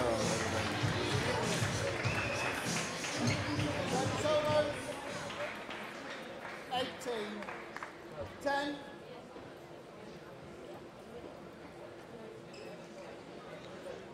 I definitely hope for much more net game and trying to fight for the net in the middle court. And hopefully the Danes will find a better solution for the first 3 strokes, especially receiving. against the Germans. You can see that the Germans are very well trained. Actually, that's one of the focus points in their training as well, for the middle court and pressing together as a wall. And Johanna is very dangerous with this cross shots, delayed strokes, opening the court in the very last time. Was that called good? Or I think it was a correction from the umpire. Yeah, perhaps it was like that the Dane touched it. Very unsatisfied Danish combination there. But a 19-10 lead for Goliszewski and Nelte. Yeah. You can also see that the Germans, they really want to stop directly at the net. They want to make the contact, they want to push away the net player, because I think they felt that right now the Danes are trying really to get high on the net, and that was one of the main reasons why they won some points in a row. So they are trying to solve that. Yeah. Here it is, the middle court again, and not ready enough. 11-20.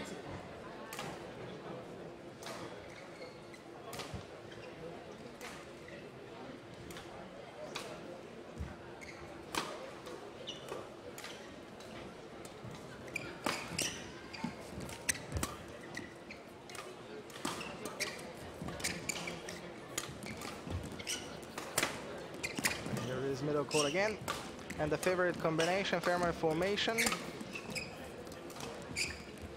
Here it is.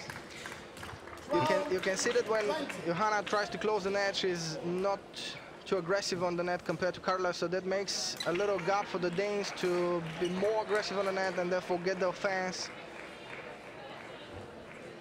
Would that be something that you would emphasize here in the interval for the Danes, that they should try to play Johanna at the net? Oh yeah, definitely. If they could push Johanna to the net, she tries to step away from the net, tries to get at the back as fast as possible. That of course opens the gap where the Danes can be faster and more aggressive at the net, closing the net and getting to the offense. I think is very decisive, because the Germans have some weak points when they're in the defense. If they succeed to do it, they have their chances.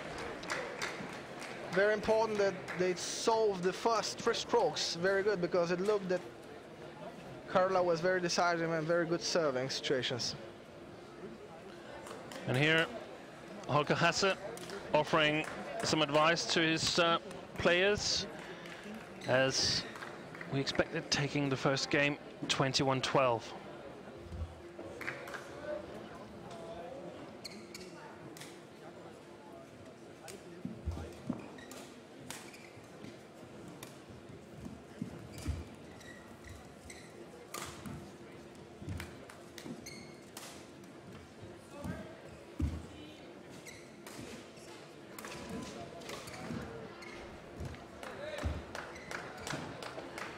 Here the Danish coach Leonard Engler, club coach in Odense.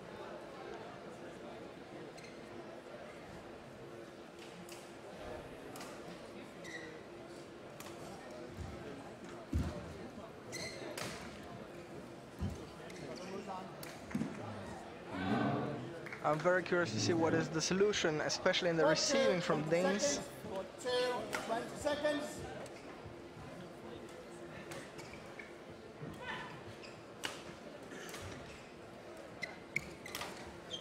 Yeah, I would definitely try to put the now where Johanna Goliszewski is serving, I would definitely try to put the returns to her downwards. Because it seems that nothing much is happening. That's perhaps the wrong way to put it, but she's not as dangerous as Carla Nelte at the front court. Yeah, completely agree.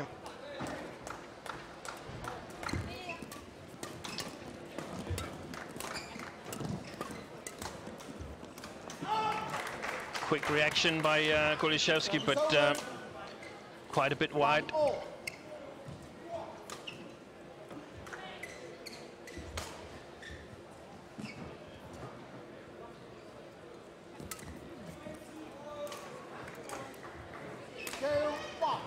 You can see that Johanna always tries to get to the middle or push the back, so actually she has a better position at the net. She doesn't like to get too close to the net. And that means that there's a chance for the Danes to play back at her at the net after her service return. Exactly. That's a good solution from Danes right now.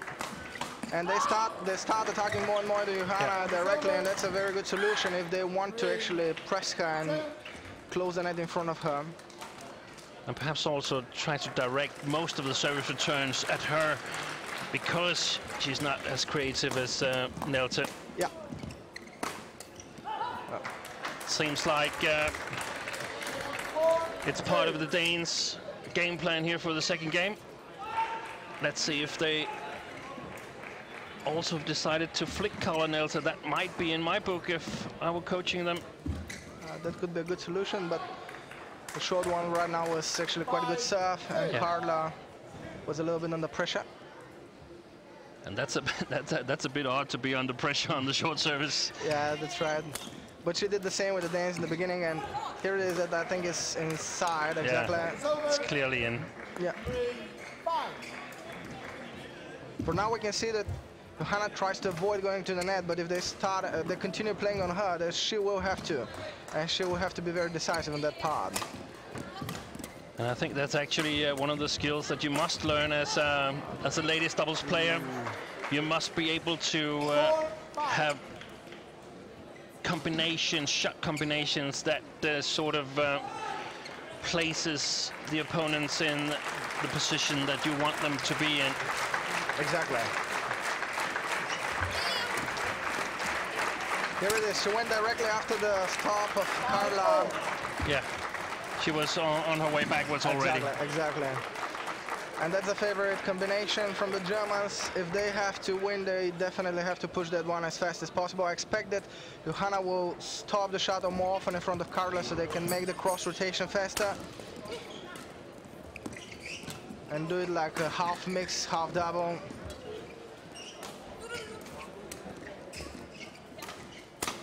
She's already, you can see, already running backwards, trying to open the court, and so Carla can go forward. Yeah, I think Carla Nelte so far has played an excellent game. She's been doing well both at the net, but also at the back court in maneuvering herself from the back court to the net so that she can get her partner playing in the best possible position. Exactly. And that's a wrong choice from Startusen. Yeah. It's obviously wrong to put it wide, but also to clear at Goliszewski. Exactly. Put a drop shot towards Johanna Goliszewski or a clear towards Carla Nelte. I probably like the drop at Goliszewski better. I agree, I completely agree. And 6 straight points for the German combination here. Oh, that was definitely dangerous. You can see that after the serve, Johanna is not trying at all even to close the net. She's just trying to step in the middle court, trying to find out when exactly she can go backwards. So if the pressure comes in her, or the drop especially, that will create another opportunity for the Danes. These are technical visuals on court number 4. Yeah. But Carla is very stable, as you said. She's also very stable at the rear court, maybe not as dangerous as Johanna, but very stable. So she chooses correct. And that's also a fantastic skill to have, to sort of protect your partner, not exposing them to the opponent's attack. Main sequence. Please welcome Korea, leading on Europe. And the Danes have lost 8 of the last 9 rallies. They're in really dire straits now. We thought in the beginning of this game that they sort of had the plan cut out for them, but it seems that it was more or less luck. Good service return here, though, from Mike and Frogart. The first 4 points definitely look they want to press much more Johanna, but they start also lifting a lot, and that get them too early the defense. And I definitely think they could keep at least the middle court, even not the net, but at least the middle court way better. Oh, that was fantastic. And it's actually, I mean, it's not that easy to read that they should direct almost all the shots at Johanna Goliszewski, because if you sort of keep track of winners and losers, you can see that when you're winning shots, it's because you direct them at Johanna Goliszewski. When you're playing Colin Nelter, you're not exactly getting the same good position. Exactly. Oh, that's another story now. 9, 10. This is what I expect from the Danes. Not just softening the rally, but trying to keep the pressure and making the very fast rotation.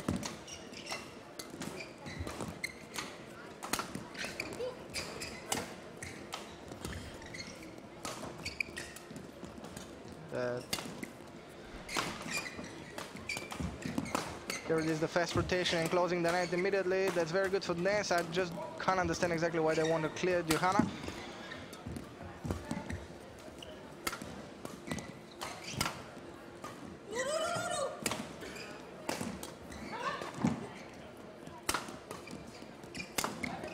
They just, it seems like the Danes are just targeting her, but they're not really aware of the best way of targeting her. That's it. That's put pressure on Goliszewski's defense. Yeah. That is the way to a Danish comeback, and now it's 10-all here in the second game. Germany up 1-0. Johanna is a little bit predictable in the middle court after the counter-attack.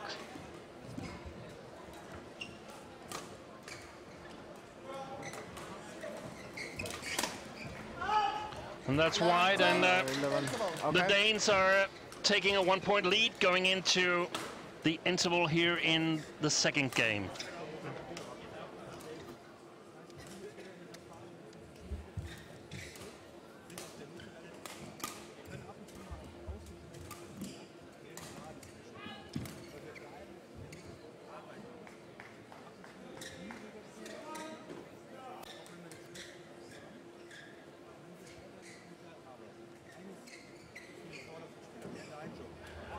And remember, you can still ask us questions on Facebook, on Danish Badminton Association Facebook site, facebook.com, badminton.dk.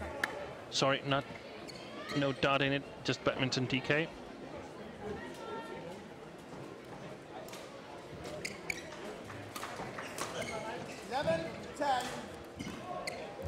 Play.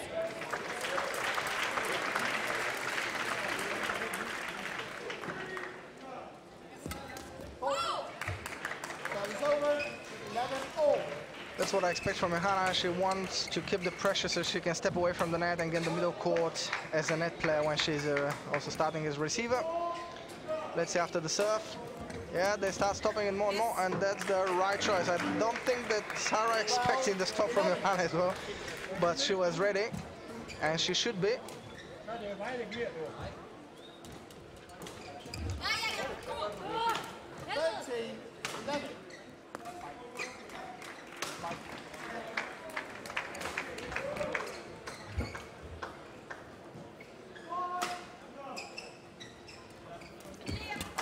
We've had some questions earlier on Facebook on the scoring system. Of course, the 5 to 11 scoring system is being tested in the lower tier tournaments. Do you have an opinion on that one, Stefan? Definitely. I had an opportunity to make a dimensional analysis of some of the top players and the old and the new system, and that's very, very interesting actually to observe the changes that we as coaches also have to make. Definitely the new system will allow some very offensive, aggressive and explosive players, maybe not as strength endurance and power endurance as the others. They will have better chances to win if they get very good reading situations. If I just have to compare one of the dimensional analyses we made, it showed that in the fifth set, after a quite long match in the new system, there's still not a lot of effect of the long rallies. That means that the person who is more explosive can keep up the offensive game. He will be still able to do more offensive compared to the old one, where he will probably in the third set at the end, he will definitely be more tired and not able to do that. That's a very interesting point of view. 15-12. Germans taking a 3-point lead here now. But the thing is that I'm thinking back to the old scoring system with 3 games to 15, and you needed to have the service to score. We had even longer matches at that time. Right. My imagination is that even if we played that system, I mean, Lindan would still be the best. I completely agree with you. Ah, that was very good receiving. And yeah. Well, this match here going into a decisive phase. Maiken Furgaard, Sara Thyssen on home court, trailing by 2 points here in the second game. So they really need to make something happen. The Germans are very good in the middle court, and they keep up the pressure. They don't want just any more stop, because the Danes show that they could be more aggressive at the net if it gets very close game.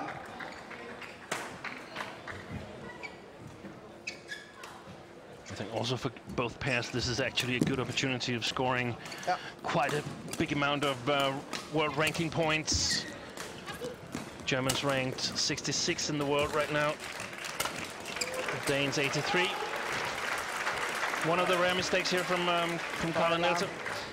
But one of the differences is that she definitely step out from the net. Just after Johanna goes to the back, she was much ready for the cross rotation. And that's very important if she wants to be ready for the left.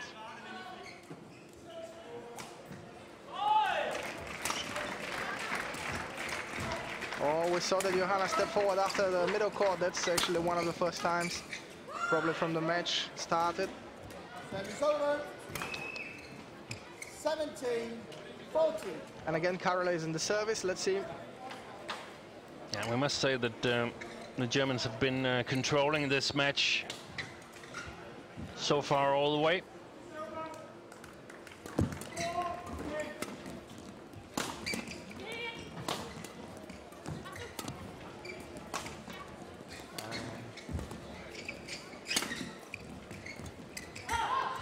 The second point, second time Carla is not completely ready. She's high on the net, but she makes directly mistake. So maybe the mental pressure takes part.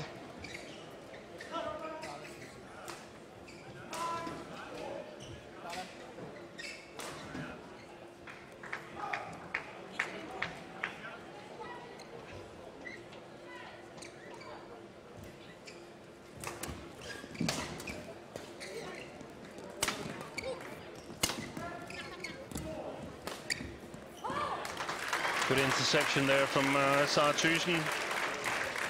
16-17. I would like to see the female European doubles players challenged in that much more. We saw it yesterday, Birgit Michels against Richie Dilly and Ricky Vidianto. Birgit, she was used to playing one good shot at the net was enough. It wasn't yesterday because she was challenged by the Indonesian girl. She played back at her, and Birgit wasn't ready. But we see that a lot of times, that one good shot at the net and the European players, they just lift. Exactly. And that's not good enough when we talk top level. We saw something very interesting in that rally when Johanna kept the pressure and the smash. She became very predictable. So 2 times Sarah attacked the net directly almost after the contra, and she was very high and surprised, and Carla and Johanna, and that was very good solution, because that's the time when they could close definitely the net way faster than the Germans. Oh, that's too steep. Yeah, that was too steep. It seems like the German pairing has tensed up a little bit here towards the end of the second game. Let's see now how much Johanna is ready for the net. Oh, 2 easy points, 2 easy points. 19, Good for the Germans. 17. I think now it's absolutely a mental game.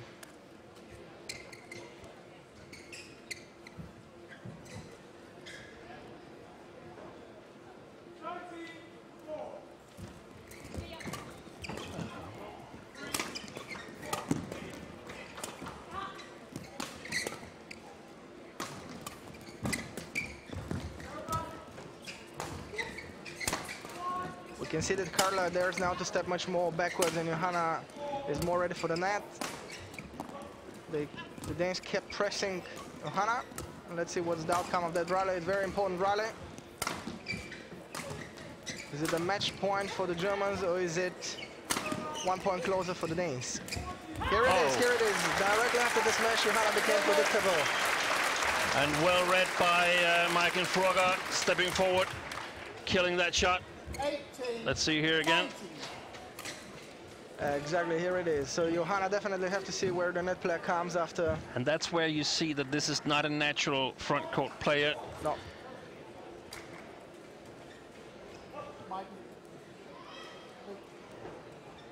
Carla is the receiving. She was very good reading net player until now. Let's see. And they kept the long one. I think it's a good solution. Let's see if they can get away from the offense. No. Okay. Excellent attack from Golishevsky. Setting up 2 match points for the German side. Would be a really good and convincing win for Nelte and Golishevsky.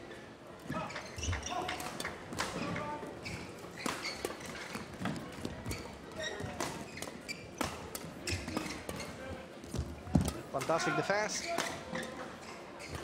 Here is the mixed situation. Very good stop in front of Carla, and the German closed the match. There it is. The channel attack. Victory in straight games for Johanna Golishevsky in the picture here, together with partner Carla Nelte. 21-12, 21-18. Progresses to the second round of this YONEX Denmark Open 2014. Here's the winning point.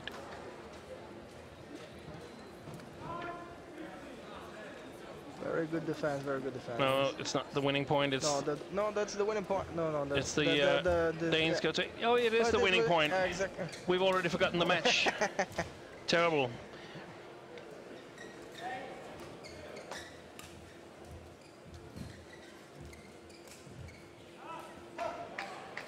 And as the ladies doubles players are leaving the court, we're taking a short break here or in the commentary box. We'll be back with men's doubles, Poland against China. Until then, we'll continue the live stream, so stay tuned here on court number 2 with the live coverage from the YONEX Denmark Open 2014.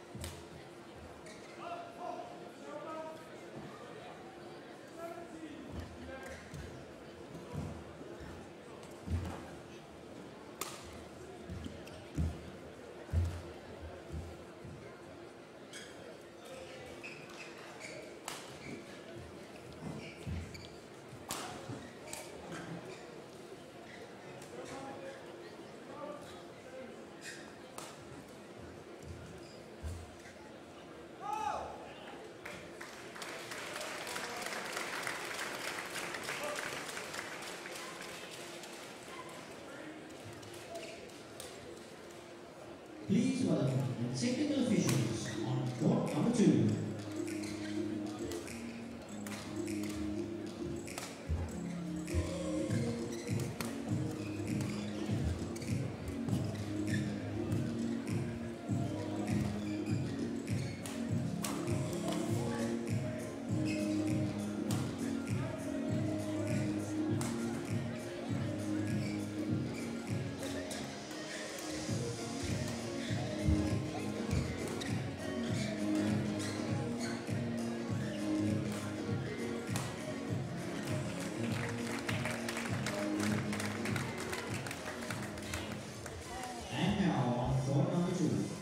Women's doubles.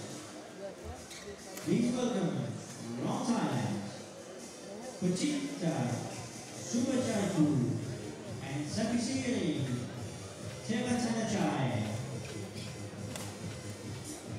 And they are facing from Korea, Jong Kyung Yoon and Kim Na-ha. The umpire is Adlan Arnold, and the service judge is Chico Sanakaras.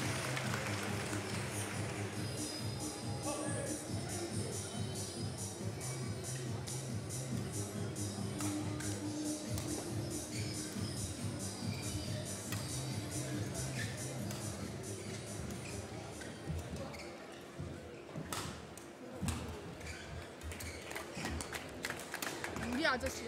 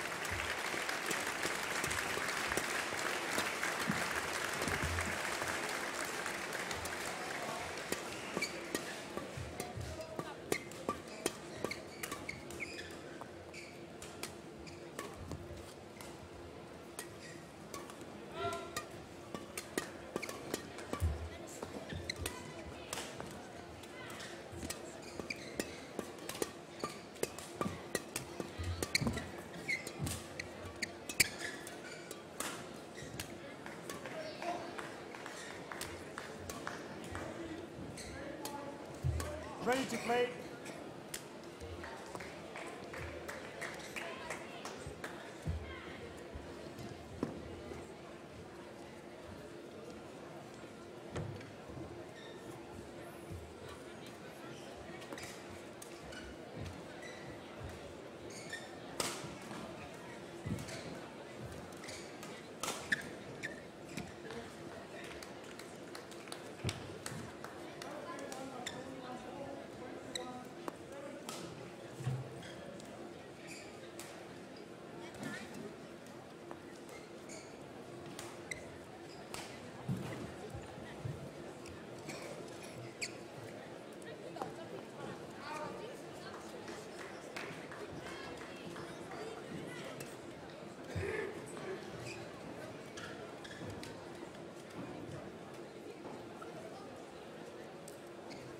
Ladies and gentlemen, on my right, Pujita Supairakul and Subsidy Ratanache, Thailand.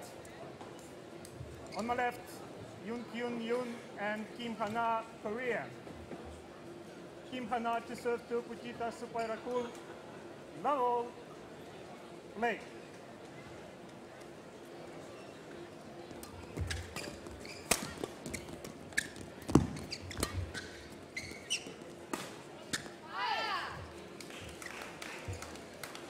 One love.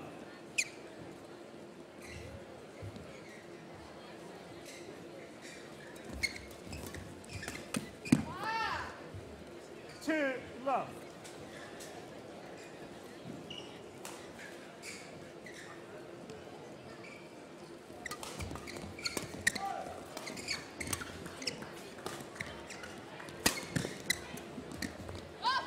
Service over. 1-2.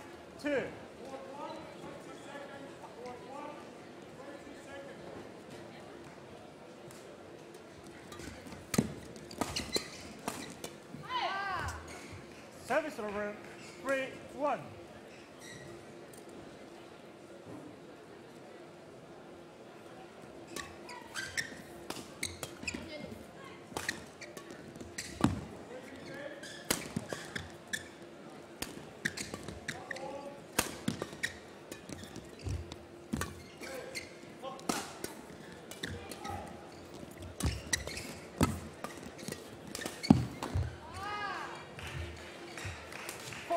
One.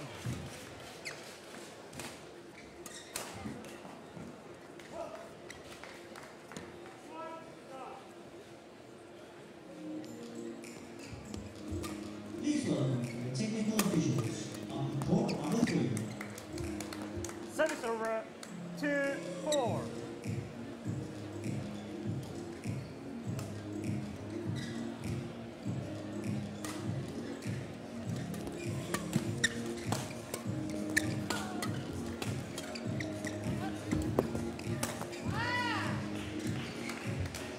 Service over. 5-2.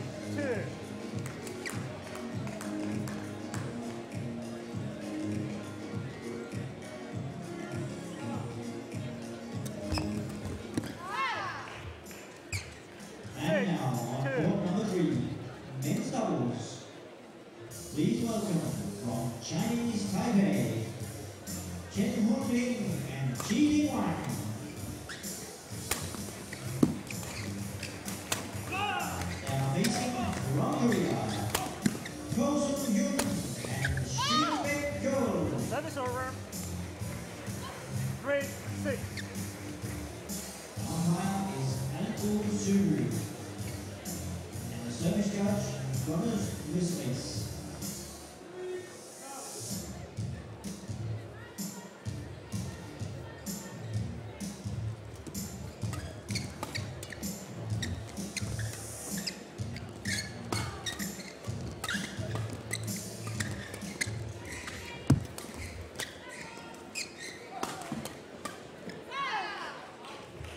Service over. 7-3.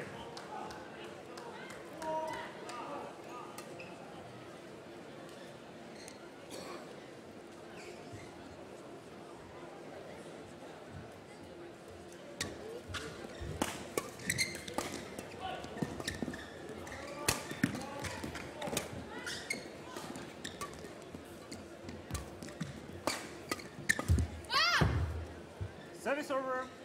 4-7.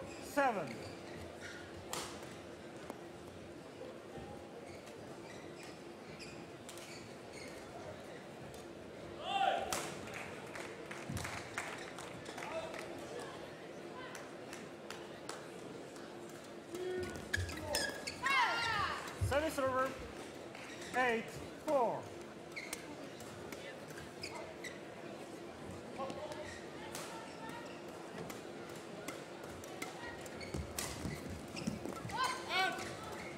Service over. 5-8. With the player, Eric Matisse from Belgium, please report to the referee.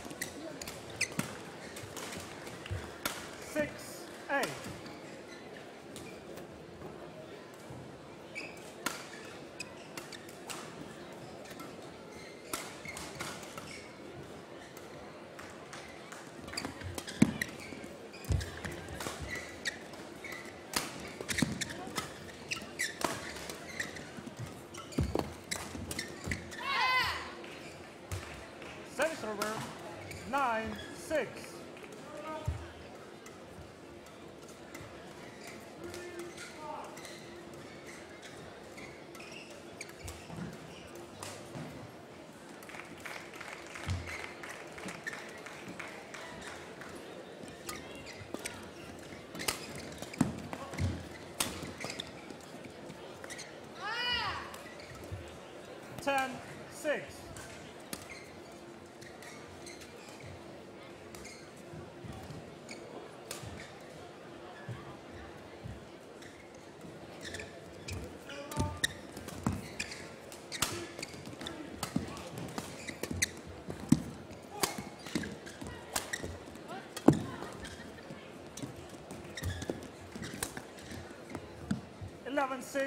Interval.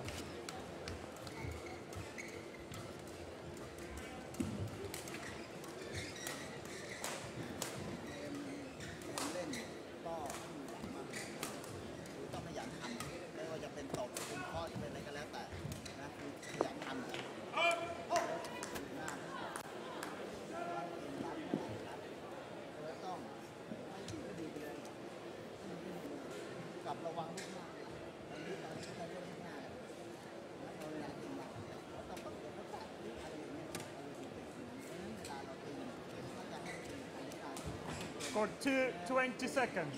For 20 seconds.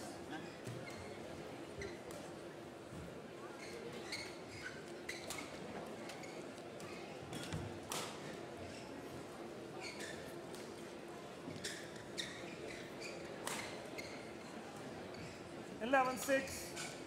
Late.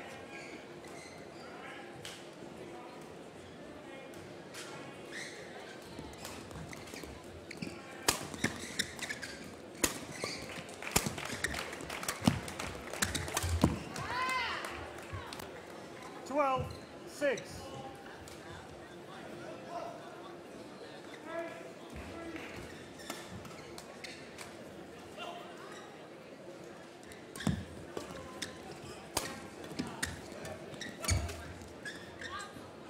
Service over.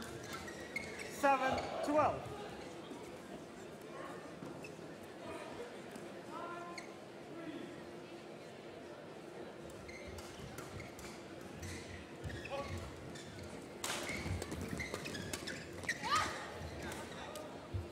Eight, 12.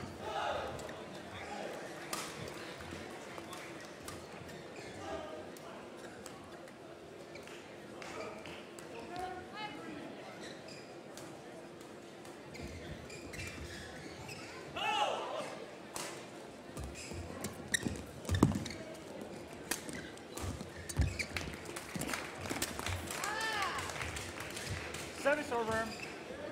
13-8.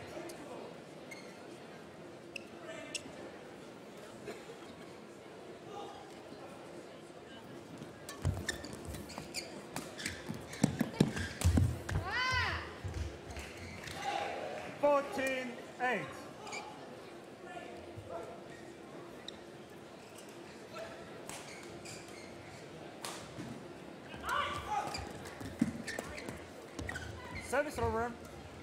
9-14.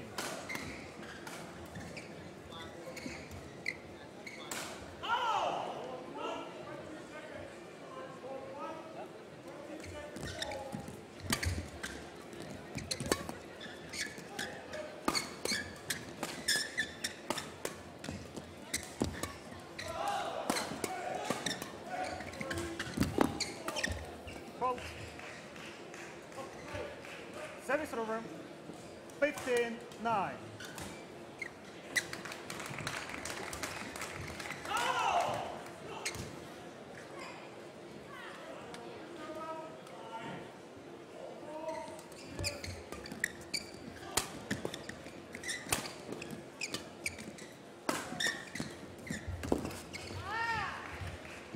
(16-9).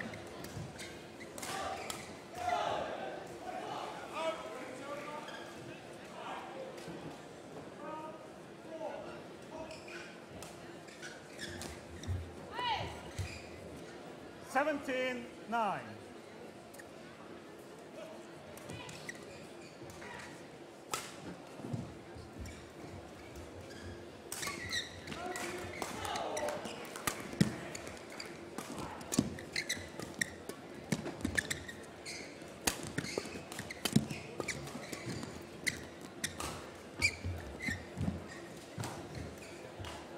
(18-9).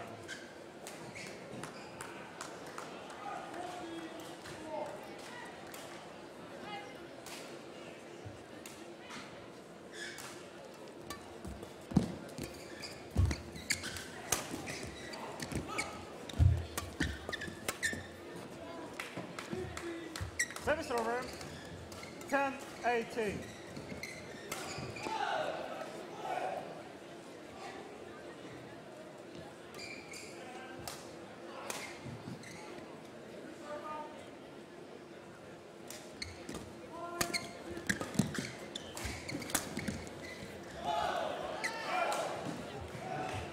Service over. 19-10.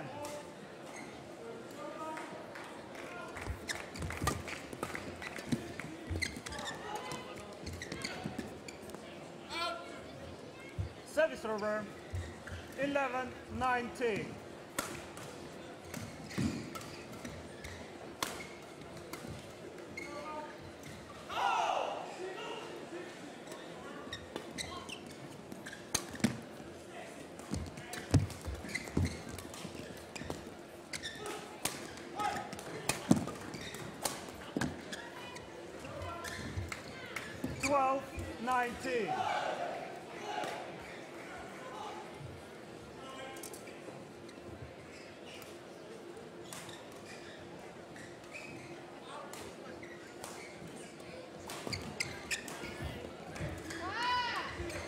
Service over. 20, game point 12.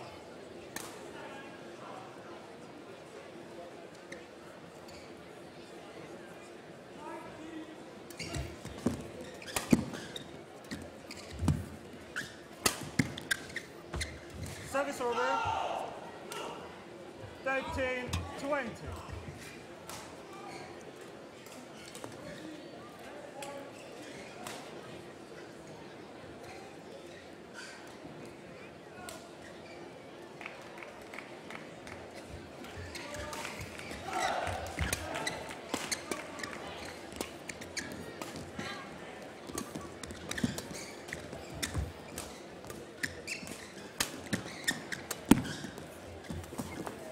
Game.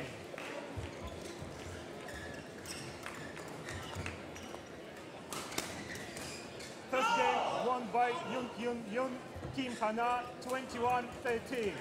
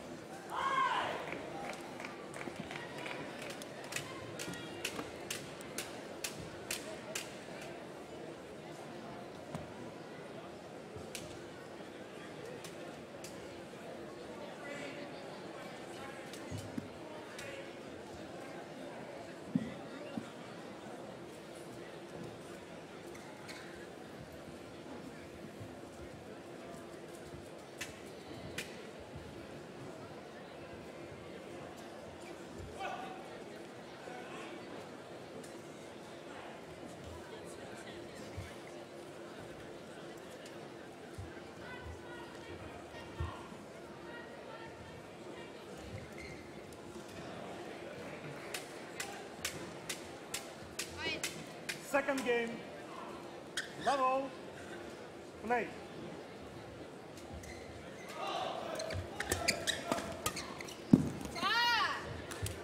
One love.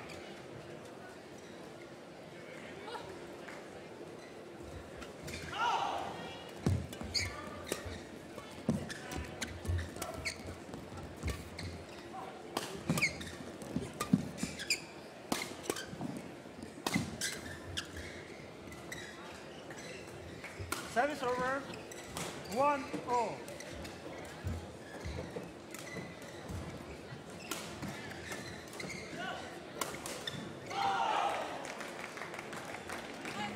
Please welcome the technical officials on court number 1.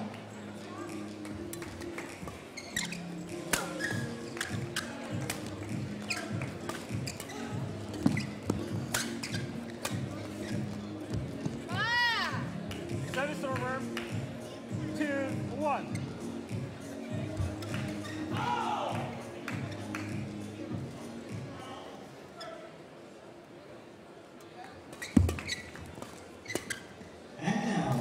court number 1, women's singles. Please welcome from China, Henry. She's facing from Japan, Minatsu Mitali. Umpire is Morgan Foster, and the service judge is Fabio Rito. 3-2.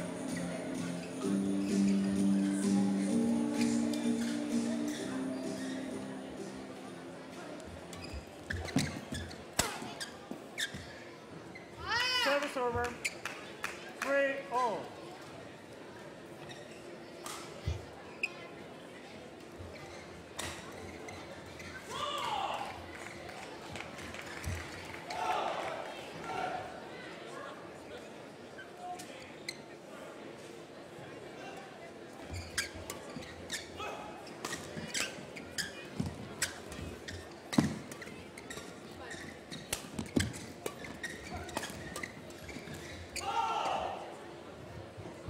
Service over.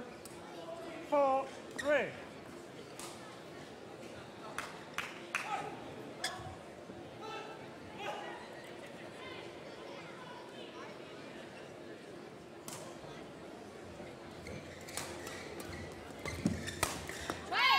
Service over.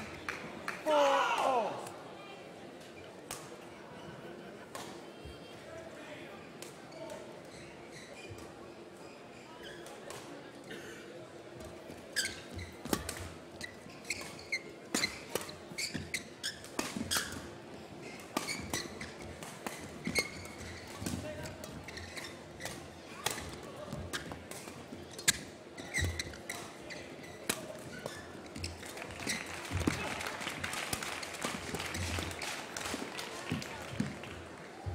Service over. 5-4.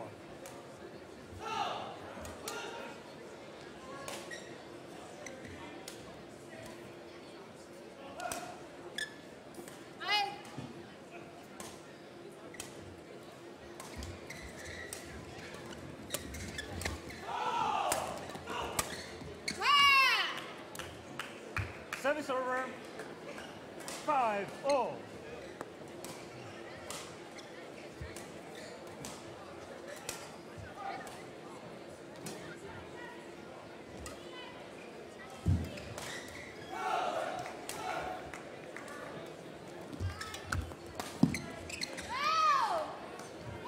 Service over. 6-5.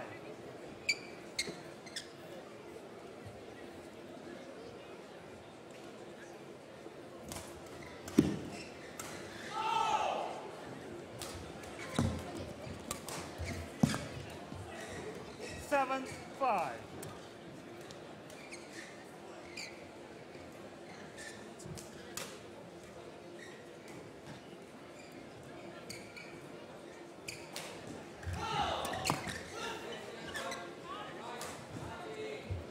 Eight, 5.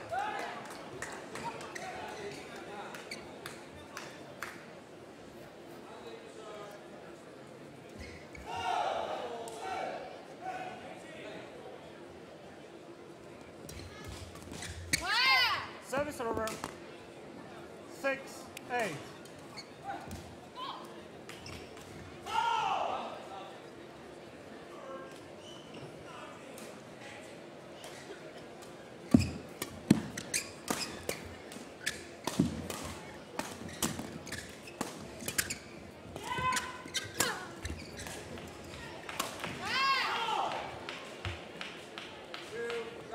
Seven, 8.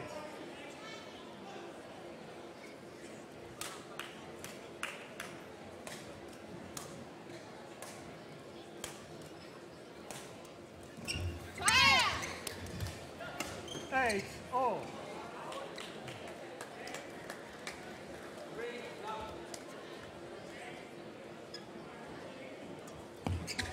Out. Service over.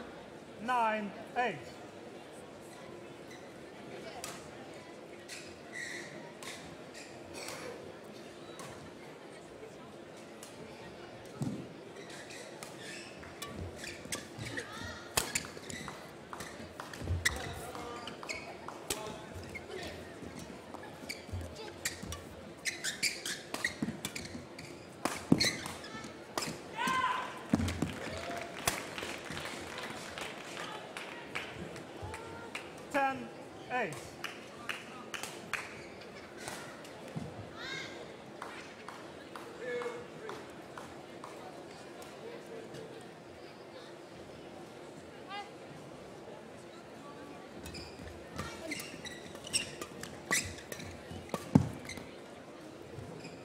11-8 interval.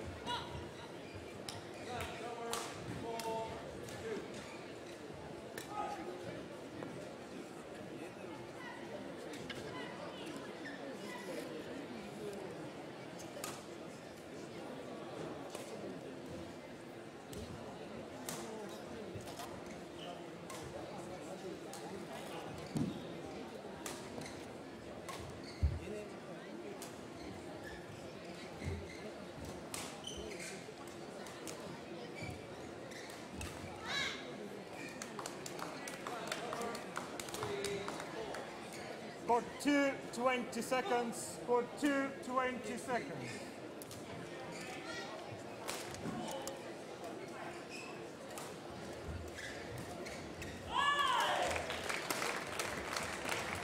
Report, please.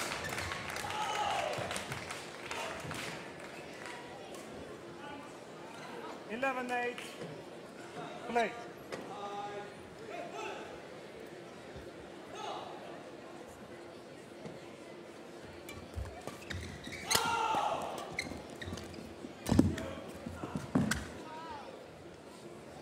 Service over. 9-11.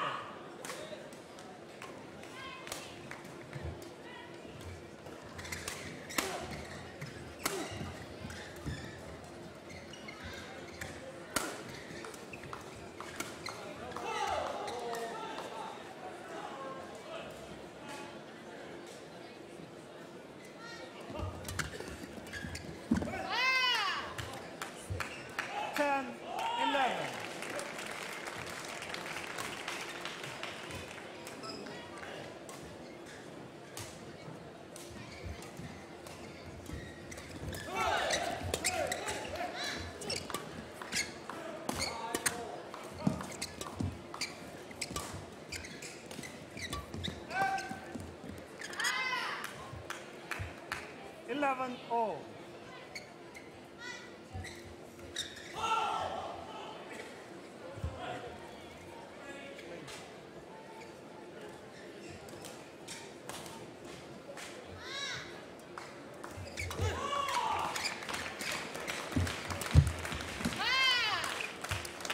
(12-11).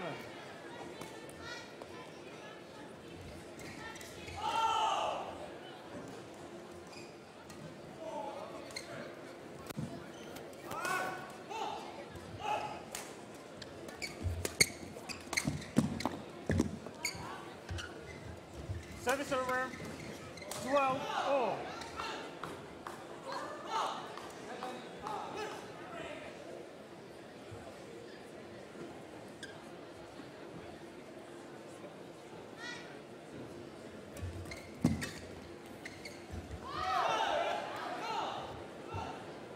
(13-12).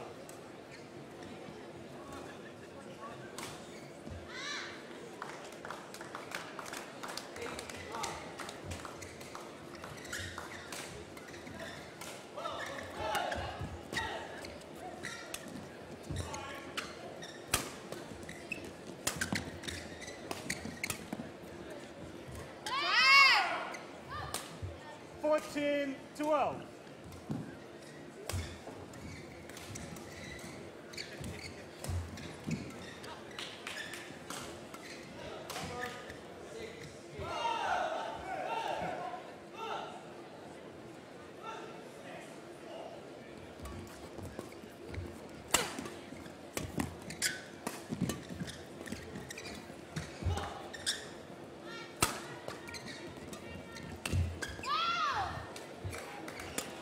(15-12).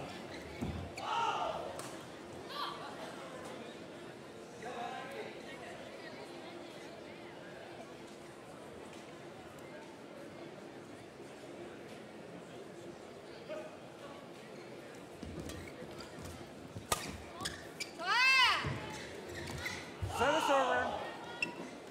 13-15.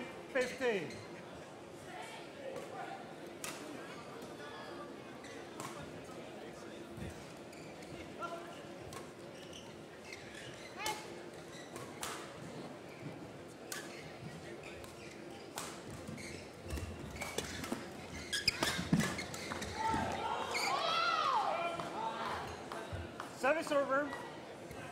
16-13.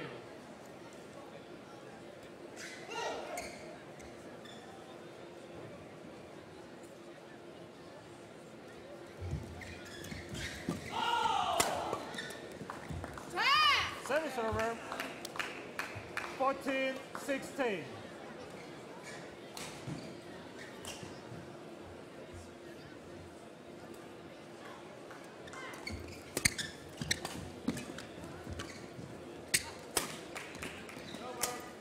Fault. 15-16.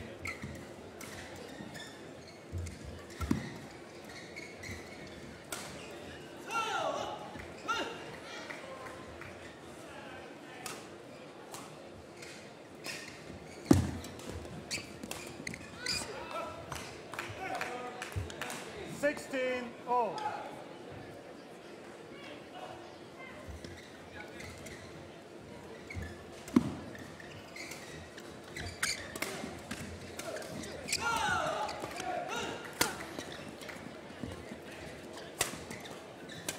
Ah! 17-16.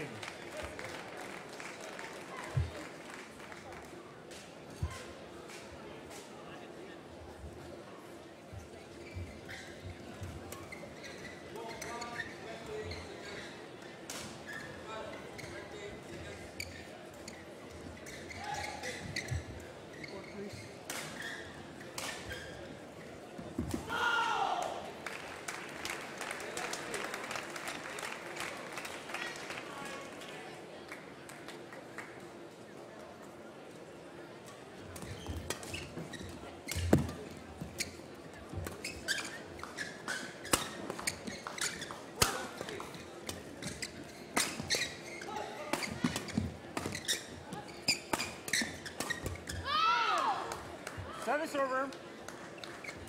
17-0.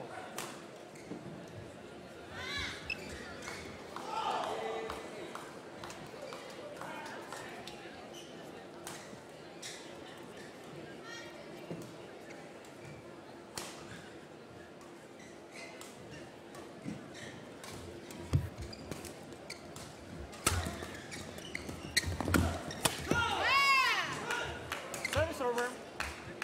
18-17.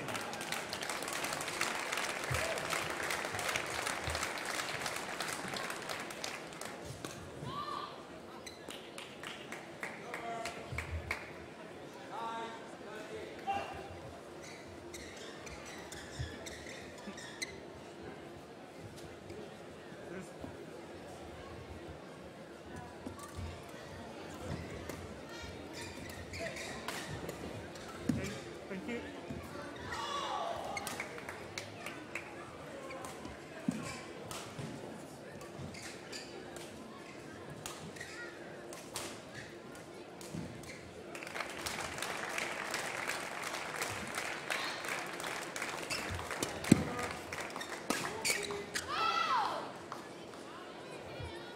Service over. 18-0.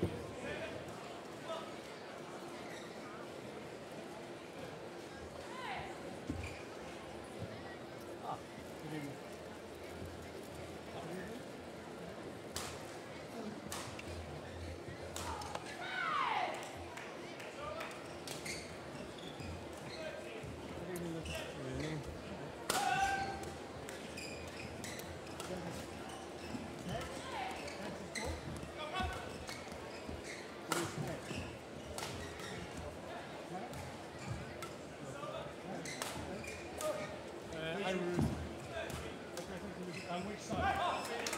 Which side? Which side?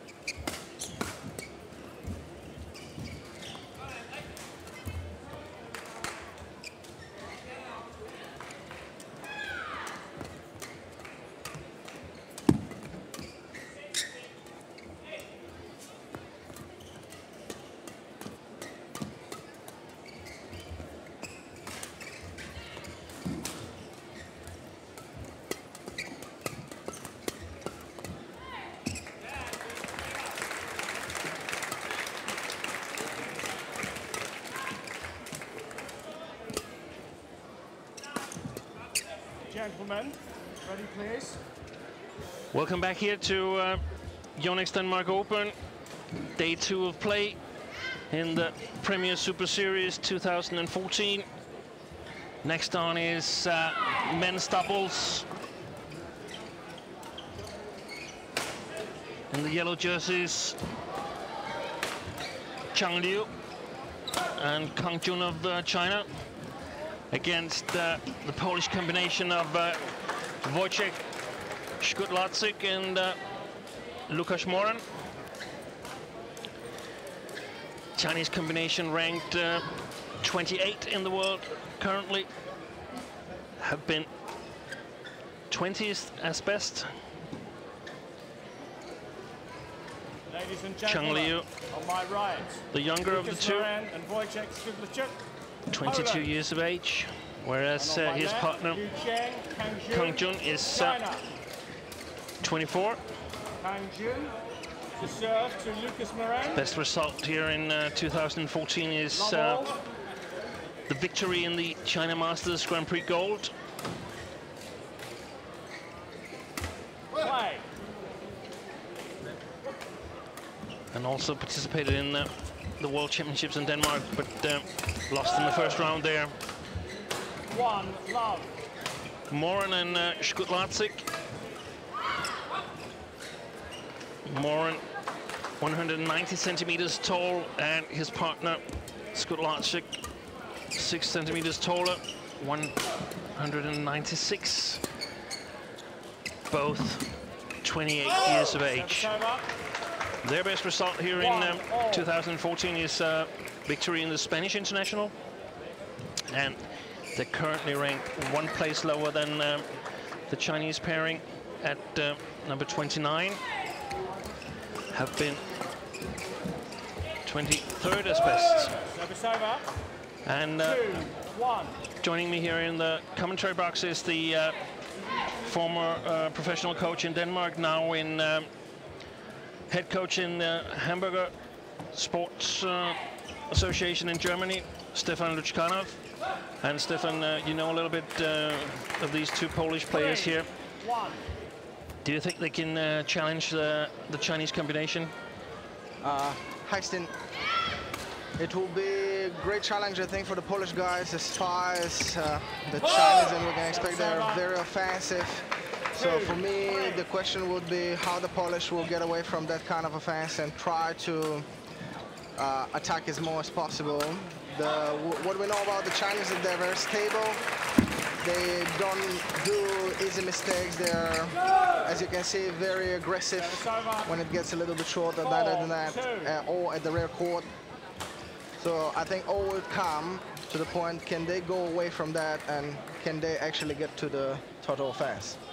It seems that we're always having this discussion when it's Europe against Asia, that normally the Asians are the better part in the defensive department of the game, whereas offensively the Europeans can actually match their Chinese opponents, but we are a little bit worried about defense. Exactly, exactly. 5-3.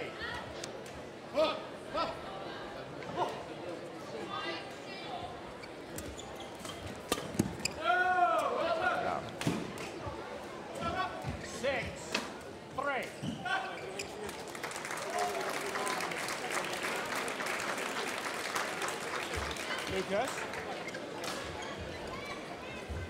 I expect a lot of pressure from the first free strokes from the Chinese and getting very high at the net and middle court.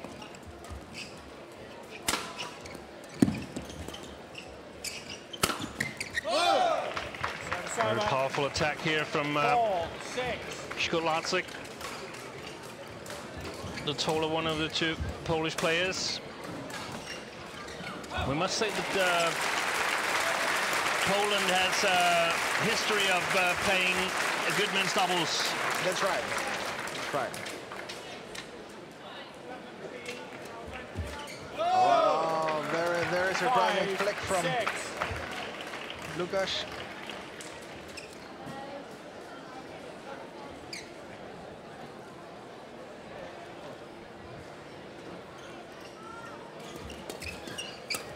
Got two almost equal strength men's doubles at the moment. Unfortunately, the other one, Adam Schwalina and Przemysław Waka, has had to withdraw from this tournament. But not many European countries has two men's doubles that high on the world ranking.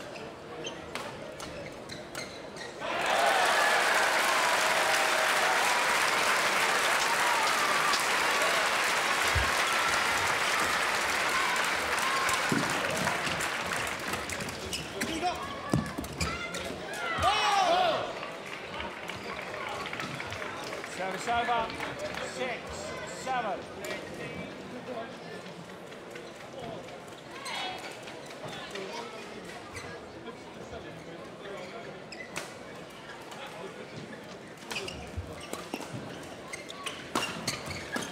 We can see that after the serve, the Polish has definitely trouble to be the active one, and they get really a lot of pressure from the both Chinese right now directly against Wojciech.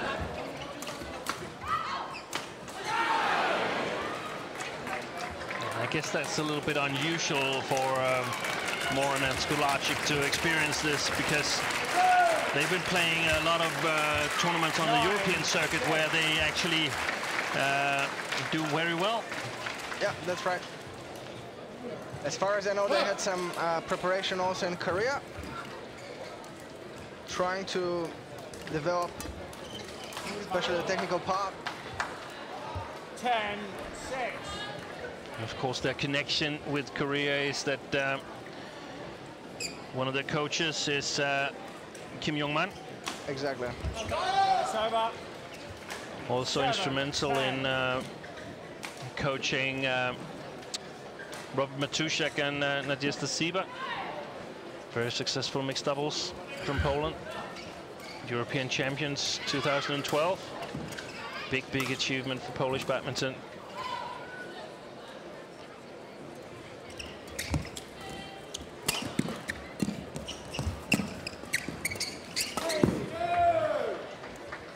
Service over. Not quite good start from Wojciech, and here is the first break.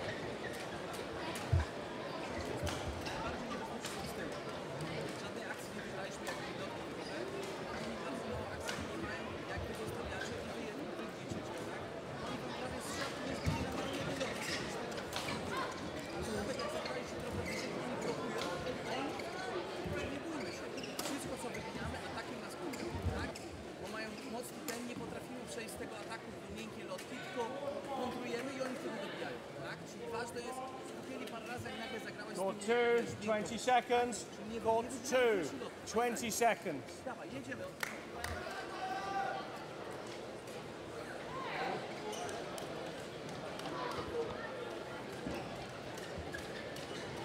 (11-7). Let's see what's the answer of the Polish against the total offense from the Chinese. 12-7. Again, very good serve and very good middle pressure from Liu. I think if it has to stay a chance, they have to get away from that situation. They have to find something smart that they could easily get away from that situation. It seems very dangerous to push in the service return. 13-7. Again, very good offense from the Chinese. And I'll say 2 easy point. Of course, we've seen Chang Liu also playing the mixed doubles with Bao Yixin. Very capable player. Service over. 8-13.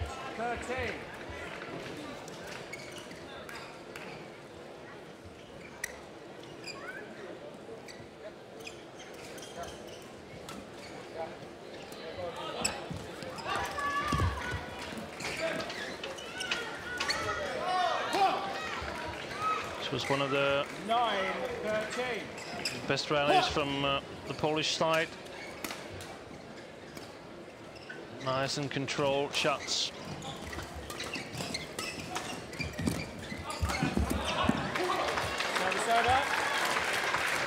And second time Wojciech can't manage the middle court, and the pressure from the Chinese, it gets very high when they do not too good game in the middle court.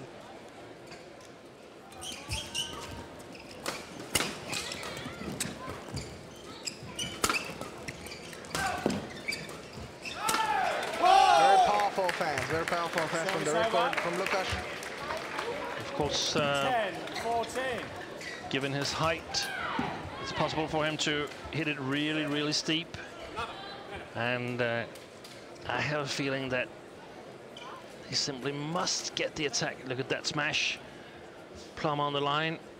They must get the attack to have a chance against these two Chinese players here. Service over. I completely agree with this team, but they can't just do that simple mistakes on the service.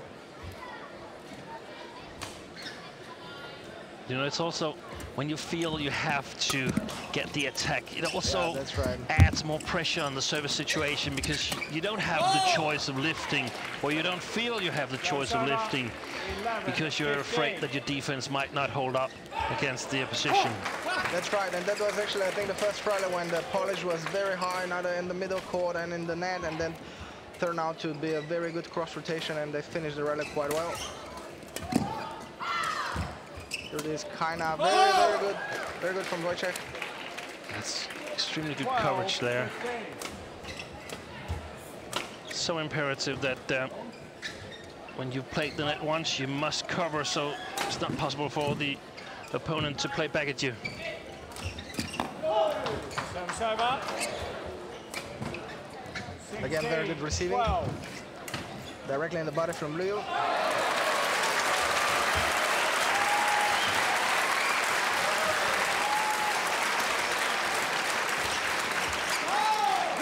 Good receiver from Wojciech. Service over. And direct mistake from Kang. 13-16. I think I noticed at the World Championship that Kang was actually committing a bit more mistakes than Chang Liu. So perhaps he might be the weaker part of the Chinese combination. Definitely, I would sort of test it if I had anything to say about the Polish strategy. I would try to direct the service returns at him. Oh. Service over. That was easy mistake from Liu. Yeah, I tried to make a too big deception. Exactly.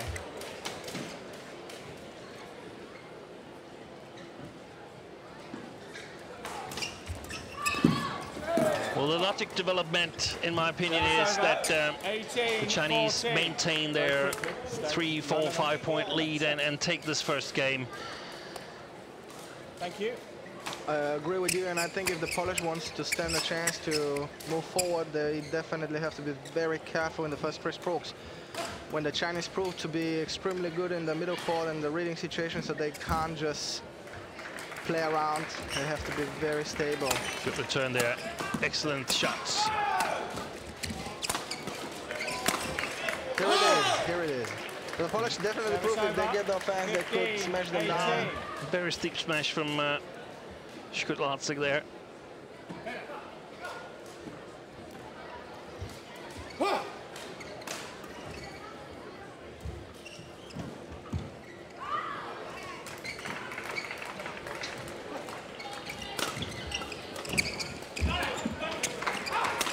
Good coverage by Lucas Moran.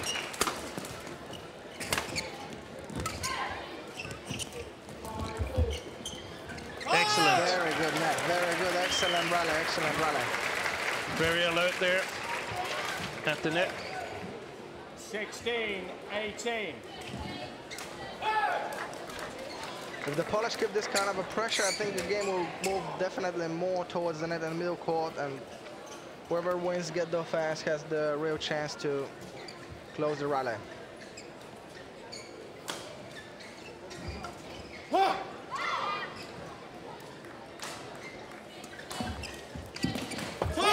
Excellent. Yeah, second. I think it was the second direct winning from the flick serve from Wojciech. It was Lucas. We can definitely say that the flick serve is used more by European combinations than by Asian combinations. And that probably also means that the Asians are concentrating a lot on the short service. Yeah. Service over. 19-17. 19-17 lead for the Chinese. Again, a too short rally in my opinion. Polish has to be very careful with this.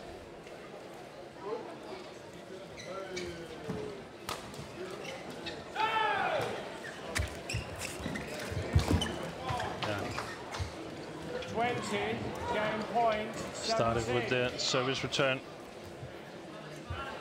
Moran thought it might be short, but decided to return it anyway, and that sets up 3 game points for Kang Jun and Chang Liu.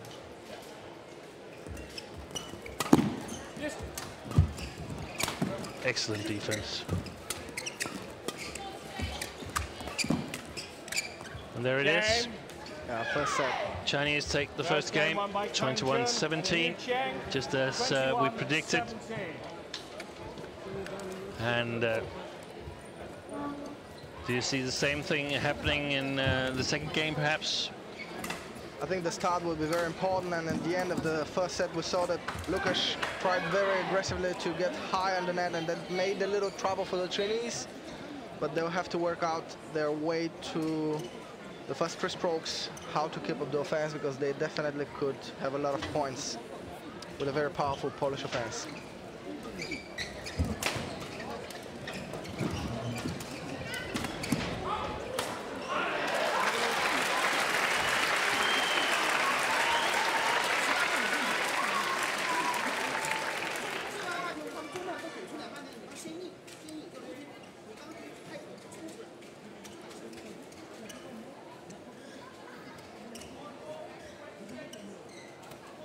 Kang?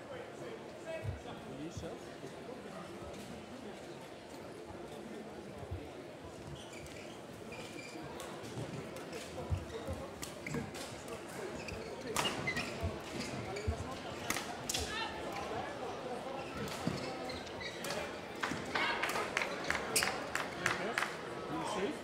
Thank you. Second game coming up here in Odense Sports Park. The men's doubles between Kang-Jun and Chong Liu against Lukasz Moran and Wojciech Skudlarczyk of Poland. Second game, love all, play.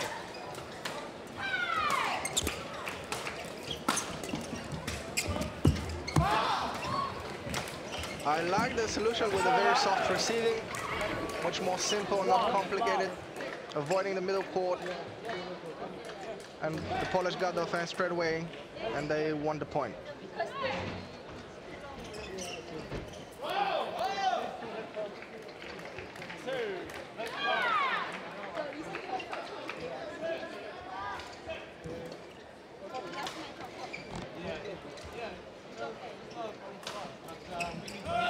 Oh, very good receiving from Kang. I think Wojciech has to be more ready after the serve.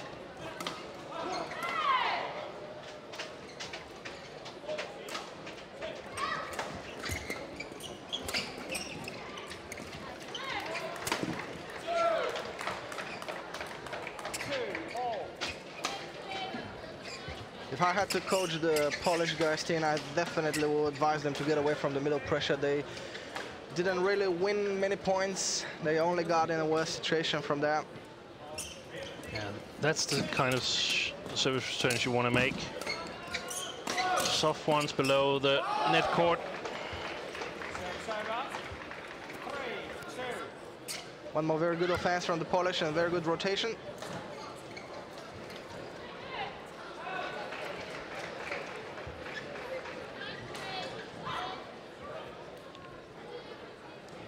Let's see if Łukasz kept the flick serve.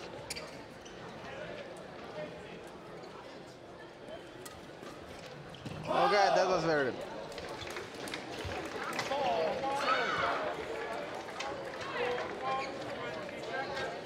Good pressure from the Chinese, but even better solution from the Polish guys, taking away the pressure on the opposite side.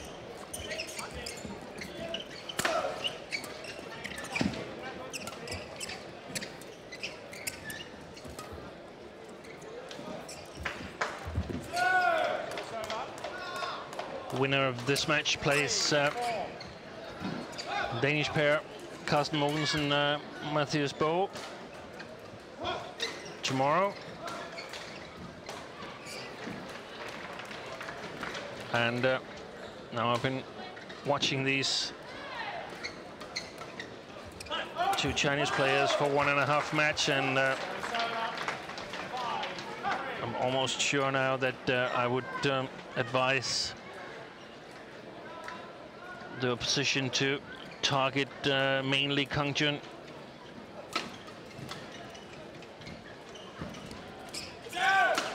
Too easy mistake. Yeah. I think in the desire to really get the pressure on the receiving, they're trying a little bit risky solution. And again, probably from playing the European tournaments against mostly European opposition, they're used to playing one good shot and then get the lift. That's not going to happen here. No. They're going to be challenged. Exactly.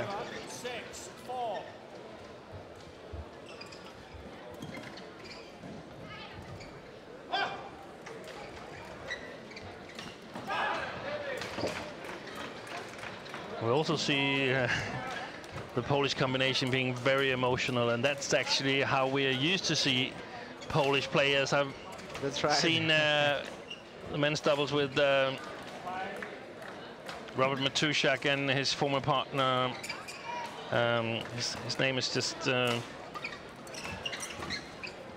can't recall his name, but I've seen them almost be in an argument, or they've been in an argument, but almost in a fight on court. Yeah, that's right, that's right.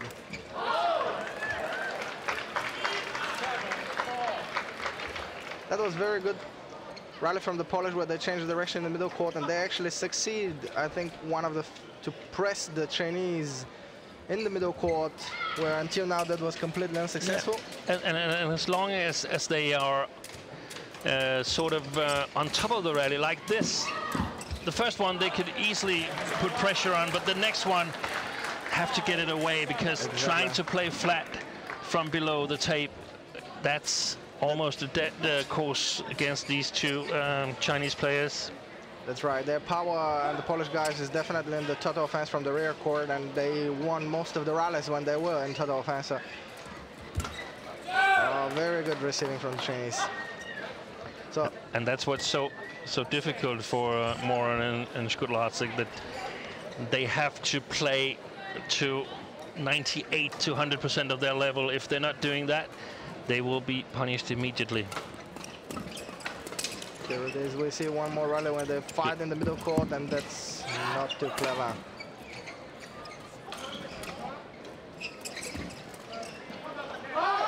And they came on the top. That was.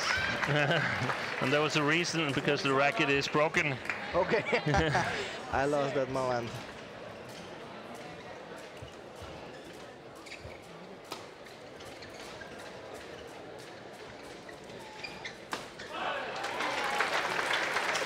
Eight 8-6 lead for the Polish guys. They're definitely more offensive and aggressive on the net middle court, and even that, in my opinion, they're a little bit too risky. And he suddenly found out that his racket was broken in the middle of the rally.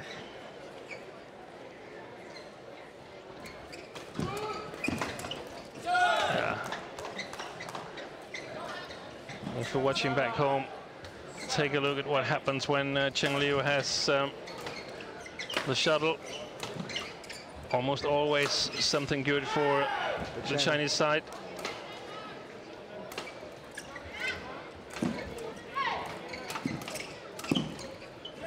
Good pressure. Very good pressure from Kang.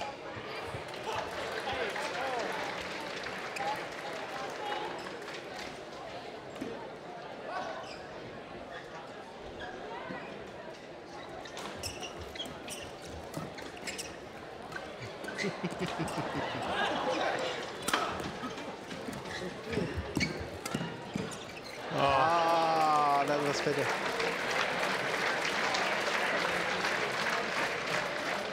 Very good fight for Wojciech, and unfortunately they didn't succeed to win that rally.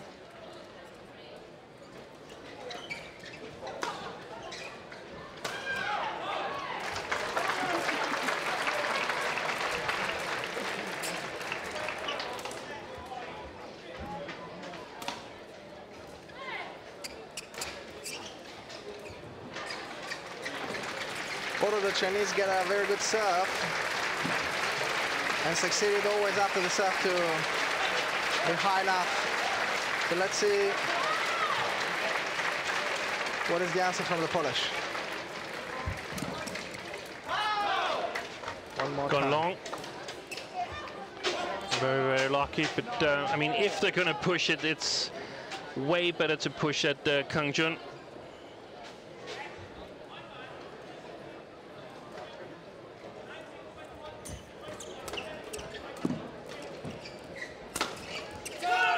One more time. Very good middle court from the Chinese, and finishing directly from the rear court. It's also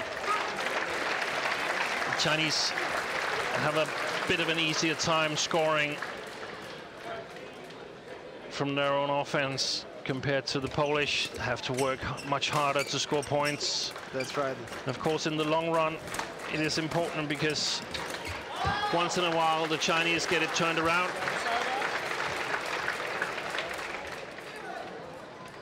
And here was some directions from Cheng Liu to Kang. Not entirely satisfied. Zhang Jun, the Chinese coach, also very animated on the chair. This is probably one of the things that they're working on. And a 1-point lead here for Poland at the interval in the second game. Coaches back on court offering a bit of advice.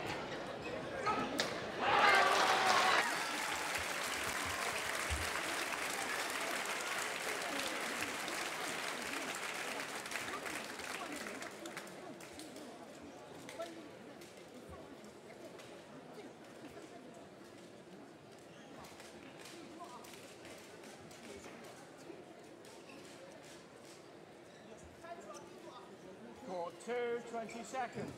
Court 2, 20 seconds.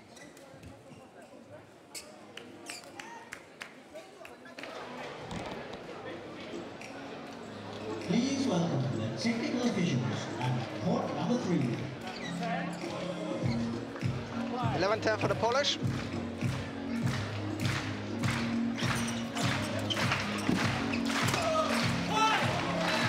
Well played by Cheng Liu. Yeah. Very, very agile in his movements. Very good in the receiving and immediately keeping the pressure after the third stroke of the Polish guys. Service ball called. First service goal for the match. Struck above the waist. Yeah.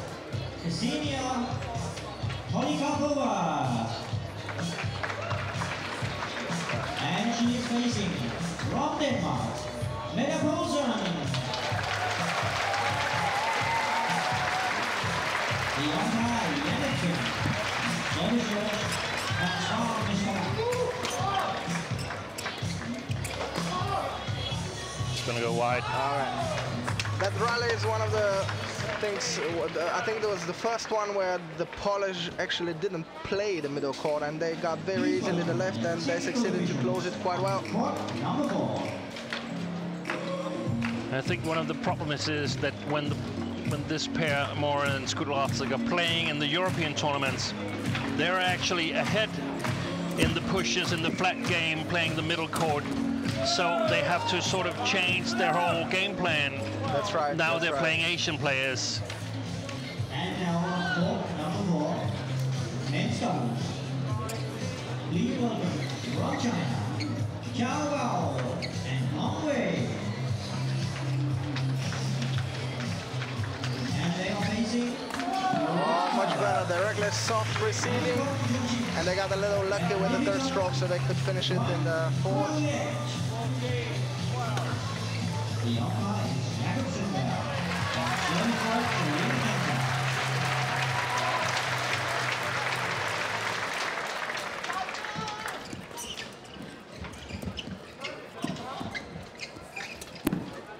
Take a look how many times it's Cheng Liu who has the shuttle. Yeah, and finished very, very nicely. I guess it's something like 65% of the Chinese touches, I would guess, would be him. 35 left for his partner, Kang Jun. Would be really good if the Polish pair could change that statistic.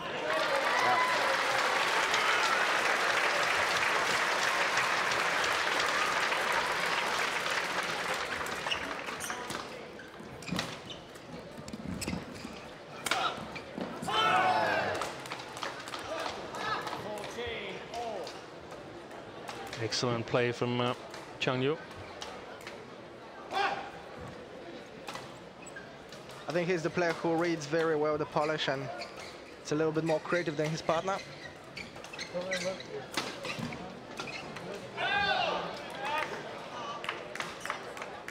Service has been very precise for him.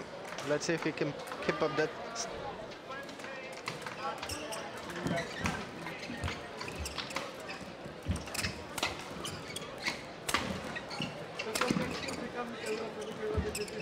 Good control.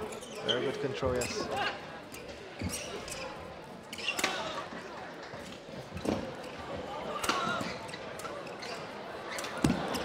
best rally of the match. Definitely the best rally of the match.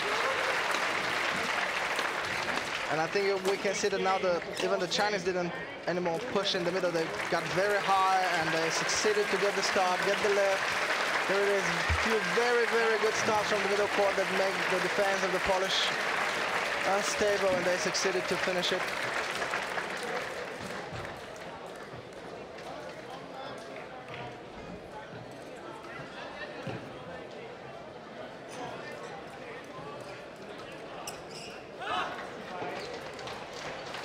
One point ahead for the Chinese.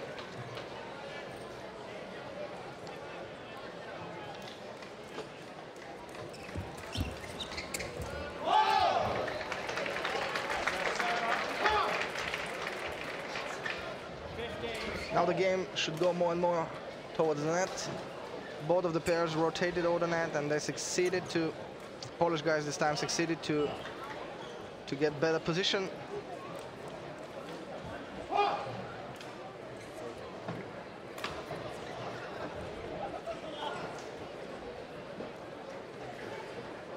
Think he dares to flick? Yeah. No. No.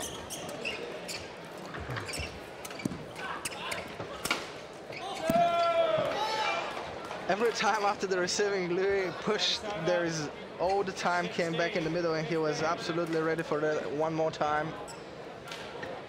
And I agree with you, when he got a shot, he always creates a bad situation for the Polish guys.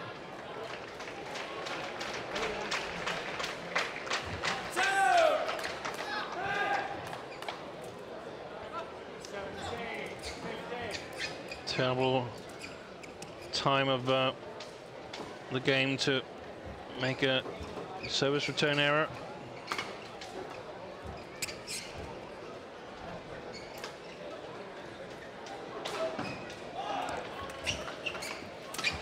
Well played, very alert by Kang Jun.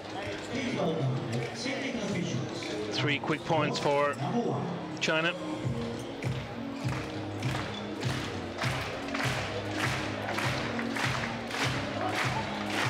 I'm afraid that the Polish will feel a lot of pressure now. They have to be very good in the first 3 strokes.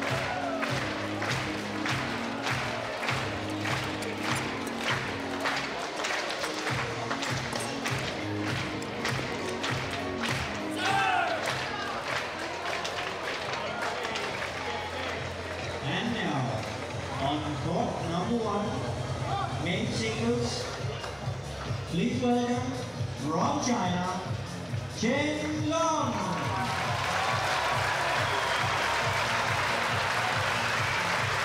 And he is racing from Denmark, Victor Axelsen. And a really good first stroke from the Chinese. The Polish couldn't find the answer for that.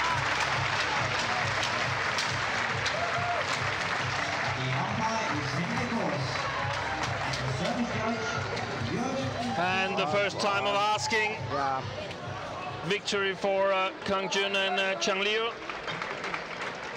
Straight games, 21-17, 21-15. Not really under pressure in this match, the Chinese. A bit of a mixed match for the Polish side. Some really, really encouraging moments in the offense, but not really close to challenging the Chinese pair in neither the defense nor the flat game. Back to the practice hall, and the Chinese move on to meet Carsten Mogensen and Mathias Bo in tomorrow's second round match here in Odense Sports Park. We're back in a short while with the next match, a match that I personally have been looking forward to, the match between Mark Zwiebler of Germany and Janno Jorgensen from Denmark.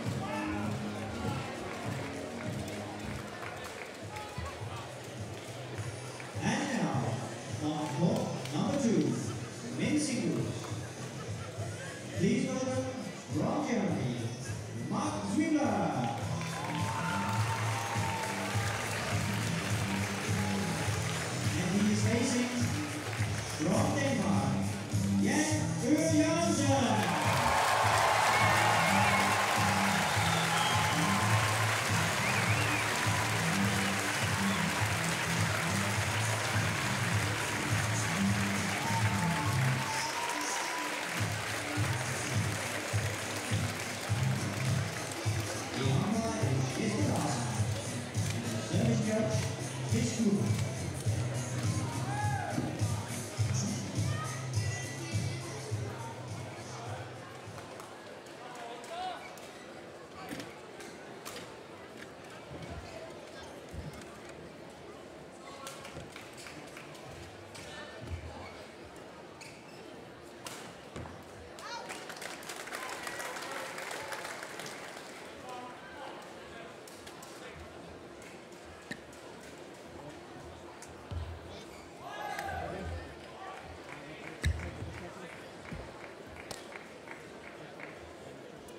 I'll just stay over here.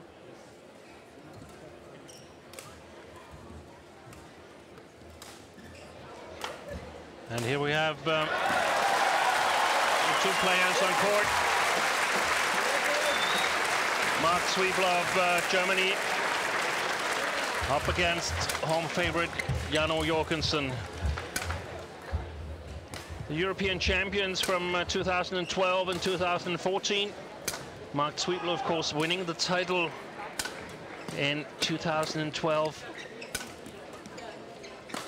beating Henry Hurskainen in the final. Janno Jorgensen lost in the semis, as well as Victor Axelsen.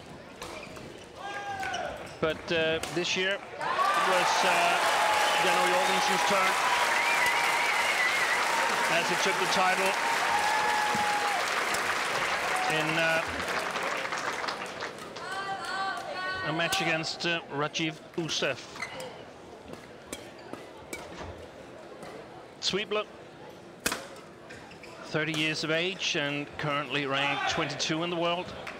Has been struggling a bit lately, has been as high as number 10 earlier. But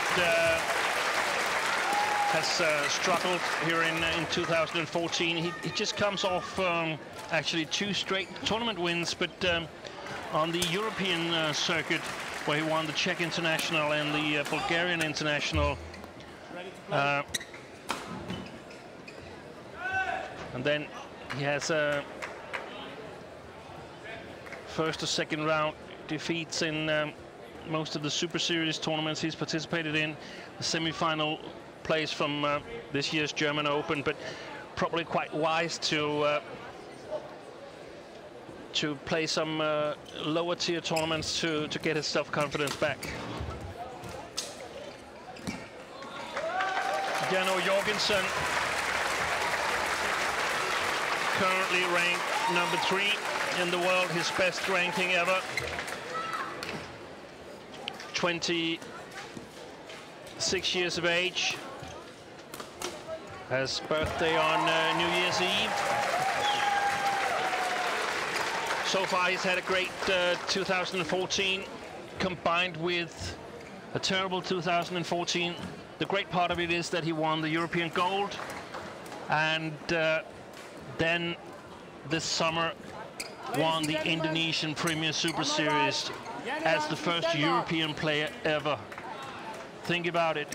Not Peter Gade, not Paul-Erik Høyer, not Thomas de Lauritsen, not Morten Frost. None of them have managed to win in Jakarta, but Janno Jorgensen did it as the first ever European player. Expectations were high for Jan at the World Championships on home soil, but unfortunately a knee injury put an end to that dream. Later on he suffered another injury when he slipped during his comeback in one of the Danish team matches, so his expectations are not that high for this tournament. But Stefan, what about Mark Zwiebler? What is he focusing on going into this tournament here? I think Mark is going definitely for the win. He knows that Jan is a very, very tough opponent when he is at his top, and I think we're all asking the same question. Is Jan is his top, and what is the situation with Jan right now after the injury?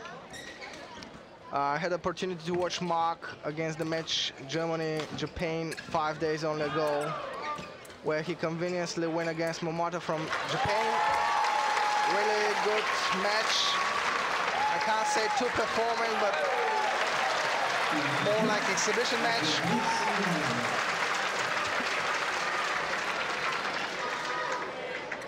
So I think if Swibbler is his stop and Jan is stable, we are going to see a very, very good match.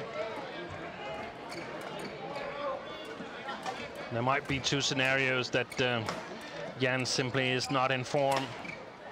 And the other one is that he's playing totally free of expectation because he hasn't been able to practice a lot. Exactly. And sometimes that is exactly what it takes to create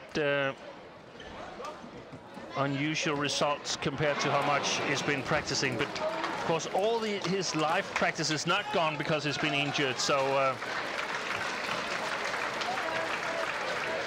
Exactly. For now, what we can see, 5-0 for Jan. Excellent offensive game.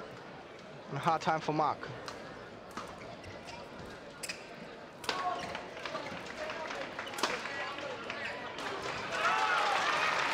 And the thing is that Jan is by nature always in pretty good condition. He doesn't get in bad condition because he's not practicing as much as he used to. The question is, how about the shots? How about the quality of the shots? Exactly. The accuracy, is it still there? Or is it at the level it needs to be? Can Mark Swibbler put so much pressure on him so it shows that he has not practiced well since the World Championship 2 months ago in Copenhagen? Well, we can see excellent start for Jan.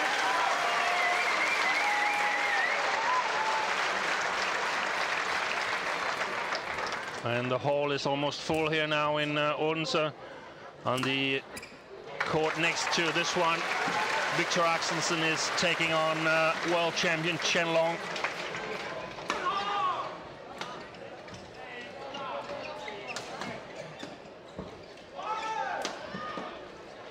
I think Mark will have a very hard time getting away from the offense and the game that Jan likes very much. And I think he knows it very well.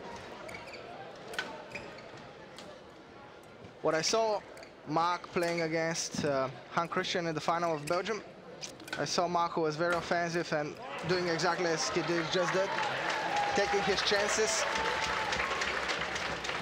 And I think he should do it right now as well. Not just playing his defensive favorite style, because that's exactly what Jan wants.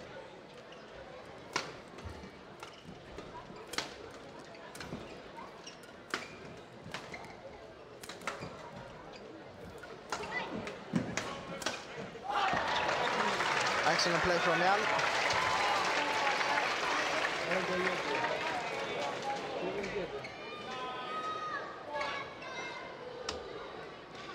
See, from what I can see right here, I can't see any sign from injury really from Jan.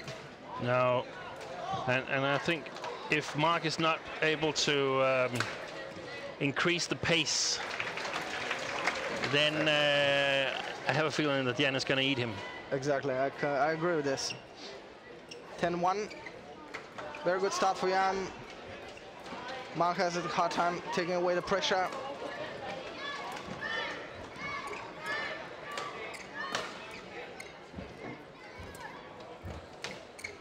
And here it is, one more and 4-0.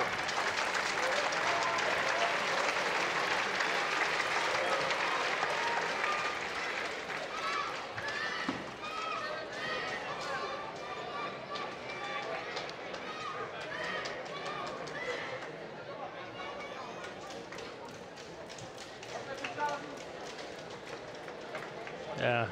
Jeez.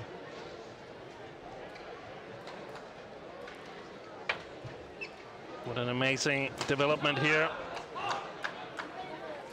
11-1 lead for Janno Jorgensen. So I think what Mark Swibbler should focus on is to prepare himself for the second game. See if he can find a way through the defense of the Danish player. See if he can gather some points here, get a little bit of self-confidence back. Now it will be normal to start thinking, well, I've won a couple of tournaments, but that was at the European level. This guy is number 3 in the world. And that's another level right now. Exactly.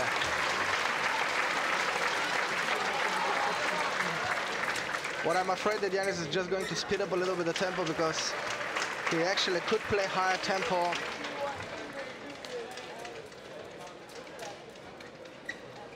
And that will not be good for Mark.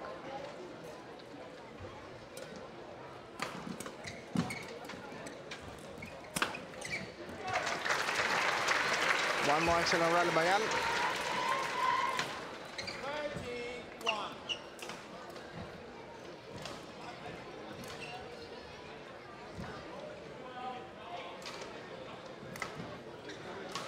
13-1. I didn't expect this in the beginning. But of course, the joy of playing, you should never underestimate that. The joy of being back on court. And free from any expectations. Yeah.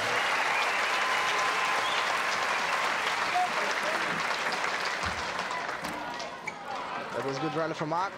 I think he should go more and more for getting soft to the net and trying to be as offensive as he can, but still making the correct choices. That's called out.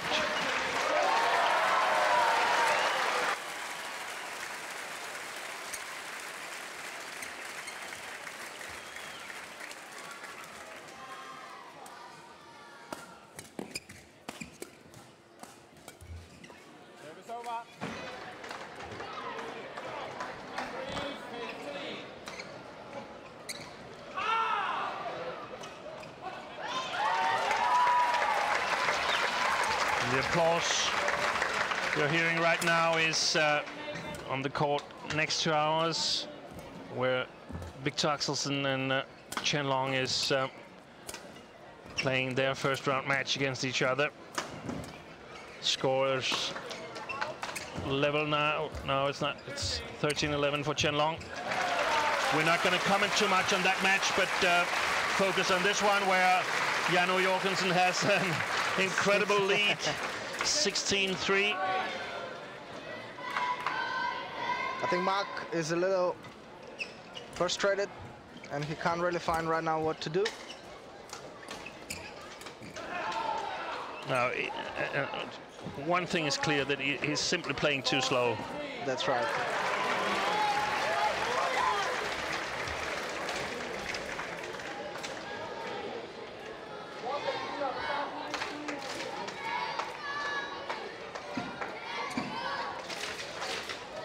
Jan looked very confident and stable. Mark is trying more and more desperate solutions. And that will only, I think, create opportunity more for Jan. But the interesting thing is, what about Jan in the second game? This one is long, but I suspect he's going to win this first game. But what about the second game? I mean, there's no hiding there. Then he can't say, I just play and do my best. If he wins the first game this convincingly, he's expected to win the match. Exactly. So how will he cope with that? That is going to be interesting to see.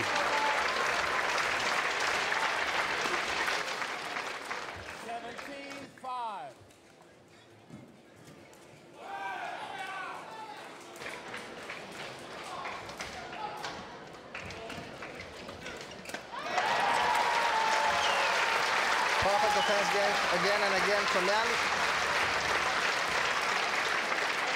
A lot of pressure also from the net, so Mark has hard time to find any solution. Take away the pressure. As you mentioned, the speed is definitely a challenge also for Mark. This is a terrible performance from Mark Zwiebler. That's correct, and unfortunately. I think it would be important for him to find a way to get some points here in the first game. This is going to stay inside. I was going to say it was going to go wide, but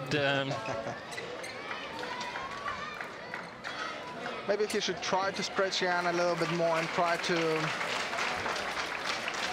get him a little tired, try to see how he reacts under pressure, and maybe the combination between expectations, pressure, speed, and tiredness could create a little bit better positions and opportunities for Mark.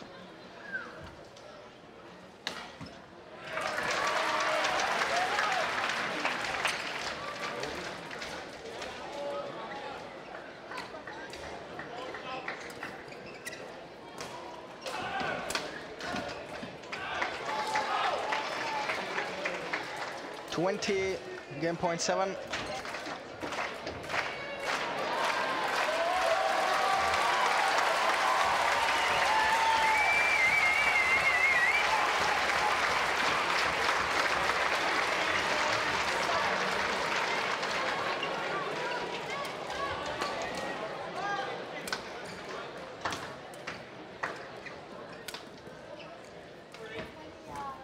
That's a good shot. And I think he needs to play these accurate shots from the backcourt in order to stretch Jan, and also he must be thinking a little bit about his injury where he slipped in the team match. Exactly.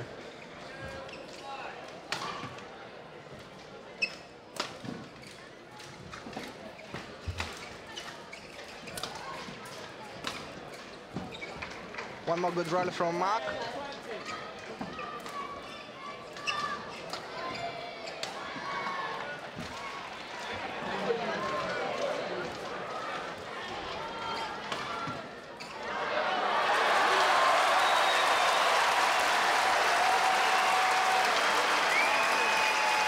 Amazing rally on the court next to us.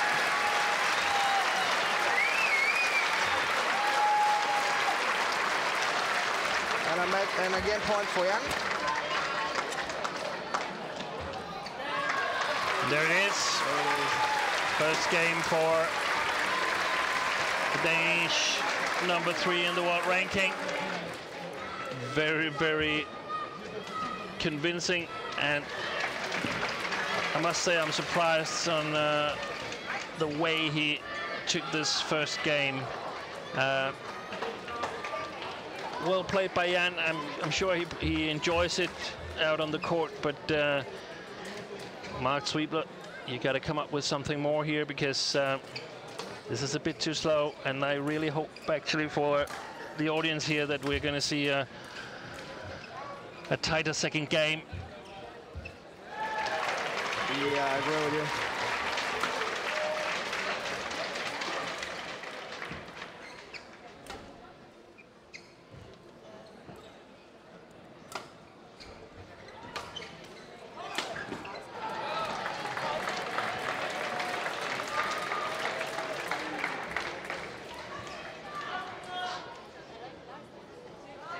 Right now, I think that maybe Jan is playing his perfect style. He's exactly getting what he wants, and it's Mark make it very easy for him. Of course, the big chance that the winner of this match will meet Linh Dan in the next round. Linh Dan has a match later tonight against Tien Cho Chet from Chinese Taipei, but if he's up to his best, he should win that match. And Jan is actually the only player that has beaten Linh Dan in the last 2 years, beaten him twice actually. I don't expect him to do that here in YONEX Denmark Open. I don't think his preparations has been good enough for that. But what we can see so far is Jan is free from expectation. He looks pretty healthy, and he is quite dangerous when he has the full fans, and that's the style that is very dangerous against a player like Linh Dan. And if I have to be honest, if there is another player who has to stand a chance, he has to have something like a weapon as Jan does. Yeah, I agree. So if Jan shows still in the second set that he is completely free, no expectation, he's very stable. I'm very happy to see that his performance, also from a mental point of view, he looks very concentrated and focused, and Mark, unfortunately, exactly the opposite.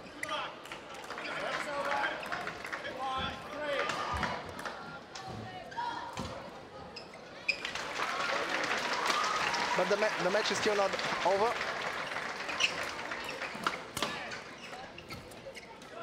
Good deception. Very, very nice deception there. Very nice deception. And I think that's the one that Mark has to go more and more. Reminds me of the old Chinese master, Zhao Jianhua. Ah, nice comparison. World champion in 1991 in Denmark.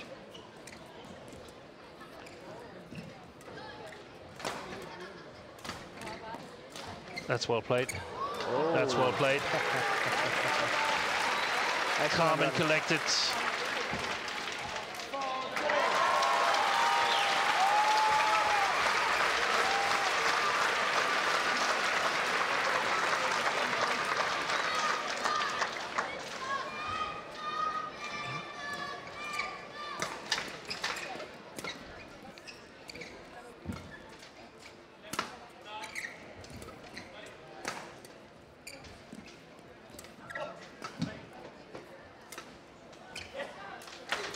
I think Mark has changed a lot in the strategy, and now he tries more and more to stretch Jan before attacking or returning anything in his range, because that's where Jan is very, very powerful. Everything in his range could be returned very fast, pushed, and get there fast straight away. But I still think that Mark is playing way too slow to put any real pressure on Jan. Jan is just having fun in there. Yeah, that's right, that's right. He has to stretch him, but the tempo, I agree, is completely too low.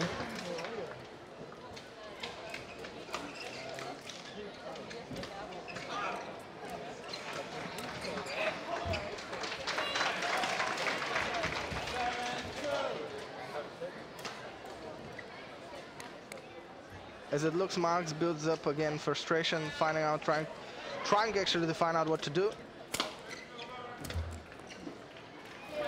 So he makes more and more unforced errors. It's actually a copy of the first game. It looks like a copy, I agree.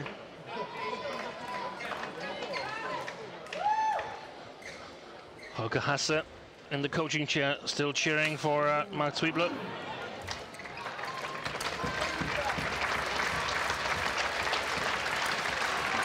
That's of course what he's paid for, but it's a really tough job right now.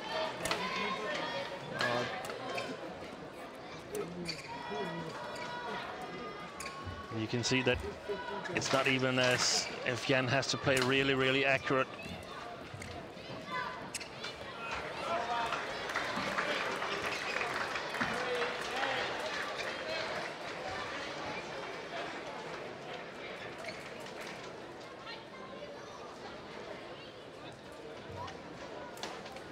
Mark will have a very hard time to keep that kind of a tempo and keep up the precision when the tempo is low.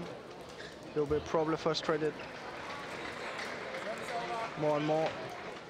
At least with this line call here. I couldn't really see it from where I'm sitting. Do you have a clue, Stefan? No, not sure, not sure. I think it was very close to the line, but I'm not sure if it was in or out. And we've discussed this earlier in the tournament that it's nice we have the Hawkeye, but what about the other courts where there's no Hawkeye? We've seen that there are challenges that are successful, and that means that there would also be on the other courts challenges that are successful, and as a player you can't do anything, you just have to live with that because they're not going to be reversed. This is out. But what we can hope is that the technology will come much further, and it will be also much cheaper to install it all over every court.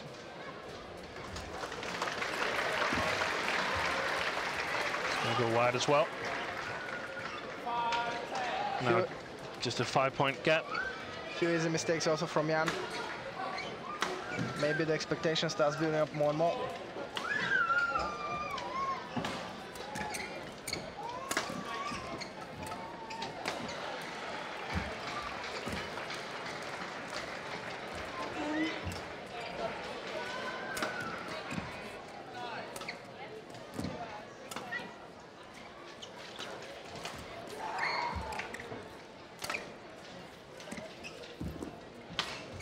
Very good dry lay, and definitely Jan can play on a higher tempo than that. 11-5 leads.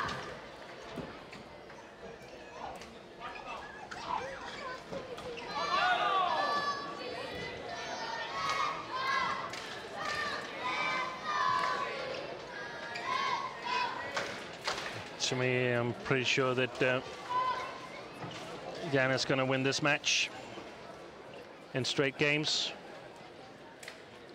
Mark Sweepler hasn't come up with anything dangerous for Jan yet, so why should he do it now in the last part here in the second game?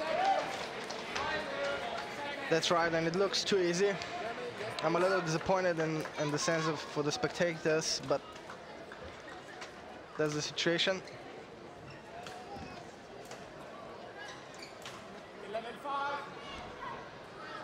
I only guess that Mark will try to keep stretching Jan, and hopefully he will do it in a higher tempo, get a better strokes like this one.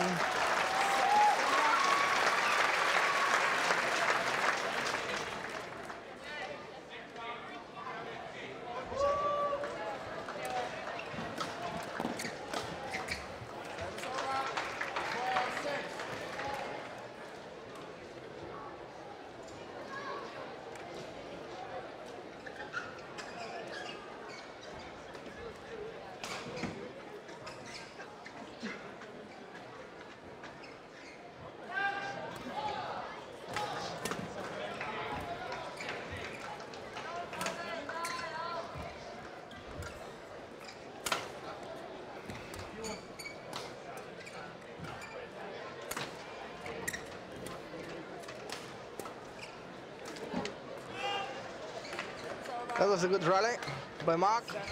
Definitely high tempo. He pushed his limits now. And that's a mark of the match tomorrow. It would be nice to see Jan increase the speed a little bit if he is to stand any chance tomorrow against presumably Lindan.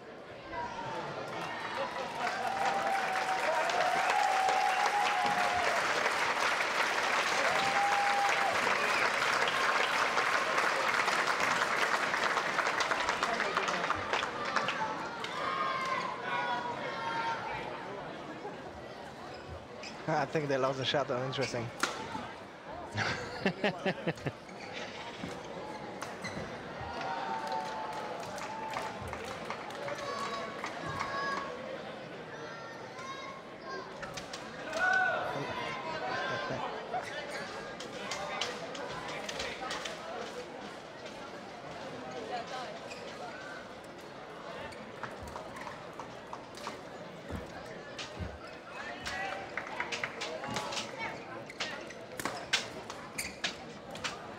Gone long. He was in doubt. Mark Sweepler decided to return it and then put it long himself. With that amazing power he could get into that shot. That's right.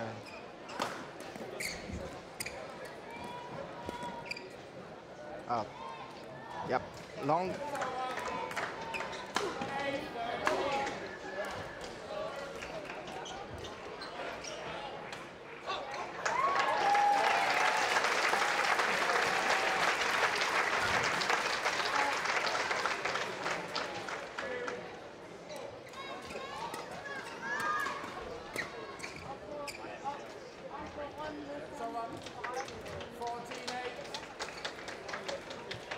Mark still tries to speed up the game, trying to challenge Jan more and more.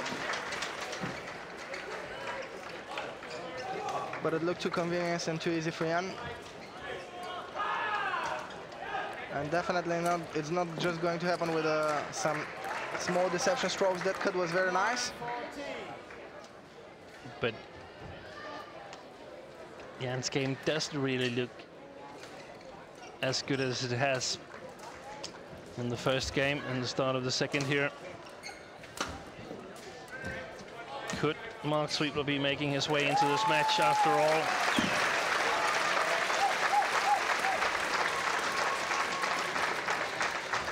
And he has shown that he can play at the highest level, Mark Sweepler. We should remember that the year before Jan won the Indonesian Open, Mark Sweepler was in the final, losing to Lee Chong-wei.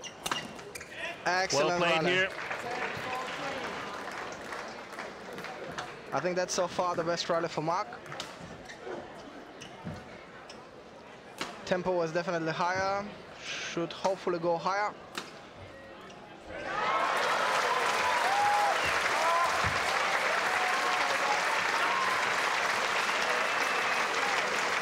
coverage by Jan. Asking the umpire to be allowed to towel down, but is denied.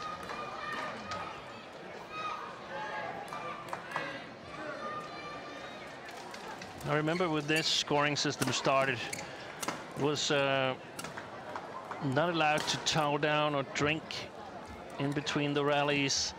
You could have a towel in a bag close to the baseline, and then you could quickly towel down without prolonging the interval between the rallies.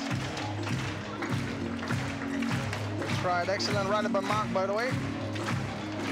Much more aggression, much more offensive in most of the stroke, and he succeeded to get out the tempo when it was needed. And now, court number 4, winning singles. And one more easy mistake from Mark, unfortunately. And she's facing wrong Thailand. Matching up, Intanon.